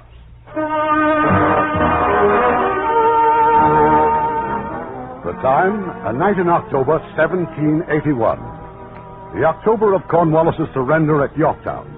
And the place, an army encampment in Vermont. The rain beats heavily against the faces of the sentry. In the center of the stockade, the wind claws at the shutters of General Darby's cabin. And then, out of the darkness and storm... Oh, who'll go? Your name and mission, or I fire. Dr. Carlos Morales to see General Darby. If he's still alive. Where is he? Cabin right ahead, sir. Thank you.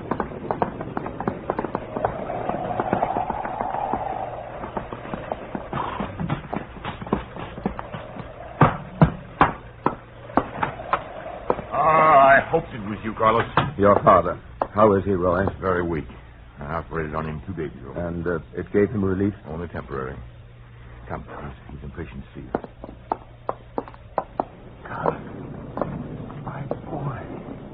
My boy. I came as quickly as I could, sir. Oh, Roy, a basin of water, please, so I can wash up. Yes. Oh, if you're planning to examine me, Carlos, you waste your time. That is not why I sent for you. Then why, sir? Roy, show him the contract. The agreement. The agreement? Yeah. It requires only your signature. Must I read it now? Yes. Very well. Oh, it's a bitter thing to die away from man's home. So far from Georgia and the plantation. Roy. Yes, Father. When I'm gone, I want you to ride south at once. When you reach Savannah, go straight to the editor of the Gazette. Gabriel Fax? Yes. Tell him the terms of my will and of the agreement which Carlos has signed. No, General. I have not signed. I cannot. Carlos. No man living owes to another what I owe to you, sir. You gave me an education. You made a doctor of me.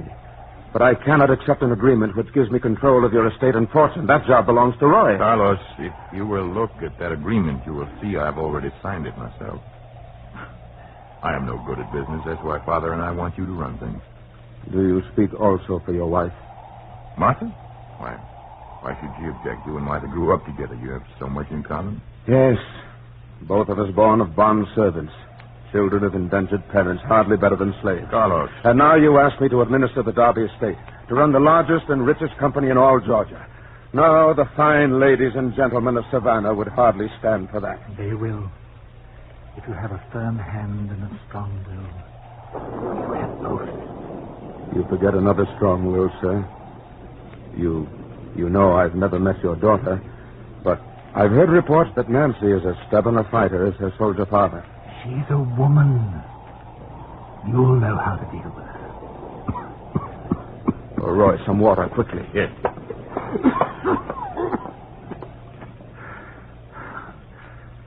Sign the agreement, Carlos. Sign. General, A dying man's request if he were any gratitude. Gratitude? Very well.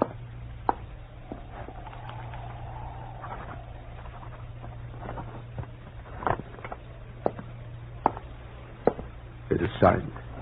Thank you. And one thing. When you get to Sangaree. Yes. You and General. There you are, Father. Drink this and... Carlos. Yes. It's all over. Or should I say, it's just the beginning?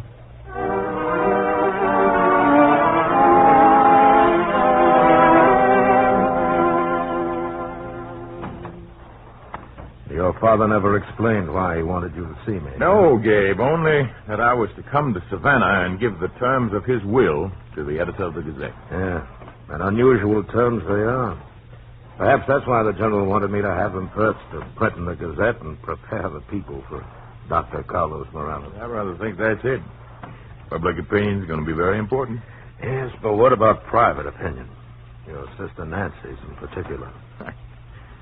I stopped off at Sangaree on the way down here. Nancy says she intends to fight Carlos, even if it means taking the will to court.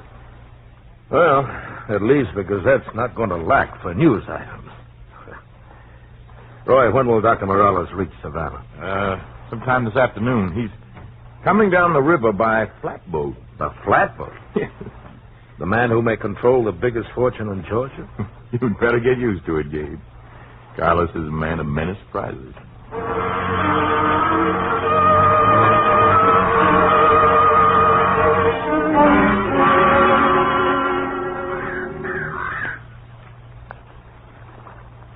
Ahoy! Flatboat! Pilot! Pilot! Yes, sir. I think you've got a passenger in that rowboat. No passenger for me, sir. By the looks of the winch, she hasn't a penny for passage. Oh, yes, I have. 50 cents to take you to Savannah. Harry! Stop the sweep. Sir, a hand up, if you please. By all means, a pleasure. All right, let's see the money. Here you are. Next time, maybe you'll believe a lady. A lady? A barefoot wench with 50 cents, and all of a sudden, she's a lady. Well, my girl, what's your name? Dolly Lake. But where I come from, a gentleman usually introduces himself first. Then, Dr. Carlos Morales, late of the 1st Georgia Volunteers, at your service. Dr. Morales. Well, I sort of hoped I'd get a look at you. Oh? And why? Because I work for Miss Nancy Darby at Sangaree. All anybody hears around there is how Dr. Morales is going to come and manage her affairs. And what does Miss Nancy say to that? She'll fight me, eh? Very well, then I shall fight her. Oh, but a gentleman doesn't fight a lady. Even if she fights him? What other course is there? Unless perhaps to make love to her.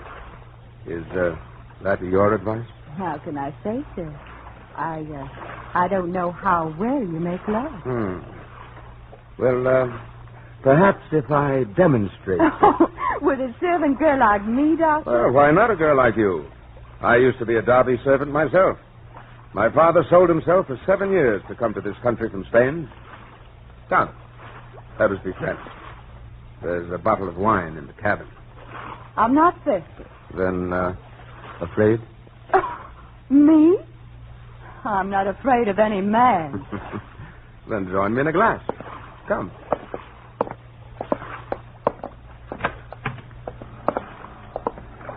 We Spanish have a saying, Dolly. In wine there is truth. I see.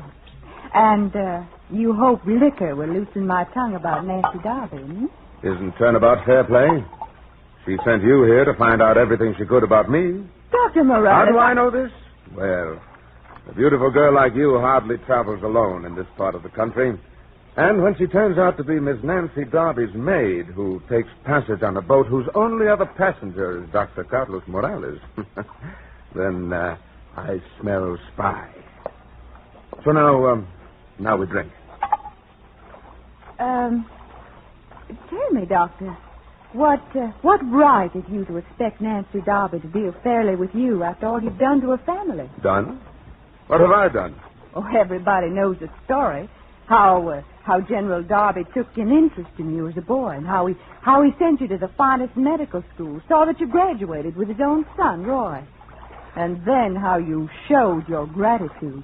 When the general was delirious and dying, you tricked him into putting the Darby estate in your hands. So, that's what they're saying in Savannah. Yes. And that's what Harvey Bristol will say when he takes the general's will to court. Harvey Bristol? Miss Darby's lawyer. And also her fiancé. I see. A man who wants to love, honor, and cherish Nancy's fortune. Why, you... That suggests still another idea. that Miss Darby's own maid is in love with Harvey Bristol. Is it true? Suppose you ask Miss Darby about that. You'll see her tonight. I will. Her brother Roy and his wife are giving a reception in your honor, a word with which I doubt you're acquainted. Now, you listen to me, girl. My arm! You're hurting! The next time you see your mistress, tell her I wouldn't touch the Darby estate. Except I made a promise to a dying man, and that promise will be kept. Oh, let me go. Will you tell her that? Please! Now, let me give you something else to report.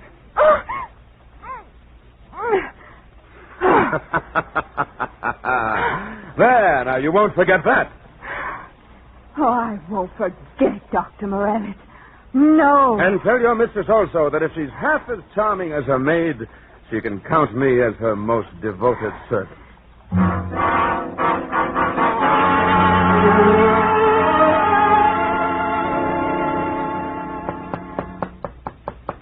Yes? Who is it? Roy. You dressed? Oh, just finishing. Come in. The guests are beginning to arrive. Everybody's asking for you. Including your sister, Nancy. There's always an exception, you know. She's furious with Martha and me for having you here as our house guest. It won't be for long, Roy. I'll find my own quarters as soon as possible. Oh, please. No, that wasn't what I meant. Oh, Roy. In here, Martha. Roy, could you go down to the servants' quarters? Priam says one of the coachmen's very sick. Oh, of course. If you'll take Carlos downstairs, my dear, and do the honors for me. It's been a long time, Carlos. Hasn't it? The swampland where you and I grew up together seems far, far away. Martha Gillespie of Clay Creek. So pretty, but so poor. And now the wife of Dr. Roy Darby, heir of the Darby fortune. Only one of the heirs, Carlos. There's also Nancy. But perhaps events will soon take care of her. Am I to be that event? Come, let's go downstairs.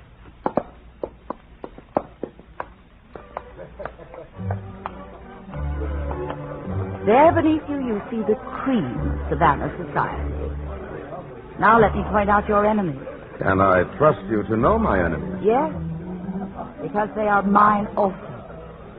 Those three gentlemen over there, the one on the right, that's Judge Armstrong, who will decide the case of General Darby's will if Nancy brings it to court.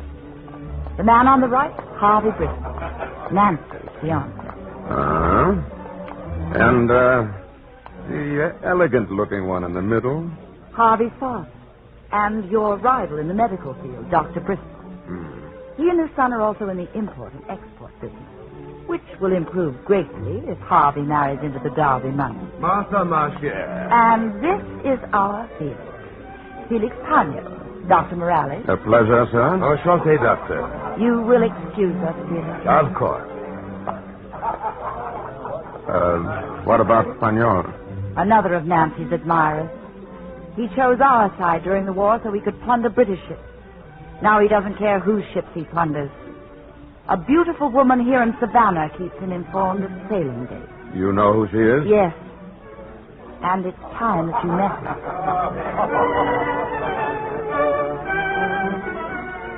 Darling, may I present our guest of honor, Dr. Carlos Morales, Miss Nancy Darby. How do you do, Miss Darby?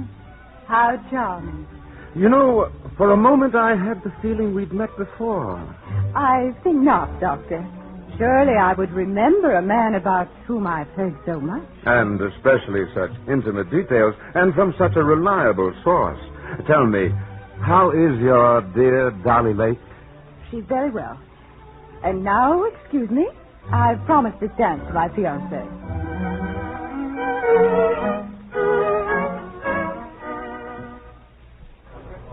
Carlos. Roy. How's your coachman feeling now? He's seriously ill. From the symptoms, I'm almost inclined to suspect bubonic fever. What? The plague in Savannah? What's this about, plague? I hope I'm wrong. It's one of the servants. Oh, Dr. Bristol, may I present Dr. Morales? How do you do, sir? Yes. I'll give you my opinion without even looking at the case. There's no plague here in Savannah. And your proof?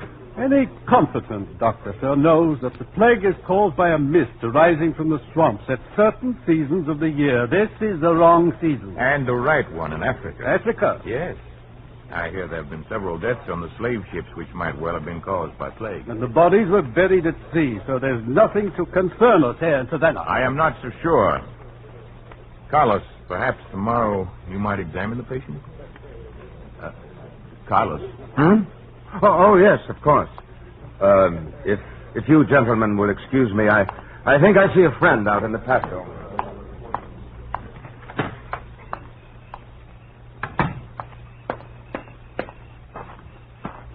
I hope you came out here to wait for me. What? Oh, forgive me. I thought it was Dolly Lake, and instead we have the very proper Miss Nancy Darby. Dr. Morales, I'm waiting for my fiancé, so if you don't mind... But I do. Tell me, does Harvey Bristol kiss as well as I? Doctor, if you're trying to humiliate... It is I who've been humiliated, Miss Darby. You came aboard the flatboat, you posed as your own maid for one purpose. To convince yourself that I am a vulgar, uncultured backwoodsman. Which you have shown yourself to be. Why? Because I preferred the servant wench to the lady? I still do. It matters little which you prefer, because you'll be master of neither. Tomorrow, Harvey Bristol files my suit to set aside my father's will. Next time you see me, Dr. Morales, and the last time, we'll be in court.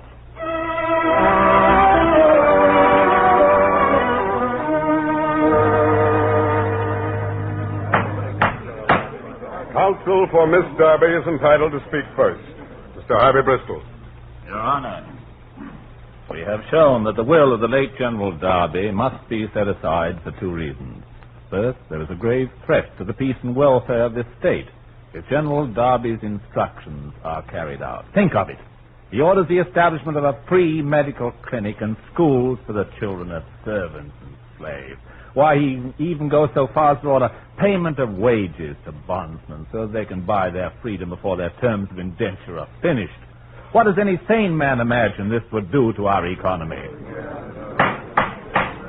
This leads me to my second point, that at the time of the execution of this will, General Darby was not of sound mind.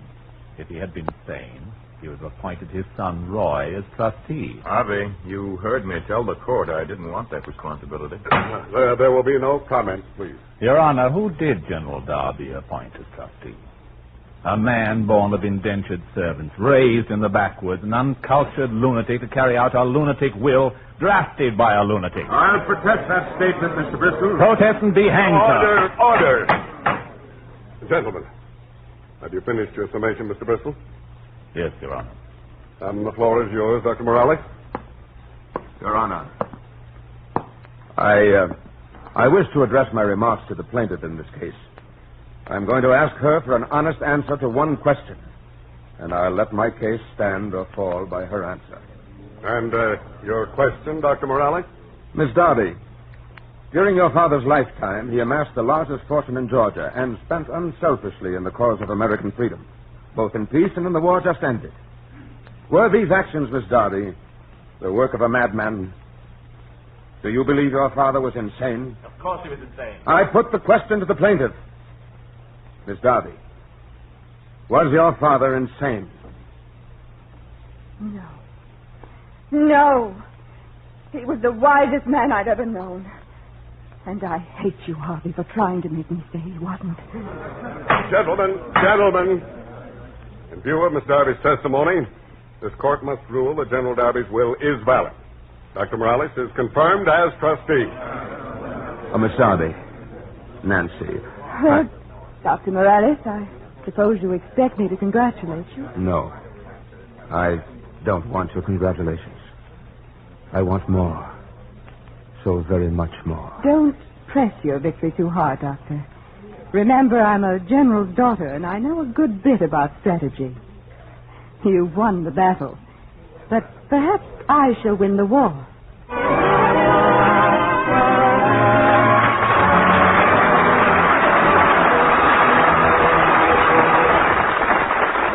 Act two of Sangaree in a moment.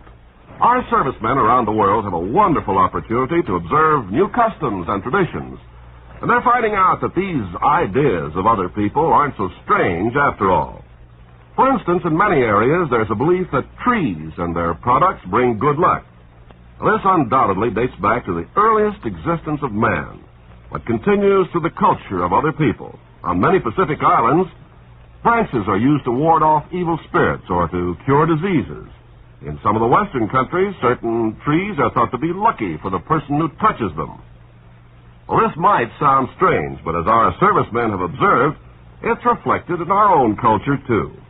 We say that when we want good luck for the future, we knock on wood. Oh, that doesn't make us superstitious or primitive. We may not even believe in it. We just do it from habit. We also put a lot of stock in the Christmas tree. And the people of some other countries, this business of bringing trees into the house may look pretty strange. We have another very delightful belief in the effectiveness of a sprig of mistletoe, particularly if a pretty girl's standing underneath it. So you see, we share in our own way this age-old belief of other people. True enough, the customs and traditions of people vary around the world. But while the way of doing things may be different, the ideals remain the same. These customs and traditions are important to the people who follow them. And our servicemen are helping to maintain goodwill by observing the customs of other people in other lands. Now our producer, Mr. Cummings. Act 2 of Sangaree, starring Arlene Dahl as Nancy and Cesar Romero as Carlos. Even in the year 1781, news traveled fast. Before the day was out, all Savannah knew that Nancy Darby had lost a court battle with Dr. Carlos Morales. Now it is early evening. In the library of the Darby townhouse, Carlos and Nancy's brother enjoy a glass of port. I think a toast is in order. To you, Carlos, and may your administration of the Darby estate bring about the speedy reunion of my sister and me. I sincerely hope so, Roy. Well, I suppose Nancy will retire to the plantation and wait for my next move. I hear that she's returning to Sangaree this evening. And, speaking of this evening, I have plans for us, Carlos. Oh, yes? At 9 o'clock, the town council meets to elect a new health officer. I'd like you to come along with me. But I'm not a member of the town council. If you are now, as trustee of the Darby estate, you automatically become a member. And tonight, I hope you will also be our new health officer. You think I'll be elected? Well, you'd better be, because the only other candidate is Dr. Bristol. Ah, I see, yes. Nancy's future father-in-law. Don't remind me of that. It's about Hector, sir. You asked me to come and fetch you if he was worse. Yes, I'll come at once for him. It's too late, sir. He's dead. Oh. All right, bring him. I'll take care of all the arrangements. Thank you, sir. Oh, Roy. Wait. We can't keep it a secret much longer, Roy. To fight the plague, we've got to bring the facts out in the open. And throw all Savannah into panic? But we've got to find out how the plague is being brought in. We must know where and how Hector came in contact with the disease. It may be impossible. Hector was a freed man. He'd been in my employ only a few days before he took sick. But before that? Well, he worked for Felix Pagnol, the ship owner. Pagnol. Very interesting. Nancy's friend. Who, Carlos? Who is Nancy's friend? I'd like to find just one. Felix Pagnol. Oh, yes. I'd like to talk to him. Well, his offices are... No, I mean right now, tonight. I doubt Felix Pagnol lets anyone know of his whereabouts or activities after dark. I have heard that he spends considerable time in one of the waterfront taverns. After all, he hires a great number of sailing men. And the name of this place? Tondi's Tavern. But, see here, Carlos, I'm expecting you at that town council meeting. Now, I'll be there, Roy, after I've seen Monsieur Pagnol.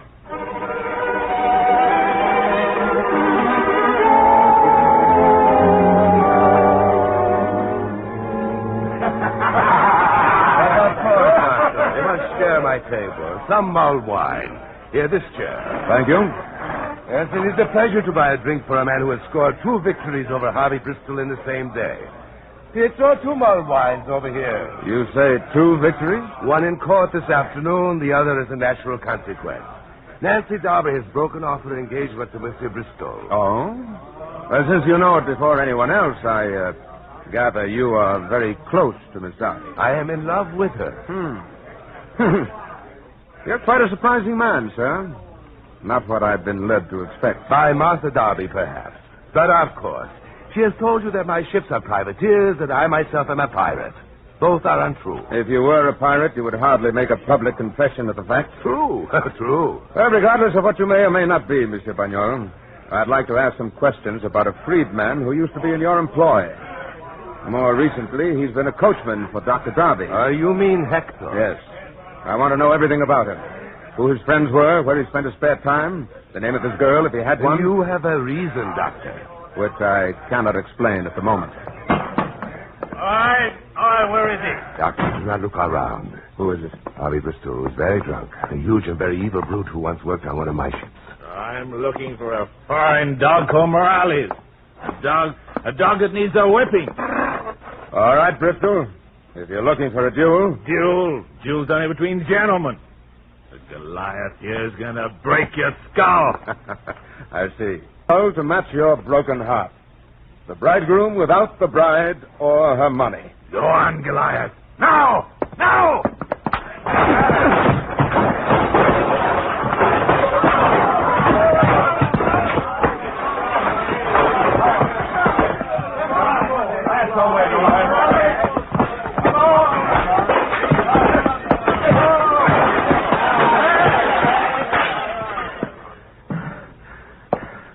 All right, Bristol.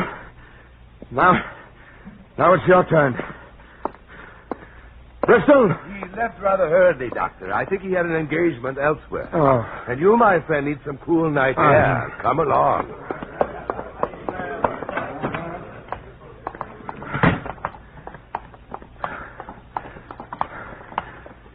Monsieur Pagnol, you were about to tell me what you know of Hector. Was I? Then I'm afraid we must postpone it until later. You see, a lady waits for me. This carriage. Good evening. Oh, Nancy. Am I on time, Philip? Exactly, my dear. If you will excuse us, Doctor, I have promised to escort Miss Darby back to her home at Sangaree. Nancy, I must talk to you. I don't think we have anything to talk about. Please, I want you to be a director of the Darby Company. I want you to help me manage the estate. Which I intend to do, regardless of what any judge or court may say. I shall continue to be the mistress of Sangaree. As you wish. But I shall expect a regular accounting. For that, you must come to Sangaree. I shall tomorrow. Until then, farewell.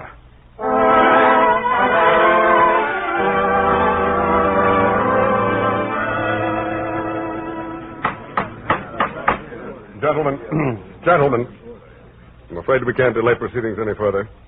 The chair has before the nomination of Dr. Bristol as health officer of the city of Savannah. Judge Armstrong. Dr. Darby? I had wanted Dr. Morales to be here when I nominated him. However, in view of your impatience, I now submit his name in nomination. I'll second it. Very well, gentlemen. Dr. Bristol and Dr. Morales are both nominated. Now, are you ready to vote? Yes, ready. All in favor of Dr. Bristol will raise their right hands. I count 6 for Dr. Bristol. Well, licked game. It's going to be a tie, and to break it, Judge Armstrong will have to vote. And his vote will go to Bristol. Now, all those for Dr. Morales, raise your hands, please. 2, 3, 4, 5, 6. I count 6 for Dr. Morales. 7, sir. I vote for myself, as I'm sure Bristol has already done. Very well, Dr. Morales. It appears that you have won. You are hereby appointed health officer of Savannah. Gentlemen, I'd like to make a statement. But first, you, Mr. Thatch, must forget that you are editor of the Gazette for the next few minutes. My words must not go beyond this room. You have my promise, Doctor. Good. Gentlemen, Dr. Darby and I have proof that the bubonic plague is here in Savannah. What? We must find a remedy for the situation without causing panic among the people. As a first step, I propose a program of rat extermination. You say rats, Doctor? Yes. They are one of the most dangerous carriers of the disease. And just how, sir, do you propose to carry out this program of yours? We'll begin by fumigating every warehouse in town. We'll inspect them all. You'll not inspect my warehouse. Dr. Bristol. I know what you're after, Morales. You want to get at my business secrets. You and the Darby Company want to take over the Bristol import and export trade. You want my customers and my ships. All right. Open the window. Good heavens. A pirate ship. What? Attacking a vessel right inside of town? Yes. There's the real problem we should be worrying about. Let's forget about the plague and hunt down those pirates. They may possibly go together, Dr. Bristol. We all know the pirate ships are riddled with disease. And we know also that they have spies right here in Savannah. Men who might be the very carriers of the plague. Well, Harry, you're our health officer. What are you going to do? I don't know. At least, not yet.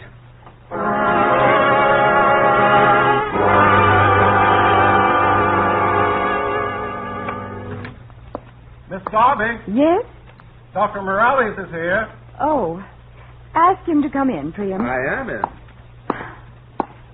Welcome to Sangaree, Doctor. Carlos. You look surprised. I am. I hardly expected such a cordial welcome. But you are welcome. And may I say, you are beautiful. Thank you. And your dress, it's exquisite. I wore it particularly for you. You're lovely, Nancy. And now where shall we begin? You want to check over my account books first, or shall I show you around the plantation? I should like to see the plantation. I'll be ready in 10 minutes.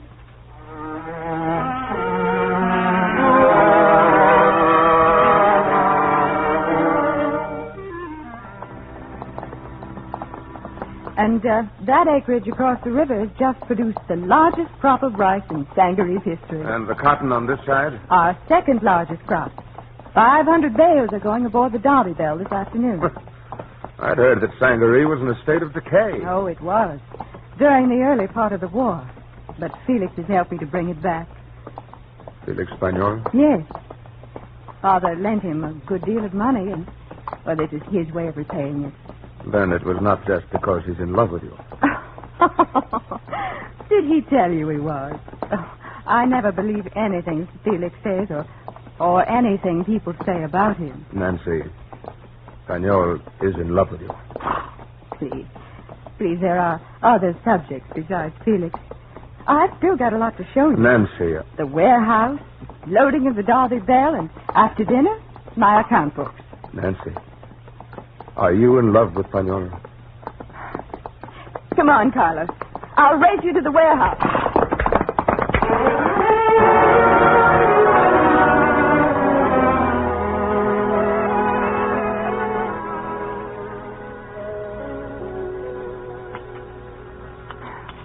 That's an odd question for you to ask.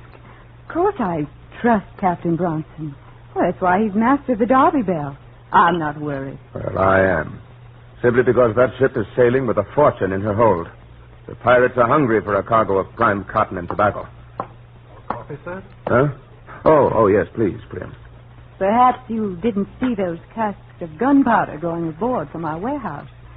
The Derby Bell can take care of herself. Against a fully armed pirate ship, manned by experienced cutthroats? No.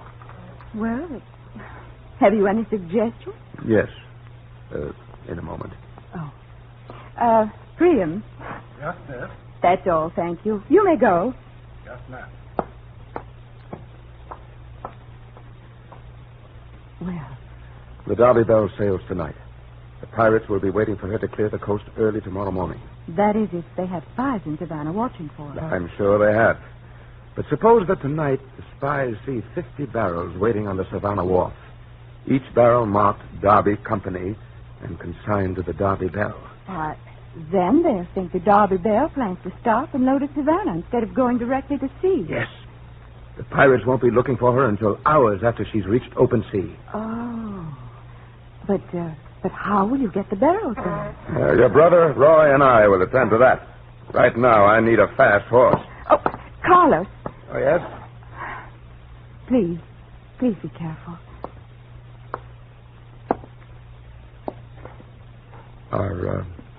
Are you concerned for your brother? For you both. Thank you, Nancy.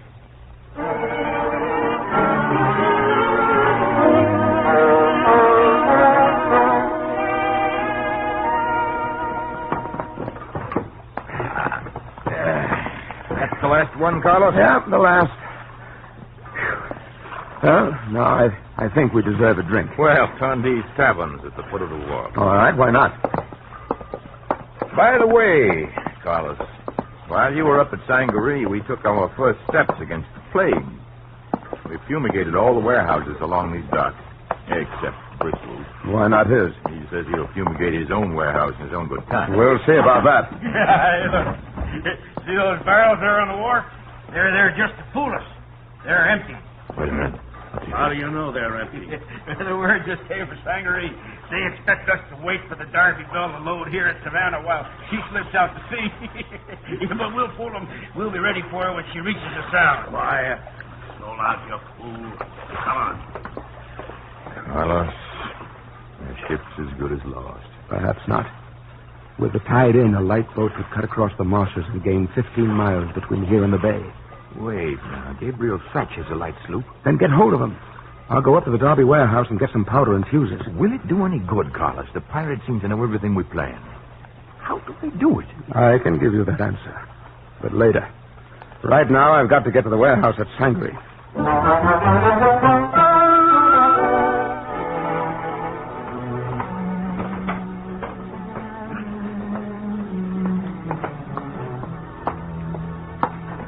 Good evening, Nancy. Oh, it's you, Carlos. I saw the light and wondered who was here in the warehouse. What's wrong? What are you doing with gunpowder and fuses? Yes. You must be very curious. This is something else you must tell Feliz Español. You must keep your pirate friends informed. What are you saying? That you're a spy and a traitor. You've done everything to hand the Derby Belle over to the pirates. No. Why would I want them to take my own ship? To get all the profits instead of 1/3. To ruin the Derby Company and me. Martha Derby warned me about you, but I wouldn't believe. Martha? Oh, Carlos, you've got to trust me. No, I've trusted you too much already. Carlos, wait. Please.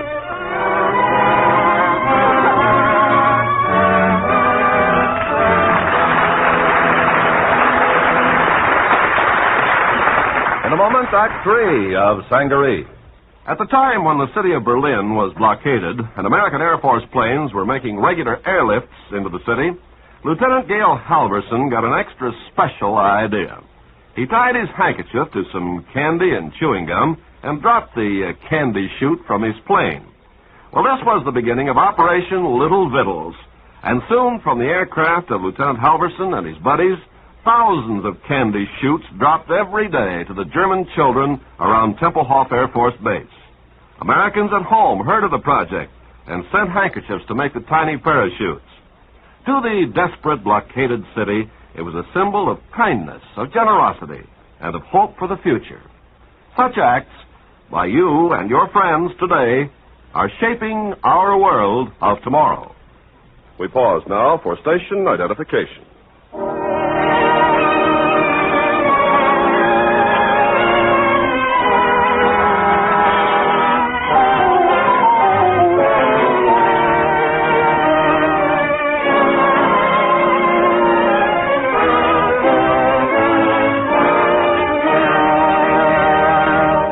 The curtain rises on Act 3 of Sangaree, starring Arlene Dahl as Nancy and Cesar Romero as Carlos. The moon and stars are blotted out by heavy clouds as a small sloop glides silently and swiftly across the flooded marshes and enters the Sound where the pirate ship rides at anchor. At the helm of the sloop is Gabriel Thatch. Up forward, Carlos and Roy Darby carefully attach fuses to 2 casks of gunpowder. Carlos. Keep your voice down, Gabe. I thought I saw a light off the starboard. I don't see anything. That's about where the pirate might be, though. Hiding close into shore. There. There's the light again. Yes, I see it. That's our game, all right. And close. Gabe, throw us those pistols. All right. Here, catch. Roy! Oh, Ahoy! Show a light there! Oh, they hurt us. Yes. All we can do now is try to ram head on and swim for it. Gabe, tie down the rudder. Right. Ahoy, sloop! Identify yourself or we fire! Roy, ready with the fuses. Ready? Light them. All hands, a boarding party! Now, boys, overboard and head for shore. Right.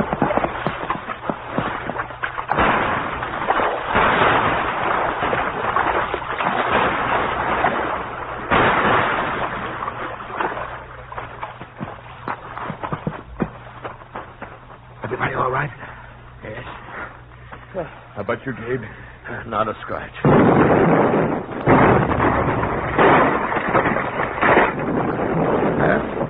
There's one pirate that'll never sail again. Going down. The last of Felix Pagnol. I'm not so sure. Mill may own and direct the sea raiders, but I doubt he'd risk his neck aboard one. No, I think we'll find him at Sangaree.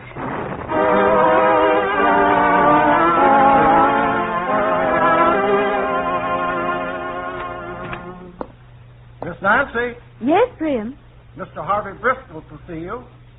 At this hour of the night? Tell him I've gone to bed. Yes, but you haven't. Nancy, I need your help, and you need mine. You may go, Priam.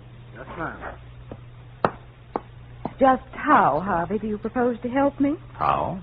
Well, first of all, I have a plan of how we can remove Morales from control of the Derby Company. Oh? You tried that once before, I believe. Nancy, tomorrow I want you to file charges that Dr. Morales has embezzled funds from the Derby Company. Embezzled? But that's not true. Well, what's it matter? The mere charge will turn his so-called friends against him. Yes, and get him thrown out as town health officer and stop this ridiculous fumigation of the warehouses. You mean your father's warehouse, don't you?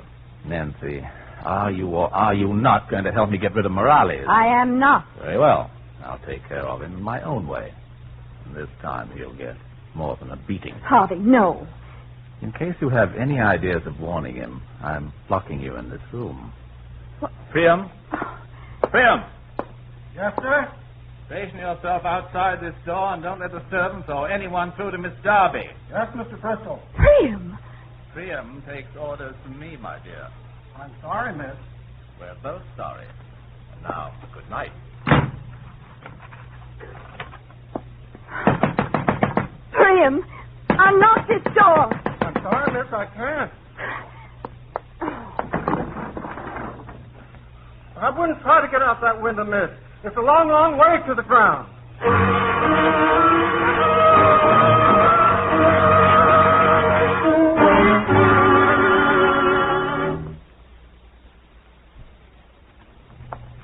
Martha, I'm changing clothes. Really, Carlos? I've seen a man without his shirt and waistcoat before. Would you hand them to me, please? Thank you. Roy tells me that you and he and Gabriel Thatch are on a pirate hunt. Yes. You were right, Martha, about Nancy and Pagnol. Nancy and Pagnol? They're working together, just as you said.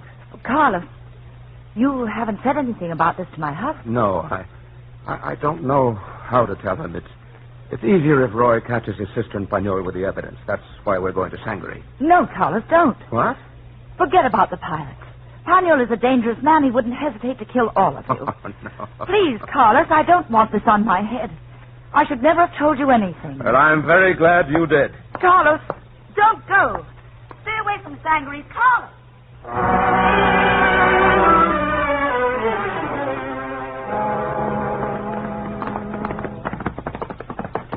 See that path just ahead of us? Turn off there. It's a shortcut. Go ahead. We'll follow you. Wait! Hold! What's wrong? Look ahead of us, down in the path. It's the body of a woman. It's Nancy. Nancy. Carlos, I got away. I jumped from the window. You what? I wanted to warn you. Nancy! Nancy! What happened? Is she? She's unconscious. Looks like a head injury. Roy, are there any medical supplies at Sangaree? Yes, I've always kept a complete medical kit there, even for surgery. All right. Help me get her on my horse. And Gabe. Yes. Get to Sangaree as fast as you can. Tell the servants to start boiling some water. We may have to operate.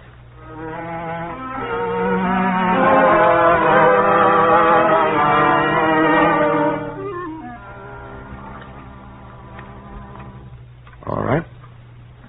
Now, another bandage.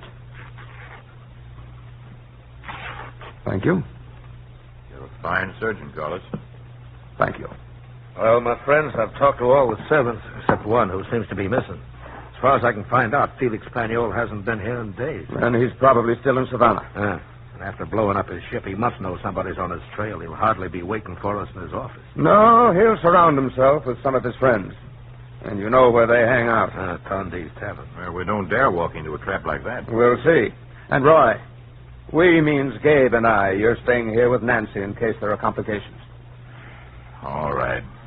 But be careful, both of you.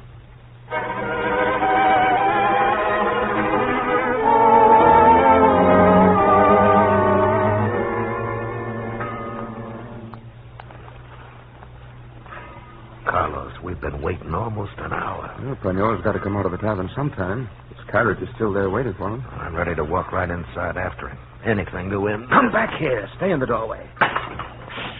Listen, that didn't come from the tavern. No, it came from over there. The alley. Ennui, messieurs. That's Paniol. And alone. Yeah, quick, before he gets into the carriage. Paniol! It is all right, gentlemen. I do not think he will fire at you again. What? I don't understand it. Come on.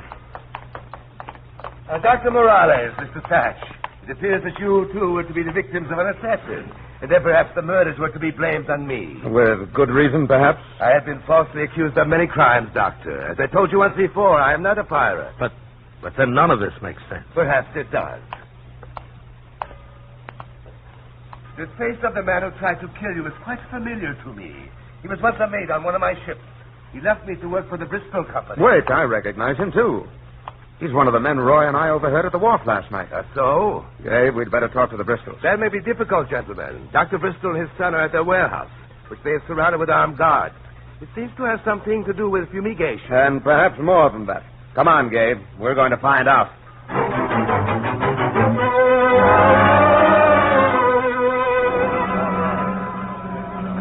Nobody's entering my warehouse. I'll shoot the first man who tries.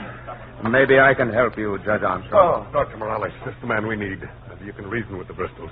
They've been holding my men at bay for hours. Keep back there. There's going to be no trespassing on our property. Oh, Gabe. Yes. You try talking to the Bristols. Keep their attention. I'm going to try to work around and back of them. All right, try to get into the warehouse through that side door. Then you can get your gun at their backs. That's my idea. Now, get their attention. All right. Dr. Bristol! Harvey! Listen to me!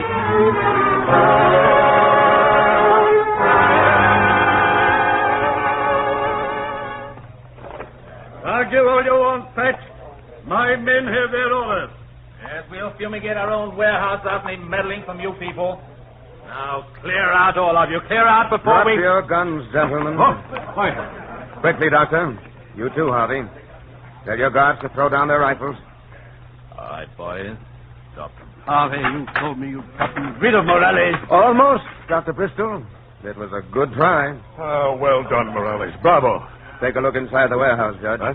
There are rats by the hundreds, and the bodies of 5 slaves, all dead of the plague. Are you sure it's the plague? I'm positive we found the source of the disease. And that's not all. There's a fortune in stolen cargoes inside there. Some of it's Derby property. This warehouse has got to be burned. Men, bring your torches. Well, what about the stolen merchandise? Burn it.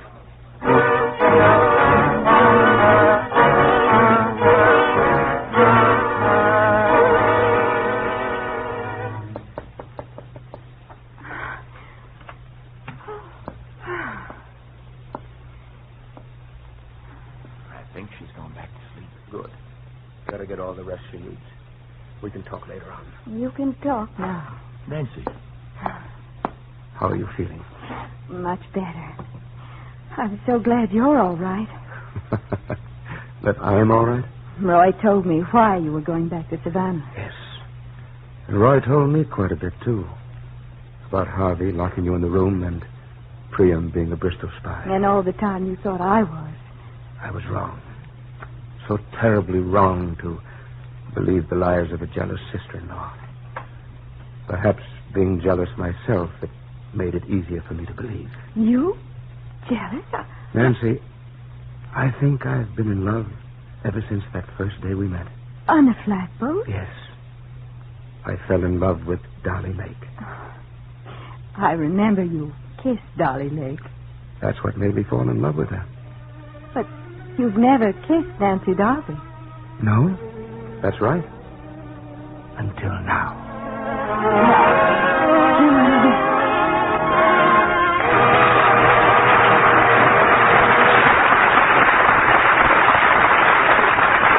In a moment, our stars will return. Make a friend, and you make an ally. There's a thought for you to keep in mind, as many another American has. Ever heard of Billy Brown? Well, for over a year now, young Billy, a high school senior of Yorktown Heights, New York, has broadcast a 15-minute program over the Voice of America.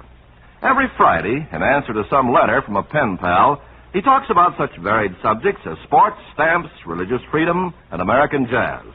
The program is repeated in Urdu, a language spoken in India and Pakistan, and beamed to Asia. In 1 month, Billy answered 627 letters from 35 countries. When one pen pal asked about student government in American high schools, Billy tape-recorded a 5-minute student meeting in his school.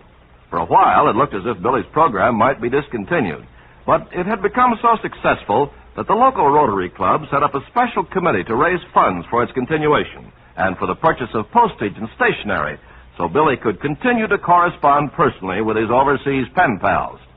Recently, Pakistan's ambassador to the U.S. and his family visited Billy at his home for a weekend.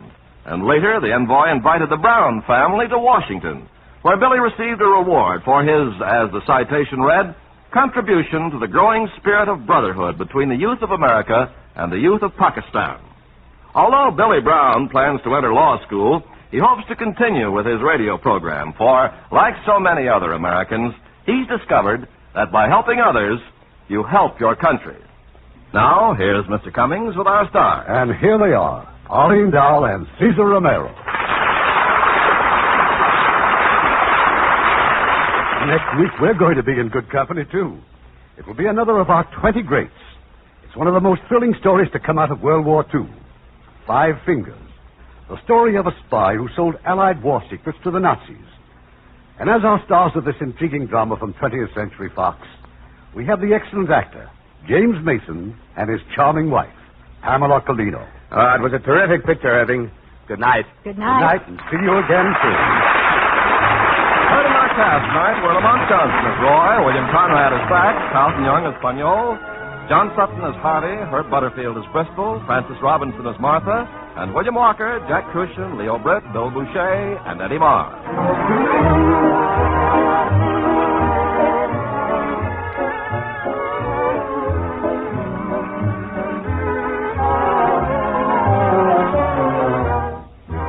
Hollywood Radio Theater is produced by Erling Cummings. Our orchestra is directed by Rudy Schrager. This is your announcer, Ken Carpenter, inviting you to be with us again next week at this same time for another presentation of the Hollywood Radio Theater.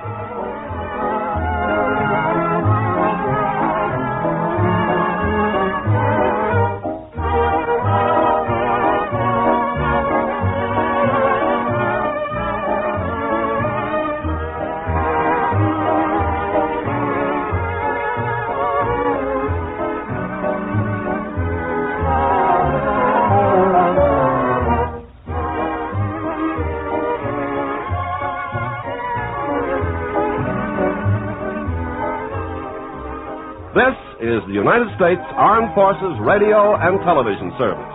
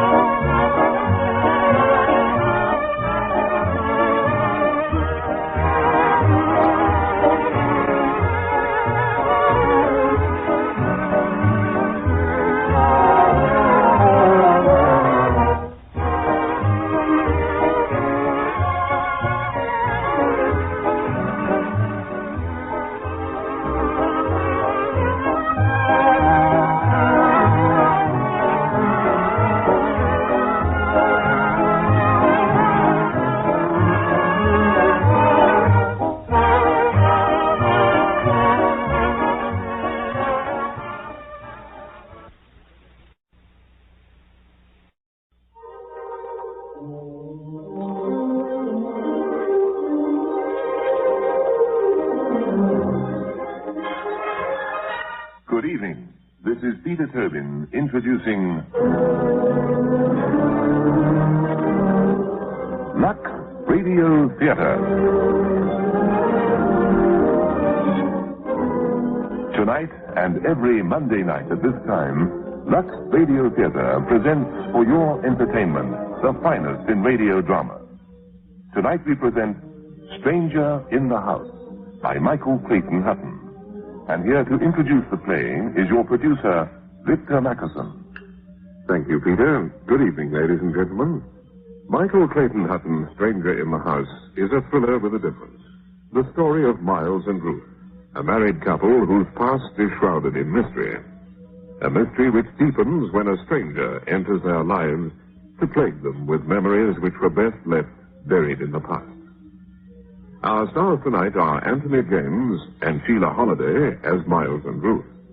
Raina is played by Tony Jay, and as Diana, you will hear Diane Wood. Lux Radio Theater presentation, Stranger in the House.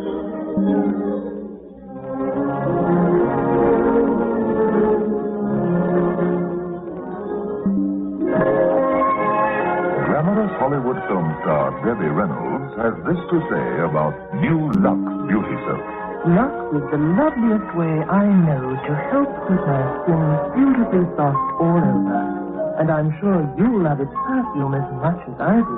New shape, new perfume, new creamy lather. Now, more than ever, Lux is the beauty soap of the stars. They know that luxurious new Lux really is the perfect beauty care.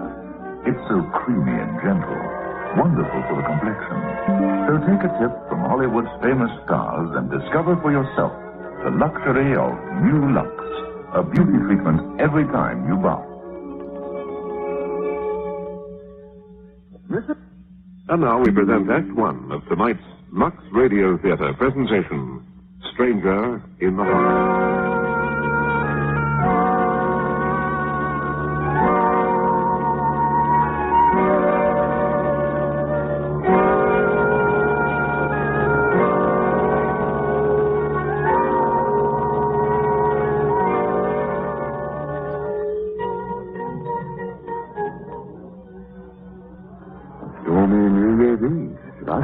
Move this cork in the sherry bottle. Yeah, let me help you. Miles, please. Let my hand go. Oh, very well, Diana. That's the way you want it. It is. I know Ruth's only your wife, but she's my oldest friend, and I'm a guest in her house. I'm sorry. Forgive me? Oh, Miles. If you're angry, I shan't enjoy my New Year's Eve. You'd hate me not to enjoy it, now wouldn't you? All right, you're forgiven, but... I know. Don't let it happen again. Don't. Well, let's have a drink. We'll all have one, actually. Well, everything seems to be in order in the kitchen. Does it, Ruth? Is that cherry? Yes, I poured you one. It's stormy outside, isn't it? Still, one must expect a bit of weather when one has a house that's built on a cliff top, mustn't one? And I do think this is the most heavenly house. Are you glad to be back in England? Yes, we are, aren't we, Miles? 6 years is a long time. I don't think why you stayed away so long. You go off for a year and stay 6. That's the way it goes, Broad. It just sort of drifted, didn't we, darling? Every month or so we kept saying we must come back. But as there wasn't any real reason for coming back, we didn't, that's all. Nice work you can get it. Oh, darling. My press and shares just go on working and working, and I might as well spend what money I've got. Just for fun, I worked it out the other day, and it's going to cost me nearly $60,000 to die. Well, as it is, it costs me 19 and 6 in a pound to live, so what's one to do? Will you stop chattering? 19 to the dozen. And drink. Oh, I know. I nearly forgot. What? We must let it in. Let what in? The new year, of course. Well, it come in by itself. There's a ceremony. We really must do it. Oh, but I forget what it is. Oh, that's a help. I'll go and look it up for you. Where? Well, in fact, it's in here, of course. That's what it's for. What's the matter, Ruth? Nothing at all, darling. What are you smiling about? Just looking at you. Oh. Are you pleased with what you see? Very pleased. I was thinking about something that Diana said just now. Nice work it is really. What about it? It suddenly reminded me how spoiled I am. Too much money and not very much sense. You've got to be jolly clever to have too much money these days. I should leave the sense to other people. I can't help it, you know. I feel like saying to people, I can't help being rather a silly woman. I can't help not having very much brain, and the money was left to me. That sherry's gone to your head. And then there's you. What about me? Oh, people ought not to be in love after 6 years of marriage. Sometimes I think it's all too good to last. Ruth, I have something to tell you. Something nice? No, not Betty. Oh? Diana. What about her? In the words of our cheaper novelist, I made a pass at her. When? Last night, after you'd gone upstairs. Why? I don't know quite. She's there, looking very attractive. I'm a man. In love with his wife? Yes. What a silly thing to do. I know. Is that all you're going to say? I'm not going to throw a stone, if that's what you mean. You really are an extraordinary woman. I do believe that if I went off for a thoroughly bad weekend, the first thing you'd say when I came in would be, have you had your breakfast? If you had been off for one, nothing I could say could make any difference, could it? Did I hear you say just now that you were a stupid woman? I suppose there must be degrees of stupidity, that's all. Who's that? You know, I've been thinking about practicing again. You mean medicine? Yes. Do you mind? And you've forgotten, don't you? 6 years is a long time. It'd be too awful if you went and gave everyone the wrong bottle. I don't think I'd do that. Anyway, I was the nicest patient you ever had. And what's more, I always paid my bills at once. Yes, only because you could then send for me on the slightest pretext. You've been telling me I chased you, Nick. But you did. You were the scandal of Westover. I'm sorry, darling. That's all right. It slipped out. The name. It's all right, dear. Don't go on about it. Oh, I've hurt you now, haven't I? Miles. Yes? I love you very much. Still? Yes, still. And you? Still, darling. It's been worth it, hasn't it? Oh, yes, Ruth. It's been worth it. There's some terribly interesting things in this encyclopedia. Are there, Diana? Did you find the rules for... Oh, I didn't have to. I suddenly remembered.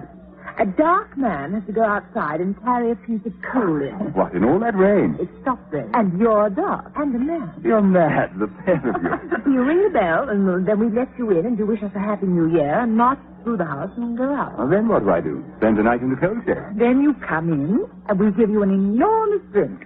Now, you better go out and find a nice piece of coal. But it isn't midnight yet. I know, but we must have a rehearsal. Oh, dear. Which door do I go to? The back. It's a sort of symbol. You know, the year that's at the back of us. No, you're wrong, dear. It's the front. You wouldn't like me to run round the house chanting carols, would you? Well, try the back. And if that isn't right, we'll know, and then you can try the front. Now go along and find the coal. I have a feeling that all this is going to end in terrible disaster.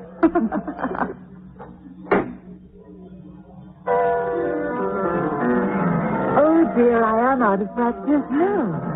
It's pretty. What is it? I like it. Etude by Chopin. Nice. Ruth? Yes? I'm so glad everything turned out so well for you both. Thank you. There's something else. I know Diana. Miles told me. You didn't think he would? No, I didn't. He goes up in my estimation for that. We tell each other everything. That's Miles now. Don't get up. I'll go.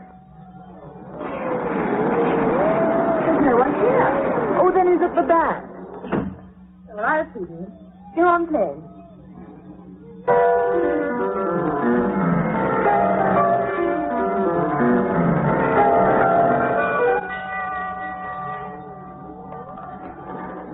What are you doing, Miles, darling? Diana's gone round the back to let you in. Don't be tiresome, dear. Do shut that door. There's a terrible draught. Miles, Good evening, ma'am. The door wasn't properly closed. Can I help you? Well, ma'am, you could ask me in for a moment. I mean, out of this rain.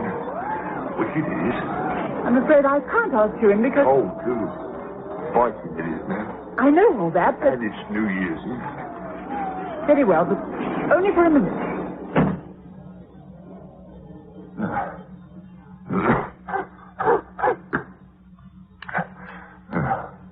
Nice. Very nice, ma'am. What is? This room. Great taste, if I may say so, ma'am.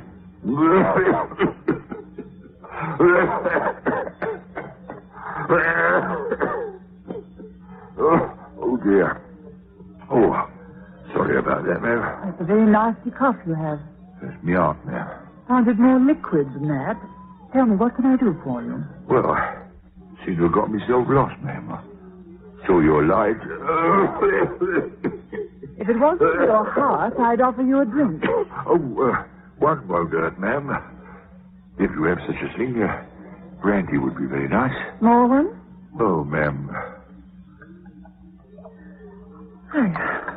There you are. Thank you, ma'am. Thank you. Oh, and for heaven's sake, stop calling me that. Calling you what, ma'am? Ma'am. Now, why were you walking around out in the rain? I had to, miss. To get this.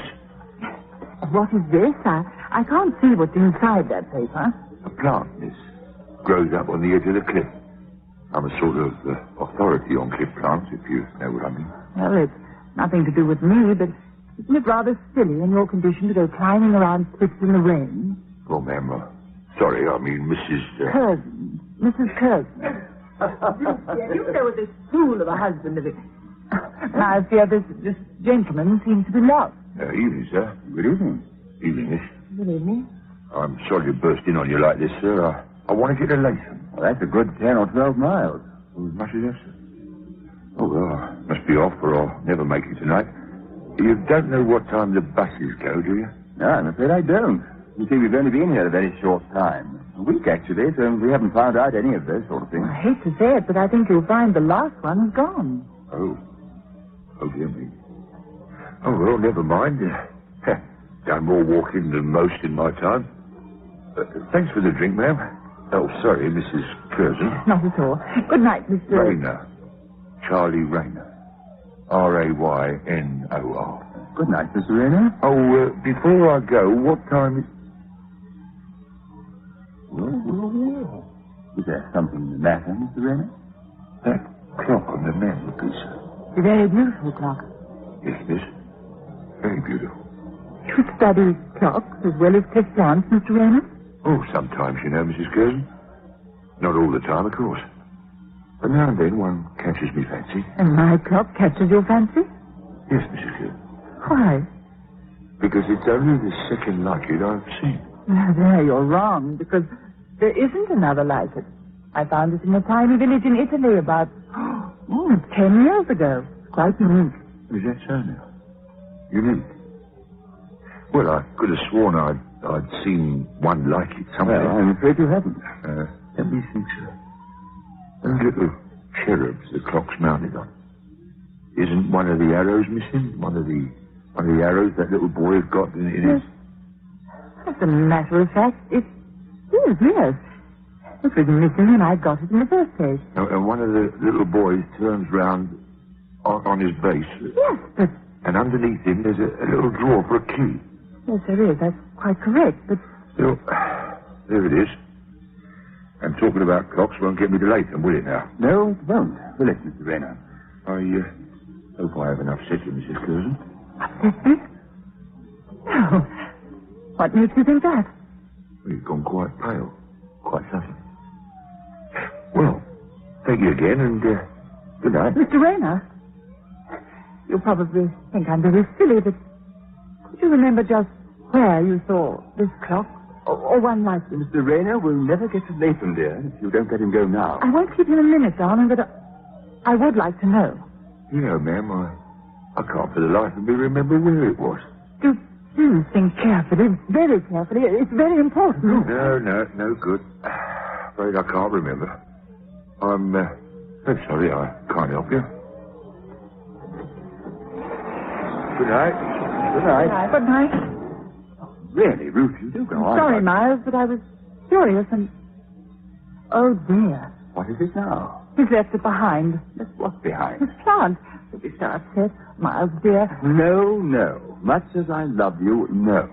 I'm prepared to carry coals to Newcastle for you in the pouring rain on New Year's Eve. But I am not chasing down the road after an old drunk with a bit of seaweed. Oh, look, it's nearly 12. Oh, Miles, hurry up. For what? Well, get that piece of coal from the kitchen table and go outside again. Oh. I'm not going to have my new year ruined by some dreadful old man of the night.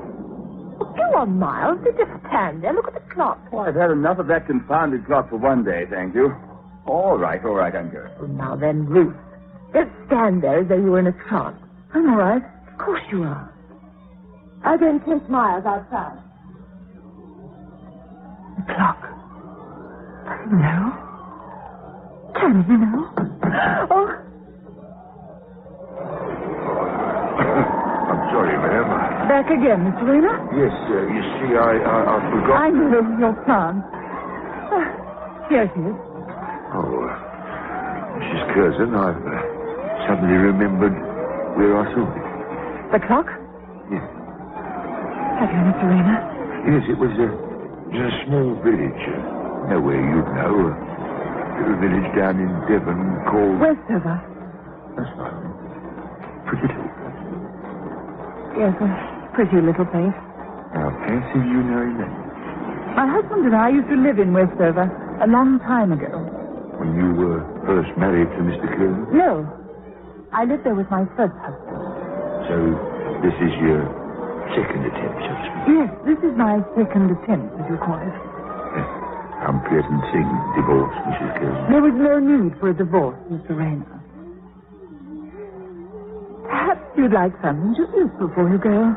Oh, that's very kind of you, Mrs. Curzon. If you'd like to go into the kitchen, I'll get you something. Mrs. Curzon, why have you offered me food? Because I thought you'd be hungry. Is that the only reason? Of course. What other reason could there be? It's funny. Why? Because I knew you would ask me. I'll go into the kitchen, Mrs. Curzon.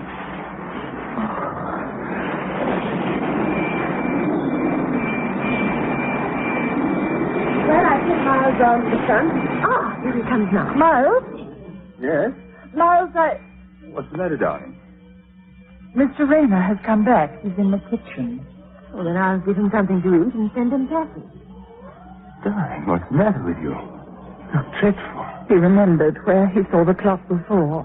Did he? Well, what is it? Westover. Miles, he said Westover was a pretty place. Oh. Darling, don't you see? Please, darling, pull yourself together. Happy New Year, Ruth. A Happy New Year, Miles.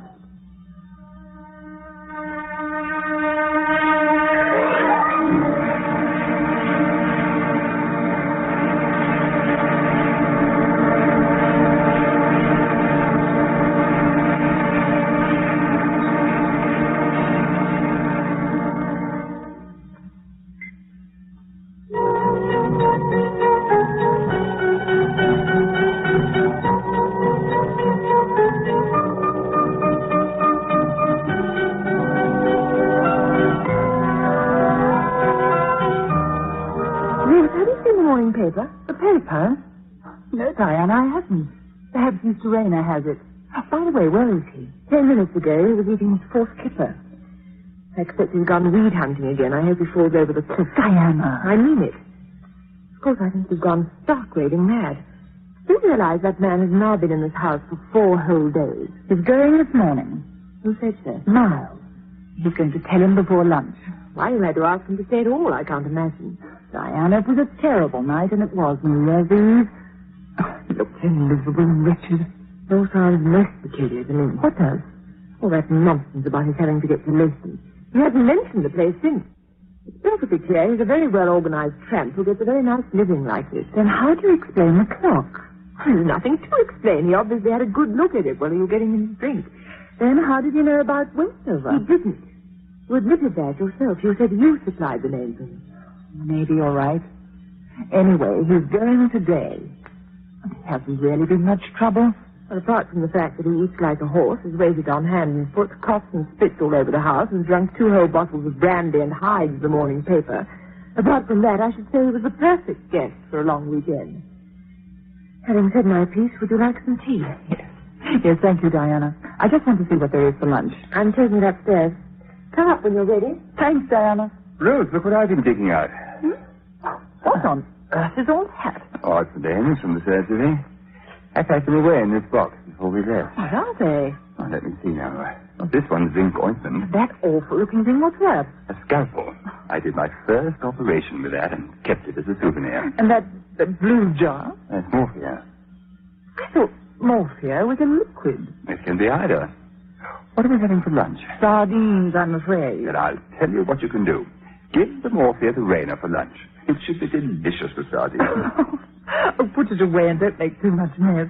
I'm going to have some tea with Diana. All right. Oh, you're back.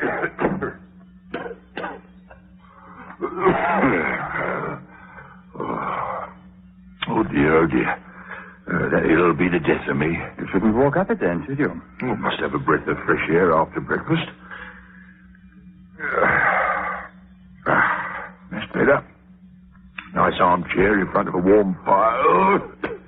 Must you cough like that, Mr. Raynor? Can't help coughing now, can I? A little bit brandy might help. Those doctor's orders. They could be, yes. That reminds me. I must ask the good lady for another blanket. Quite chilly I was last night. You won't be needing another blanket. No? No. Now, what does that mean, I wonder? It means that you're leaving this house today. Oh, now, wait a minute. Oh, this needs a bit of thinking about, this does. You can't just turn a man out into the street. There's a perfectly satisfactory bus service that will take you to Lithium. I don't think I've got my fare. It'll give me the greatest pleasure in the world to present you with your fare. Oh, well, this has come as a shock. Yes, indeed, it has given me quite a turn. I think I shall have to have just a small brandy. If you so much as touch that decanter, Mr. Raynor, I shall knock it out of your hand. Now, that would be a silly thing to do, wouldn't it? Hitting a sick man. And if you did that, the sick old man would have to turn a bit nasty now, wouldn't he? Mr. Raynor, if you are not out of this house within 1 hour, I shall call the police and have you thrown out. And what will you tell them, Mr. Curzon? The truth? People who shout about the police never tell them the truth. Not the old truth, anyway. Well, it's up to you. What's up to me? Which of us sends for them, Mr. Curzon? Either I stay here and you send for them, or out I go and see them. And tell them what, may I ask? Nice material in those curtains. Heavy. I've always liked heavy material. Nice wood on the piano. Good polish. Mind you, needs tuning a bit from what I've heard. Nice fireplace. Big. I like big grates. Can't be bothered with the modern ones. Comfortable bed in there, beautiful view, see under my window. Good brandy. Brandy's so good for me heart. Nice house. Nice glass. Nice atmosphere. In fact, Mr. Curzon, a very nice house and a very nice life. Now, which of us is going with the police? Who are you? Charles Raynor, who wouldn't hurt a fly. Unless a fly worries him, Mr. Curzon. And what would you tell the police if you sent for them? About a necklace your wife was wearing at dinner last night. A necklace with a large sapphire in the center. What about it? Just that she shouldn't have that necklace, that's all. Why not? Why shouldn't a woman have a necklace that's her own? Because that necklace was supposed to have been stolen, wasn't it? Stolen by whom? The man who murdered your wife's first husband. Murder? But you wouldn't know about that. How could you? Your wife's husband was called Brooke, Mr. Curzon. David Brooke. He had a lot of letters after his name to prove he was an architect, but he didn't need the letters or the money he made because he was a very wealthy gentleman. You're not telling me anything I don't know, Mr. Raynor. Well, one fine night, some man comes along, sees a light in the house, knows Mr. Brooke is alone, working on some papers, knows there's a packet of jewellery in his desk.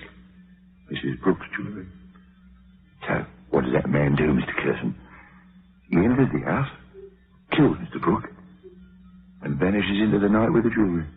Mr. Raynor, what are you trying to do? For 6 years, my wife and I have tried to escape from that story.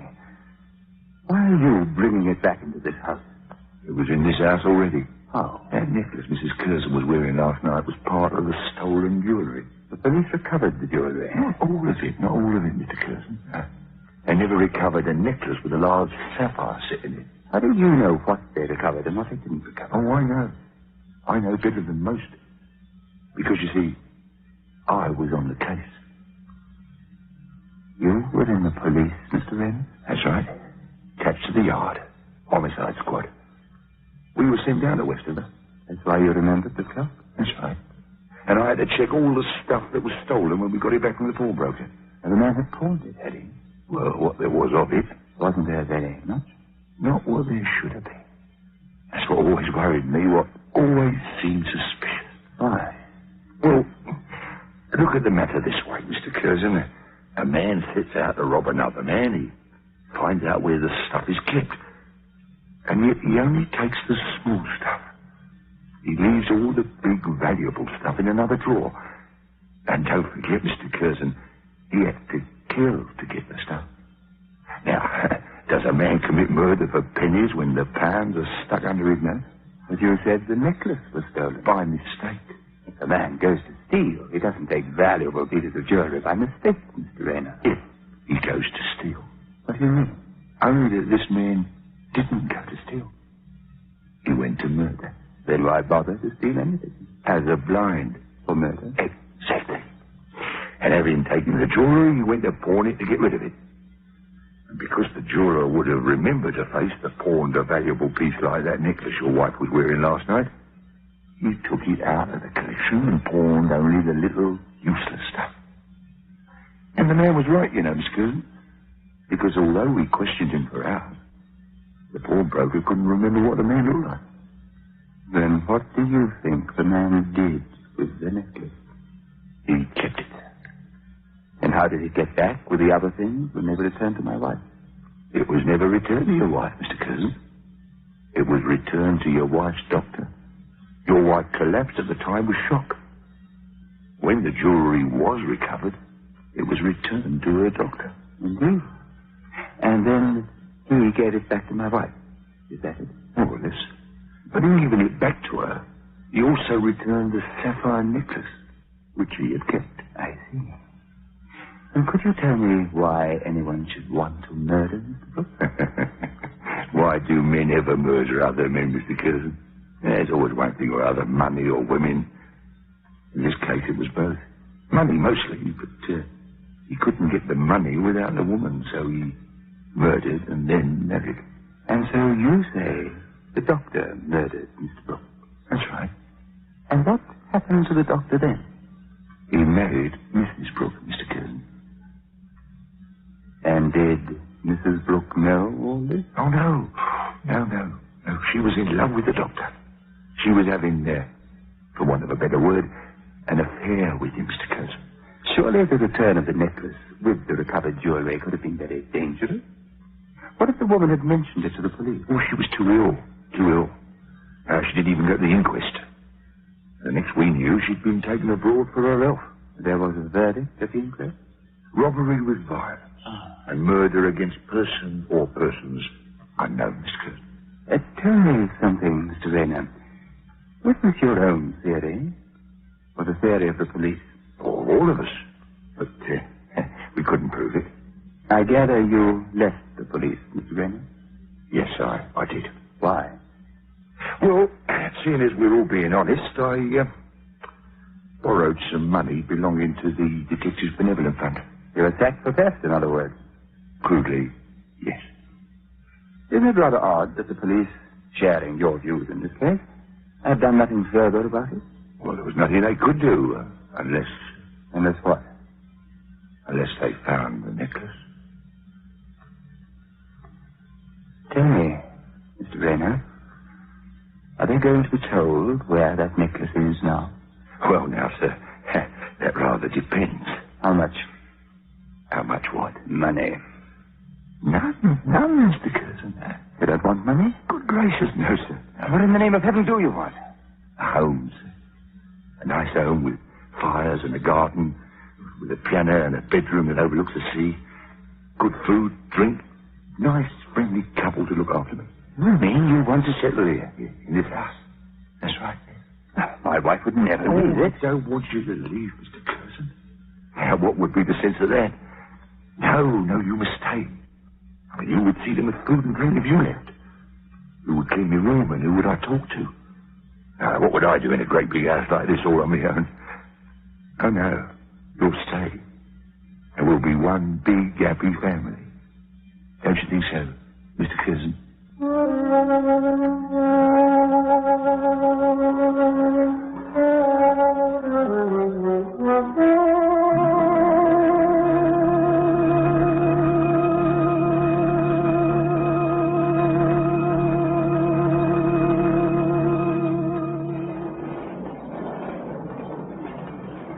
Please, Miles, don't come near me. Ruth, we must be calm. I am calm and quiet.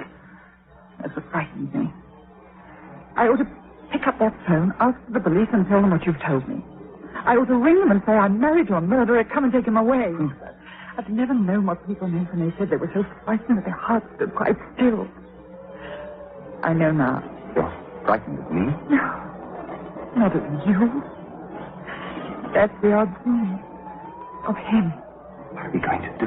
We must get out of this house. We must go somewhere where he can't find us, where he can never touch us. We can't run away. Then what do we do? Spend the rest of our lives with that foul creature sitting between us, eating with us, intruding into every part of our life. Is that what we've got to do? I don't know. I thought until my brain won't think anymore. Why did you do it? Because I wanted you so much. Because I made you happy. I began to believe that in some way I've made up for what I've done. I've read about it so often, and I never believed it. Read what? That a man kills, and then a woman helps him, hides him. But I could never think why they did it. Now, I'm standing here, watching you, noticing all the things I've always noticed. Your hair, your eyes, the way your shoulders curve. I'm standing here, still loving you. Loving you and being afraid for you. But afraid, Ruth, we shall never get away from him. Never. Do you hear me? Never. We shall get away from him. If we don't, then each day we shall get a little more apart. A little more of us will die every day. Hate will grow inside us, and finally we shall both die inside, and he'll go on sitting and sitting. And we shall just move about doing what he wants us to do. Miles. Does anyone know he's here? Only Diana. Where is she? She went down to the village. Anyone else besides Diana? I don't know. Why? No one else knows. It won't be so hard. No, Ruth. No, what, Miles? You kept the jar of morphia. Yes, you can see I have. Put it down. That isn't the way. Please don't shout.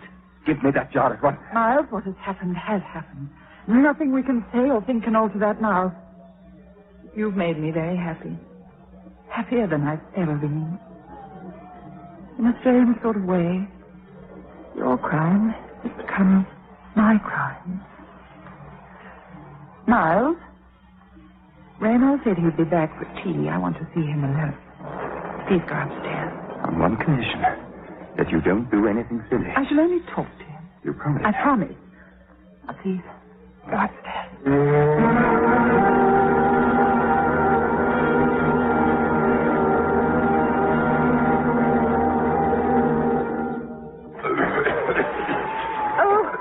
So there you are.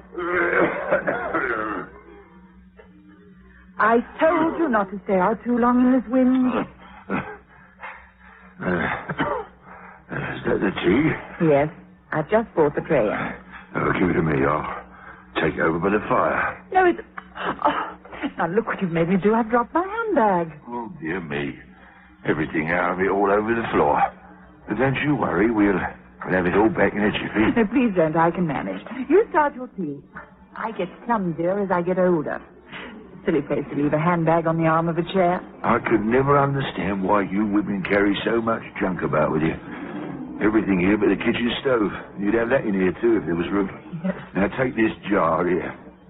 Why, in heaven's name, do you carry that around with you? That? Oh, that. It's only hand cream. I forgot to leave it upstairs. Hand cream. Thank you, Mr. Raynor. Well, I think that's all.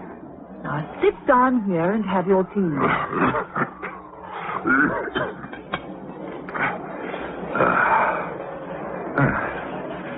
is what I call cozy. Nice cup of tea by the fire. Mr. Rayner, you've been at it again. Been at what? The brandy. Now, look, didn't I promise you? You promised me twice a day, but the bottle gets lower and lower. Well... And I don't like the way you're coughing. Charlie Rayner. Charlie Rayner will outlive the lot of you. Don't you worry your head about me. If anything did happen to you, who would I get in touch with? No one. I haven't got a relative in the world. I see. That's rather sad. No one at all in the world. Man's better off without relatives. In that case, you'll have to let me look after you, won't you? That's why I want you to go straight to bed. But look, Mrs. Curzon... It's high time someone took a firm hand with you. I'm going to have your chest looked at in the morning. Who are you going to get a look at it? The doctor from the village. Now, go along. Look at you, bullying me. You need it. Listen, if I go upstairs, can I have a brand? No. Not till I'm told by the doctor that you may. Now, look, just one won't kill me, will it? Kill you? Just one. Well, we'll see. Perhaps. If you go along upstairs, and I'll get the doctor to come and see you in the morning.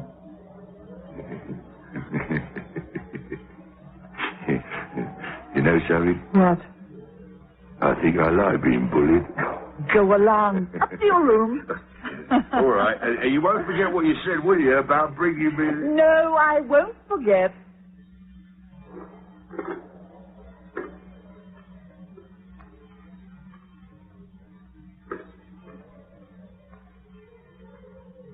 Hello? This is Mrs. Curzon from Clifftop. Could I please speak to Dr. Seaton?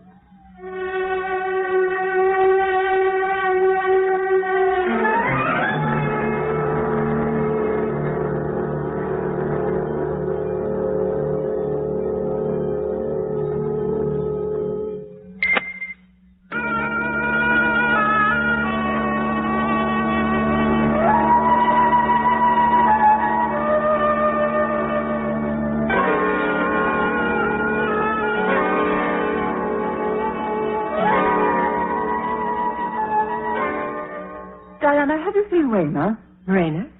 Isn't he in bed? He's been there for a week or more. Not there now. His overcoat's missing. I expect he slipped out. To the pub. Oh, I imagine so. Ruth, what's going on in this house? Nothing as far as I know. Oh, very well. I've already stayed here far too long. I'll go back to town in the morning. Oh, no, Diana, please don't. Oh, Ruth, I'm not a fool.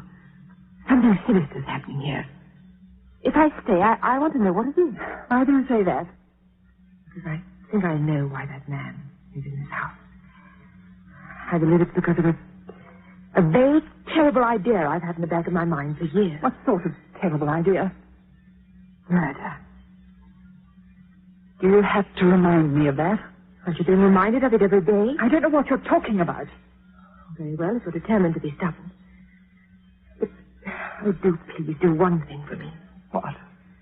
Whatever has happened, whatever is happening, and what is much more important, whatever may happen, don't do anything without thinking, without telling me.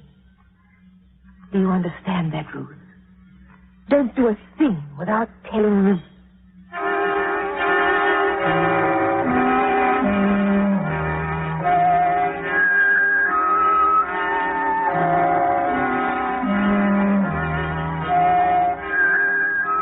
Still not back, Ruth? No. You're exhausted. Oh, I am. How is Rayner? What did Seaton say today? About the same, nothing dangerous. Just an alarmingly high blood pressure to a drink. Ruth? Yes? It will have to be tonight. Must it be tonight? Neither of us can stand any more of this. But must it be tonight? Couldn't we just wait a little and... No, it couldn't be more suitable.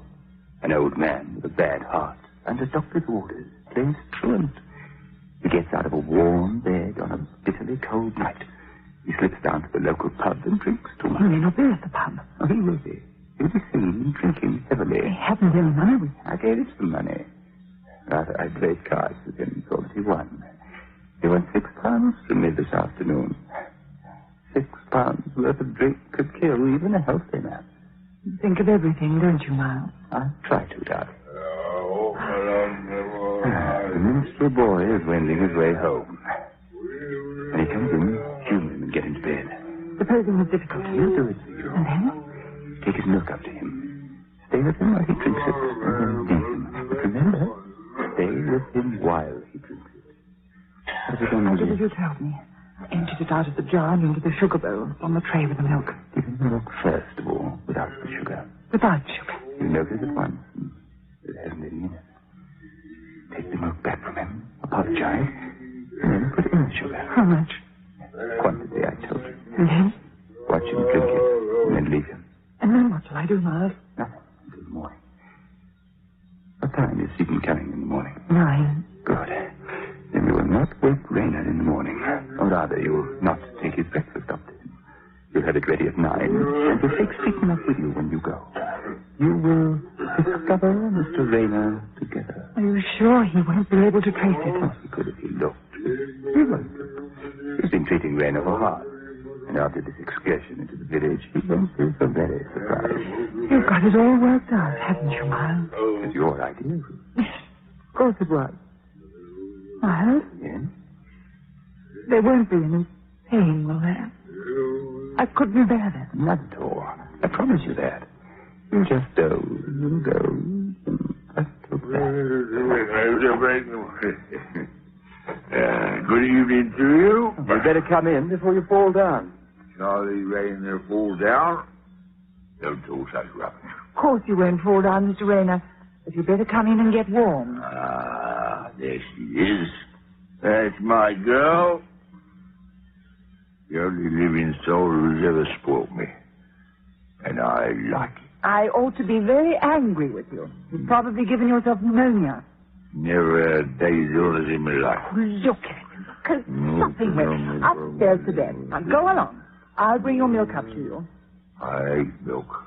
Germs in it. No, Diana, Mr. Rayner. Never difficult, are you? Can be sometimes. Go along upstairs. Diana will help you. Yes, of course I will. Come along, Mr. Rayner. Bullying me. That's what you're all doing, bullying me. I'll be up presently. Give me your hand. You're pretty. Thank you, sir. Mine's upstairs. Can I have my book? My murder book. Of course you may have it when you get upstairs. I could write a book. You know that. Well, suppose you write it upstairs. A wonderful book. All about people. Well, that makes a nice change. Mind you don't trip on the rug. Live people, dead people. Only one of them's got to die. Ah. Because he killed him. I can see it's going to be one of these books with a difference. Who killed who? I told you.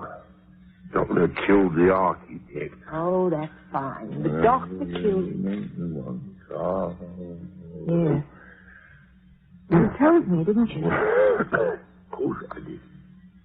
Then he pinches the wife. Easy, see? I'm beginning to. And the wife, does she know about the murder? Of course not. Spoil the book. Yes, I suppose it would.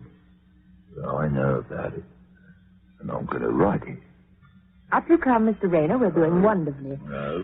You must tell me more about this book. Not till I've had a drink of brandy. You'll get your drink of brandy, I promise you. Oh. Because I want you to tell me the whole story. Oh.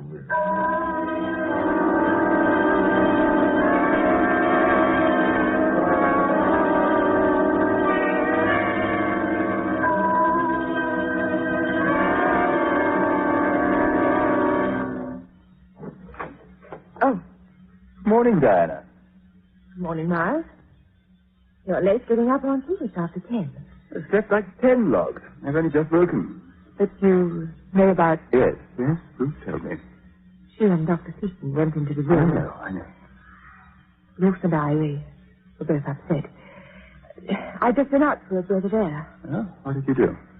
Walked along the cliff and thought. Like what? People and things. Things people do to each other. Then I thought about books. Fiction? Mostly about a man I knew who was going to write a book. A book about murder. Did he finish the book, your friend? No, he got stuck in the end. You see, he was writing from life, and he had to wait for the end to happen. What was this book about, Diana? About a girl who goes down to stay for a few days with some people in the country. And before she knows where she is, she's outstayed her welcome and is surrounded by murder. If that happened, wouldn't she go to the police? She was very tempted to. But she was very fond of one of the people concerned and wasn't at all sure how involved this person was. If I were you, I'd suggest to your friend that he tries comedy. That would be more his line, I think. You're very certain of yourself, aren't you, Miles? I know what I want. And it doesn't matter how you get it. The end, not the means, that matters. I agree with you. What time did Susan say he'd be back? I think we said about 10:30. About half an hour. And they'll take him. I mean, they'll take Ray. Yes, they'll take him away. Is there no one to notify? No friend or relative? No one, apparently. What a lonely way to die. Death is rather lonely, you know. Yes, Ruth. Ruth, are you all right? All right. Oh, I would like some tea. I'll go make it. Ruth, did Dr. Seaton say anything about the death certificate? He said he'd bring it with him. I'm trying not to look so worried. It's that locked door. It has to be locked. Police over there. I say, it gave me rather a shock when I tried it. Why didn't you wake me? You were sleeping so soundly, Miles. When Dr. Chesterton arrived, I explained to him that you and Diana were still sleeping, and we went into the room together. Yeah. You were right. He looked very peaceful. He was in exactly the same position as I left him in last night. Made me feel a little better. One day you'll learn to believe me, Ruth. Yes, I shall, shan't I, Miles? What are you doing? Looking for a letter. I thought it was here on the desk. Are you sure? What do you mean, am I sure? I'm sure you're looking for a letter? Of course. I just said so, haven't I? Miles, do you feel anything about what we've done? I feel relief. No horror. No disgust. What? What's the matter with you? I'm not sure. I know, but I'm still frightened. I thought that when it was over, I shouldn't be, that we could go back to where we were, but now I know we shall never go back, Miles, never. Why not? Because the thing we've done to keep us together always is between us. In time, we shall hate each other for what we've done. And I think I shall always be a little frightened of you as well. Of me? Why? Because you kill so easily. But that particular life meant nothing to anybody in the world. It meant enough for us to end it, Ross. So please, touch me. Go upstairs and rest. I'll deal with Stephen when he arrives. I think I'm seeing you for the first time, Miles. Seeing you and not liking what I see. I'm thinking of David, just as I'm thinking of Raynor. Have you lost your senses? No, I found them. I found them for the first time in 6 years. You're talking and behaving as though you had nothing to do with this business, Ruth. As though the whole thing has come as a complete shock to you. Have you forgotten why Raynor had to die? Was it to keep me, Miles? Did you love me so much that you could kill twice? I didn't kill Raynor. What did you say then, Miles? I said I didn't kill Raynor. I see. I killed him, didn't I? You gave him the milk, Diana, so you go and get it for him. She saw you take it up to him. I didn't go into his room at all. Miles, when you said a few minutes ago that you were looking for a letter, are you sure you weren't looking for this? Get that to me immediately, Ruth. Passport with brand new visas for France. Give it to me. No. Drop it in the fire, would you? Get out of my way. No, Miles. Too many people have had to get out of your way. You were leaving England, weren't you? No. Is it nonsense that in your wallet there was a steamer ticket for the 15th of next month? A steamer ticket issued last Saturday, the day you had to go up to London to see about your work? You're quite certain there were not 2 tickets? Quite certain. I've never prayed so hard in my life. Prayed that there was another ticket there somewhere, that there wasn't. When did you find it? Last night. So the whole thing's been a lie, hasn't it? A gigantic lie that's lasted 6 years. You've been happy for 6 years. Because I had to be. You had to make me happy, didn't you? That was all part of your plan, wasn't it? And exactly what do you intend to do now that you know the truth? There is nothing I can do. Nothing at all. You've had a very good 6 years, Ruth. It is more than most people have. More than I've had. It's been so dreadful for you, then. Dreadful? Have you ever had to make love to someone you didn't love? Have you ever had to force yourself against everything in your own nature, merely to please someone else? Do you know what it means for 6 years to drive yourself to be pleasant, to be passionate, to be kind, to even very often be civil, when everything inside you is bursting to get away, gnawing away inside you to let you out of it? You think those 6 years have been easy for me? I'm sorry I was always so dull. Oh, you weren't dull. It would have been easy if you had been. You have never loved me for one single moment, have you, Miles? Never. And now there is nothing I can do, is there? I can't afford to make mistakes. Not even over a simple thing like who gives who a glass of milk, who puts the sugar in it. Do you feel nothing for me at all? Oh, pity. Because you're weak, and I despise grit. I don't want your pity, Miles. It's been bad enough to hear you throw back into my face every minute of those 6 years. In any case, I don't need your pity. Are you so sure of that? As sure as I am that you won't be using that steamer ticket. And what's going to stop I you? am. Indeed. Suppose that sounds rather silly. Stupid, boring, loving Ruth. Ruth who nauseated you with love, embarrassed you with affection. This same Ruth is going to stop you. How, may I ask, is this to be done? How, Miles? Very easily. By not loving you. By producing the one thing that can stop you. Look over to the stairs, Miles. What? Right now. Hey, now. With the glass of milk still in his hand. Ruth, what does this mean? So you're in this too, Diana? I, as you say, am in it too. What about Seaton? Dr. Seaton knows a whole revolting story. You've already been to the police. You'll be here in no time. A very efficient body, the police. Oh, well, if you think you've got the better of me, You you'll... take the trouble to look outside, Miles. You'll see a man at the gate. You have only to shout and he'll be here. Which reminds me, I must go and have a word with him. Hadn't you better put that glass down first? The glass. How are you? Yes, of course. It's a good job I don't like milk, isn't it, Mr. Curtin? Full of germs, it is, full of them.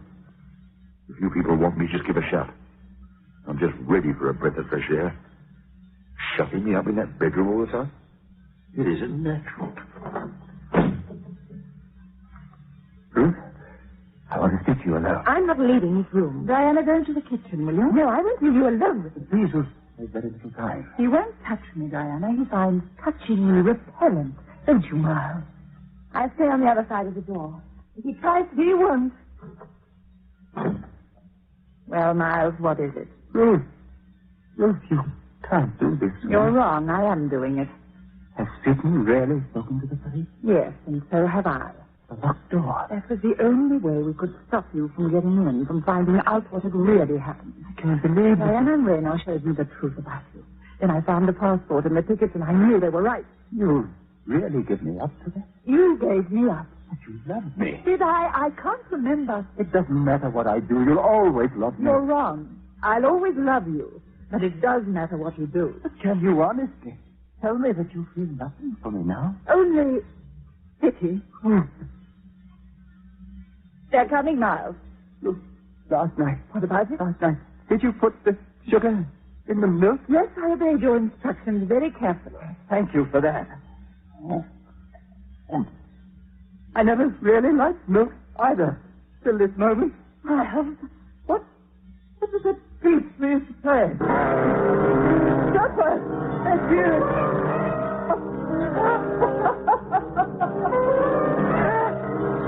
I should have been all the arrangements were strict. That's not the thing. But not now. Not.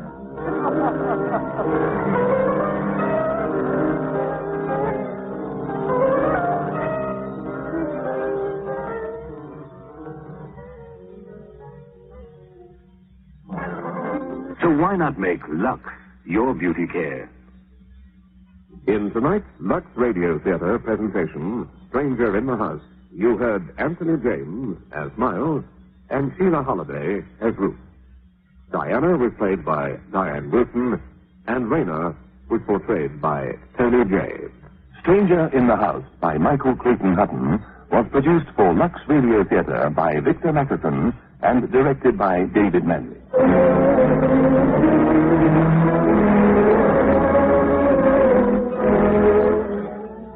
Next week, Lux Radio Theater takes great pleasure in presenting The Long Frontier, a radio play specially written for Settlers' Day by Alistair Scobie.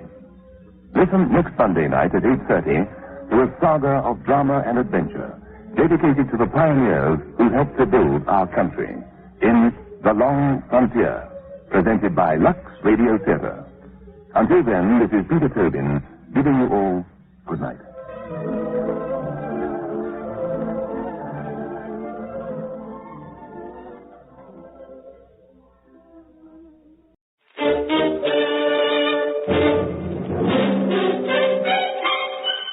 Box 13, with the star of Paramount Pictures, Alan Ladd, as Dan Holliday.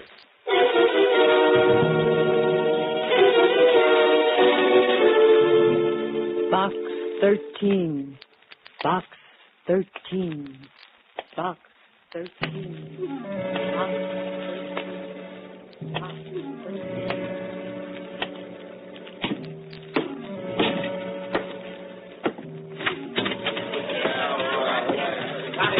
Howdy, boy. Hiya, Mr. Holliday. What do you say? Where's that society case, please? Hiya, Holliday. Hiya. Jerked the first paragraph in that Simmons story. Hiya, Dan. How are you? Hiya, Susie. Hiya, Mr. Holliday. What's in Box 13? You are listening to Box 13, starring Alan Ladd as Dan Holliday.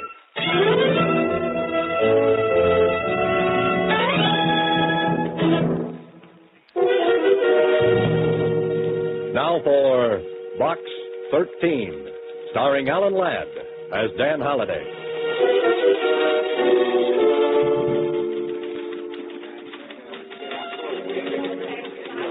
Well, here I am again, standing at the want ad counter of the Star Times, looking for what? An idea for a story. I could have stayed here as a reporter. I could have been searching for facts. Instead, I'm fumbling for fiction. Instead of a blonde, I'm meeting a deadline. Instead of Chanel number 5, I'm heading for a snip of printer's ink. Holliday, you're a dope. Mr. Holliday. What's that, Susie? I said there's a letter in Box 13 for you. It's special. Special? Special delivery. It was mailed only a couple of hours ago. Something like that could be important. Could be. Could be adventure. Could be. Could be a girl. Could be. By the way, Susie, how come you're working so late this evening? Oh, my boss asked me to. He's paying me overtime. Time and 3/4. Time and 3/4? Mm-hmm. I held out for double time when he offered me time and a half. Well, what happened? Oh, we effected a compromise. Goodbye, Susie.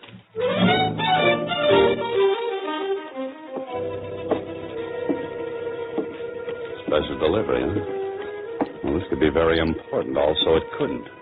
Well, come on, open it up, Holliday. You haven't got all night. Having terrible trouble. Please come to room 718 at the Bradford Hotel. Hurry. Signed, Agatha Marsh. That sounds urgent.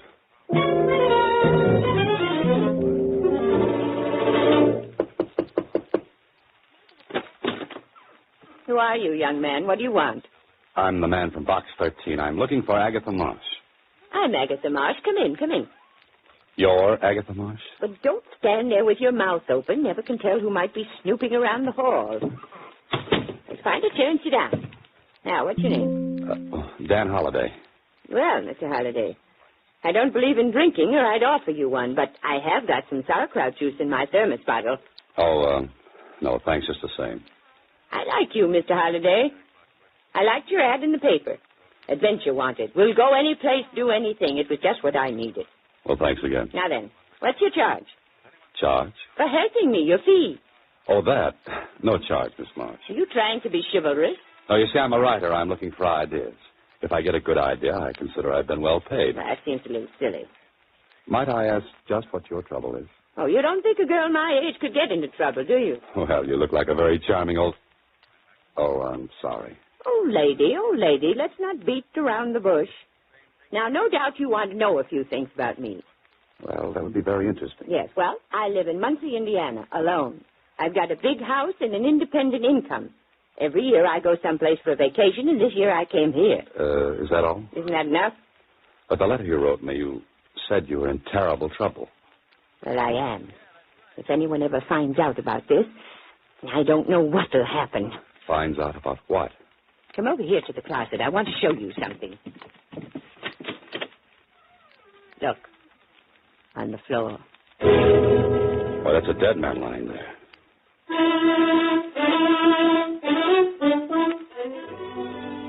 Well, this would make a good opening chapter for a story. Young man goes to help charming old lady who is in terrible trouble. Terrible trouble turns out to be a corpse. Corpse? Here, wake up, Holiday. This is the real thing. Now do you believe me, young man? When did you find him? Just before I wrote you that letter. Before you wrote the letter? Well, that's hours ago. I know, but what could I do? What could you do? Miss Marsh, you could call the police. And get my name in the papers? Have all the folks back in Muncie know there was a dead man in my room? Oh, no. Miss Marsh, listen to me, please. There's a dead man in that closet. There's a law about dead men. We have to notify the police immediately. You can go to jail for hiding a body. Oh, fiddlesticks. But, Miss Marsh, look at this man. He's been shot at close range. There are powder burns on his coat. I know. I examined him before I wrote you. You see, I read all the current detective stories. Detective stories? This isn't a story. This is the real thing. I know. Why don't you try to prove that I did it? With what, a cap pistol? Now, you're a nice person, Miss Marsh, but this is going to be tough. But don't get so excited. A girl my age could kill a man if she wanted to. Rub him out, as they say in the murder mysteries. Please, Miss Marsh, be sensible. You've got a murdered man in your closet. Now pick up that phone and call the police right away. Mr. Holliday, in all seriousness, I can't do it. Think of what my lifelong friends would say. Yes, I know it doesn't look good. I can see the headlines now. Prominent Muncie pioneer woman found with dead body in hotel. Oh, please, Mr. Holliday, help me. Well, I don't know. This is a little out of my department. Just this once, Mr. Holliday. I've never asked for help before. I'm an old woman. Well, all right. What do you want me to do? I want you to help me get rid of the body. Get rid of the body? Now, look, Miss Marsh, you're not serious. You didn't mean that. No, you don't know me. I fully intend to get rid of that body. Okay, go right ahead. It's your course. And you're going to help me. No, I'm sorry. Try a bellhop. And have him snitched to the desk clerk. Besides, you advertised for adventure. But this isn't adventure. It's a nightmare. Come on, Miss Marsh. Let me notify the police. Now, there's a broom closet down the hall. That's very interesting. I just remember I'm meeting someone in the lobby. I'd take the body there myself, but I'm not strong enough. Goodbye, Miss Marsh. I'll scream. Go right ahead. The hotel detective will show up. Just a man I'd love to see. And I'll tell him you killed that man. Oh. Now, would you help me? Suppose we get caught. Then you'll help me. Now, wait a minute. You said we. Now, I'll open the door and watch the hole. Case the joint, as they say in the mysteries. And then you whisk the body into the closet. You're strong. You can do it. Oh, sure. I'm strong, all right. But not in the head.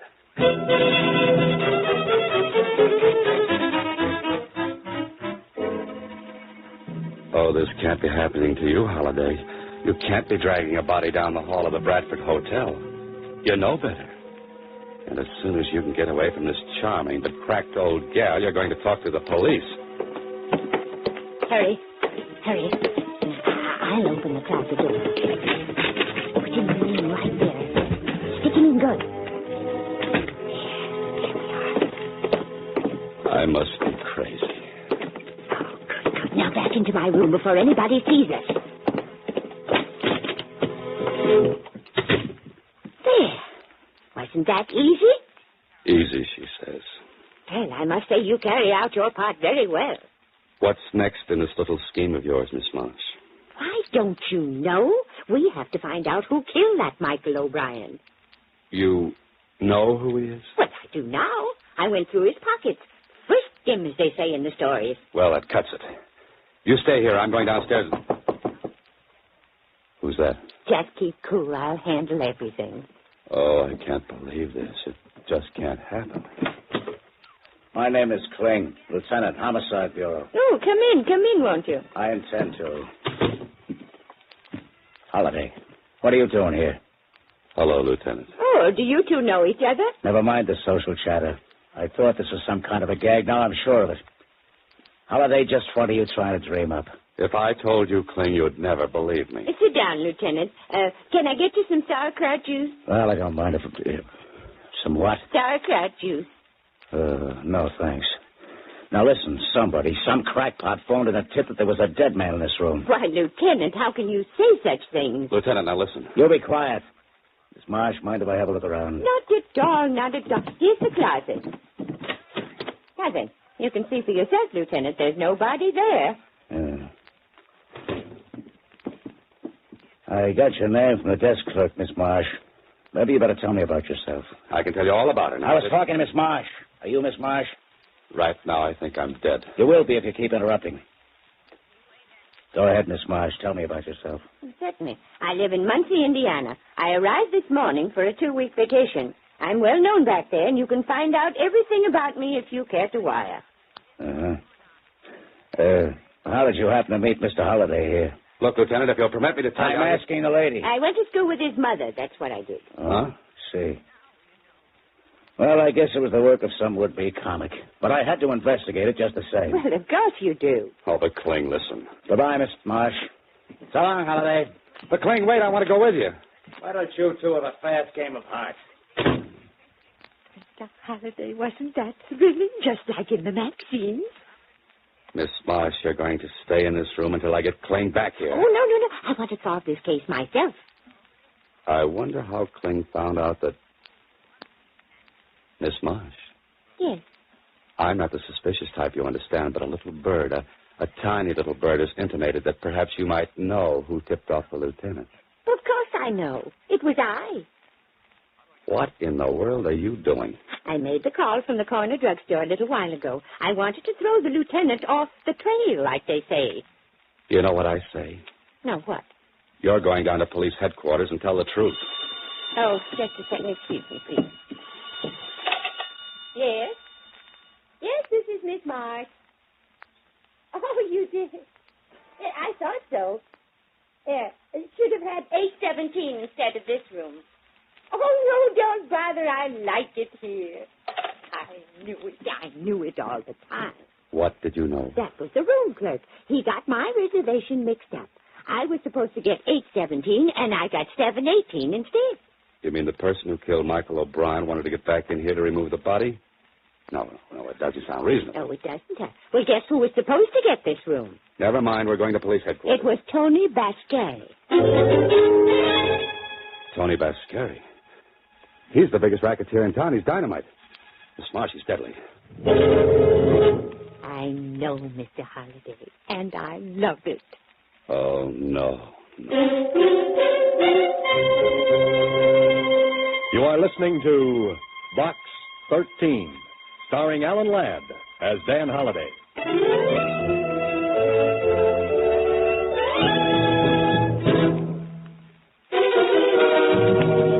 Now back to Box 13, starring Alan Ladd as Dan Holiday.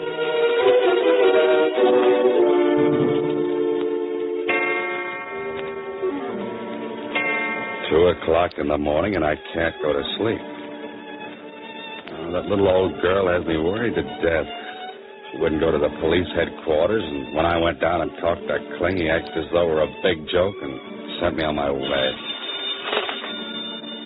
Hello. This is Agatha Marsh. Now what? Where are you? At the hotel. I went up to see Tony Basquet. You what? Miss Marsh, don't you know that's the worst thing you could have done? I had to talk with him. I put the heat on him, as they say in the murder mysteries. And you're still alive? I accused him of killing that O'Brien man. I came right out with it. But, of course, he wouldn't admit a thing. What do you expect him to do, break down and confess? Well, I think I've got him on the run, but I'm worried.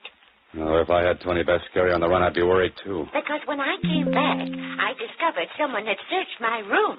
Will you call the police? You should have done it a long time ago. Oh, no, I couldn't. I want you to come over right away. At 2 in the morning? Mr. Holliday, someone's trying my door. Hang up quick. Call the room clerk. But, Mr. Holliday, Hurry, I said.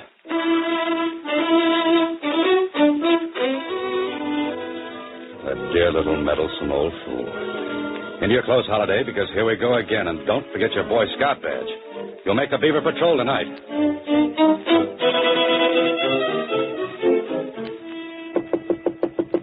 The clerk said she hadn't called the desk. I wonder... No, she would have screamed. Someone would have heard her. It's open. Cleaned out completely. No Miss Marsh, no clothes, no nothing. Not even a piece of notepaper. Hey, what's this? Paper airplane. Like the ones I used to make in school. But why should she be making paper airplanes? Airplanes. The airport, that's where they took her.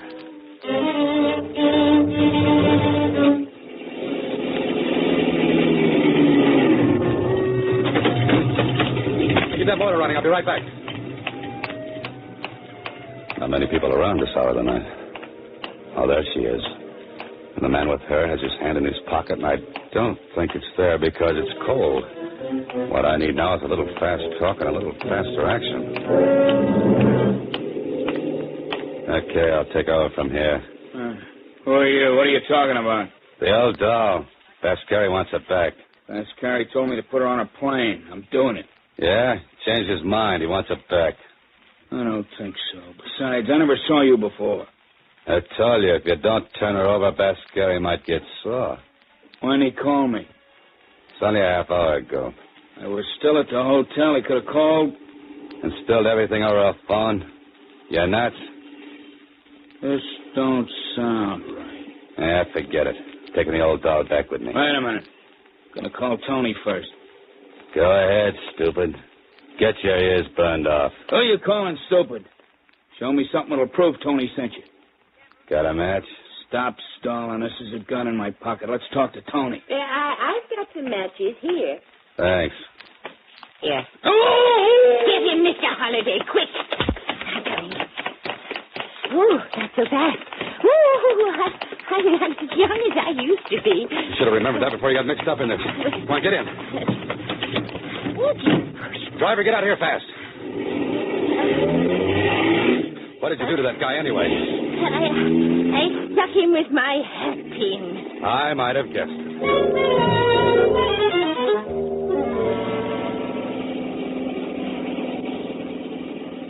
Now, Miss Marsh, what happened at the hotel? Well, I hung up when I heard him trying the door, but I was too late. The door was unlocked. So it was Tony Bascari, huh?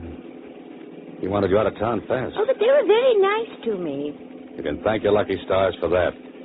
Usually, Bascari's enemies wind up in some ditch. I didn't see him again. That man, the one you knocked out at the airport, he was the one who came in my room. Well, you must have the goods on Bascari. You must have killed this man or had him killed. But why didn't he take him out of the hotel right away? But there was a convention there last night. The whole place was literally crawling with people. Oh, that's the reason. Oh, that paper airplane. That was fast thinking, Miss Marsh. Well, thank you. Well, now we can go back to Bascari. We've got the goods on him. We can crack the case, like they say in the murder mysteries. Miss Marsh, I've got news for you. We're not going to see Bascari. We're not? Well, where are we going? You'll hate me, I know, but it's the police station. Well, Holliday, what happens now? You've taken Miss Marsh to Kling's office. She looks at him. He nods her into his private office. And suddenly she comes out smiling. You try to leave, only Kling stops you. You stay here, Holliday. Kling, you can't let her walk this beach alone. Bascari will get her. Forget it. I got a man tailing her. Okay, but what happened in that office? What did she tell you? Plenty, my friend. She preferred charges against you. She preferred charges against me. Now, what are you talking about? Kidnapping. I kidnapped her. You took her off the plane by force, didn't you? Listen, Kling, that little old lady is a whodunit happy. She'll get herself killed.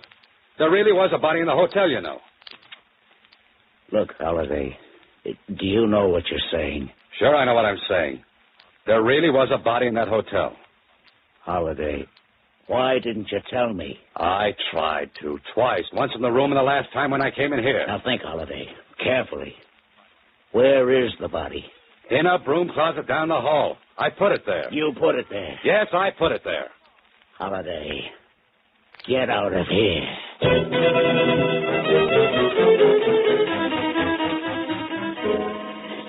Well, Holiday, now you're fixed. Even Kling looked at you like those things in your belfry weren't bats. They're more like eagles. But you're in it now, so you've got to follow through. And that indicates a fast ride over to the Bradford Hotel. Oh, clerk. Hey, clerk. Yes? I'd like to find out who occupied Agatha Marsh's room the day before she did.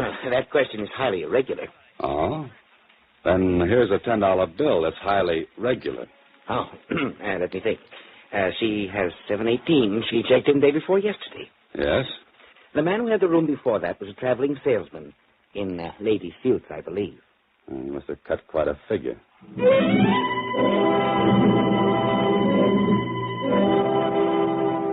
She must be in this hotel someplace.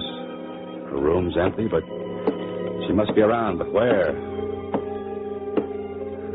What are you worrying about, Holiday? You couldn't wait to get rid of her. Now you can't wait to get her back. Oh, you're a character who belongs back in the Middle Ages with a tin union suit for cold nights. Yeah, she'll probably show up safely with that detective tailing her. The broom closet. Wonder if the dead man is still in there. He must be. Kling hasn't showed up yet. Oh, hello, Mr. Holliday. Miss Marsh, what happened? How'd you get in that closet? Isn't this thrilling? No, it isn't. There was a detective trailing me, but he was knocked unconscious. Shocked, as they say in the murder mysteries. And you were brought up here? By the same man who tried to put me on the plane. He hit the detective, put me in the car, and brought me here. Well, you two, what are we playing now? And where is the man I put on you, Miss Marsh? He was hit over the head, Lieutenant, but I'm sure he's all right now. This the closet where you said the body was? Was. It's right, Lieutenant. Here, let me take a look. You know what I think, Holiday? What? I think both of you crackpots are making this all up. I don't believe there ever was a body. Kling, you have my word for it. Your word doesn't mean as much as a Chinese dollar. Kling, listen. They brought her back here, locked her up. They took the body away, didn't they, Miss Marsh? Probably going to sink it in cement, as they say in the murder mystery. Now, Scary's in his room, I'll bet. Go up and talk to him. Surely, put the heat on him. Just once more, I'll play with you kiddies. Come along. Where? Miss Marsh's room. I'm locking you pixies in till I get to the bottom of this.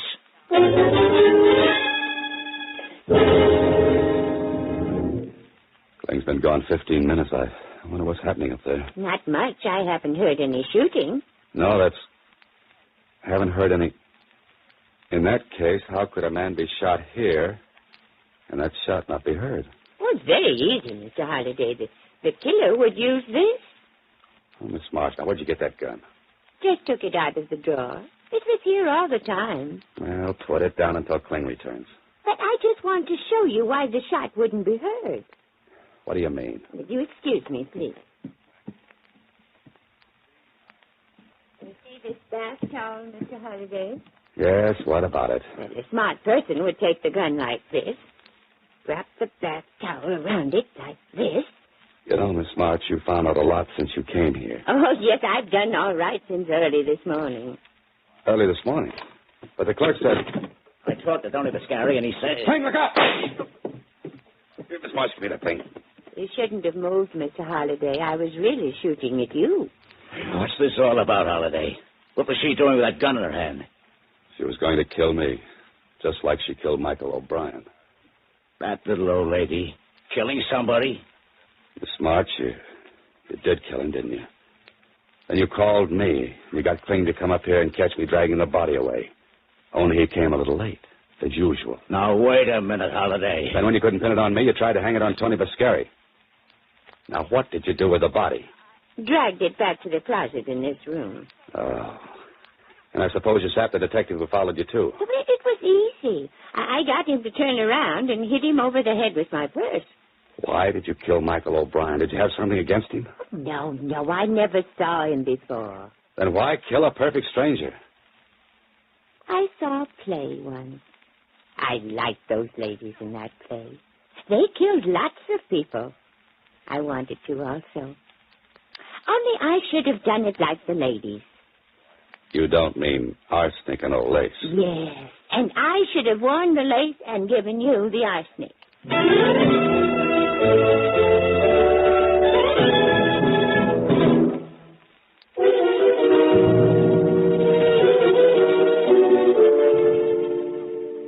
Well, Holiday, you're back in your apartment again. The sun is shining through the window, a sun you might never have seen again.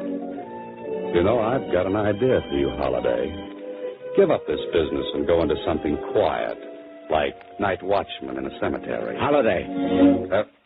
What's that, Cling? They examined the old girl down at the psychopathic ward of the city hospital. She's batty as a loon. You're telling me. I saw that in her eyes when she wrapped the towel around that gun. But what happened to Vascari and his stooge? When she heard he was in the room above, she tried to pin the body on him. Oh, so he tried to get her out of town in self-defense. Holiday, you're a very lucky, lucky guy. You can say that again and again. And again. Oh, just a minute. Hello, Mr. Holliday. Susie, what are you doing up here in my apartment? Why aren't you down at the Star Times? Well, my boss and I have been talking about another compromise. Another one? He wants to fire me, and I want to quit. Oh, but Susie, if you left the paper, what would I do for my mail? I was thinking, maybe you'd like to hire a good combination stenographer and secretary, huh? That's you? That's me. Well, I don't know, Susie, but as they say in murder mysteries, I'll have to think it over. You better think fast. Good help is hard to find. Goodbye, Susie. Next week, same time, Alan Ladd stars as Dan Holliday in Box 13.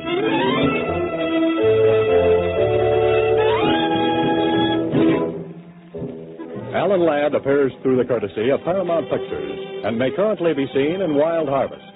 Box 13 is written and directed by Ted Hediger. Original music was composed and conducted by Rhodey Schrager. This is a Mayfair production.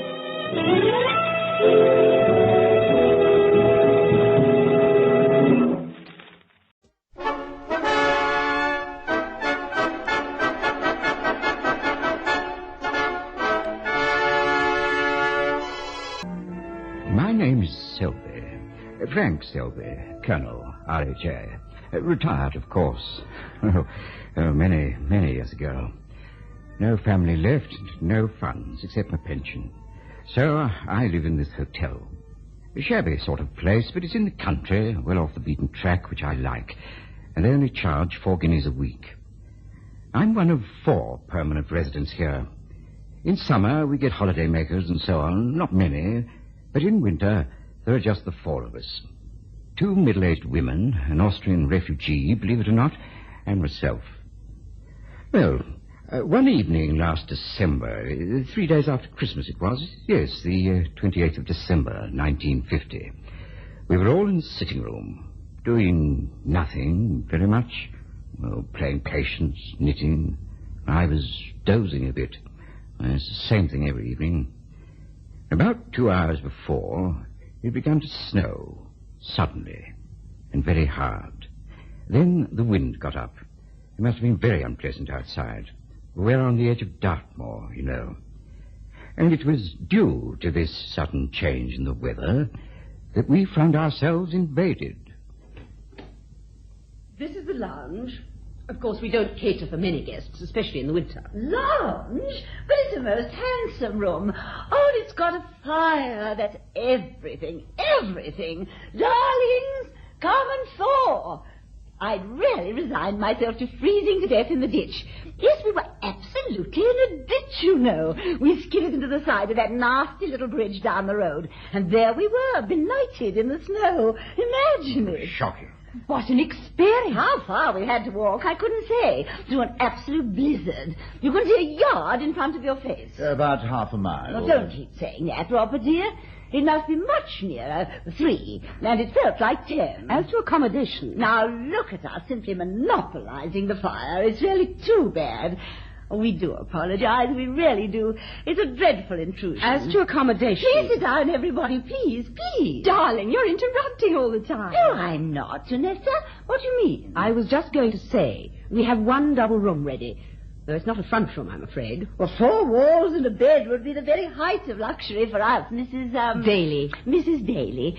And if we might possibly have a fire, even an electric thing or an oil stove would do. Oh, shall I ever get warm again? The question of the other room. Oh, my daughter will be happy in any little room, won't you, darling? Of course, of course. After all, we might still be in the car, in a ditch, or wandering hopelessly about on the moor, lost in the blizzard. The trouble is that the other rooms are in the part of the house we closed for the winter. I wouldn't care to put anyone there tonight. I wouldn't like the responsibility. It's so cold, you know, and so damp. Tomorrow, of course, we can light some fires and air it properly. Oh, tomorrow? Well, surely we can find some corner for her, Mrs. Daly. I was going to suggest, just for one night, if she could manage on the sofa. But of course. Tomorrow night, of course. Oh, I hope we shan't have to trouble you tomorrow night, Mrs. Daly. Yes, I'll sleep on the sofa.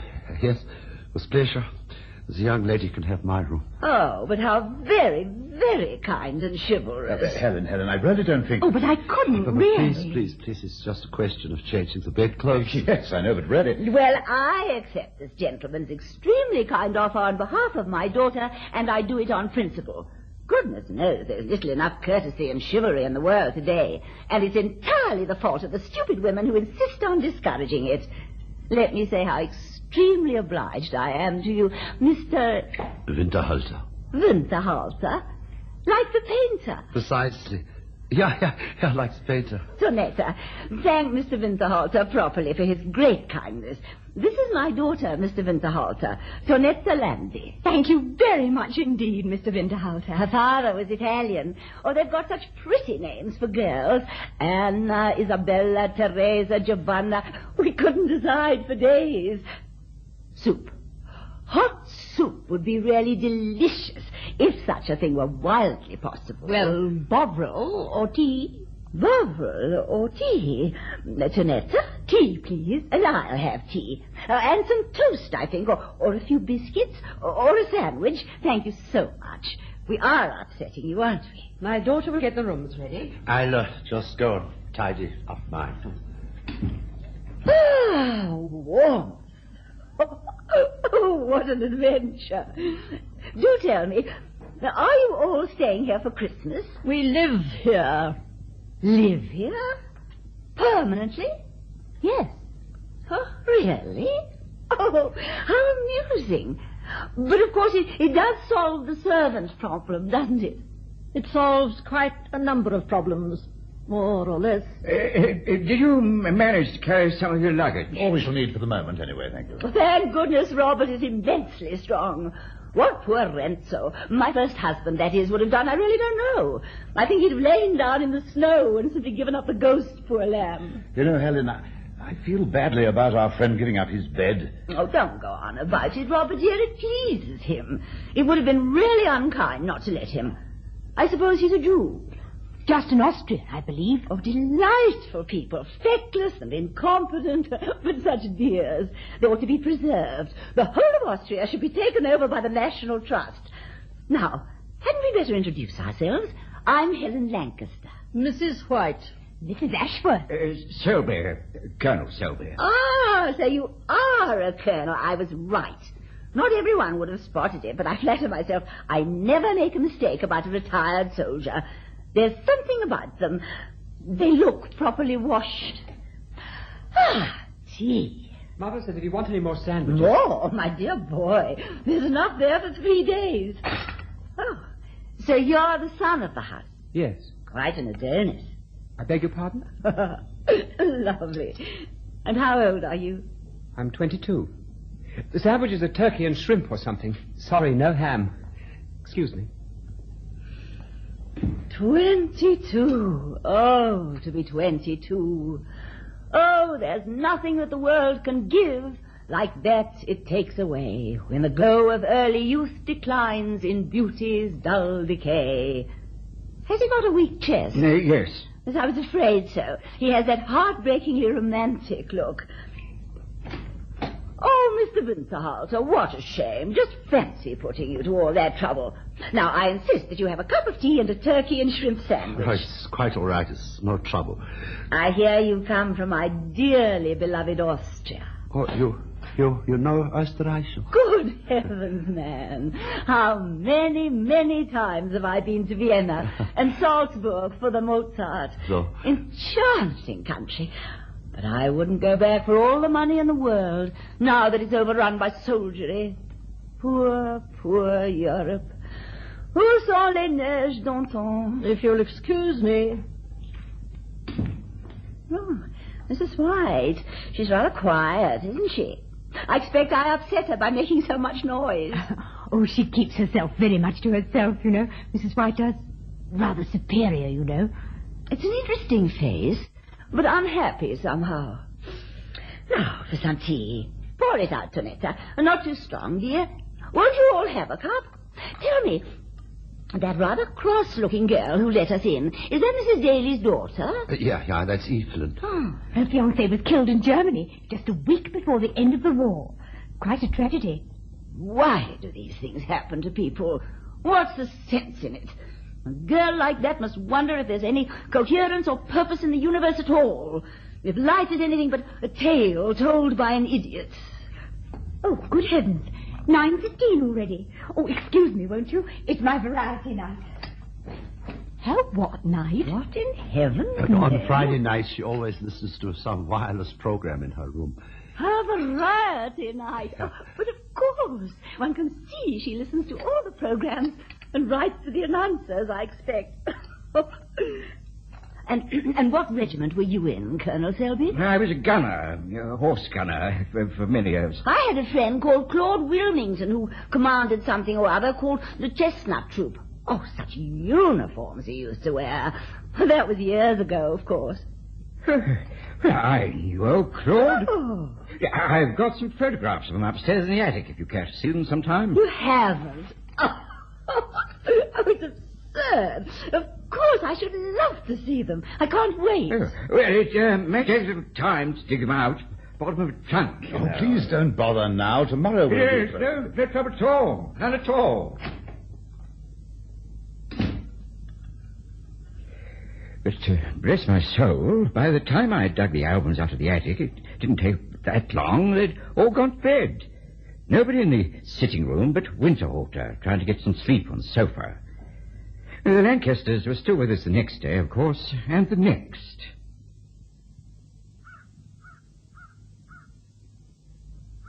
Good morning, Mrs. White. Still very cold, isn't it?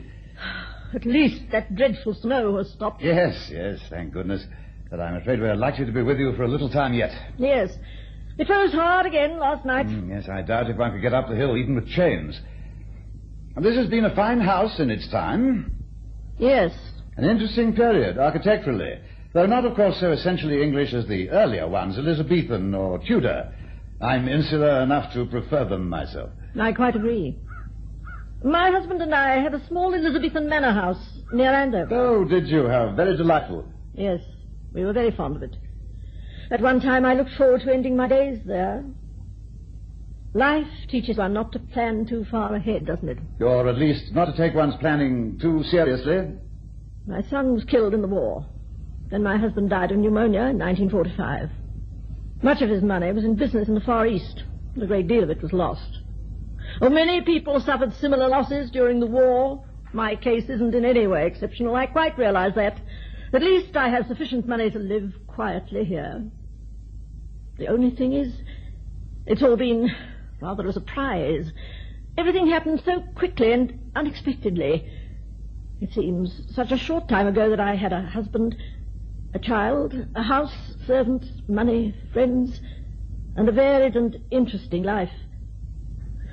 Now I knit, read a little, go for little walks, sit here, day after day, rather ill-tempered. I sometimes wonder to myself how and why it's happened. One shouldn't talk about these things and complain. I beg your pardon. Oh, no, please. To listen to other people's misfortunes, it's so embarrassing. Have you been to the lake?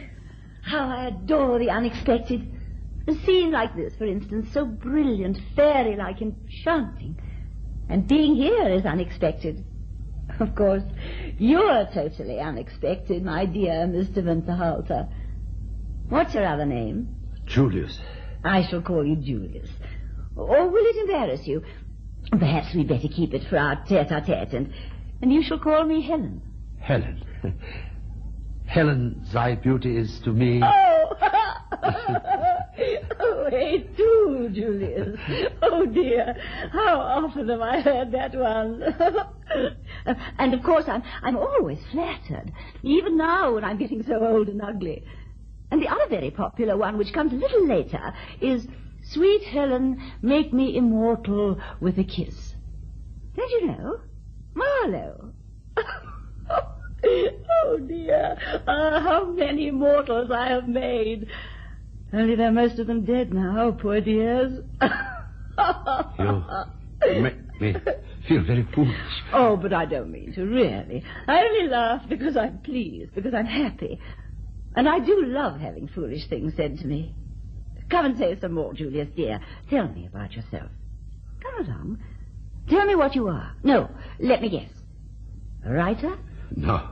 Artist? Musician? I used to think that I was a musician. I played the piano. You did? And you're brilliant, of course. And you shall play to us tonight. If there's one thing I really love, it's the piano properly played. I'm sorry, but I'm afraid I don't play any longer. You don't? Why not? The left hand is a little stiff. Oh, no. No. Not a bullet? A bayonet.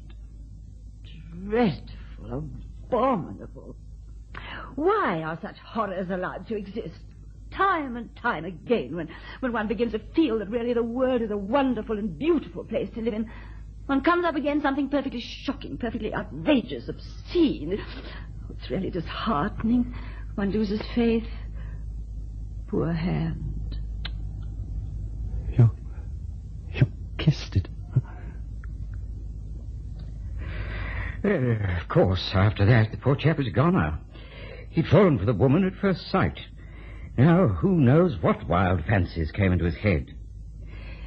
Evelyn Daly, who ran the hotel with her mother, had been mildly in love with Winterhalter for months, though it never looked like coming to anything. She saw what was happening, poor girl. Don't you realize, Julius, that in a day or two she'll go away? She'll have forgotten your name before she gets halfway to London. She's only amusing herself with you because she's bored. Women like that collect men as a child picks up a shell on the seashore that pleases him for 5 minutes before he loses it or throws it away. It's not true. To imagine that she loves you, or is even interested in you, it's so absurdly naive, so childish. Do you think she hasn't a dozen more attractive admirers in London? And lovers, too, probably? Oh, that's shameful. It's outrageous. Just because she's elegant. Just because she speaks half a dozen words of German and has been to Vienna, you're hypnotized by her. Oh, don't you see? It can all come to nothing. Nothing at all. Julius, you're so gentle, so kind, so sensitive. I can't bear to see you losing your head for a woman like that. What can it end in but unhappiness? Lancaster saw what was happening, too. One feels sorry for some of these people, Helen. For an Austrian refugee, for instance, must be very lonely, very dull. He can barely take his eyes off you, you know. He's simply entranced. I warn you, Helen, you'll have another heartbroken admirer on your hands in a minute. Now, is it my fault, Robert? Do be fair. What have I done but show him the most ordinary friendliness? Dear, don't ask me. What have you done? What do you do?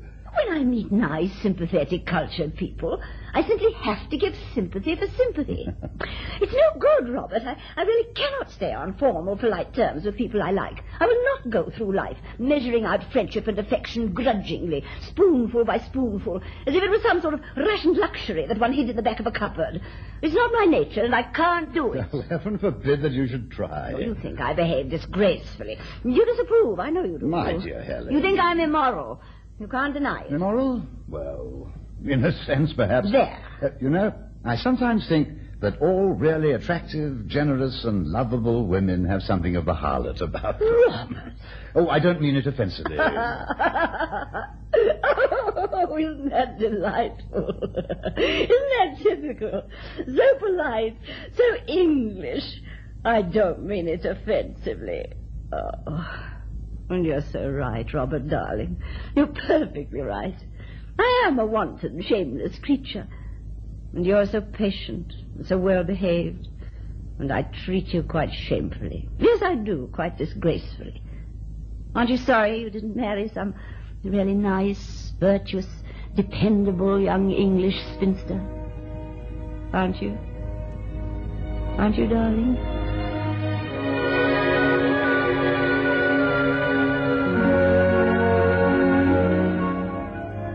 The snow didn't shift, and the road remained impassable. So next day our visitors were still with us. The young people had come together, of course, and were getting on very well.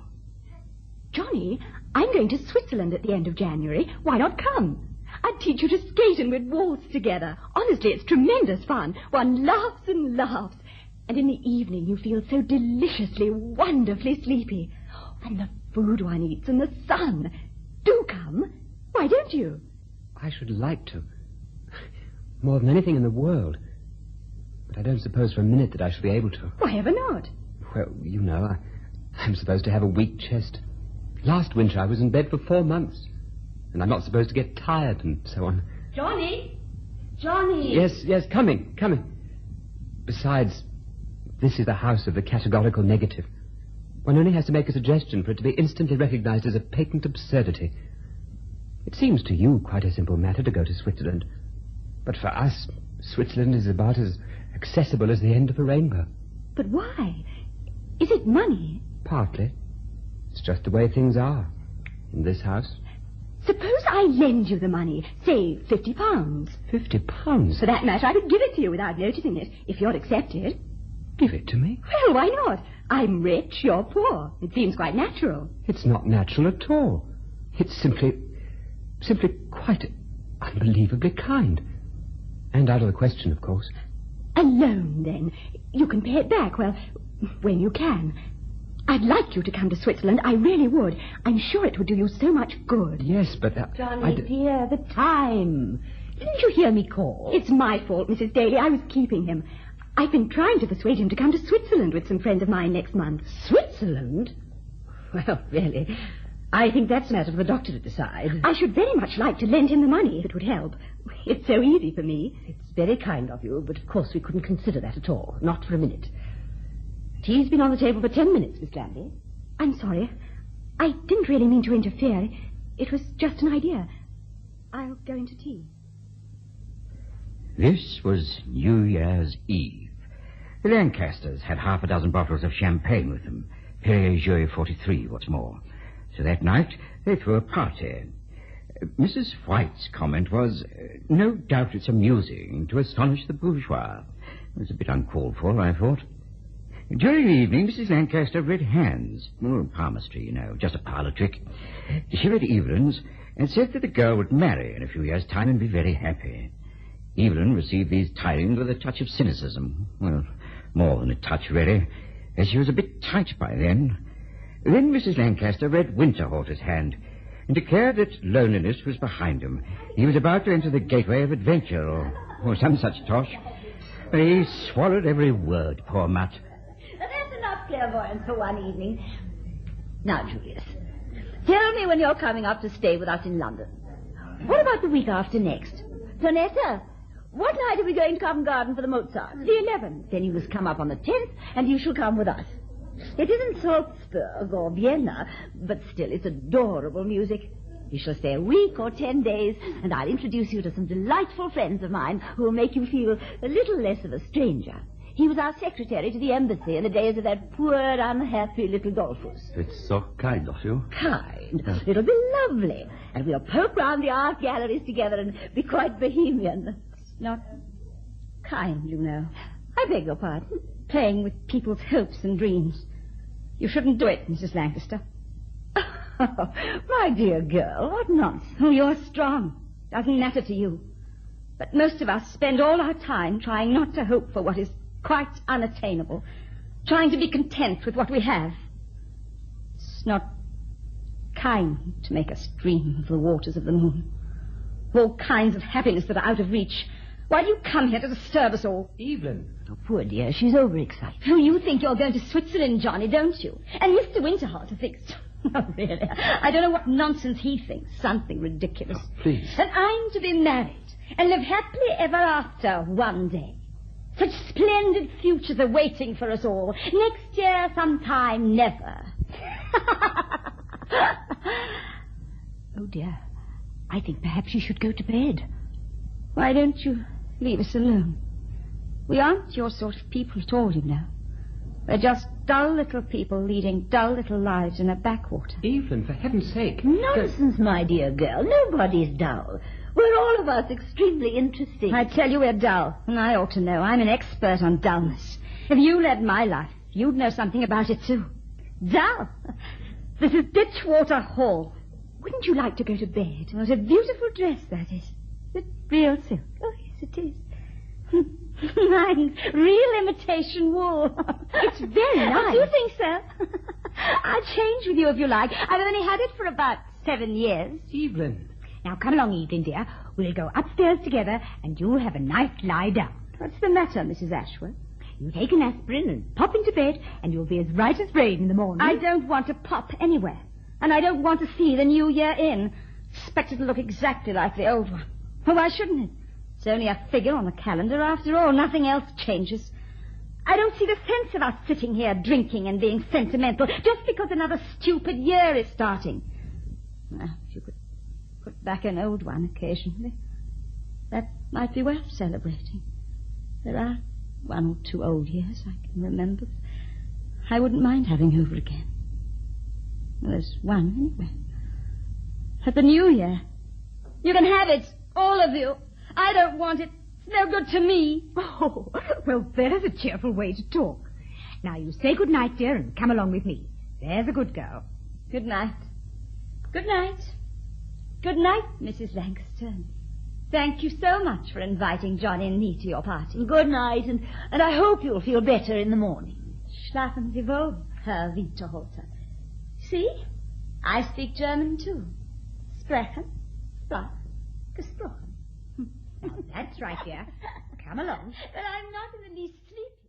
I've no objection to them dancing, but I object very much to that vulgar, ugly noise. But how can we dance without music? Well, try to be a little understanding. Didn't you like to dance when you were young? If you still wish to dance, I will play for you.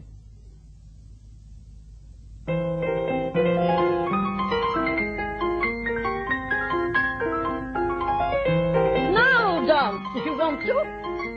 Would you believe it?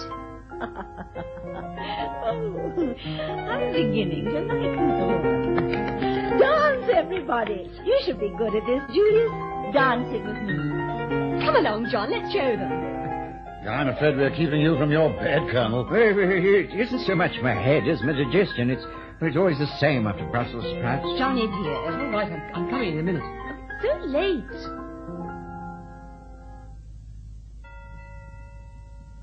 The doctor told me that the acid in my stomach would burn a hole in the carpet. Stop, everybody. Listen. Yes, the bells. The bells are ringing out the old year. Yes, in 1 minute from now, it'll be midnight. Glass it, everybody. We must drink a toast to it. Oh, what a moment this is. It always makes me feel emotional. One is conscious suddenly of time passing, of standing poised between the past and the future. Silence, everybody. She always makes a speech on New Year's Eve.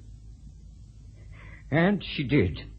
May the new year bring you all your heart's desires. Well, that sort of thing. Pretty forlorn, I hope, if you ask me. Still, we toasted 1951 and sang Auld Lang Syne, Mrs. White thumping it out on the piano, a trifle ironically, I shouldn't wonder. And Mrs. Ashworth made a speech of thanks, and, well, I made an ass of myself, singing They Are Jolly Good Fellows. Then suddenly, Evelyn burst into the room again. Oh, it's raining. It's raining. I've just been out and there's a soft wet wind, and everything's thawing and dripping, and the snow is sliding off the roof and off the trees. Look, I'm quite wet. And she promised me she was going to bed. Oh, thank goodness. Then it looks as if we shall be able to go tomorrow. Yes, you'll be able to go tomorrow. Oh, delightful. Speed the parting guest. Oh, I didn't mean... Why don't you go to bed, spoiling everything? She didn't mean... Oh, I'm sure. Johnny, dear, bedtime. Yes, all right, Mother, all right. Pops in and out like a jack-in-the-box, does Mrs. Daly. Thank you so much, Mrs. Lancaster. And thank you, sir. I did enjoy it. I really did. Good night. Good night. Good night.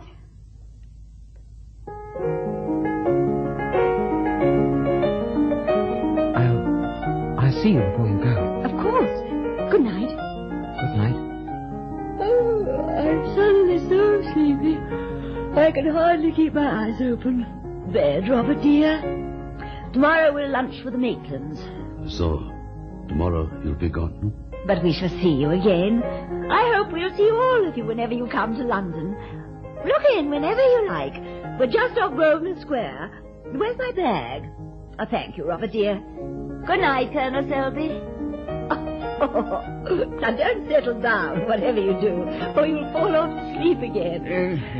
I'm going to bed at once. Good night, Mrs. White. Isn't she funny? Such a character. You know, Colonel, she intrigues me enormously. I'm only sorry I didn't get to know her better. Good night, Mr. Winterhalter. Good night. After you. Thanks. Good night. Good night.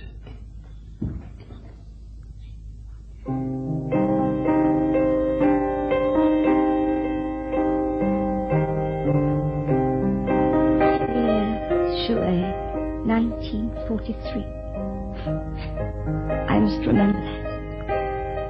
One day, when I'm engaged to marry my handsome young man, I shall make him take me to a restaurant, and I shall say to him, I want a bottle of Perrier Jouet, 1943. Poor young man. Don't know what to say.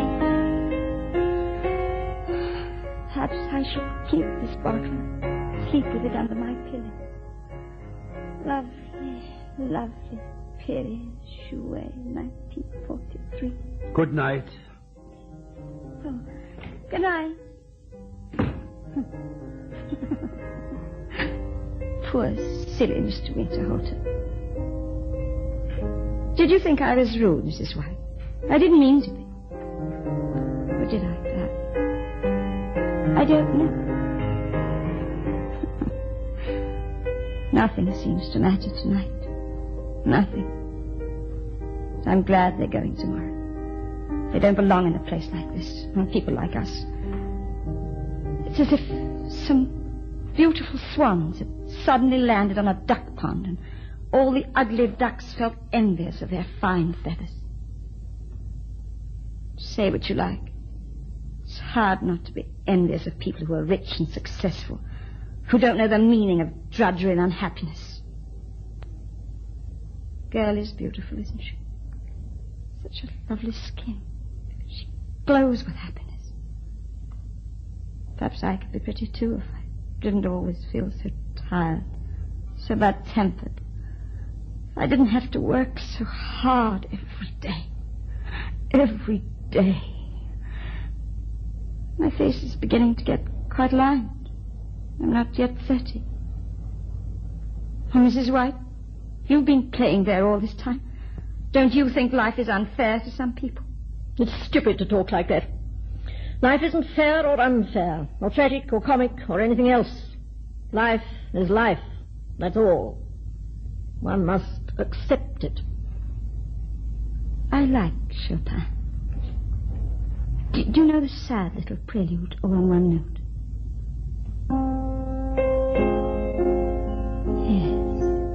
Yes, that's the one. Go on playing. You used to play that. I wish I could sit here like this forever.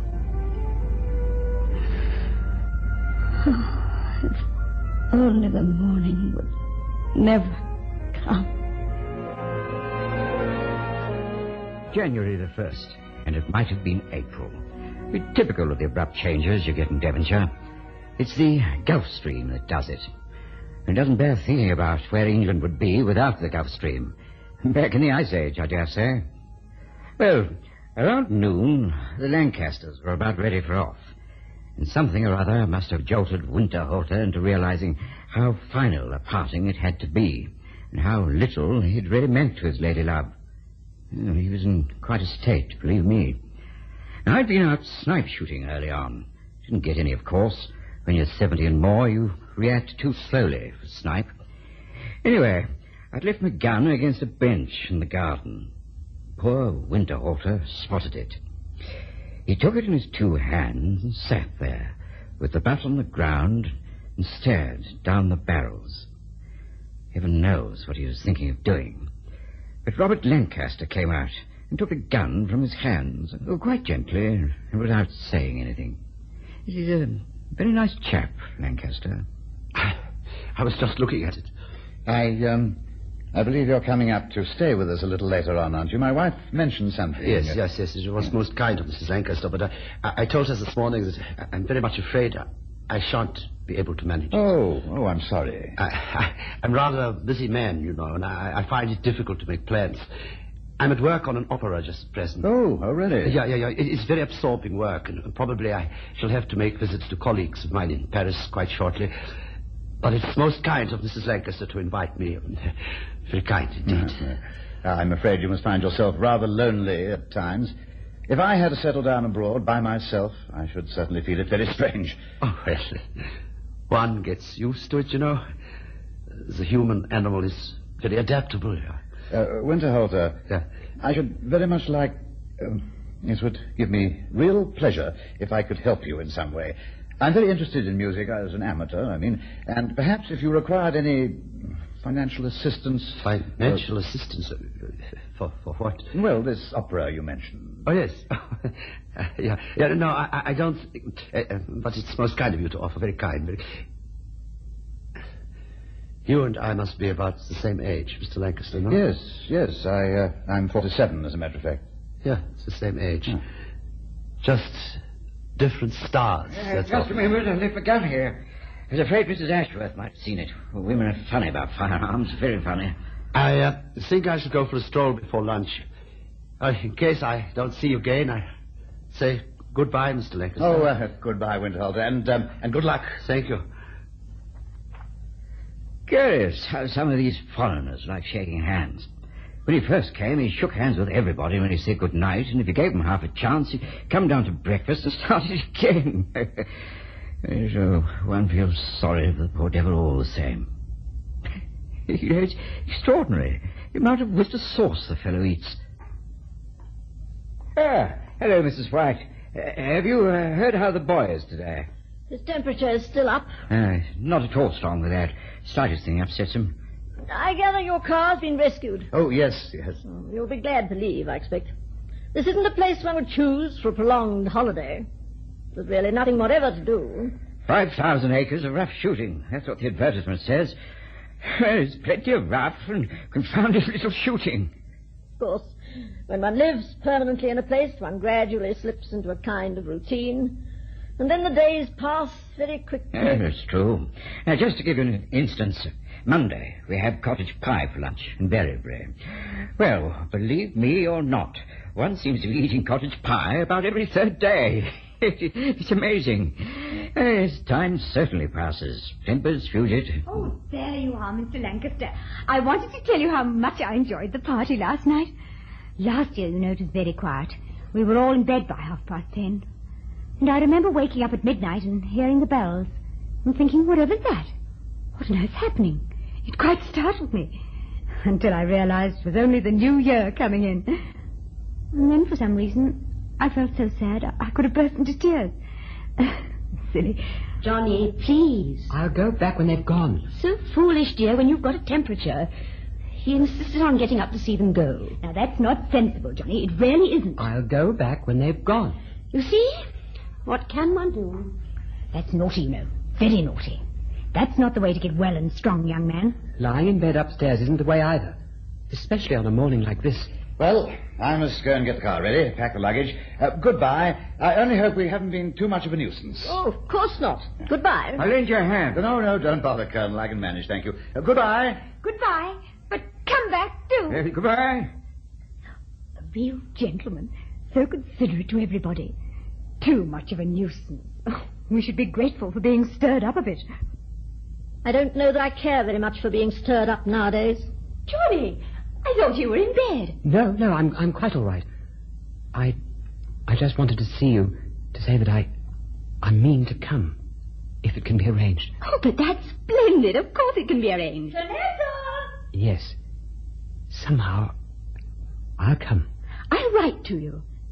Whatever happens, I'll come. Sonetta, where's the hat box? I've got it, darling. Well, into the car with you. Goodbye, Mrs. White. Goodbye, everybody. It's been such fun. I'll bring the suitcase. Can you manage? Of course. Goodbye. Goodbye. There. We appear to be going at last. And what a beautiful morning we're leaving behind us. Really, it's enchanting here. Quite enchanting. Look, the first snowdrops, bless their hearts. The promise of spring. You know, I believe I quite envy you all living in such a place. Oh, envious. Yes, I mean it. Oh, if only I could settle down in the country, miles from anywhere, and simply do nothing all day long but cultivate my garden and watch the seasons change. It's the only dignified way of living. I'm quite convinced of that. Now I must rush. We're shockingly late. Goodbye to you all, and I've so enjoyed meeting you, all of you. Goodbye. Oh, where's Mr. Winterhalter? He went out for a walk. Oh, do tell him... No, just say goodbye to him for me, will you? Goodbye. Goodbye. Goodbye. Goodbye. Goodbye.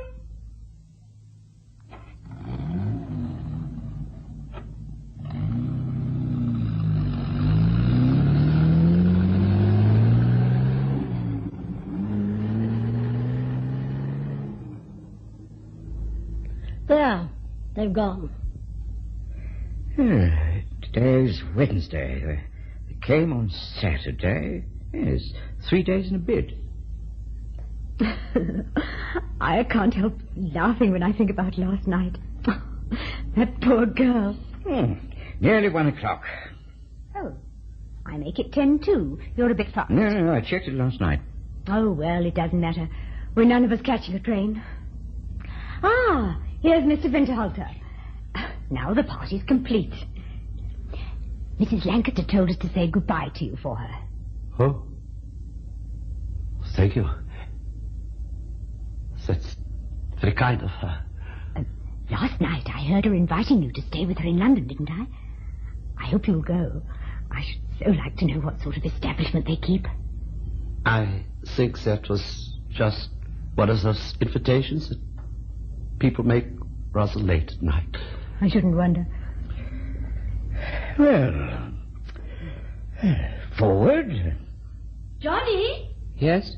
They've gone now, so please go back to bed. Very well.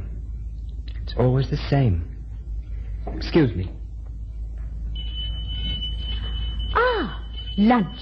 Yeah, I hear a welcome sound. He always says that. I hear a welcome sound. Oh, do I? You don't notice it, perhaps, but you do. Doesn't he, Mrs. White? We all have our pet habits. That's true. After you, Mrs. White. Please go on. This always happens, doesn't it? I say after you, and you say please go on. Coming, Winterhalter? Yes. Yes, I'm coming.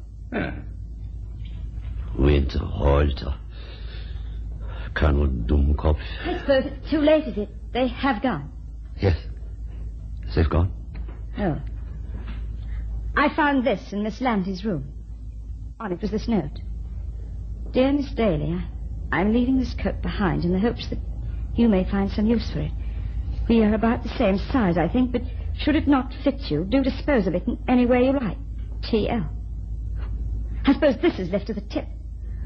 It's quite ridiculous. Of course I shall have to send it back. I don't think she's worn it 3 times. And it must be worth at least £30. How can she imagine I can accept a present like that? And to be patronized by a chit of 18, it's too much. Well, don't you think so, Julius? I don't know. Perhaps she meant it kindly. She seemed rather a nice girl. Yes, but really, if it had been a scarf, say, or a pair of gloves, I could have accepted it. This is much too much. Do you like the coat? Yes, of course I like it. It's a beautiful coat. I could never afford to buy anything half as good. Of course, it's out of the question. If you send it back, it will probably hurt her. Is that what you want to do? Why did she leave it for me? I hardly spoke 3 words to her. She didn't even like me. I don't know. The fact is, I suppose, I'm gradually becoming the sort of person who takes offense at kindnesses, who can't say thank you for anything. You know, when one is unhappy and disappointed for a long time, one's heart seems to shrink so that there's no room in it for gratitude and pleasant feelings. Why should one always think the worst of people? It's so mean, so despicable. Yes. I shall keep it. I shall sit down and write as nice a letter as I possibly can, thanking her for her generosity and kindness. I shall try for once to be a little generous, too. What am I crying for? What a miserable couple we are. Poor Julius. You know, I begin to think that the only sin in life is to be unhappy. How shameful it is to sit here in the sunlight, nursing our little sorrows as if they were important. What a fool I've been. Oh, what a fool. Evelyn? Evelyn! Never mind. Never mind.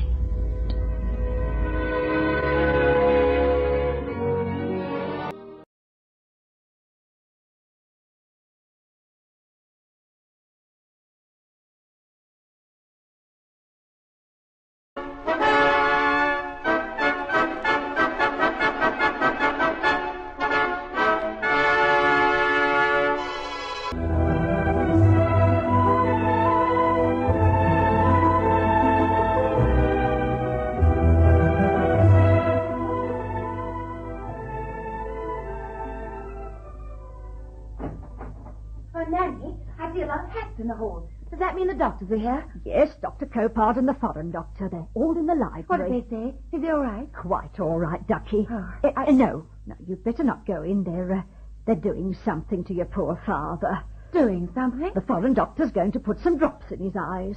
Oh, drops? Is that all? No, he's got to keep them bandaged for 6 months. What? You mean he won't be able to see for 6 months? Oh, that's awful.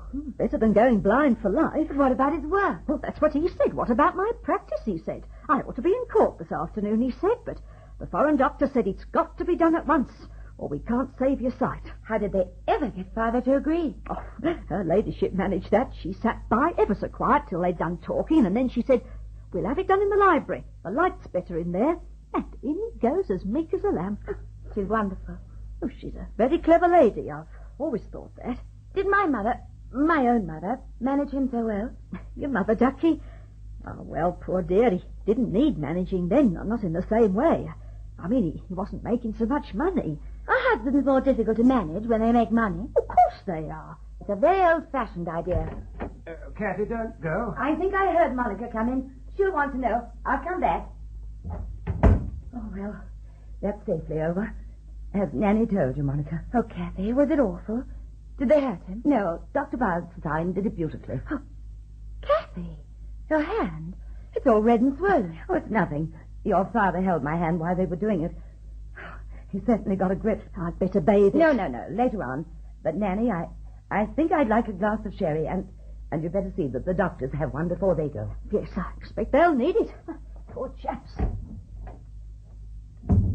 But has he really got to wear a bandage for 6 months? We'll be lucky if he keeps it on for 6 minutes. Literally all the time? I shall have to change it every day in a dark room.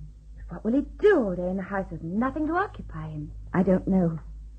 After all, it might have been... Oh, I'm so relieved. Kathy. I braced myself for the worst, and now this seems nothing. And you were really frightened. Terrified. You never showed it. I didn't want your father to know. But you might have told me. Oh, why didn't you, darling? You've always been such an angel to me. Always. You must let me share things. Be a proper daughter to you. Tell me when you're worried about anything. Darling, I will. Another time. It's going to be a strenuous 6 months for you. Well, at least I shall see something of my husband. And that'll be a change.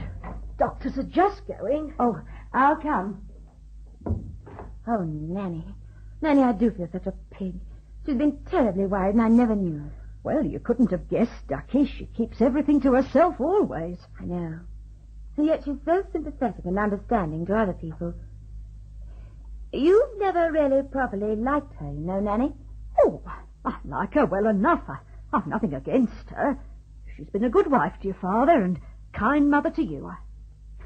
I suppose I'm funny. I just never could bear to see a stranger in your mother's place.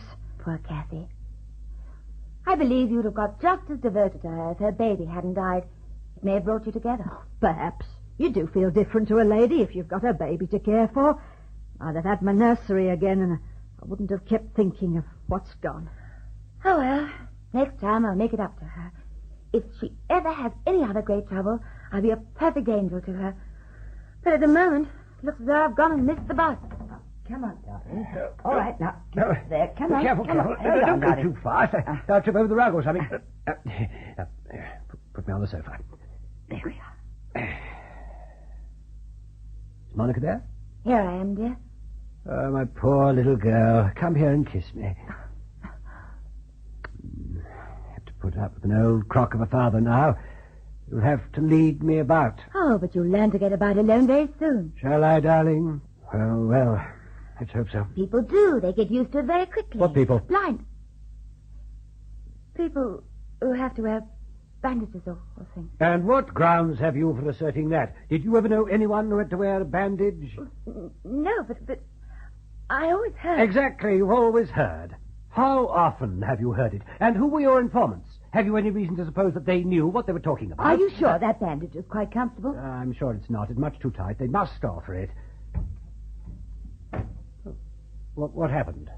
Who went out? Monica and Nanny. Now sit still and I'll try and loosen this knot just a little. Oh, it's a bad business. A very bad business. Oh, it might have been much worse, darling. Tomorrow, I must get on to an agent about selling this house. Oh, I wouldn't be in too much of a hurry to do that. Realize we're ruined. My dear, aren't you going a little too far? A risk of 6 months won't demolish your career. I shall lose my practice. You don't know what solicitors are like. Once they get out of the habit of briefing you, they give all their work to someone else. And he'll lose all their cases, and then they'll come back to you. Oh, now, don't let's look so far ahead, darling. What are we going to do this winter? Let's make the very best of it. You talk as though you enjoyed the prospect. But I can't help being glad that I'm going to have you with me so much. It'll make up for a lot of things. Darling. How much time in all these years have we really spent together? So often I thought, oh, I must tell Brian this or that when he has a minute, and then, well, there never was a minute. I felt that too. But I've consoled myself with the thought that I should probably bore you. And I think of the difference in our ages. Why are you laughing? Oh, the difference in our ages. 13 years, and yet how they worried you. You know, you mentioned them when you proposed. I heard about them daily, all the time we were engaged. Don't you remember? You had a blue hat, that's all I remember. You talked yourself into extreme old age and me into the cradle. By the time we'd got to the altar, you'd settled all the details of our inevitable divorce. Kathy, you're making this up. No, I'm not. But you do dramatize things, you know, darling. Do I? Oh, yes. You always give such a wonderful performance. When you're in your bath, you give a superb imitation of a man having a bath.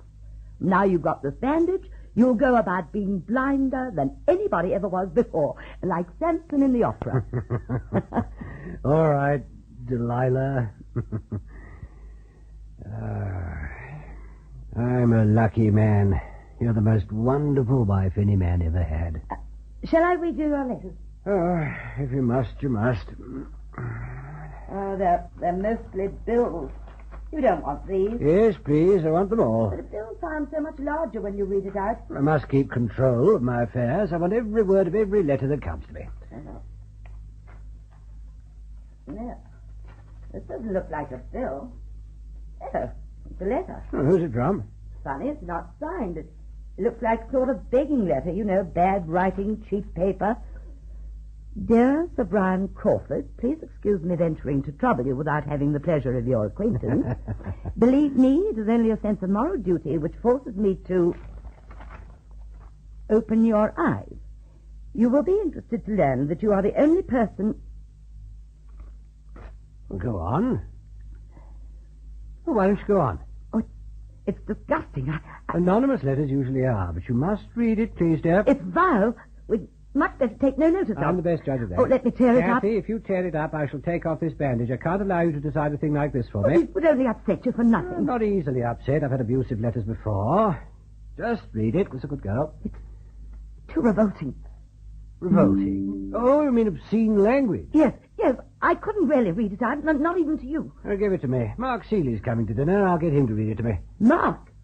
Oh, that's impossible. Oh, don't you worry, darling. Mark and I are used to these things. We'll deal with it. No, you couldn't. You see, Oh, well. All right, I'll read it.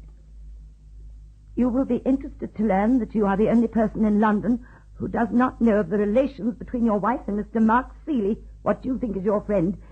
Everybody is laughing at you, even the poor devils you put on the carpet. But there's none so blind as those that won't see. So look out. Look out. Is that all? Yes. Every word? Yes. Oh, there's nothing there you couldn't read aloud. Did you know that this scandal was going about? I? Never. I hadn't the least idea. Why do you suppose they picked out Mark? I can't think. Can't imagine any possible reason. Well, his name is associated with yours. He was your pupil. Everyone knows what he owes to you. And, of course, he's here a great deal. Oh, I see. He's here a great deal. Well, you know he is. And he has taken me about when you were too busy. Quite so. And you've been to his flat. Have you ever been there alone? Oh, yes. Often. How often? Oh, my dear, how can I remember? We've been such friends of his for years. 2 or 3 times a week? Well, some weeks, perhaps. It depended on how busy we both You've were. never been there without telling me? How can I be sure? So often I simply haven't had time to tell you all I've been doing. I mean, I've neglected you, so it's my fault if you get yourself talked about. Brian, my dear, please try to forget about it. No, that's impossible. No, I'm not satisfied. Are you telling me that you I believe? Because I can't see you, but I just can't quite believe that you're speaking the truth. What can I do? What can I say? You don't think he is in love with you, do you? I'm sure he is. After all, he isn't married. He spends all his time with you. You're seen going to his flat. One could say there's some ground. I really think it might be wiser if he didn't come here so often. Now. Why? Well, if people are talking... Let him come. I'll judge for myself. Judge? Whether or not he's in love with you. I think he is, and you know it, but you won't admit it. Oh, you're quite mistaken. You must put these ideas out of your head. He doesn't come here because of me particularly. Then who does he come here for? Not me, surely. I suppose you'll tell me next he's in love with Monica. Yes. What? I said yes. He is in love with Monica, actually. That's what makes all this so horrible. He's been in love with her for a long time. It's the first time I've heard it. Well, I wonder you didn't see it for yourself. Why didn't you tell me before? Because I promised not to. Whom did you promise? Him? Yes. You discussed it with him? Yes. When? Oh, a long time ago. He asked my advice. She's not an easy girl to deal with, so wrapped up in her lectures and Didn't things. he want me to know? No, not at that time. Why not? He might have known I'd be delighted. I think he was afraid you might try to put her up. He'd be furious now if he knew I'd told you. Oh, you must please be very careful, darling. Don't show that you know. Oh, I'll be the soul of discretion. Oh, I do hope it comes off. Nothing could please me more. Very nice boy, doing extremely well. Don't set your heart on it. It may come to nothing. Good family. I shall give her £30,000 when she marries. I must talk to Mark about money. Brian, not yet. He mustn't guess that you know. I'm very tactful. Can't you trust me? Do you always trust me? What? Oh, that wretched letter. Yes. You accused me of not being stated, hiding something. Well, you were hiding something. Now that you know what it is, don't you think you ought to beg my pardon? Yes, I do. Am I forgiven? Oh, yes. Let me tear this horrible thing up. Yes, tear it up and forget about it. Now, kiss me to show all's well. My poor darling. I've been a brute. Oh, it was rather a shock for both of us. But it is forgotten now. I couldn't bear it if there was the slightest cloud. There's no cloud. There never will be. Where are you? What are you doing? Just sitting near the fire. Sitting near the fire. How cozy that sounds. And the curtains drawn? Yes. I like the autumn. That touch of frost in the mornings, tang of wood smoke in the air, leaves burning, and those last roses. It is beautiful, but a little melancholy. You'd like the summer to last forever. Nothing lasts forever.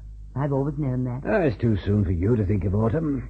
Oh, I wish I were 10 years younger. Kathy, where are you? Here, darling. Hadn't you better phone your clerk? He's been trying to speak to you all day. Good heavens, yes, poor chap. Oh, no, don't help me. Must learn to get about. Now, where are we? Yeah. See that, Kathy? I calculated the distance exactly. Yes, I saw. You're a marvel. Yes, now my desk. 12 paces, I think.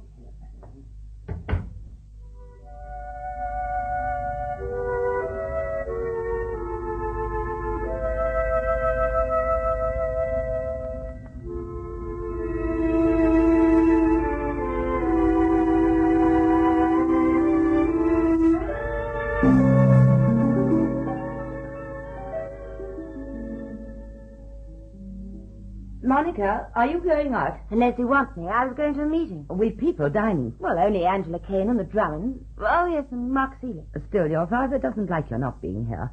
Oh, then I'll ring up Bert and say I can't go with him. Who's Bert? Just a boy. One of your dear little socialists? He's very sweet. Father's a sanitary inspector. He's awfully nice, too. You'll need to be. Well, I'd better go and phone Bert. No, wait a minute. Your father has his own ideas of home life, and now that he'll be at home so much now, he'll want you to be the dear little spoilt only daughter, ever so busy having a good time. Crikey. Lots of new clothes, fewer lectures, and more dances. I'll do my best to be a dear little butterfly. Thank you, dear. But you'll have to provide some decent men to take me about. Oh, we can hunt up someone suitable. For instance, there's Mark Seeley. He never takes the slightest notice of me. You never give him a chance. Why should I risk breaking my heart? Breaking your heart? What do you mean? Nothing. I mean, well, I can see he's attractive. But I don't like him. I despise him. Why? He's worldly. He's insincere. Oh, that's ridiculous. Besides, he's got a moral squint. Oh, what? One eye on heaven and the other on the main child. You say that because you think he's snub. No, I don't. Yes. Yes, I do. Well, it's true anyway. Now, if you'll excuse me, I must make a phone call.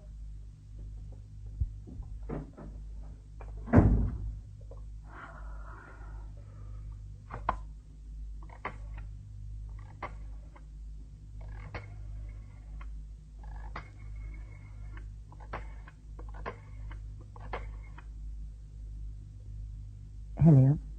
Mark. Listen, I've got something very important to tell you. Can you come rather early tonight? About 7. Well, as soon after 7 as you can. Right. Goodbye. I brought some hot water to bathe that hand of yours. Oh, it doesn't hurt now. It will tomorrow.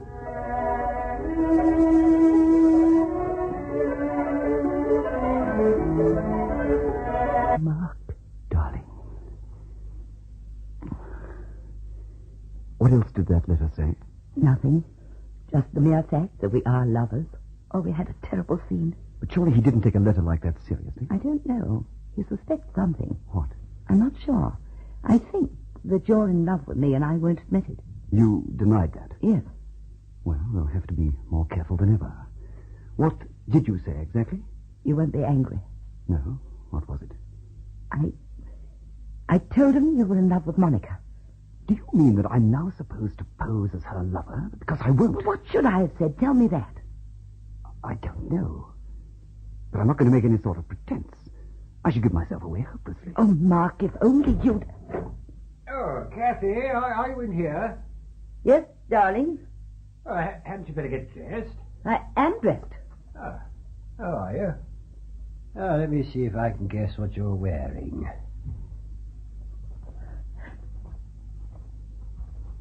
No. I don't recognize this dress at all.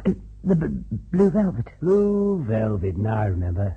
How lovely your neck and shoulders feel. One can tell what a graceful woman you are just by touching you. Wonderful, smooth skin. Oh, Kathy, what is it? Oh, is anybody else here? No. What's the matter then? Nothing. It's getting late. You'd better finish dressing. All right, dear. I won't be long.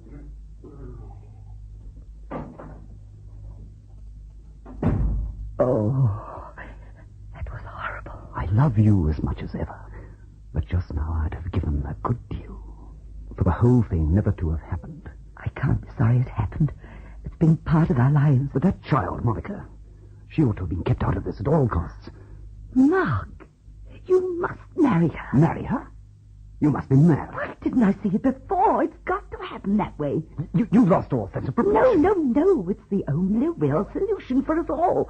It'll make Brian happy, and our love, Mark, will develop into something stronger, different, better. How? Oh, it's for Sherry's lunacy. No, listen, Mark. Mark, you must marry sometime. I want you to have all the best things in life. I couldn't bear to feel you'd missed anything because of me.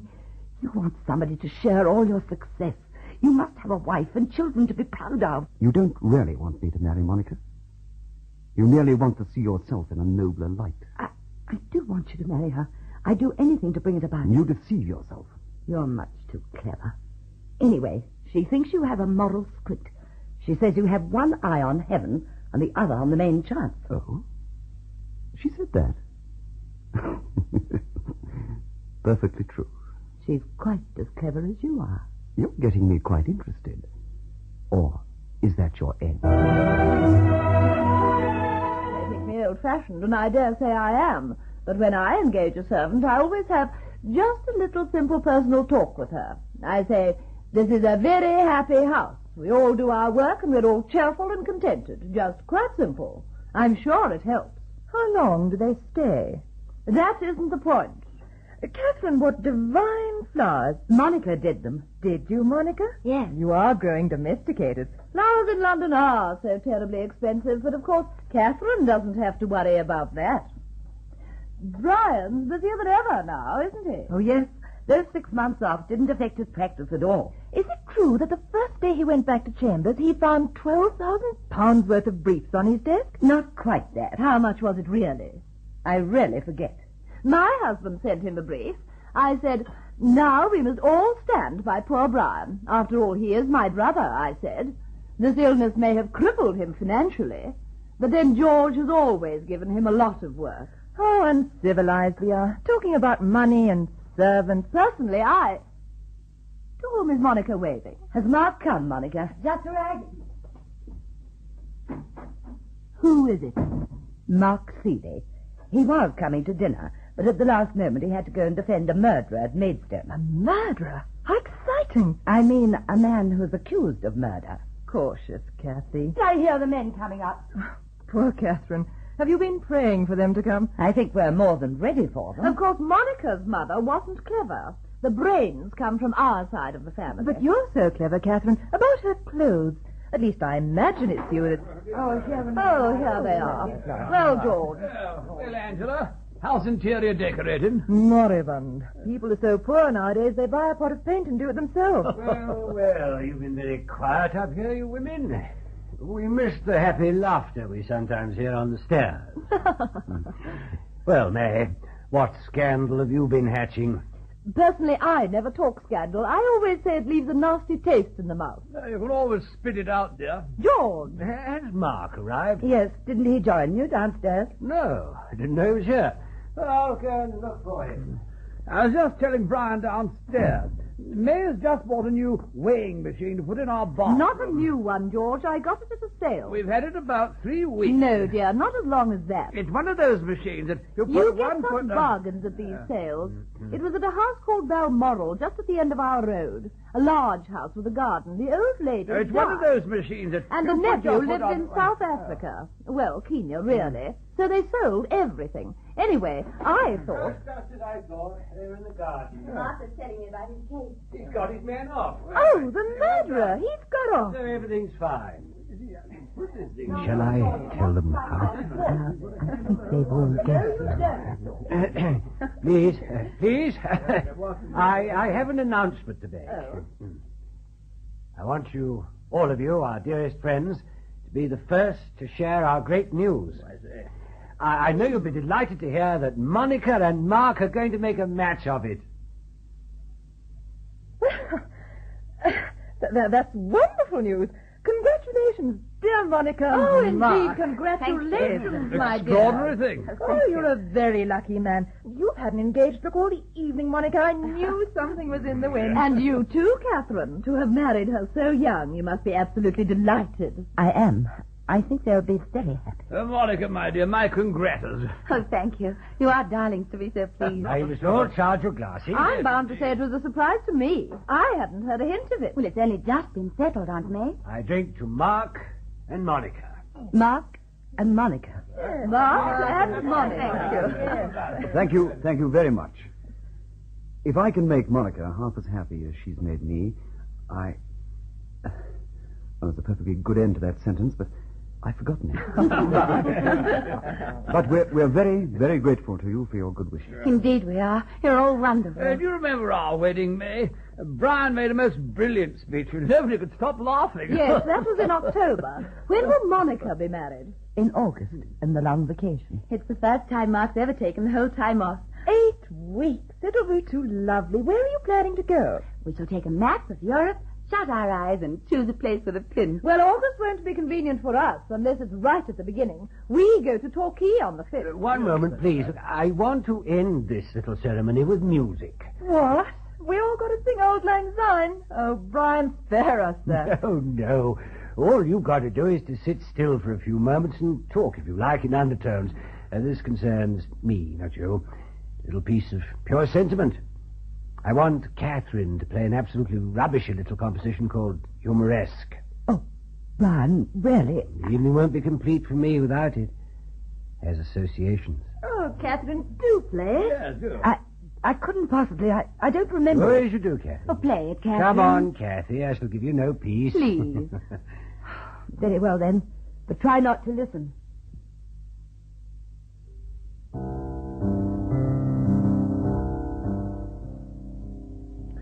Are you much of a gardener, Angela? I've never had a garden. Oh, that's where we score. We're living at Wimbledon. Got a couple of acres, you know. Shush, George. I want to listen. Oh.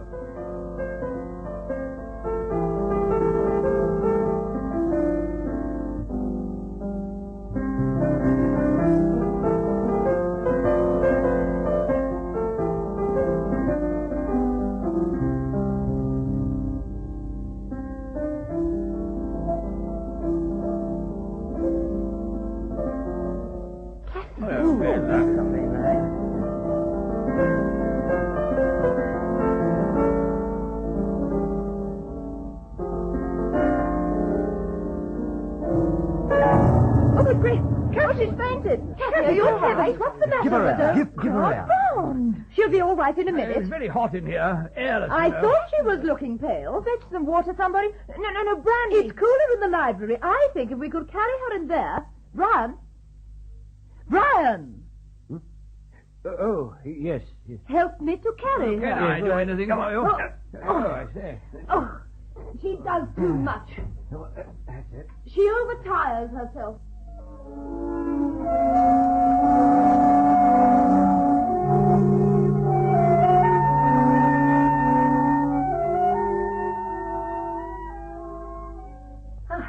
She's coming round.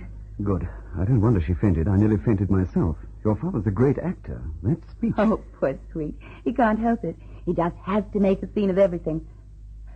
Where is everybody? Gone home. Oh, what a blessing. I'm glad they've gone. Now we can have a nice long time to ourselves. Not very long, I'm afraid, sweet. I've got to work all night. You don't worry about justice. You don't worry much about your clients either, do you? All you worry about is your job, whether you're doing it well. You're pretty well right. Still, I'm glad you're like that. Selfish, egotistical, hard-hearted. Am I? Ruthless. That's all you know about it. Oh, you are. You are. I love it. Kiss me.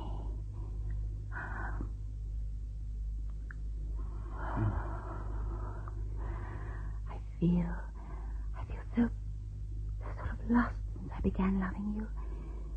If you were to fail me now, I'd have nothing to hold on to. You haven't told me yet when you did begin. I can't be sure, but I was frightened when it happened. I felt, oh dear, now he's really begun to love me. How glorious, how awful. Now we're in for it. I felt like that too. Do you remember the week I stayed away? Oh, don't I? But what frightened me was the feeling that all my life seems to be in your hands, all that I am. I don't belong to myself anymore. Darling. What you do, what you are, that will be me. Nothing else matters anymore. I must look after you. I must make you happy. Mark, has anybody ever loved you as much as I do? No, darling. Because you're quite different from any other woman. Monica, can't we be married sooner than August? Oh, it'd be heaven. Always being together without people interrupting. Never having to say goodbye in the evening. You make me quite dizzy. I feel I must be wonderful because you love me. I feel as if it were written all over me.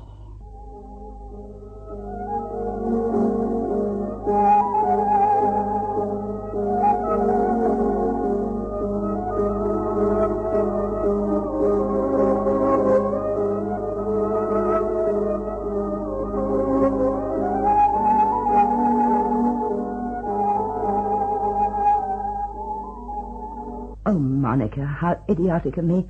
I can't forgive myself. I've ruined your evening. Doesn't matter a bit, darling. Where's Mark? After they all left, he stayed on a little, and then he left too. Oh. He wants... Well, what does he want? Well, we both want to get married at once, not to wait until August. But why? Because, well, why should we wait? Why, you've got no house for one thing. I could go to his flat. Oh, no. Don't look as if I'd suggested something indecent. No, of course not. It's just that I don't understand all this hurry. Oh, you know what it's like to be in love. We're always having to say goodbye. I think you should wait. But why? You want me to marry him, but you don't want us to be in love. Oh, yes, I do, darling. You're quite right. I don't know what I'm saying tonight. Why should you wait? I couldn't bear to let him go tonight. Oh, you're so sweet. Such a darling. Let me kiss him. No. Don't. What? But I only want... I sort of don't want anyone else to kiss me. Not just after I've been kissed by Mark. Sorry. You grudge me that? Even that? Am I nothing now? I mustn't love you because he does? Oh, no. I didn't mean to hurt you. It's all I have left. Oh, let me kiss you. No. Oh, Kathy, don't. What are you doing? I don't know, and I don't care. No. Get away. Monica.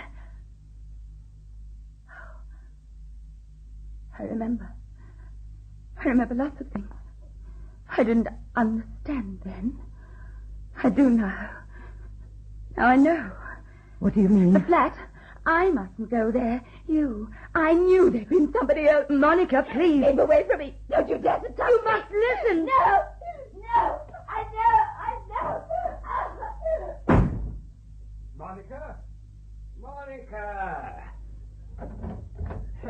Monica, what is it? Well, she's mad.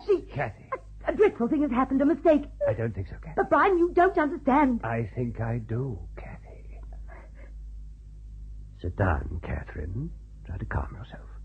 Yes. I have something to say to you. I'm sorry I have to say it tonight when you're so unwell, but it's rather urgent. I've decided that I can no longer take the risk of letting Monica marry without knowing the truth. The truth? That Mark has been your lover. Be careful what you say. Take your time. You mean anything I say will be used as evidence against me? Everything you have said and done tonight is evidence against you. During my illness, I had an excellent opportunity of observing Mark, Monica, and you. I couldn't see, but I could listen. The tones of your voices gave me more information than your faces would ever have done. I was convinced that Mark did not love Monica. You think he doesn't? He didn't last autumn. He does now. Meanwhile, I proved to myself that you had told me a story concerning yourself and Mark that did not square with the facts. Mind you, you never betrayed yourself until these last few days as the wedding announcement drew nearer, and especially this evening. When I fainted, you mean? I saw it all then. You can't bear the idea of this marriage. You still love him. You want him back. You had no right to allow the marriage if you think that. I couldn't be sure. I am now. That's all I have to say. Yes, he has been my lover. I still love him. Then why did you engineer this marriage? That's my business, not yours. I have a right to ask. You've no right to ask. You're not my husband anymore. Oh, you gave a fine, happy imitation of one tonight for the benefit of our friends. But now you're prosecuting counsel. Another impressive performance. Why should I defend you? It's your trade, isn't it, defense? You're ready to plead the cause of any poor wretch who comes to you, not only to defend, but even understand. It's only to me you deny that understanding, only to your wife. Why didn't you tell me, Kathy? If you loved him, I'd have tried to be generous. Let you go. There was your career to think about. It was soon after my baby died. Oh, could I have helped you more, Kathy? No. It was never any of it your fault. I was working desperately hard. I left you alone a great deal, and I hadn't time to feel as much as you did. Nobody can share that pain. A child, a baby is, after all, only a person to its mother. If only you told me then, Kathy. Don't you think I haven't longed to tell you over and over and over again? I think I begin to understand. You do believe we fought against it? Mark, too? Oh, yes. We knew from the first what misery it would be. At last we agreed to stop seeing one another, and then you took me to Norway. Oh, I remember. You were sleeping badly. I was anxious. I never slept at all. I was afraid of my dreams. And in September I came back alone to London. You stayed in Norway a little longer. I never supposed he was in London. I thought he must be away. It was so hot. One night it got so hot that I dressed and went out into the streets for a while. It was cooler. It was just before dawn. Suddenly, I heard his steps walking a long way off. I knew they were his, but I thought I was dreaming. I thought it was my longing that made me hear them. Footsteps in the street. An empty street at dawn. You hear them so far off, coming. I thought if I turned round, I should see nothing. I didn't turn round till he was there. You see, he couldn't bear it anymore. He just came to look at the house. Oh, he loved me then. He did. More than anything in the world. Oh, hush, dear. It won't always hurt like this. He can't love her. He can't. It's all a mistake. He thought I wanted it. I must go to him. Oh, Brian, let me go to him. No, Kathy, you mustn't. It's no use. Stay with me. I want Oh, you. how can you want me? How can I be anything to you now? Oh, no, Brian. Lady Crawford. What is it, Danny? Oh, sorry. It's Miss Monica. She's gone. Gone? When? Just this minute. She passed me on the stairs without a word. Something dreadful must have happened. Monica. Monica! I must catch her! Monica! Monica! Monica, come back! Monica!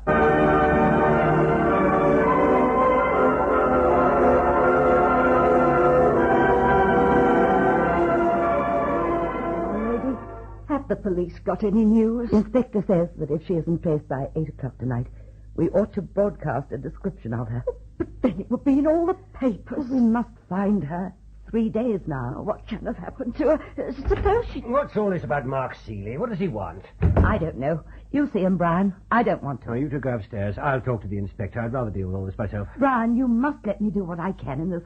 Why do you treat me as if it were no concern of mine? I know you want to help, Kathy, but I'm afraid there's nothing you can do. Oh, come on, Nanny. Yes, my lady.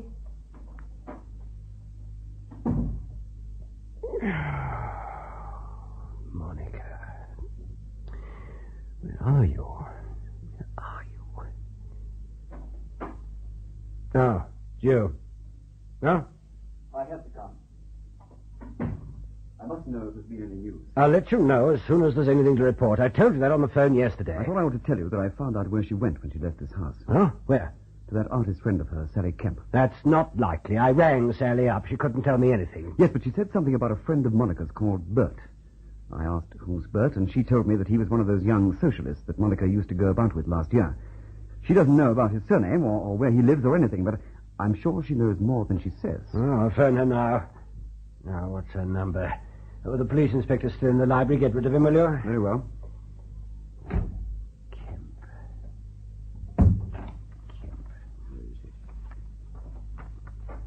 Yeah, here we are. Nanny. I want Nanny. Monica. Nanny. Nanny. Oh, darling, thank heavens you're back. Are you all right? My head hurts. We'll look after you. What's been happening to you? There's something. I can't tell you what it is. Something awful. Now, how could you frighten us all like this? Mark's been going crazy. I can't ever see Mark again. You went to Sally Camp, didn't you? Yes. Monica, who is Bert? Bert? Oh, a man I used to know. You never spoke of him. He never came here. I've been with him till just now. What? I had to go somewhere. I couldn't go walking about. I was so tired. I couldn't come back here. I meant never to come back. I meant to live with him. I did. But he said he wasn't taking me on those terms. He said I'd got to feel about him as he felt about me. You see, I only went to him because I wanted to destroy what I had been. You didn't know what you were doing. I could have gone through with it if he hadn't said something that Mark used to say. That made me cry. Oh, if only I'd had the courage to go through with it.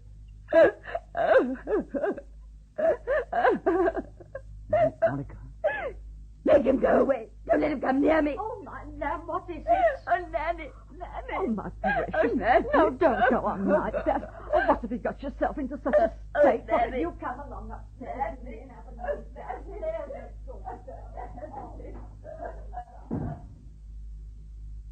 Well, you heard what she said. Yes, she went straight after this man. I can't believe it. However, it doesn't matter. The whole thing's over anyway. Yes, and the sooner you clear out now, the better. I'm going. I only came on her account. Now I know she's all right. She's not all right. I've no wish to force myself on either her or you. She'll never see me again. How do you mean that? It's an intolerable position for me now. Seeley, ring up the police and tell them she's back. That's the last thing you'll do for me. Very well.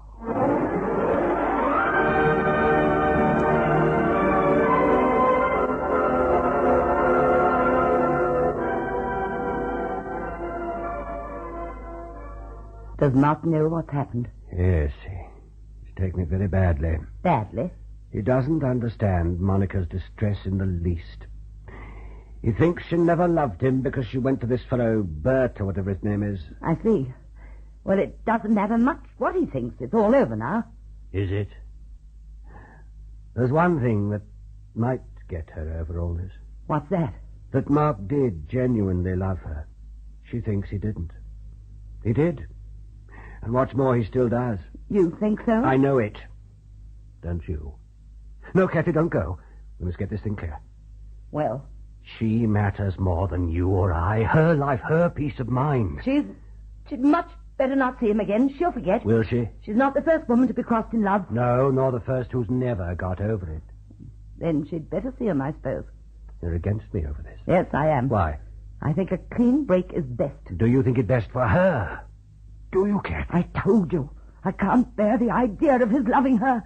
I know it's wicked of me, but I can't. Kathy, you've got to help me. You've got to make him see her. Why me? Because he won't listen to me. You're the only person who can make him do it. Impossible. I've told you how I feel. You're humiliating me beyond endurance. I don't want to humiliate you, Kathy. I've told you what I think. I leave you to follow your own heart. I've run the police department. I'm afraid Aunt May is lying in wait for you in there. Oh. Excuse me, Kathy. I'll get rid of her. Well, I'll go now. Yes. There's Nothing more that I can do? No. I hope Monica will be all right. Oh, she will. In a day or two. Goodbye, then. Goodbye. Mark! Yes? Your vanity is a pity, I think. Pardon? You heard? And what has my vanity got to do with it?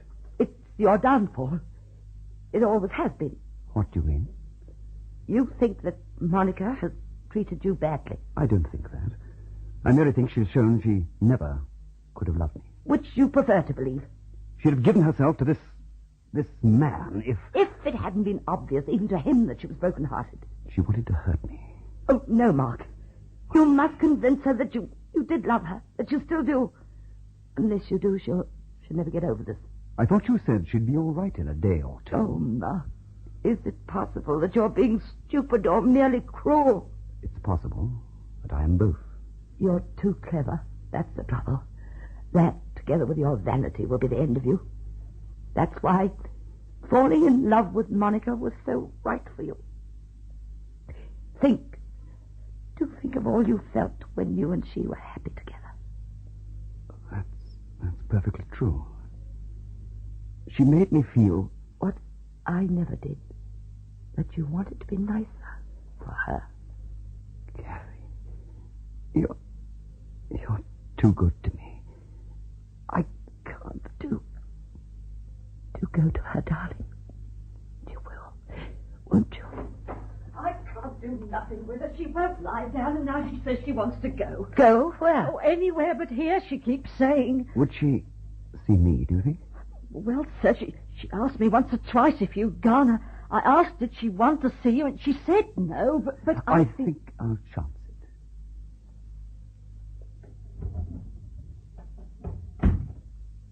I'm afraid she won't stay, my lady. She seems to have taken a most shocking dislike to me, Nanny.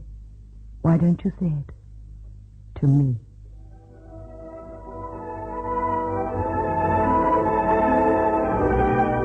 I am going to marry Mark. Nothing and nobody can stop me. But I'll do my very best to make her happy. You see, dear, it's the beginning of a new life. It's putting the past behind us. My life has been cut in half. And this is the new half. You understand? Perhaps I do. You know that we love each other. Yes. Yes, I know. And this can't be my home anymore. No, I see it can't.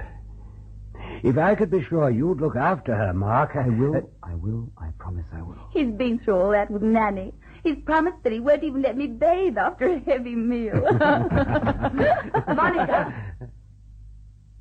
Father, Nanny's putting some things into a suitcase for me. You're not coming back here? No. It's best. Nanny will pack all my other things in my book. I'll let you know where to send them. But we'll come to see you get married. I'd rather you didn't. I don't want anyone to come who belongs to my old life. I see. Goodbye, Mark. Good luck. Thank you, Catherine. My suitcase is in the car. We can go now. Mark, before you leave, I want to talk to you about money.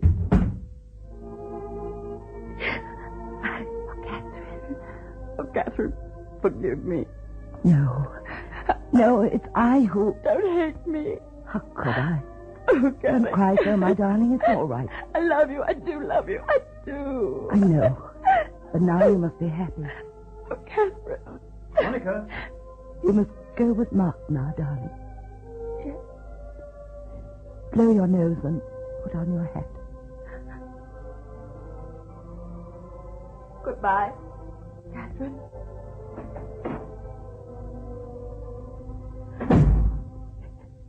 Goodbye.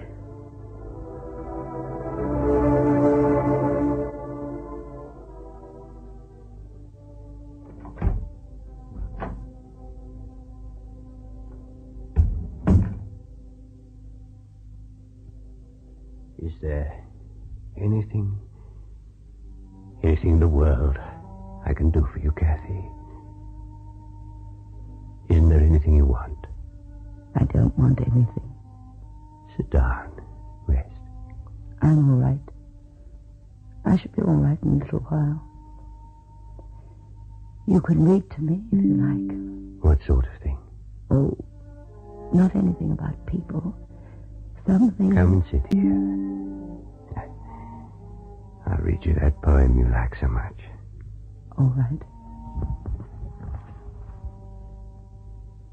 How vainly men themselves amaze to win the palm, the oak, or bays, and their incessant labor see, crowned from some single herb or tree, whose short and narrow verged shade does prudently their toils upbraid.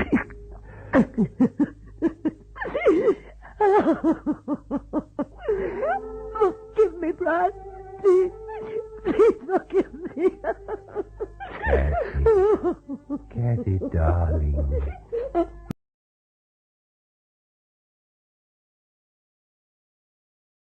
This is ChestertonRadio.com. International Silver Company presents The Silver Theater, starring Andrea Leeds and John Garfield in Escape from Tomorrow, directed by Conrad Nagel. Brought to you on behalf of two of the greatest names in silverware, International Sterling, world-famous solid silver, and 1847 Rogers Brothers, America's finest silver plate.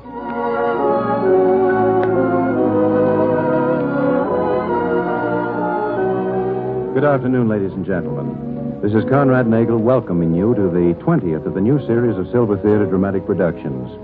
Before we introduce today's play and its players, we'd like to say briefly that among those to appear on Silver Theater in the near future are Lee Tracy, Shirley Ross, Helen Hayes, and others. And now for today's story. The lights are being dimmed and the silver curtain is rising on Act One of Escape from Tomorrow, an original drama written especially for Silver Theater by two of America's foremost motion picture writers, Gene Towne and Graham Baker. Our stars are John Garfield and Andrea Leeds, who play the roles of Dan and Wilma Morgan, with Lindsay McCary as Inspector McLaughlin. High over the Atlantic, bound from Nassau in the West Indies to New York, a huge flying transport battles its way through a sudden and unexpected storm. 13 are aboard, eager all of them to be at their journey's end. All that is, save two who speak so that others may not hear. But we've got to decide, Dan, and before we land, don't you see if... Now, look, funny face. If anybody's doing any worrying, it's me. Get that? This is a honeymoon, remember? Oh, but I'm scared, darling. What's the use? Scared? For what? We're in one of the biggest transport planes ever turned out. We're up in the clouds so close to the old angels you could stick your head out and talk to them. And you're worrying. Oh, it's not flying I'm afraid of, Danny. You know that. You know, the more I think of it, the surer I am. Over in Jersey. That's the place. Jersey? Of course, it's farther out, but you can get better houses for less dough. I think we can even get one with a fence around it. What kind of fences you like? Oh, darling. Personally, I go for pickets. You see, picket fences are the one kind kids can't crawl over, while they're little, I mean. And I'm darned if I'm going to let you chase all over the... Danny, will you stop it? Hey, now look, Mrs. Daniel Morgan, you got to take it easy. How can I? Well, be like me. I just let myself think of one thing, see? That's you and me, standing in that little church back there in Nassau, saying forever and ever. Because that's what it's going to be. Is it? Bet you my life. Oh, Danny. That's better. But how, darling? How can it be forever? What does that matter? It's going to be. You see, I never told you this, but I got a special pal who's aces with the guy who fixes things. The guy who fixes things? That's how I got you. I talked to this pal of mine. I say, look, buddy, there's a gal named Wilma, see? Now, I don't know what other people think, but for Danny Morgan, she's Miss America, plus Canada, plus Mexico, plus all the other countries you got around. So how's about a word to the guy who fixes things for me? That's what I told him. And, well, that sure got fixed, didn't it? So now... Danny. Yeah? Sorry to interrupt, lad, but do you suppose Wilma could change seats with me a minute? I want to talk to you. What about? Sure, I'll change seats with you, Mac. Oh, Dan, please keep your temper. Thanks, Wilma. Oh, that's all right. All right, copper. Too much to expect you to leave a guy alone a minute with his wife. Oh, don't talk like that, Dan. You know that I... But I'm serving chocolate to all passengers in just a few minutes. Would you gentlemen care for some? Why, sure. I'll have some. Thank you, stewardess. And you, sir? Count me out.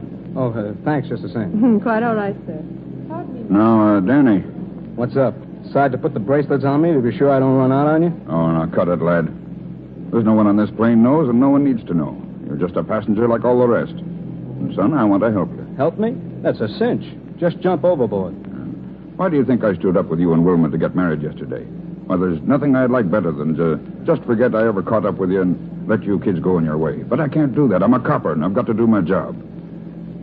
What are you going to do, Dan? When we land, I mean. I ought to know for your sake. Suppose I tell the truth. Ah, that's smart. And plead not guilty. Not guilty? Pretty stubborn, aren't you, son? Am I? Now, look, Danny. Hey. Huh? Those motor planes. They sound right to you?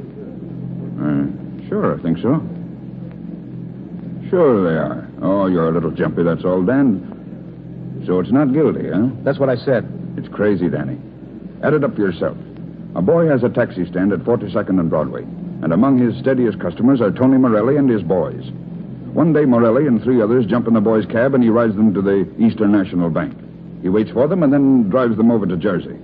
Only our boy don't know that his customers have robbed that bank of $60,000 while they were inside. Well, that's on the level. I didn't know. I'd ridden them guys lots of times on Sunday. I haven't finished yet. And that same night, while our taxi driver is visiting his girlfriend, one of the guys he drove that afternoon shows up.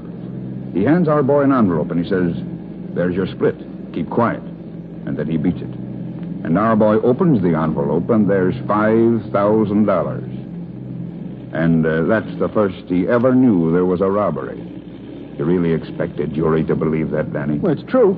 Then why did you jump the country and Wilma with you? Why didn't you come to me? Because you got a habit of asking names, copper, and telling names ain't healthy. Not when Morelli's boys is mixed up in something. I get it. You're scared. For me, no. For Wilma, yes. But I'm going to beat this rap, copper, and I'll do it without a lot of talking. I can prove that they came to me with payoff dough. How can you prove it? By Wilma. I was at her place when the guy gave it to me. Oh, that's swell. Did you ever hear of a law that prevents a wife from testifying for her own husband? You mean Wilma can't... Maybe you had an alibi, son, but you married yourself out of it at 2 o'clock yesterday afternoon. Oh. Well, that's a hot one. Well, that's swell. Now, look, Danny, there's one chance for you, and only one. Turn state's evidence. Whether you helped to rob that bank or not, you know the guys who did. So tell us who they were. Come with me to the... Something wrong. There's no need for concern. The ship's all right. Thomas, what's happening? Why don't you find out? Danny, the plane we're going down. Take it easy, kid. She's all right, huh? Listen to those motors now. I tell you, I've been a flyer myself, and I know. The plane's icing up. Why don't you tell the truth? There's nothing to be concerned about. Quiet. Quiet, everyone, please. Oh, Danny, darling. Everyone in his seat, please, quickly, and fasten safety belts. Look, Max. Sure. Take your seat back, Wilma. Thanks. I don't know just what's happening right now, but anyway, good luck. Oh, look, Danny, out the window. Those waves down there. We won't have a chance. Oh, you always got a chance. Besides, whatever's going to happen, we're together, aren't we? Oh, quick, darling. Kiss me just in case. Sure. Oh, Danny. Danny, I love you.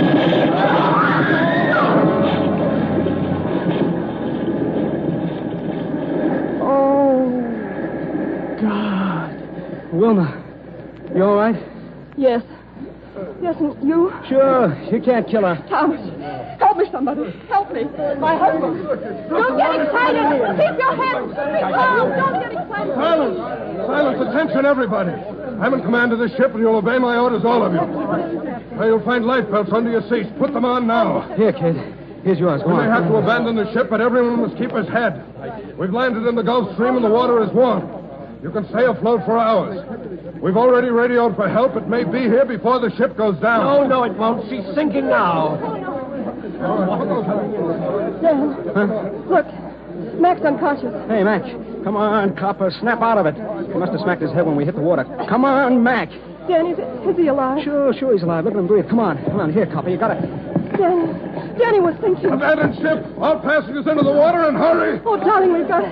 Mac, he's still out. Here, take his life belt. I'll have to carry him. You go ahead there. All right, Danny. Remember, everybody, jump as far from the plane as you can and then keep swimming. Don't cling to the wreck or you'll be pulled down with it. Go on, Wilma. See you in a minute. All right. Come on, Danny. Hey, how's about a hand here, buddy? I want to toss this guy out. You sure he's alive? Maybe you better just... No, you give me a hand. Shove us both at once. Right. Here you go. Oh.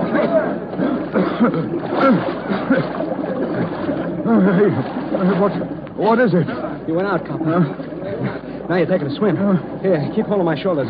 We gotta find Wilma. Wilma! Look, Dan. Don't worry about me. I can... I said stick with me. Hold on. Wilma! Hey, funny face. Wilma!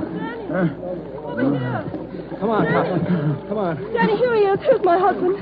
Here he is. Oh, where's mine? They didn't get me. Easy, ma'am. You can't go back to the wreck. She's going down. Keep clear, everybody. Keep clear of the plane.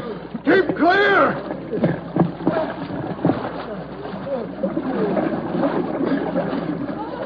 There she goes. Hello, everybody. Listen to me. We've got to stay together. We wirelessed our position, and there'll be ships to look for us. Keep your heads. Your lifeboats will hold you up. Oh, how long will it be before they come, Captain? I can't tell you that. Perhaps only an hour. Oh, they'll never find us. They'll never find us. We'll drown, and you'll know. Stewardess, try to quiet that woman. Yes, Captain. Is there anyone who needs special help, who feels he can't stay up? That man over there, Captain. Well, McLaughlin's all right. I can take care of him. But, Captain, what if we all get in a circle and tie our life belts together? We can hold each other up. A good idea. You hear that, everybody? Swim into a circle. All here together. All right. Papa, come on. We're swimming again. I can't, Danny. I'm too far gone. Forget it. Stick with me. Wilma. Yes, sir. Make him let go of me. I'll drag him down, too. My legs are lead. I said I'd keep you up. Hey, your bracelets, where are they? Wilma, while I keep hold of him, you get his handcuffs. They'll be hanging from his belt. No, look, Danny, lad. You can't do this. You got him? Yeah. Here, darling. Good. Now snap one on his wrist. Now the other on mine. No, Danny, no. You've got Wilma to take care of. Here, Wilma, snap that cuff. All right, darling. Now I've got your cuff. And you're not getting away, see? I bet you my life. Come on. We're joining the family circle. All three of us.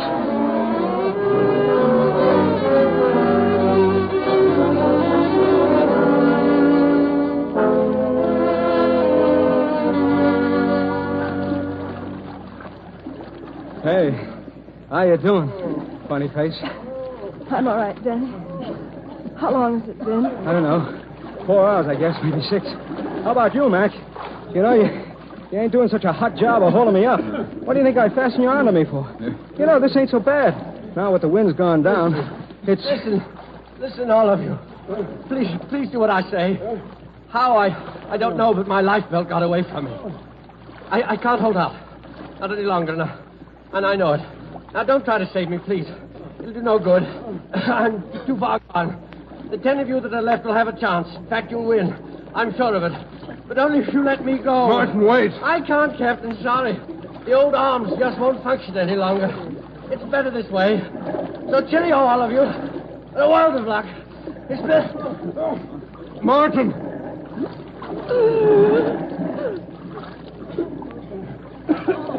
Hey, some music. That's what we need. How many of you can sing? Come on, somebody start a song. I said we gotta sing. Wilma, help me start it. Come on!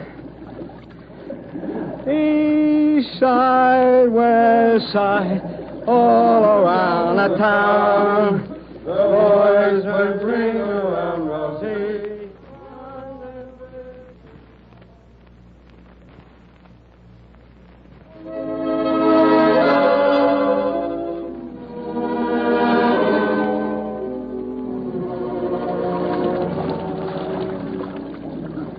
Hey, what's happening? You're not going to let getting dark stop you singing. Well, what if a couple of ships did pass by without seeing us? That proves at least they're looking for us, don't it? Come on now, there's lots of songs we haven't tried yet. How's about a hot time in the... Might as well give up, Danny. None of us has the strength or spirit left for singing. Oh, why don't we stop it? Why should we keep pretending? We might just as well give out. Trying to calm down, Mrs. Reed. That's going to do no good. There'll be another ship. Sure. I'll bet you my life. Well, what time is it now? Any idea, Captain? Nearly 9, I guess. 10 hours we've been here. How much longer can we stand it? Oh, plenty. I'm getting used to this. You know, when I was a kid, we used to go swimming in the East River in the summertime. Only I never got to go much because I was working. This kind of makes up for it. Danny, any sign of another boat, son? I'm nearly gone for good. No, but there'll be one. And this time we'll connect. Third time's a charm. That right, funny face? Yeah, that's right, Danny. Want me to help you hold Mac? I'm okay. Get my wrist hole out. Hey, what's happened to everybody? None of you know any more stories? Oh, who's heard the one about Danny. Yeah? Danny, watch there. Looks like a searchlight. Huh? Wait, there it comes again. Wait, we're sure. It is. Captain, over there. Watch, a searchlight. Help!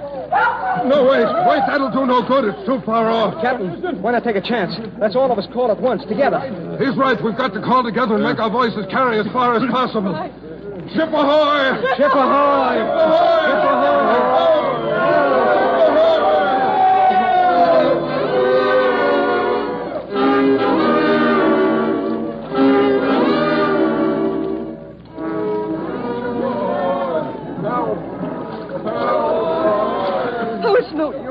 It's no use. They're going to pass us. They are going to pass us. They can't pass us. We're going to keep it up now. Come on. Help!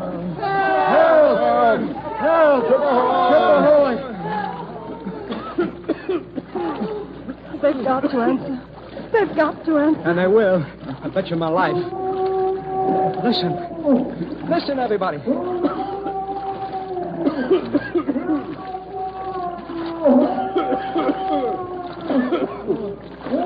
They've heard us.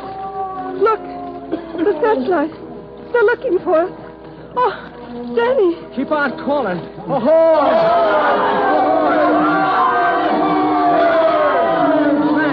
Start shouting. Save! I tell you.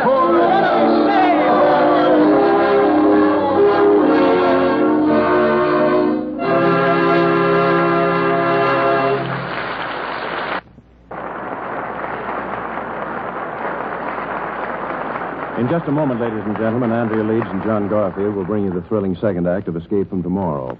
But first, I'd like to say just a few words about a different kind of thrill. The thrill that many of you are experiencing as you plan your approaching wedding and your future home. And as you dream and plan for the future, is there perhaps a wish deep in your heart that the silver you choose for your new home could be solid silver?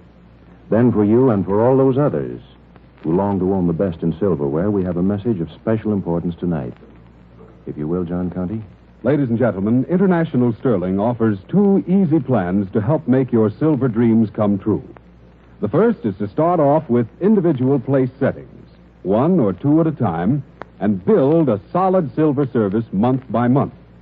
A single place setting, 6 lustrous pieces in International Sterling's beautiful enchantress pattern, costs as little as $16.75. Now, the second plan is to buy a complete service of International Sterling out of income, just as you do furniture, fine rugs, and other permanent possessions for your home. But your silverware dealer can give you complete details. So tomorrow, Monday, stop in and talk with him. Let him show you not only Enchantress, but the other lovely International Sterling designs also. No matter what pattern you choose, it will be beautiful and correct always. The kind of silver that not only glorifies your own home, but becomes the cherished possession of your children's children. Solid silver by International Sterling.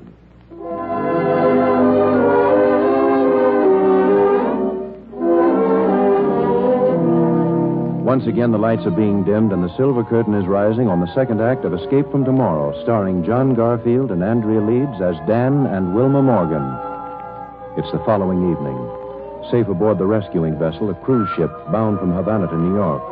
The 10 survivors have been the center of interest and attention for both passengers and crew, and no effort has been spared to ensure their comfort and well-being. And in a luxurious cabin forward on A deck... Mac, I think he's waking up. Will you go now? Okay, youngster. But I'll be back to talk to him. I've got to for both of your sakes. All right.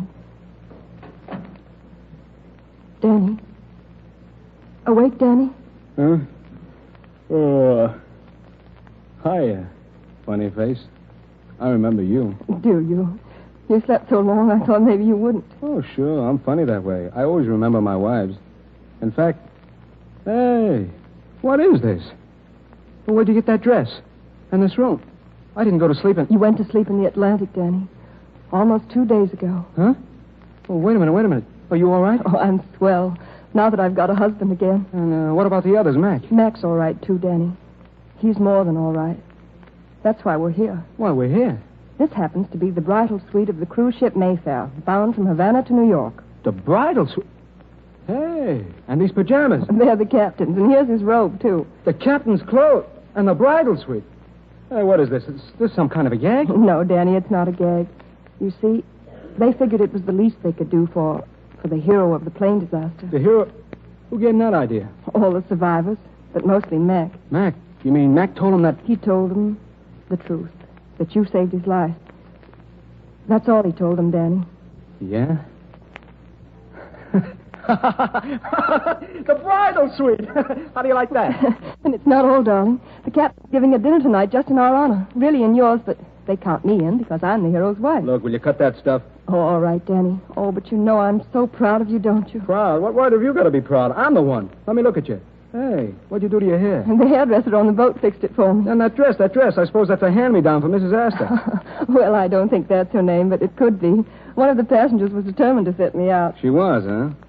Well, that was part of it. In fact, everything's just like it was supposed to be. Like it was? That pal of mine, remember? The fixer-upper? I'm talking to him and I say, how's about a couple of new outfits for Mrs. Mrs. M. And while you're about it, we could use a swell suite on a boat that's a honeymoon for us. So my pal says, okay, Danny. And here we are. You had the whole thing planned this way, huh? Bet you my life. I'll take that bet, mister. Oh, Danny, darling. You think this is something? This is just the beginning. We're going to do lots of traveling, funny face. In suites like this, we're going to... Danny. Huh? What are we going to do? Max kept quiet till now, but once we reach New York... Look, will you forget New York and forget Mac? Oh. I should have let him drown. Oh, you couldn't. Not be you. I know that, Danny, and so do you. And please don't blame Mac. He hates what he has to do worse than you do. Oh, Danny, why? Why did it have to happen like this? We didn't ask anything except each other. What did we do to make it all go wrong? I used to pray, Danny. Do you know that? I used to go and pray. Pray for nothing but to have us married and by ourselves.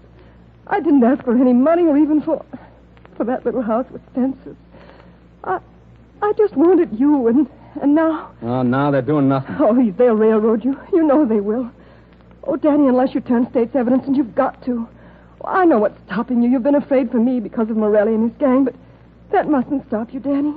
Tell the DA what you know. Tell him who did that robbery. You've got to, darling. Maybe you're right. Who is it? It's Mac, Danny. Come in, Mac. Hello, son. Mac, Danny's going to... I'm gonna... I get it.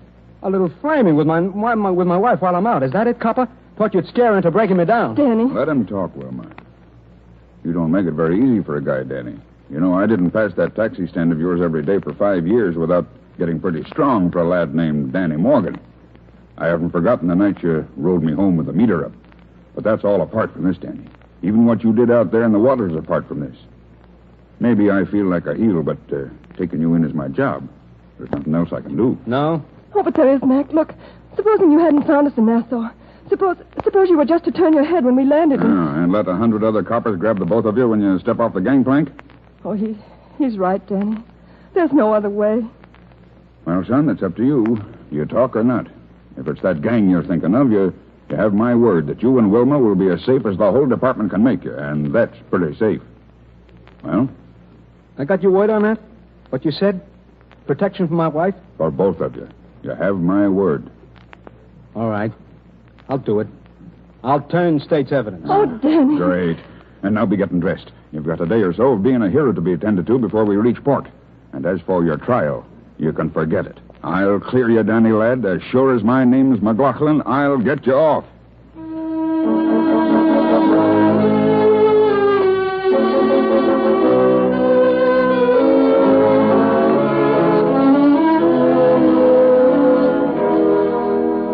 And therefore, Your Honor, Dan Morgan can't be held for trial. Not just because of what he did out there in the ocean after that plane came down. That's all beside the point. He's got to be dismissed because he's offered to turn state's evidence. In fact, he's already told the district attorney who really robbed that bank. Just a minute, Inspector McLaughlin. Let me remind you that you're the arresting officer in this case and not the public prosecutor. Stick to the facts, and the court will hear pleas from the proper source. Well, Mr. Prosecutor, what's your recommendation in this case? My office will leave that to Your Honor's discretion. To his discretion? No, wait a minute, Mr. Prosecutor. You promised me... Inspector, you'll be in order. It is the judgment of this court that an attempt has been made here to sentimentalize upon the so-called heroics of Dan Morgan during an airplane accident at sea. I see no reason why the defendant should not be held for trial. Daniel Morgan, will you please face the court? Oh, Your Honor, please. You can't do this. Silence! Daniel Morgan, you're aware of the charge on which you have been arraigned? I am. How do you plead? Guilty or not guilty? I'm not guilty. The defendant's trial is set for April 16th in Department 32 of the Superior Court. Bail at $5,000, incarceration in...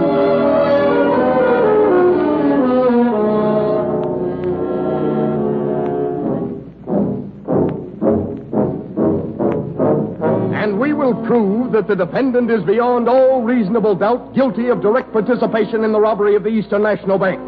We will further prove that this muchly publicized and self-heralded hero did willfully so participate. Sure he rode Morelli and his gang that day. I seen him ride him lots of times. He could have been one of the men who held me up. I think he was.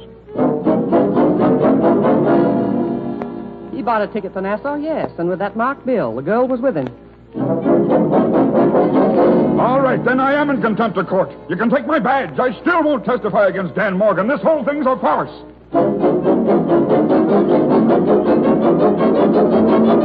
They did, I tell you. They brought the money in an envelope while he was with me. He didn't know why they were paying you. Object. Move that be stricken. Witnesses, the defendant's wife can only serve as character witness. Objection sustained.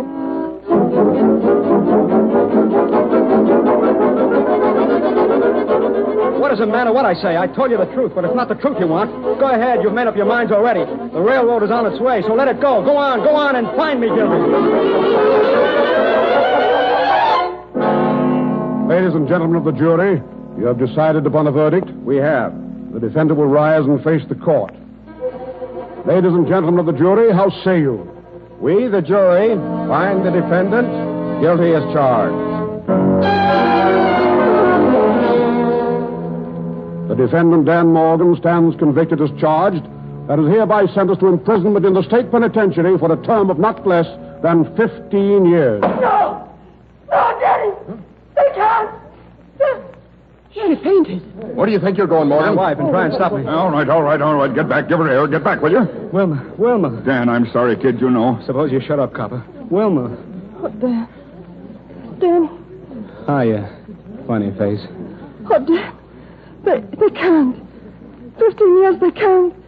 Not now. You don't know, Danny. What is she talking about, Matt? You heard me. What's she talking about? Okay, Dan, then maybe it wasn't just the news that made her faint. You can't go to prison, Danny. You can't go now. You... I get it. A kid. That's wonderful. That's all we needed to make the picture perfect. That's all we needed. The guy that fixes things. Huh? Listen to me, Dan. Wilma's going to have a child, yes. But I'm going to have you out before she does. Yeah? Yeah. Betcha my life, Danny. I'll have you out before your kid is born. Betcha my life.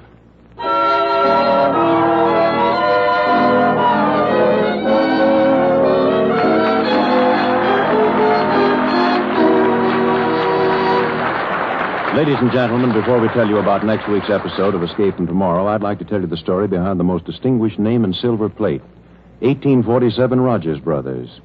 This famous house first came into existence back in the days when the country was expanding on every side, acquiring new boundaries to north and south, pushing steadily westward across the plains.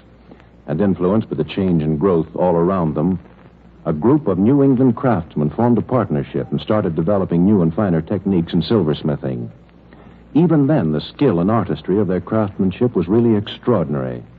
And as the years went by, their skill became even greater, reaching its climax with the latest and greatest achievement, a way to apply sterling silver craftsmanship to finest silver plate, a shining example of 1847 Rogers Brothers craftsmanship is the pattern Lovelace, a pierced pattern, utterly graceful and feminine, with shimmering orange blossom motif and exquisite sterling-like detail. And so that you may appreciate the full beauty of Lovelace and also see other stunning silver plate patterns, 1847 Rogers Brothers extend this cordial invitation to you. Tomorrow, Monday, visit your silverware dealer and let him show you the really gorgeous 62-piece service of 1847 Rogers Brothers. Silver plate that can be yours at a saving of more than $14 over open stock price. Let him tell you also on what easy, convenient payment terms this lasting loveliness can be yours. For now, as never before, you can afford the finest in silver plate.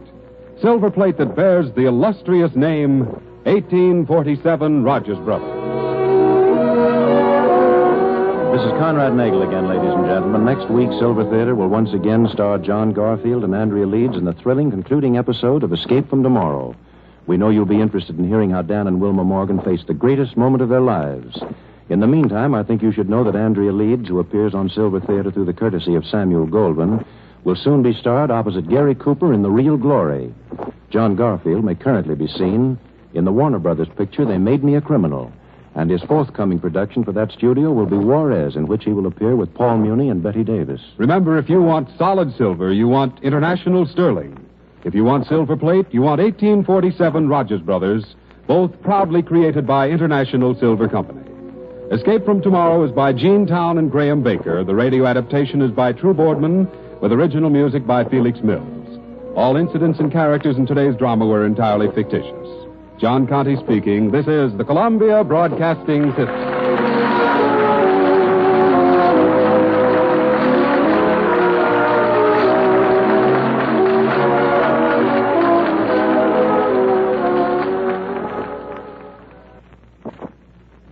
This is Chesterton Radio, the true, good, and beautiful at chestertonradio.com.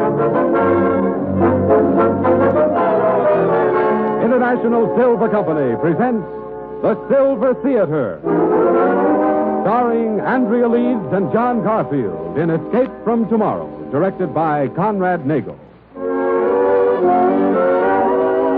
Brought to you on behalf of two of the greatest names in silverware, International Sterling, world-famous solid silver, and 1847 Rogers Brothers, America's finest silver plate.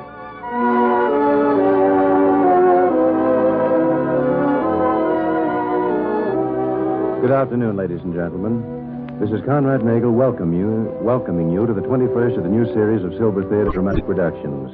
Before we introduce today's player, we'd like to announce that next week, Silver Theater will star Herbert Marshall and Maureen O'Sullivan. And in the near future, you'll hear Joan Crawford, Lee Tracy, Shirley Ross, Helen Hayes, and others. And now for today's story.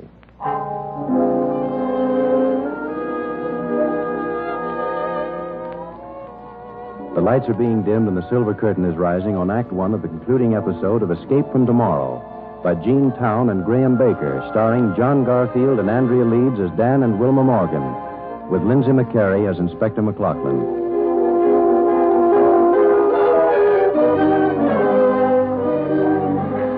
Read all about it, Act 3. Hero of plane disaster convicted. Dan Morgan gets 15 years extra. Here, give me one of those. Yes, sir, here you are. It's your extra here, hero of plane disaster.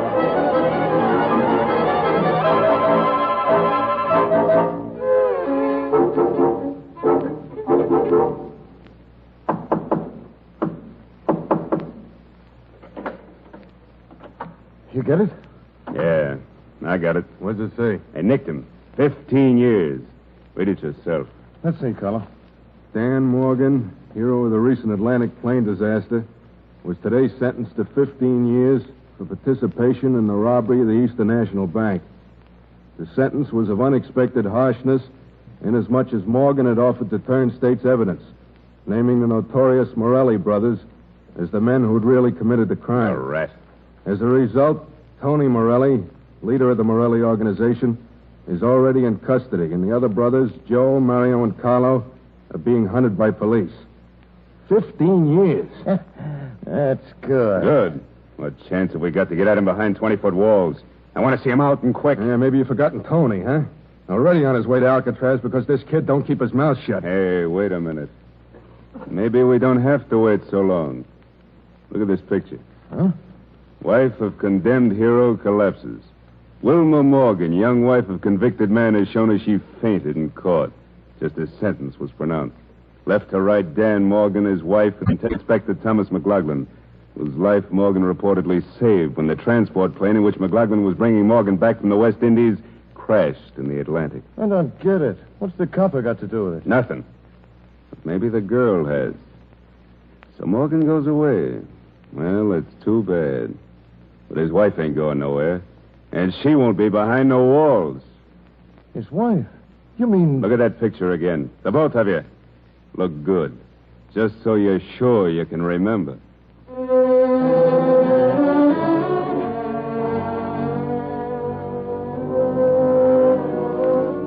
Morgan, Inspector McLaughlin has asked permission to be the one to take you up the line. Well? I have to put the bracelets on you, son. Your left arm. They go on easier here than they do in the ocean, don't they, copper? Danny, you... Come on, lad. We've got a train to catch.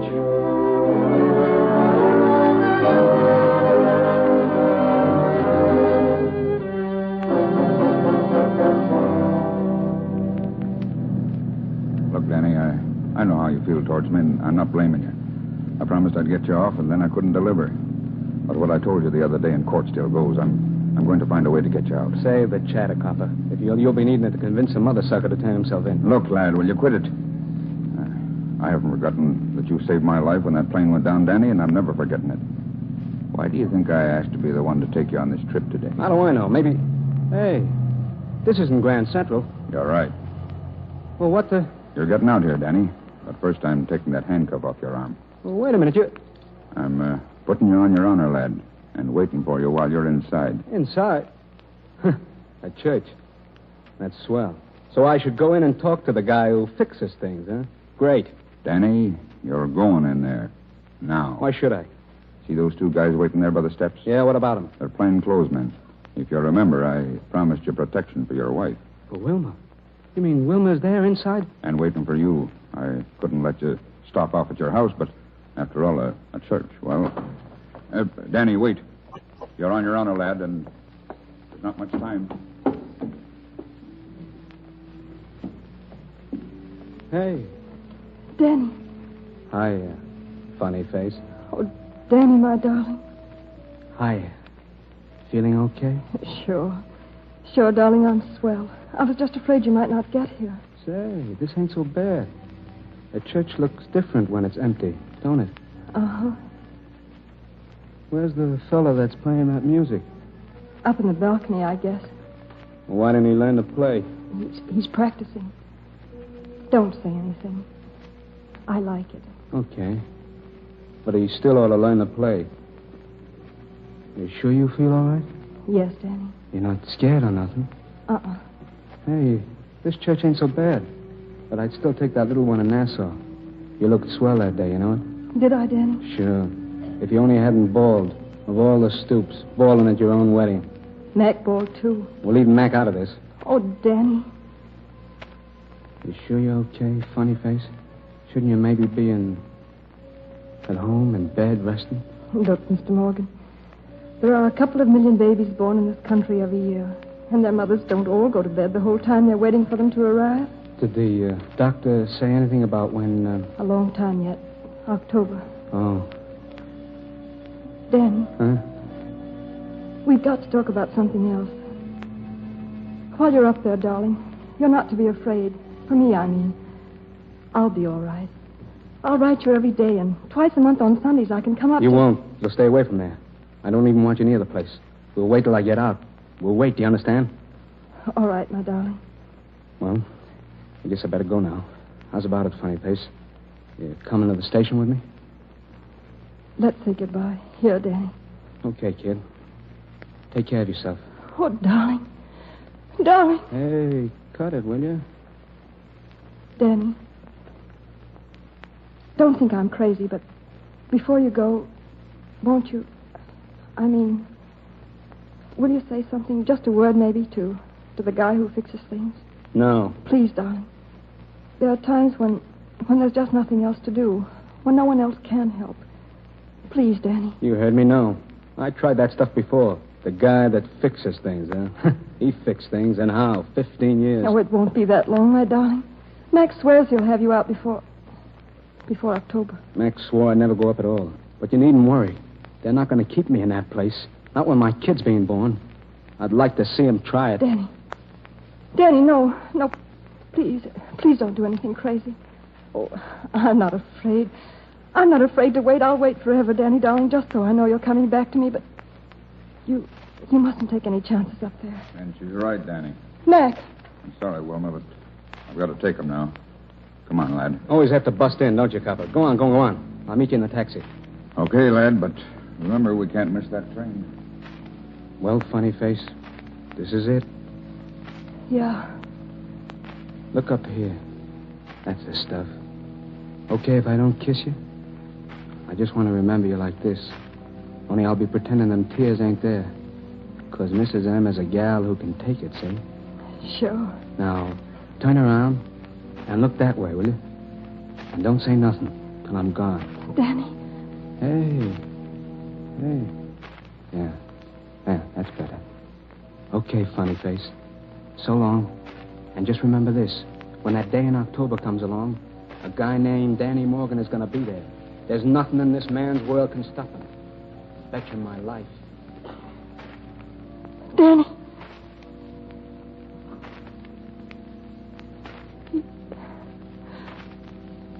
He doesn't mean it. Those things he said. He doesn't really mean a one of them. You've got to understand it. Help him. Please. If he won't talk to you, then let me talk for both of us. He didn't mean to blaspheme.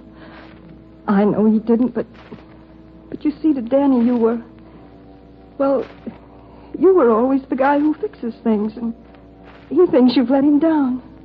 Oh, I know you haven't, because you couldn't.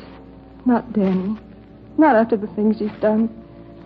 Why, Danny saved 9 lives when that plane went down. You know that, don't you? You must know, and that's why you've got to help him now. Without his asking. Please. Please, you've got to help him now.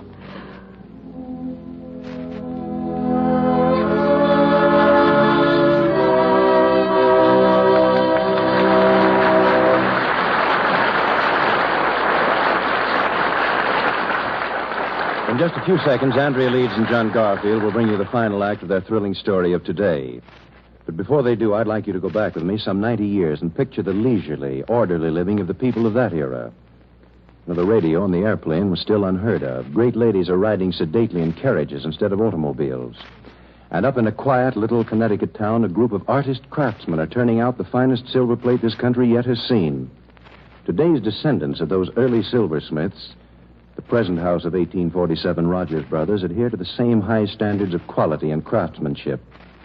One of their most popular creations is the pierced pattern Lovelace. Graceful in line, with inspired orange blossom motif and sterling-like detail, Lovelace is truly a pattern beautiful beyond belief. Yet lovely as it is, lovely as all 1847 Rogers Brothers silver plate patterns are, you can afford to earn a complete service very easily. Yes, ladies and gentlemen, you can now get a 62-piece service of gleaming silver plate at a saving of more than $14 over open stock price. But why not get the complete details from your silverware dealer tomorrow? Ask him to show you several different patterns and tell you about the easy, convenient payment terms.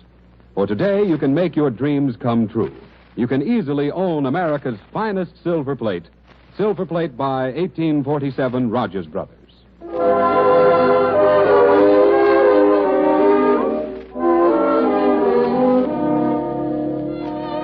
Once again, the lights are being dimmed and the silver curtain is rising on the concluding act of Escape from Tomorrow, starring John Garfield and Andrea Leeds as Dan and Wilma Morgan.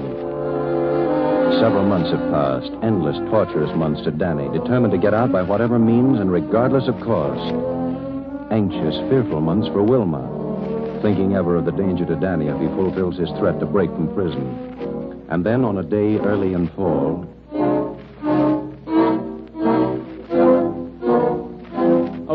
Inspector McLachlan. What kind of runaround is it this time? I've got news, lad. News you ought to know. Wilma? She's all right, Dan, but only because my boys were on the job. The Morellis were after her. The Morellis, you mean? They didn't touch her. There was some shooting, and Mario Morelli's dead. But the other brothers got away. I only tell you, lad, so that you'll know that when you do get out, you must be careful. When I get out? You've been saying that for months. I'm tired of listening, see? You're going to get me a new trial. You're going to get me a pardon from the governor. You're going to... Listen, Danny. The parole board meets October 1st. That's just a week away, and I'm going to make them give you a parole. Suppose you save it, cop. I heard it all the time before. I'm getting out, see? And without your help. Danny, no. No, lad, listen. You'll ruin everything.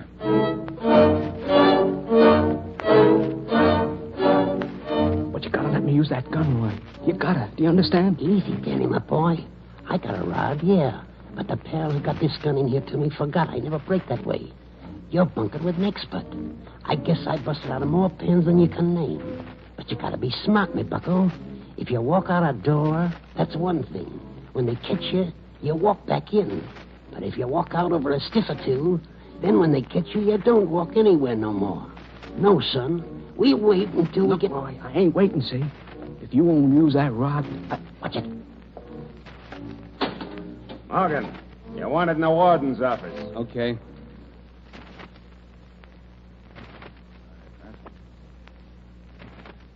Ask the warden to speak to you alone in here because... Never mind all that. What about my wife? Wilma went to the hospital this morning, Dan. The hospital? The doctor wanted her there for observation. The baby's still not due for 2 days yet, maybe 3. You're lying to me. Why would I lie? To keep me in here. To be sure I don't break. Well, I am breaking, copper. I said I'd be out when that kid is born, see? And there's no jail strong enough to stop me. Easy, Danny. You're talking wild. You've got no way to get out. I got a way. I got a rod in there. What are you saying, lad? Well, you can't, Danny. If you've got all the guns in creation hidden away inside there, you mustn't use one. Not now, lad. It'll ruin everything. I tell you, this parole is on You it. tell me nothing. Sure, I can get a rod. I'm using it tonight. Now, go and tell the warden what I said. Go on and squeal on me.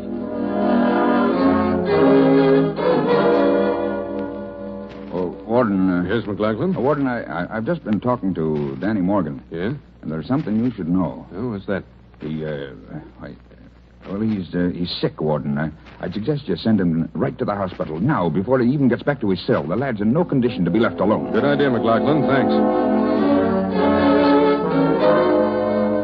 I've got it. It's signed, sealed, and in the bag. Oh, Mac. Dan, does Dan know? No, I'm on my way up to him now, but I had to stop with the news for you. How are you, girl? What does the doctor say? Well, he isn't sure. Perhaps tonight, perhaps tomorrow. Oh, well, either one. The lad'll be there. You can be sure of that.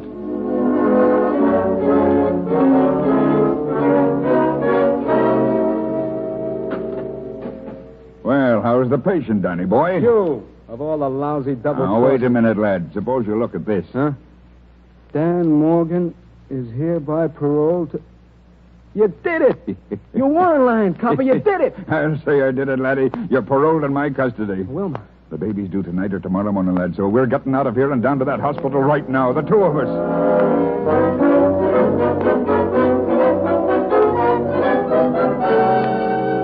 As the state parole board released Morgan in the custody of Inspector Thomas McLachlan. Rumored as having strong influence with the parole board was the fact that Morgan's wife, Wilma, is hourly awaiting the birth of a child in St. Stephen's Hospital. Today's action reawakened speculation as to the whereabouts of the 2 survivors of the Morelli gang, which Morgan exposed... Turn that off. So I was right. Maybe we don't have to wait so long. Huh? Now wait so long? Look, Carlo. Tony is in Alcatraz. Mario, the cops get him, both because of Danny Morgan. You mean that now we go to... To where Danny Morgan's going. That's where we go. Come on.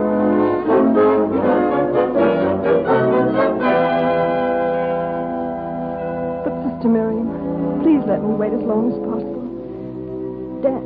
Danny will be here. Mac went for him. He's... Hiya, funny face. Danny. Sister, will you please? Just for a minute. There must be that much time. All right. Until the doctor comes back. Darling. I made it. Didn't I tell you I'd make it? And Mac? Gone down to headquarters, but he'll be back. Hey. How are you? You okay? Uh-huh. Sure, I'm swell. Is it pretty bad? It's kind of like having about 1 million lights flash on at once and so bright you just can't stand to watch them and then go out. Only the lights keep coming on again. Gee. Well, I'm here anyway. Yeah, How much longer did they say? pretty soon. You're not scared? You? Oh, me? When was I ever scared? And look, kid, you got to be thinking of one thing all the time, see? That house with fences. A picket fence. Because that's the one kind kids can't crawl over. Remember when you said that? Yeah. And there's another thing. I don't want no double cross from you, see, funny face? This has got to be a girl, see? So as I can call it Wilma. I'll see what I can do. Mr. Morgan. Hey, okay? Yeah, but you better call the doctor. Sure, kid. The doctor, sister, hey.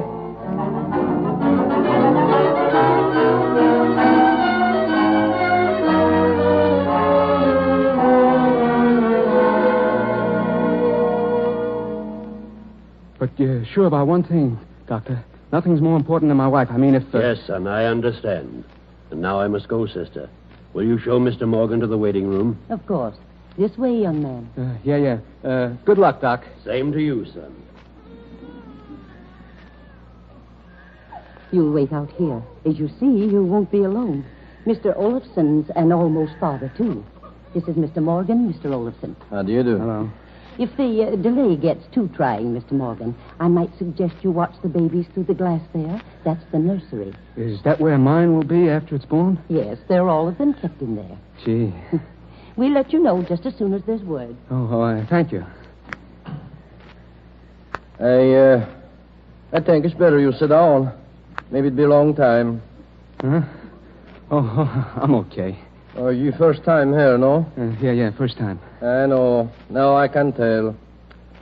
Another fella here until 10 minutes ago, he first time too. He go away just now. He go away crying. Crying? Yeah. His baby die. His baby? Gee. Oh. You look at kids in there, huh? They're plenty cute. I look too first 3-4 times I'm here, but no, I... Hey. Where's that coming from? What? That music. Oh, there's chapel just down the hall there. You forget, this is a church hospital, yeah. Well, there's a guy who can really play that piece. Huh? Nothing. I was just mumbling. Sister, is it... Not you, Mr. Morgan. Oh, it's for me, yeah? Yes, Mr. Olafson. What is it this time? A girl, a flick, or no? A boy, Mr. Olafson. A fine boy. Oh, a boy. Too bad. $3 I lose. I bet my brother Justa. I go see Helga now, no? Yes, she's fine. You may go right into her room. Ah, good. Oh, son. Good luck. And don't be too jumpy, huh? A lot of kids get born, yeah. Okay, old-timer. Thanks and congratulations. Congratulations when I lose $3. Sister, just a minute. My wife, do you know? I'm sorry. There's no more I can tell you. Well, is she all right? Yes, she's all right. You'll just have to be patient, I'm afraid. Patient? Oh, yeah. I'll just stick around and watch the kids through the glass there. Excuse me for bothering you. It's no bother. And, son. Yes, sister. You mustn't be too afraid. That's not the way to help her. You must have a little faith. Huh? Oh, sure. Thank you. Yeah. I guess this is one of those times she talked about. One of those times. When there's nobody else you can ask. Look, ma'am, you know how to put the words together better than I do. Do you suppose you could, that is... Yes, son. I could and I will. I'm going to the chapel now.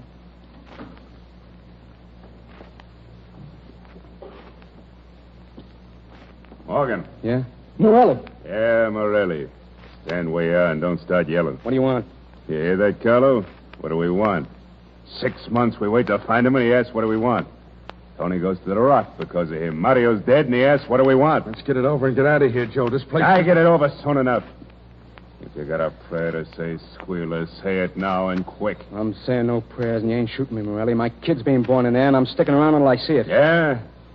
We got other plans. Then you changed them. Know what's inside this glass behind me? Take a look. Hey, Joe, there's kids in there. You bet there are a bunch of them. Go on, boys, and give it to me. Knock off a half a dozen kids while you're getting me. See how long before the coppers chase you down. He's right, Joe. We can't plug him with those kids. Shut up, Carlo. All right, Morgan. It's up to you. I'm counting 5, and then I'll let you have it. If you move over so the wall's behind you, there won't be no kids hurt. But if you don't, it's up to you. Make up your mind. 1. You'd do it, too, wouldn't you? Okay. 2. I'm moving. So you came to see your baby, did you? Keep moving. 3. I said I'd move. I'd move till I was clear, didn't I? So... Joe! Hey, Carlo! Come on! Take him to the fire escape. Go after him. No, stay back. They're getting from outside. They did. They got him. They got them both from down below. Come on. But Mac, he's hurt. Go on, I'll take care of Mac. Sure, lads. Go on. Danny can take care of me. Mac, you crazy fool. You walked right into it. Yeah. Always was a cop who busted in at the wrong time, lad. You told me so yourself. Here, in here, Doctor. There were no children. It's no use, Doctor. No use, believe me. It'll be a waste of your time. Mac, you're gonna... Danny, tell me, lad, is it a boy or a girl? We don't know yet. Yeah, well, when you find out, just slip a word to the guy who fixes things, huh? And you'll tell me. Mac. Oh, Doc. I'm sorry, son. Your wife, Morgan. You can go into her now. Huh? Oh, yeah, thanks. Mac, you'll... We'll take care of everything. Yeah. Danny, those shots. I heard... Morelli's. They got Mac. Oh no, Danny. Yeah. But how? He jumped in front of me. Oh, Wilma. Oh, darling. Darling. Don't. You must. But I was a heel to that guy, Wilma. He didn't think so, Danny. He understood. He was a cop, Danny, but he was a swell one. And for anyone he loved like he loved you and me, well, Mac's glad, Danny. I'm sure of that somehow. Glad? He swore he'd have you out to see the baby. Remember what he said? Bet you my life. And he didn't lose that bet, Danny. Not really. He wouldn't think so. Oh, darling. Hey, what about you? I just went kind of crazy with what happened out there. You all right? Sure. I'm swell. And Danny, hold out your arms. Here. What's this? You got your wish, darling. A girl. Yeah? Gee.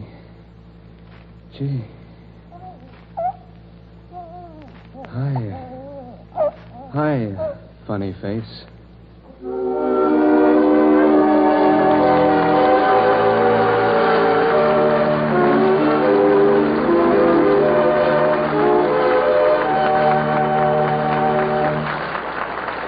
Our stars, Andrea Leeds and John Garfield, will be back to greet you personally in just a moment. But first, may we help you turn a dream into a reality? Listen to John Conte. If you've ever dined at the home of a friend who owned sterling silver, you probably couldn't help envying her a little. Couldn't help wishing that your dinner table, too, could shine with genuine solid silver. Of course, 10 or 15 years ago, a wish like that would have been pretty much of an idle dream. But today, it's easy to make that dream a reality. For International Sterling, creators of many of America's most exquisite solid silver designs, has a budget payment plan which makes it possible for you to buy a complete solid silver service out of income. Or you can start a service in International Sterling Silver with individual place settings, and month to month add extra place settings until you have a service for 4, 6, or 8 as your entertaining needs demand. A single place setting, beautifully wrought in the Enchantress pattern, 6 pieces of solid silver, costs as little as $16.75. But tomorrow, Monday, go wherever fine silverware is sold and get the facts firsthand. Look at Enchantress and other International Sterling patterns, too. Notice the painstaking detail the indescribable richness and beauty of every one. Here is silver that will speak of your taste and love for worthwhile possessions every day for years to come. Silver as exquisite as any the world has ever created. Solid silver by International Sterling.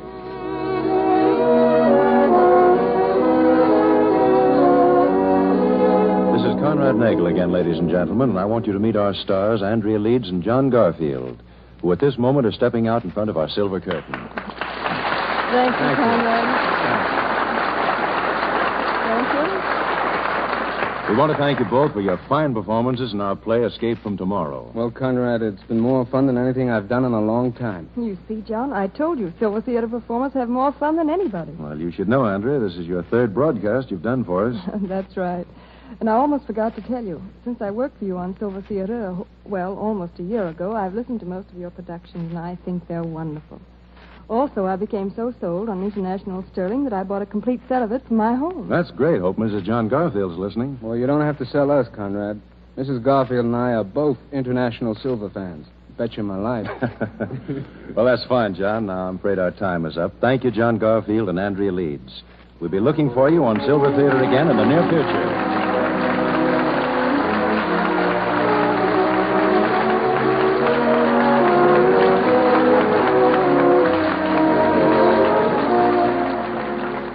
Andrea Leeds, who appeared on Silver Theater through the courtesy of Samuel Goldwyn, will soon be starred opposite Gary Cooper in The Real Glory. John Garfield may currently be seen in They Made Me a Criminal, and his forthcoming Warner Brothers picture will be Juarez, in which he will appear with Paul Muni and Betty Davis. Next week, Silver Theater will star Herbert Marshall and Maureen O'Sullivan. Be sure to listen.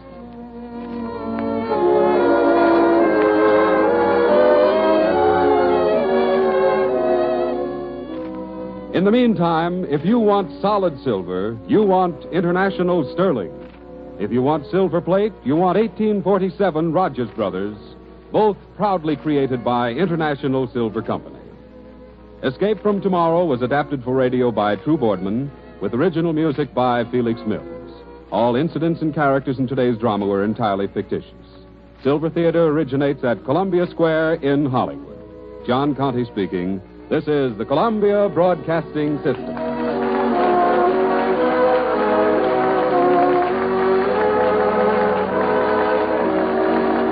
This is Chesterton Radio, your home for podcasts of works by G.K. Chesterton, plus drama, comedy, mystery, science fiction, big bands, and much more. The soundtrack to your Chesterton day at chestertonradio.com.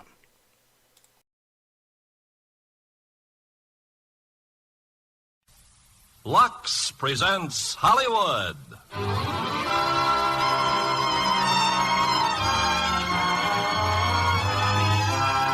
Lever Brothers Company, the makers of Lux Toilet Soap, bring you the Lux Radio Theater, starring Charlton Heston and Gene Peters in Viva Zapata. Ladies and gentlemen, your producer, Mr. Irving Cummings. Greetings from Hollywood, ladies and gentlemen.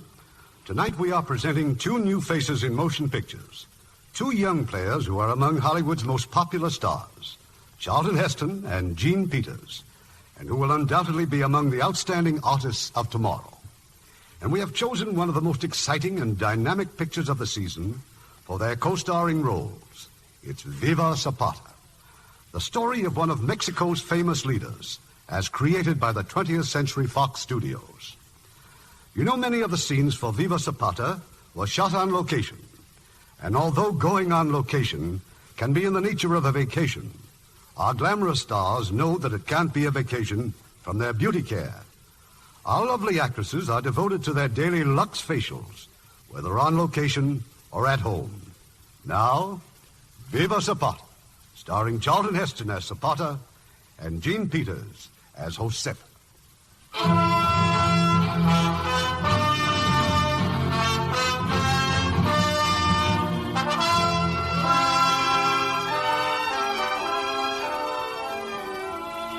In the year 1909, a delegation of peons journeyed to the presidential palace in Mexico City. A ragged group of Indians, they'd been granted an audience with Porfirio Diaz. Well, my children, you must have had some reason for coming here. Surely there's something you want to tell me? They have taken our lands away, my president. You can talk. Now, who took your land away? Who?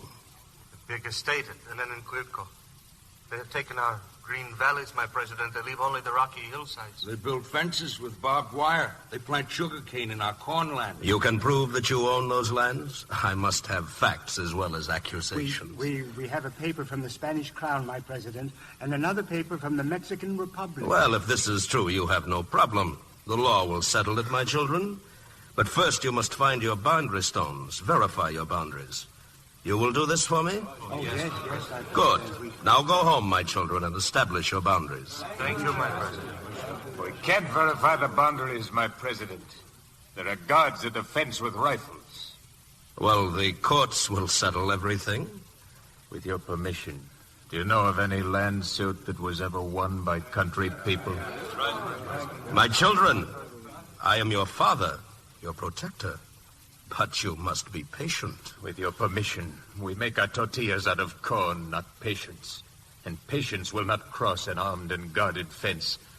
To do as you suggest, we need your authority to cross the barbed wire. I cannot possibly exercise such authority. But you advised it, my president.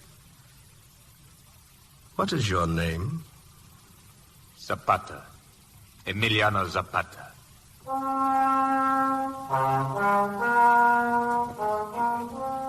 As they left, the president read the names of his petitioners, and around the name Zapata, he drew a heavy black circle.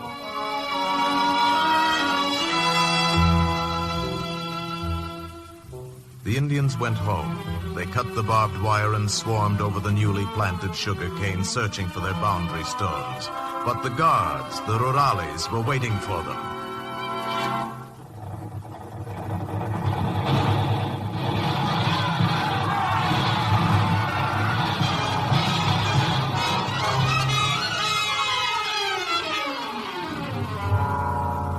They had been ordered to kill only one man, Zapata, but Zapata escaped.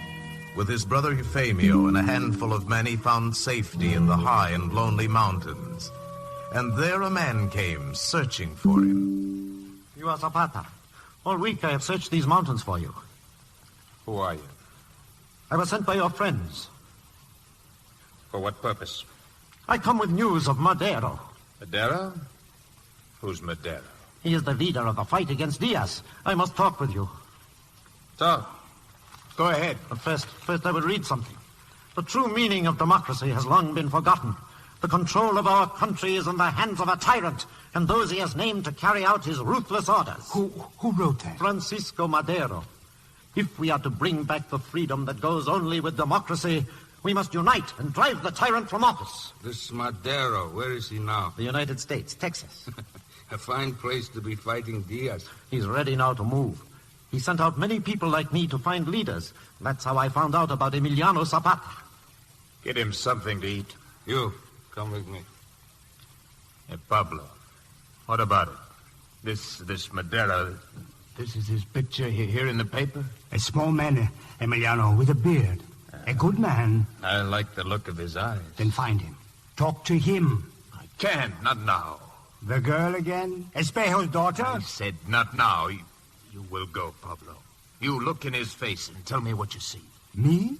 He's in Texas. Then go to Texas. Well, how far is it? Who knows? Go and see.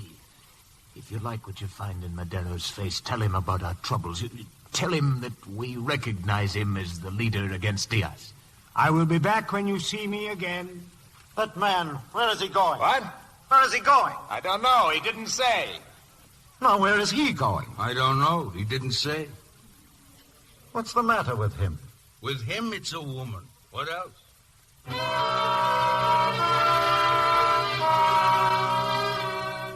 Yes, with Zapata it was a woman. And that night he went down to her house in the village and hid in the shadow of her window and called to her. Emiliano. Be quiet. I must speak to your Josefa. The rallies are after I you. know. When may I speak with your father? No. Never. Why not? What's wrong with me? It's what would be wrong with me if I married you. What does that mean? It means that I have no intention of ending up washing clothes in a ditch and patting tortillas like an Indian. My mother was a Salazar. Zapatas were chieftains when your grandfather lived in a cave. Just remember that. Well, you're not chieftains now. You have no land, no money. Without luck, you'll be in jail by tomorrow. And after that, let go. You're hurting me. Listen to me. I've been offered an important position, Donazio Relatore. Donazio doesn't hire a fugitive from the law. If I accept, he'll have me pardoned. Pardoned? Why? Why would he want you? Apparently you don't know that I am the best judge of horses in the country. You're the only one who doesn't know this. The answer is still no. I could take you away with me right now. I could not prevent you, could I? But sooner or later you would go to sleep. And then you would kill me? No. You're too respectable. I would do it because I am respectable. I want to live a safe life without surprises, and preferably with a rich man. You don't mean that. I mean exactly that. Come back when you can offer me something. And Zapata took her arm. He touched it gently with his fingers, as a blind man touches to recognize and to remember. And he left without looking at her face. Zapata became a horse buyer, and his patron, Donazio, secured his pardon. In his love for Josefa, Zapata struggled to shut his eyes to the misery of his people. When he had saved a little money and owned a good suit of clothes, he made up his mind to see Josefa's father. But on that very day, a traveler returned from Texas. We can talk here, Emiliano. Now tell him, Pablo, tell him. We spoke of you much in Texas, Emiliano. One strong push and Diaz is finished. Now, wait Madero promises. Wait a minute. You, Fernando, how are you in all of this? Madero sent him with me. He wants a message from you. Tell him to get another lead. You don't believe in him? Yes. So? Tell him to get someone else. I have private affairs. I don't want to be the conscience of the world. I don't want to be the conscience of anybody. That is all you have to say? It's enough for me. Come on, let's get out of here.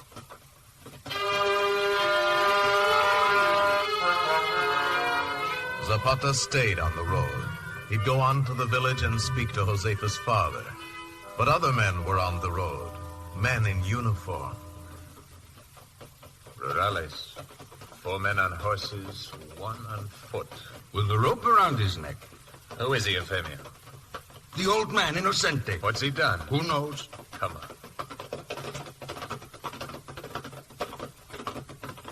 Inocente! What's the matter? Get away from the prisoner. What have you done? What are they taking you for? The rope's too tight, he can't talk. Give him some water. What did he do? They're all crazy, these Indians. The craziest people I ever saw. What did he do?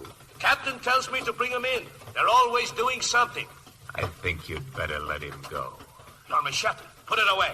Let him go. Get to the village. Rope. Cut the rope.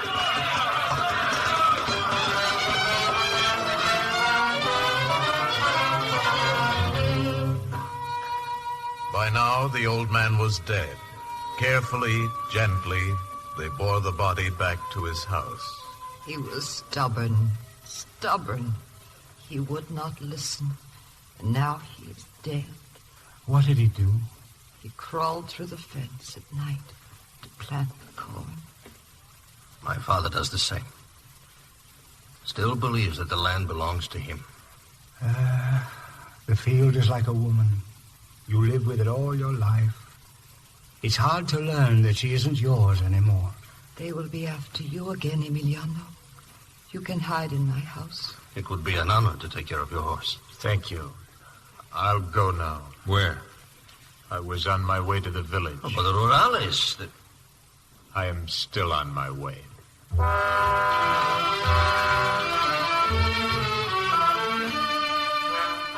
He was captured at the door of Josefa's house. They put a rope around his neck and set out for their headquarters.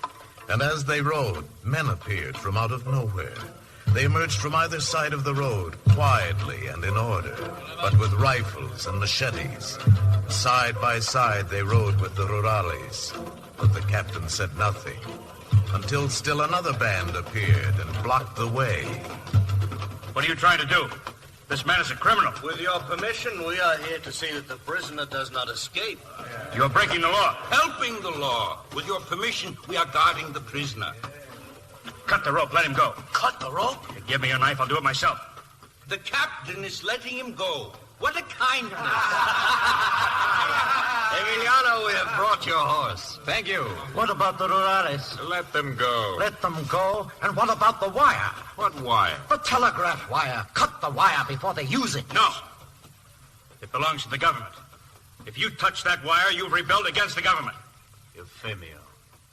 Well, cut the wire.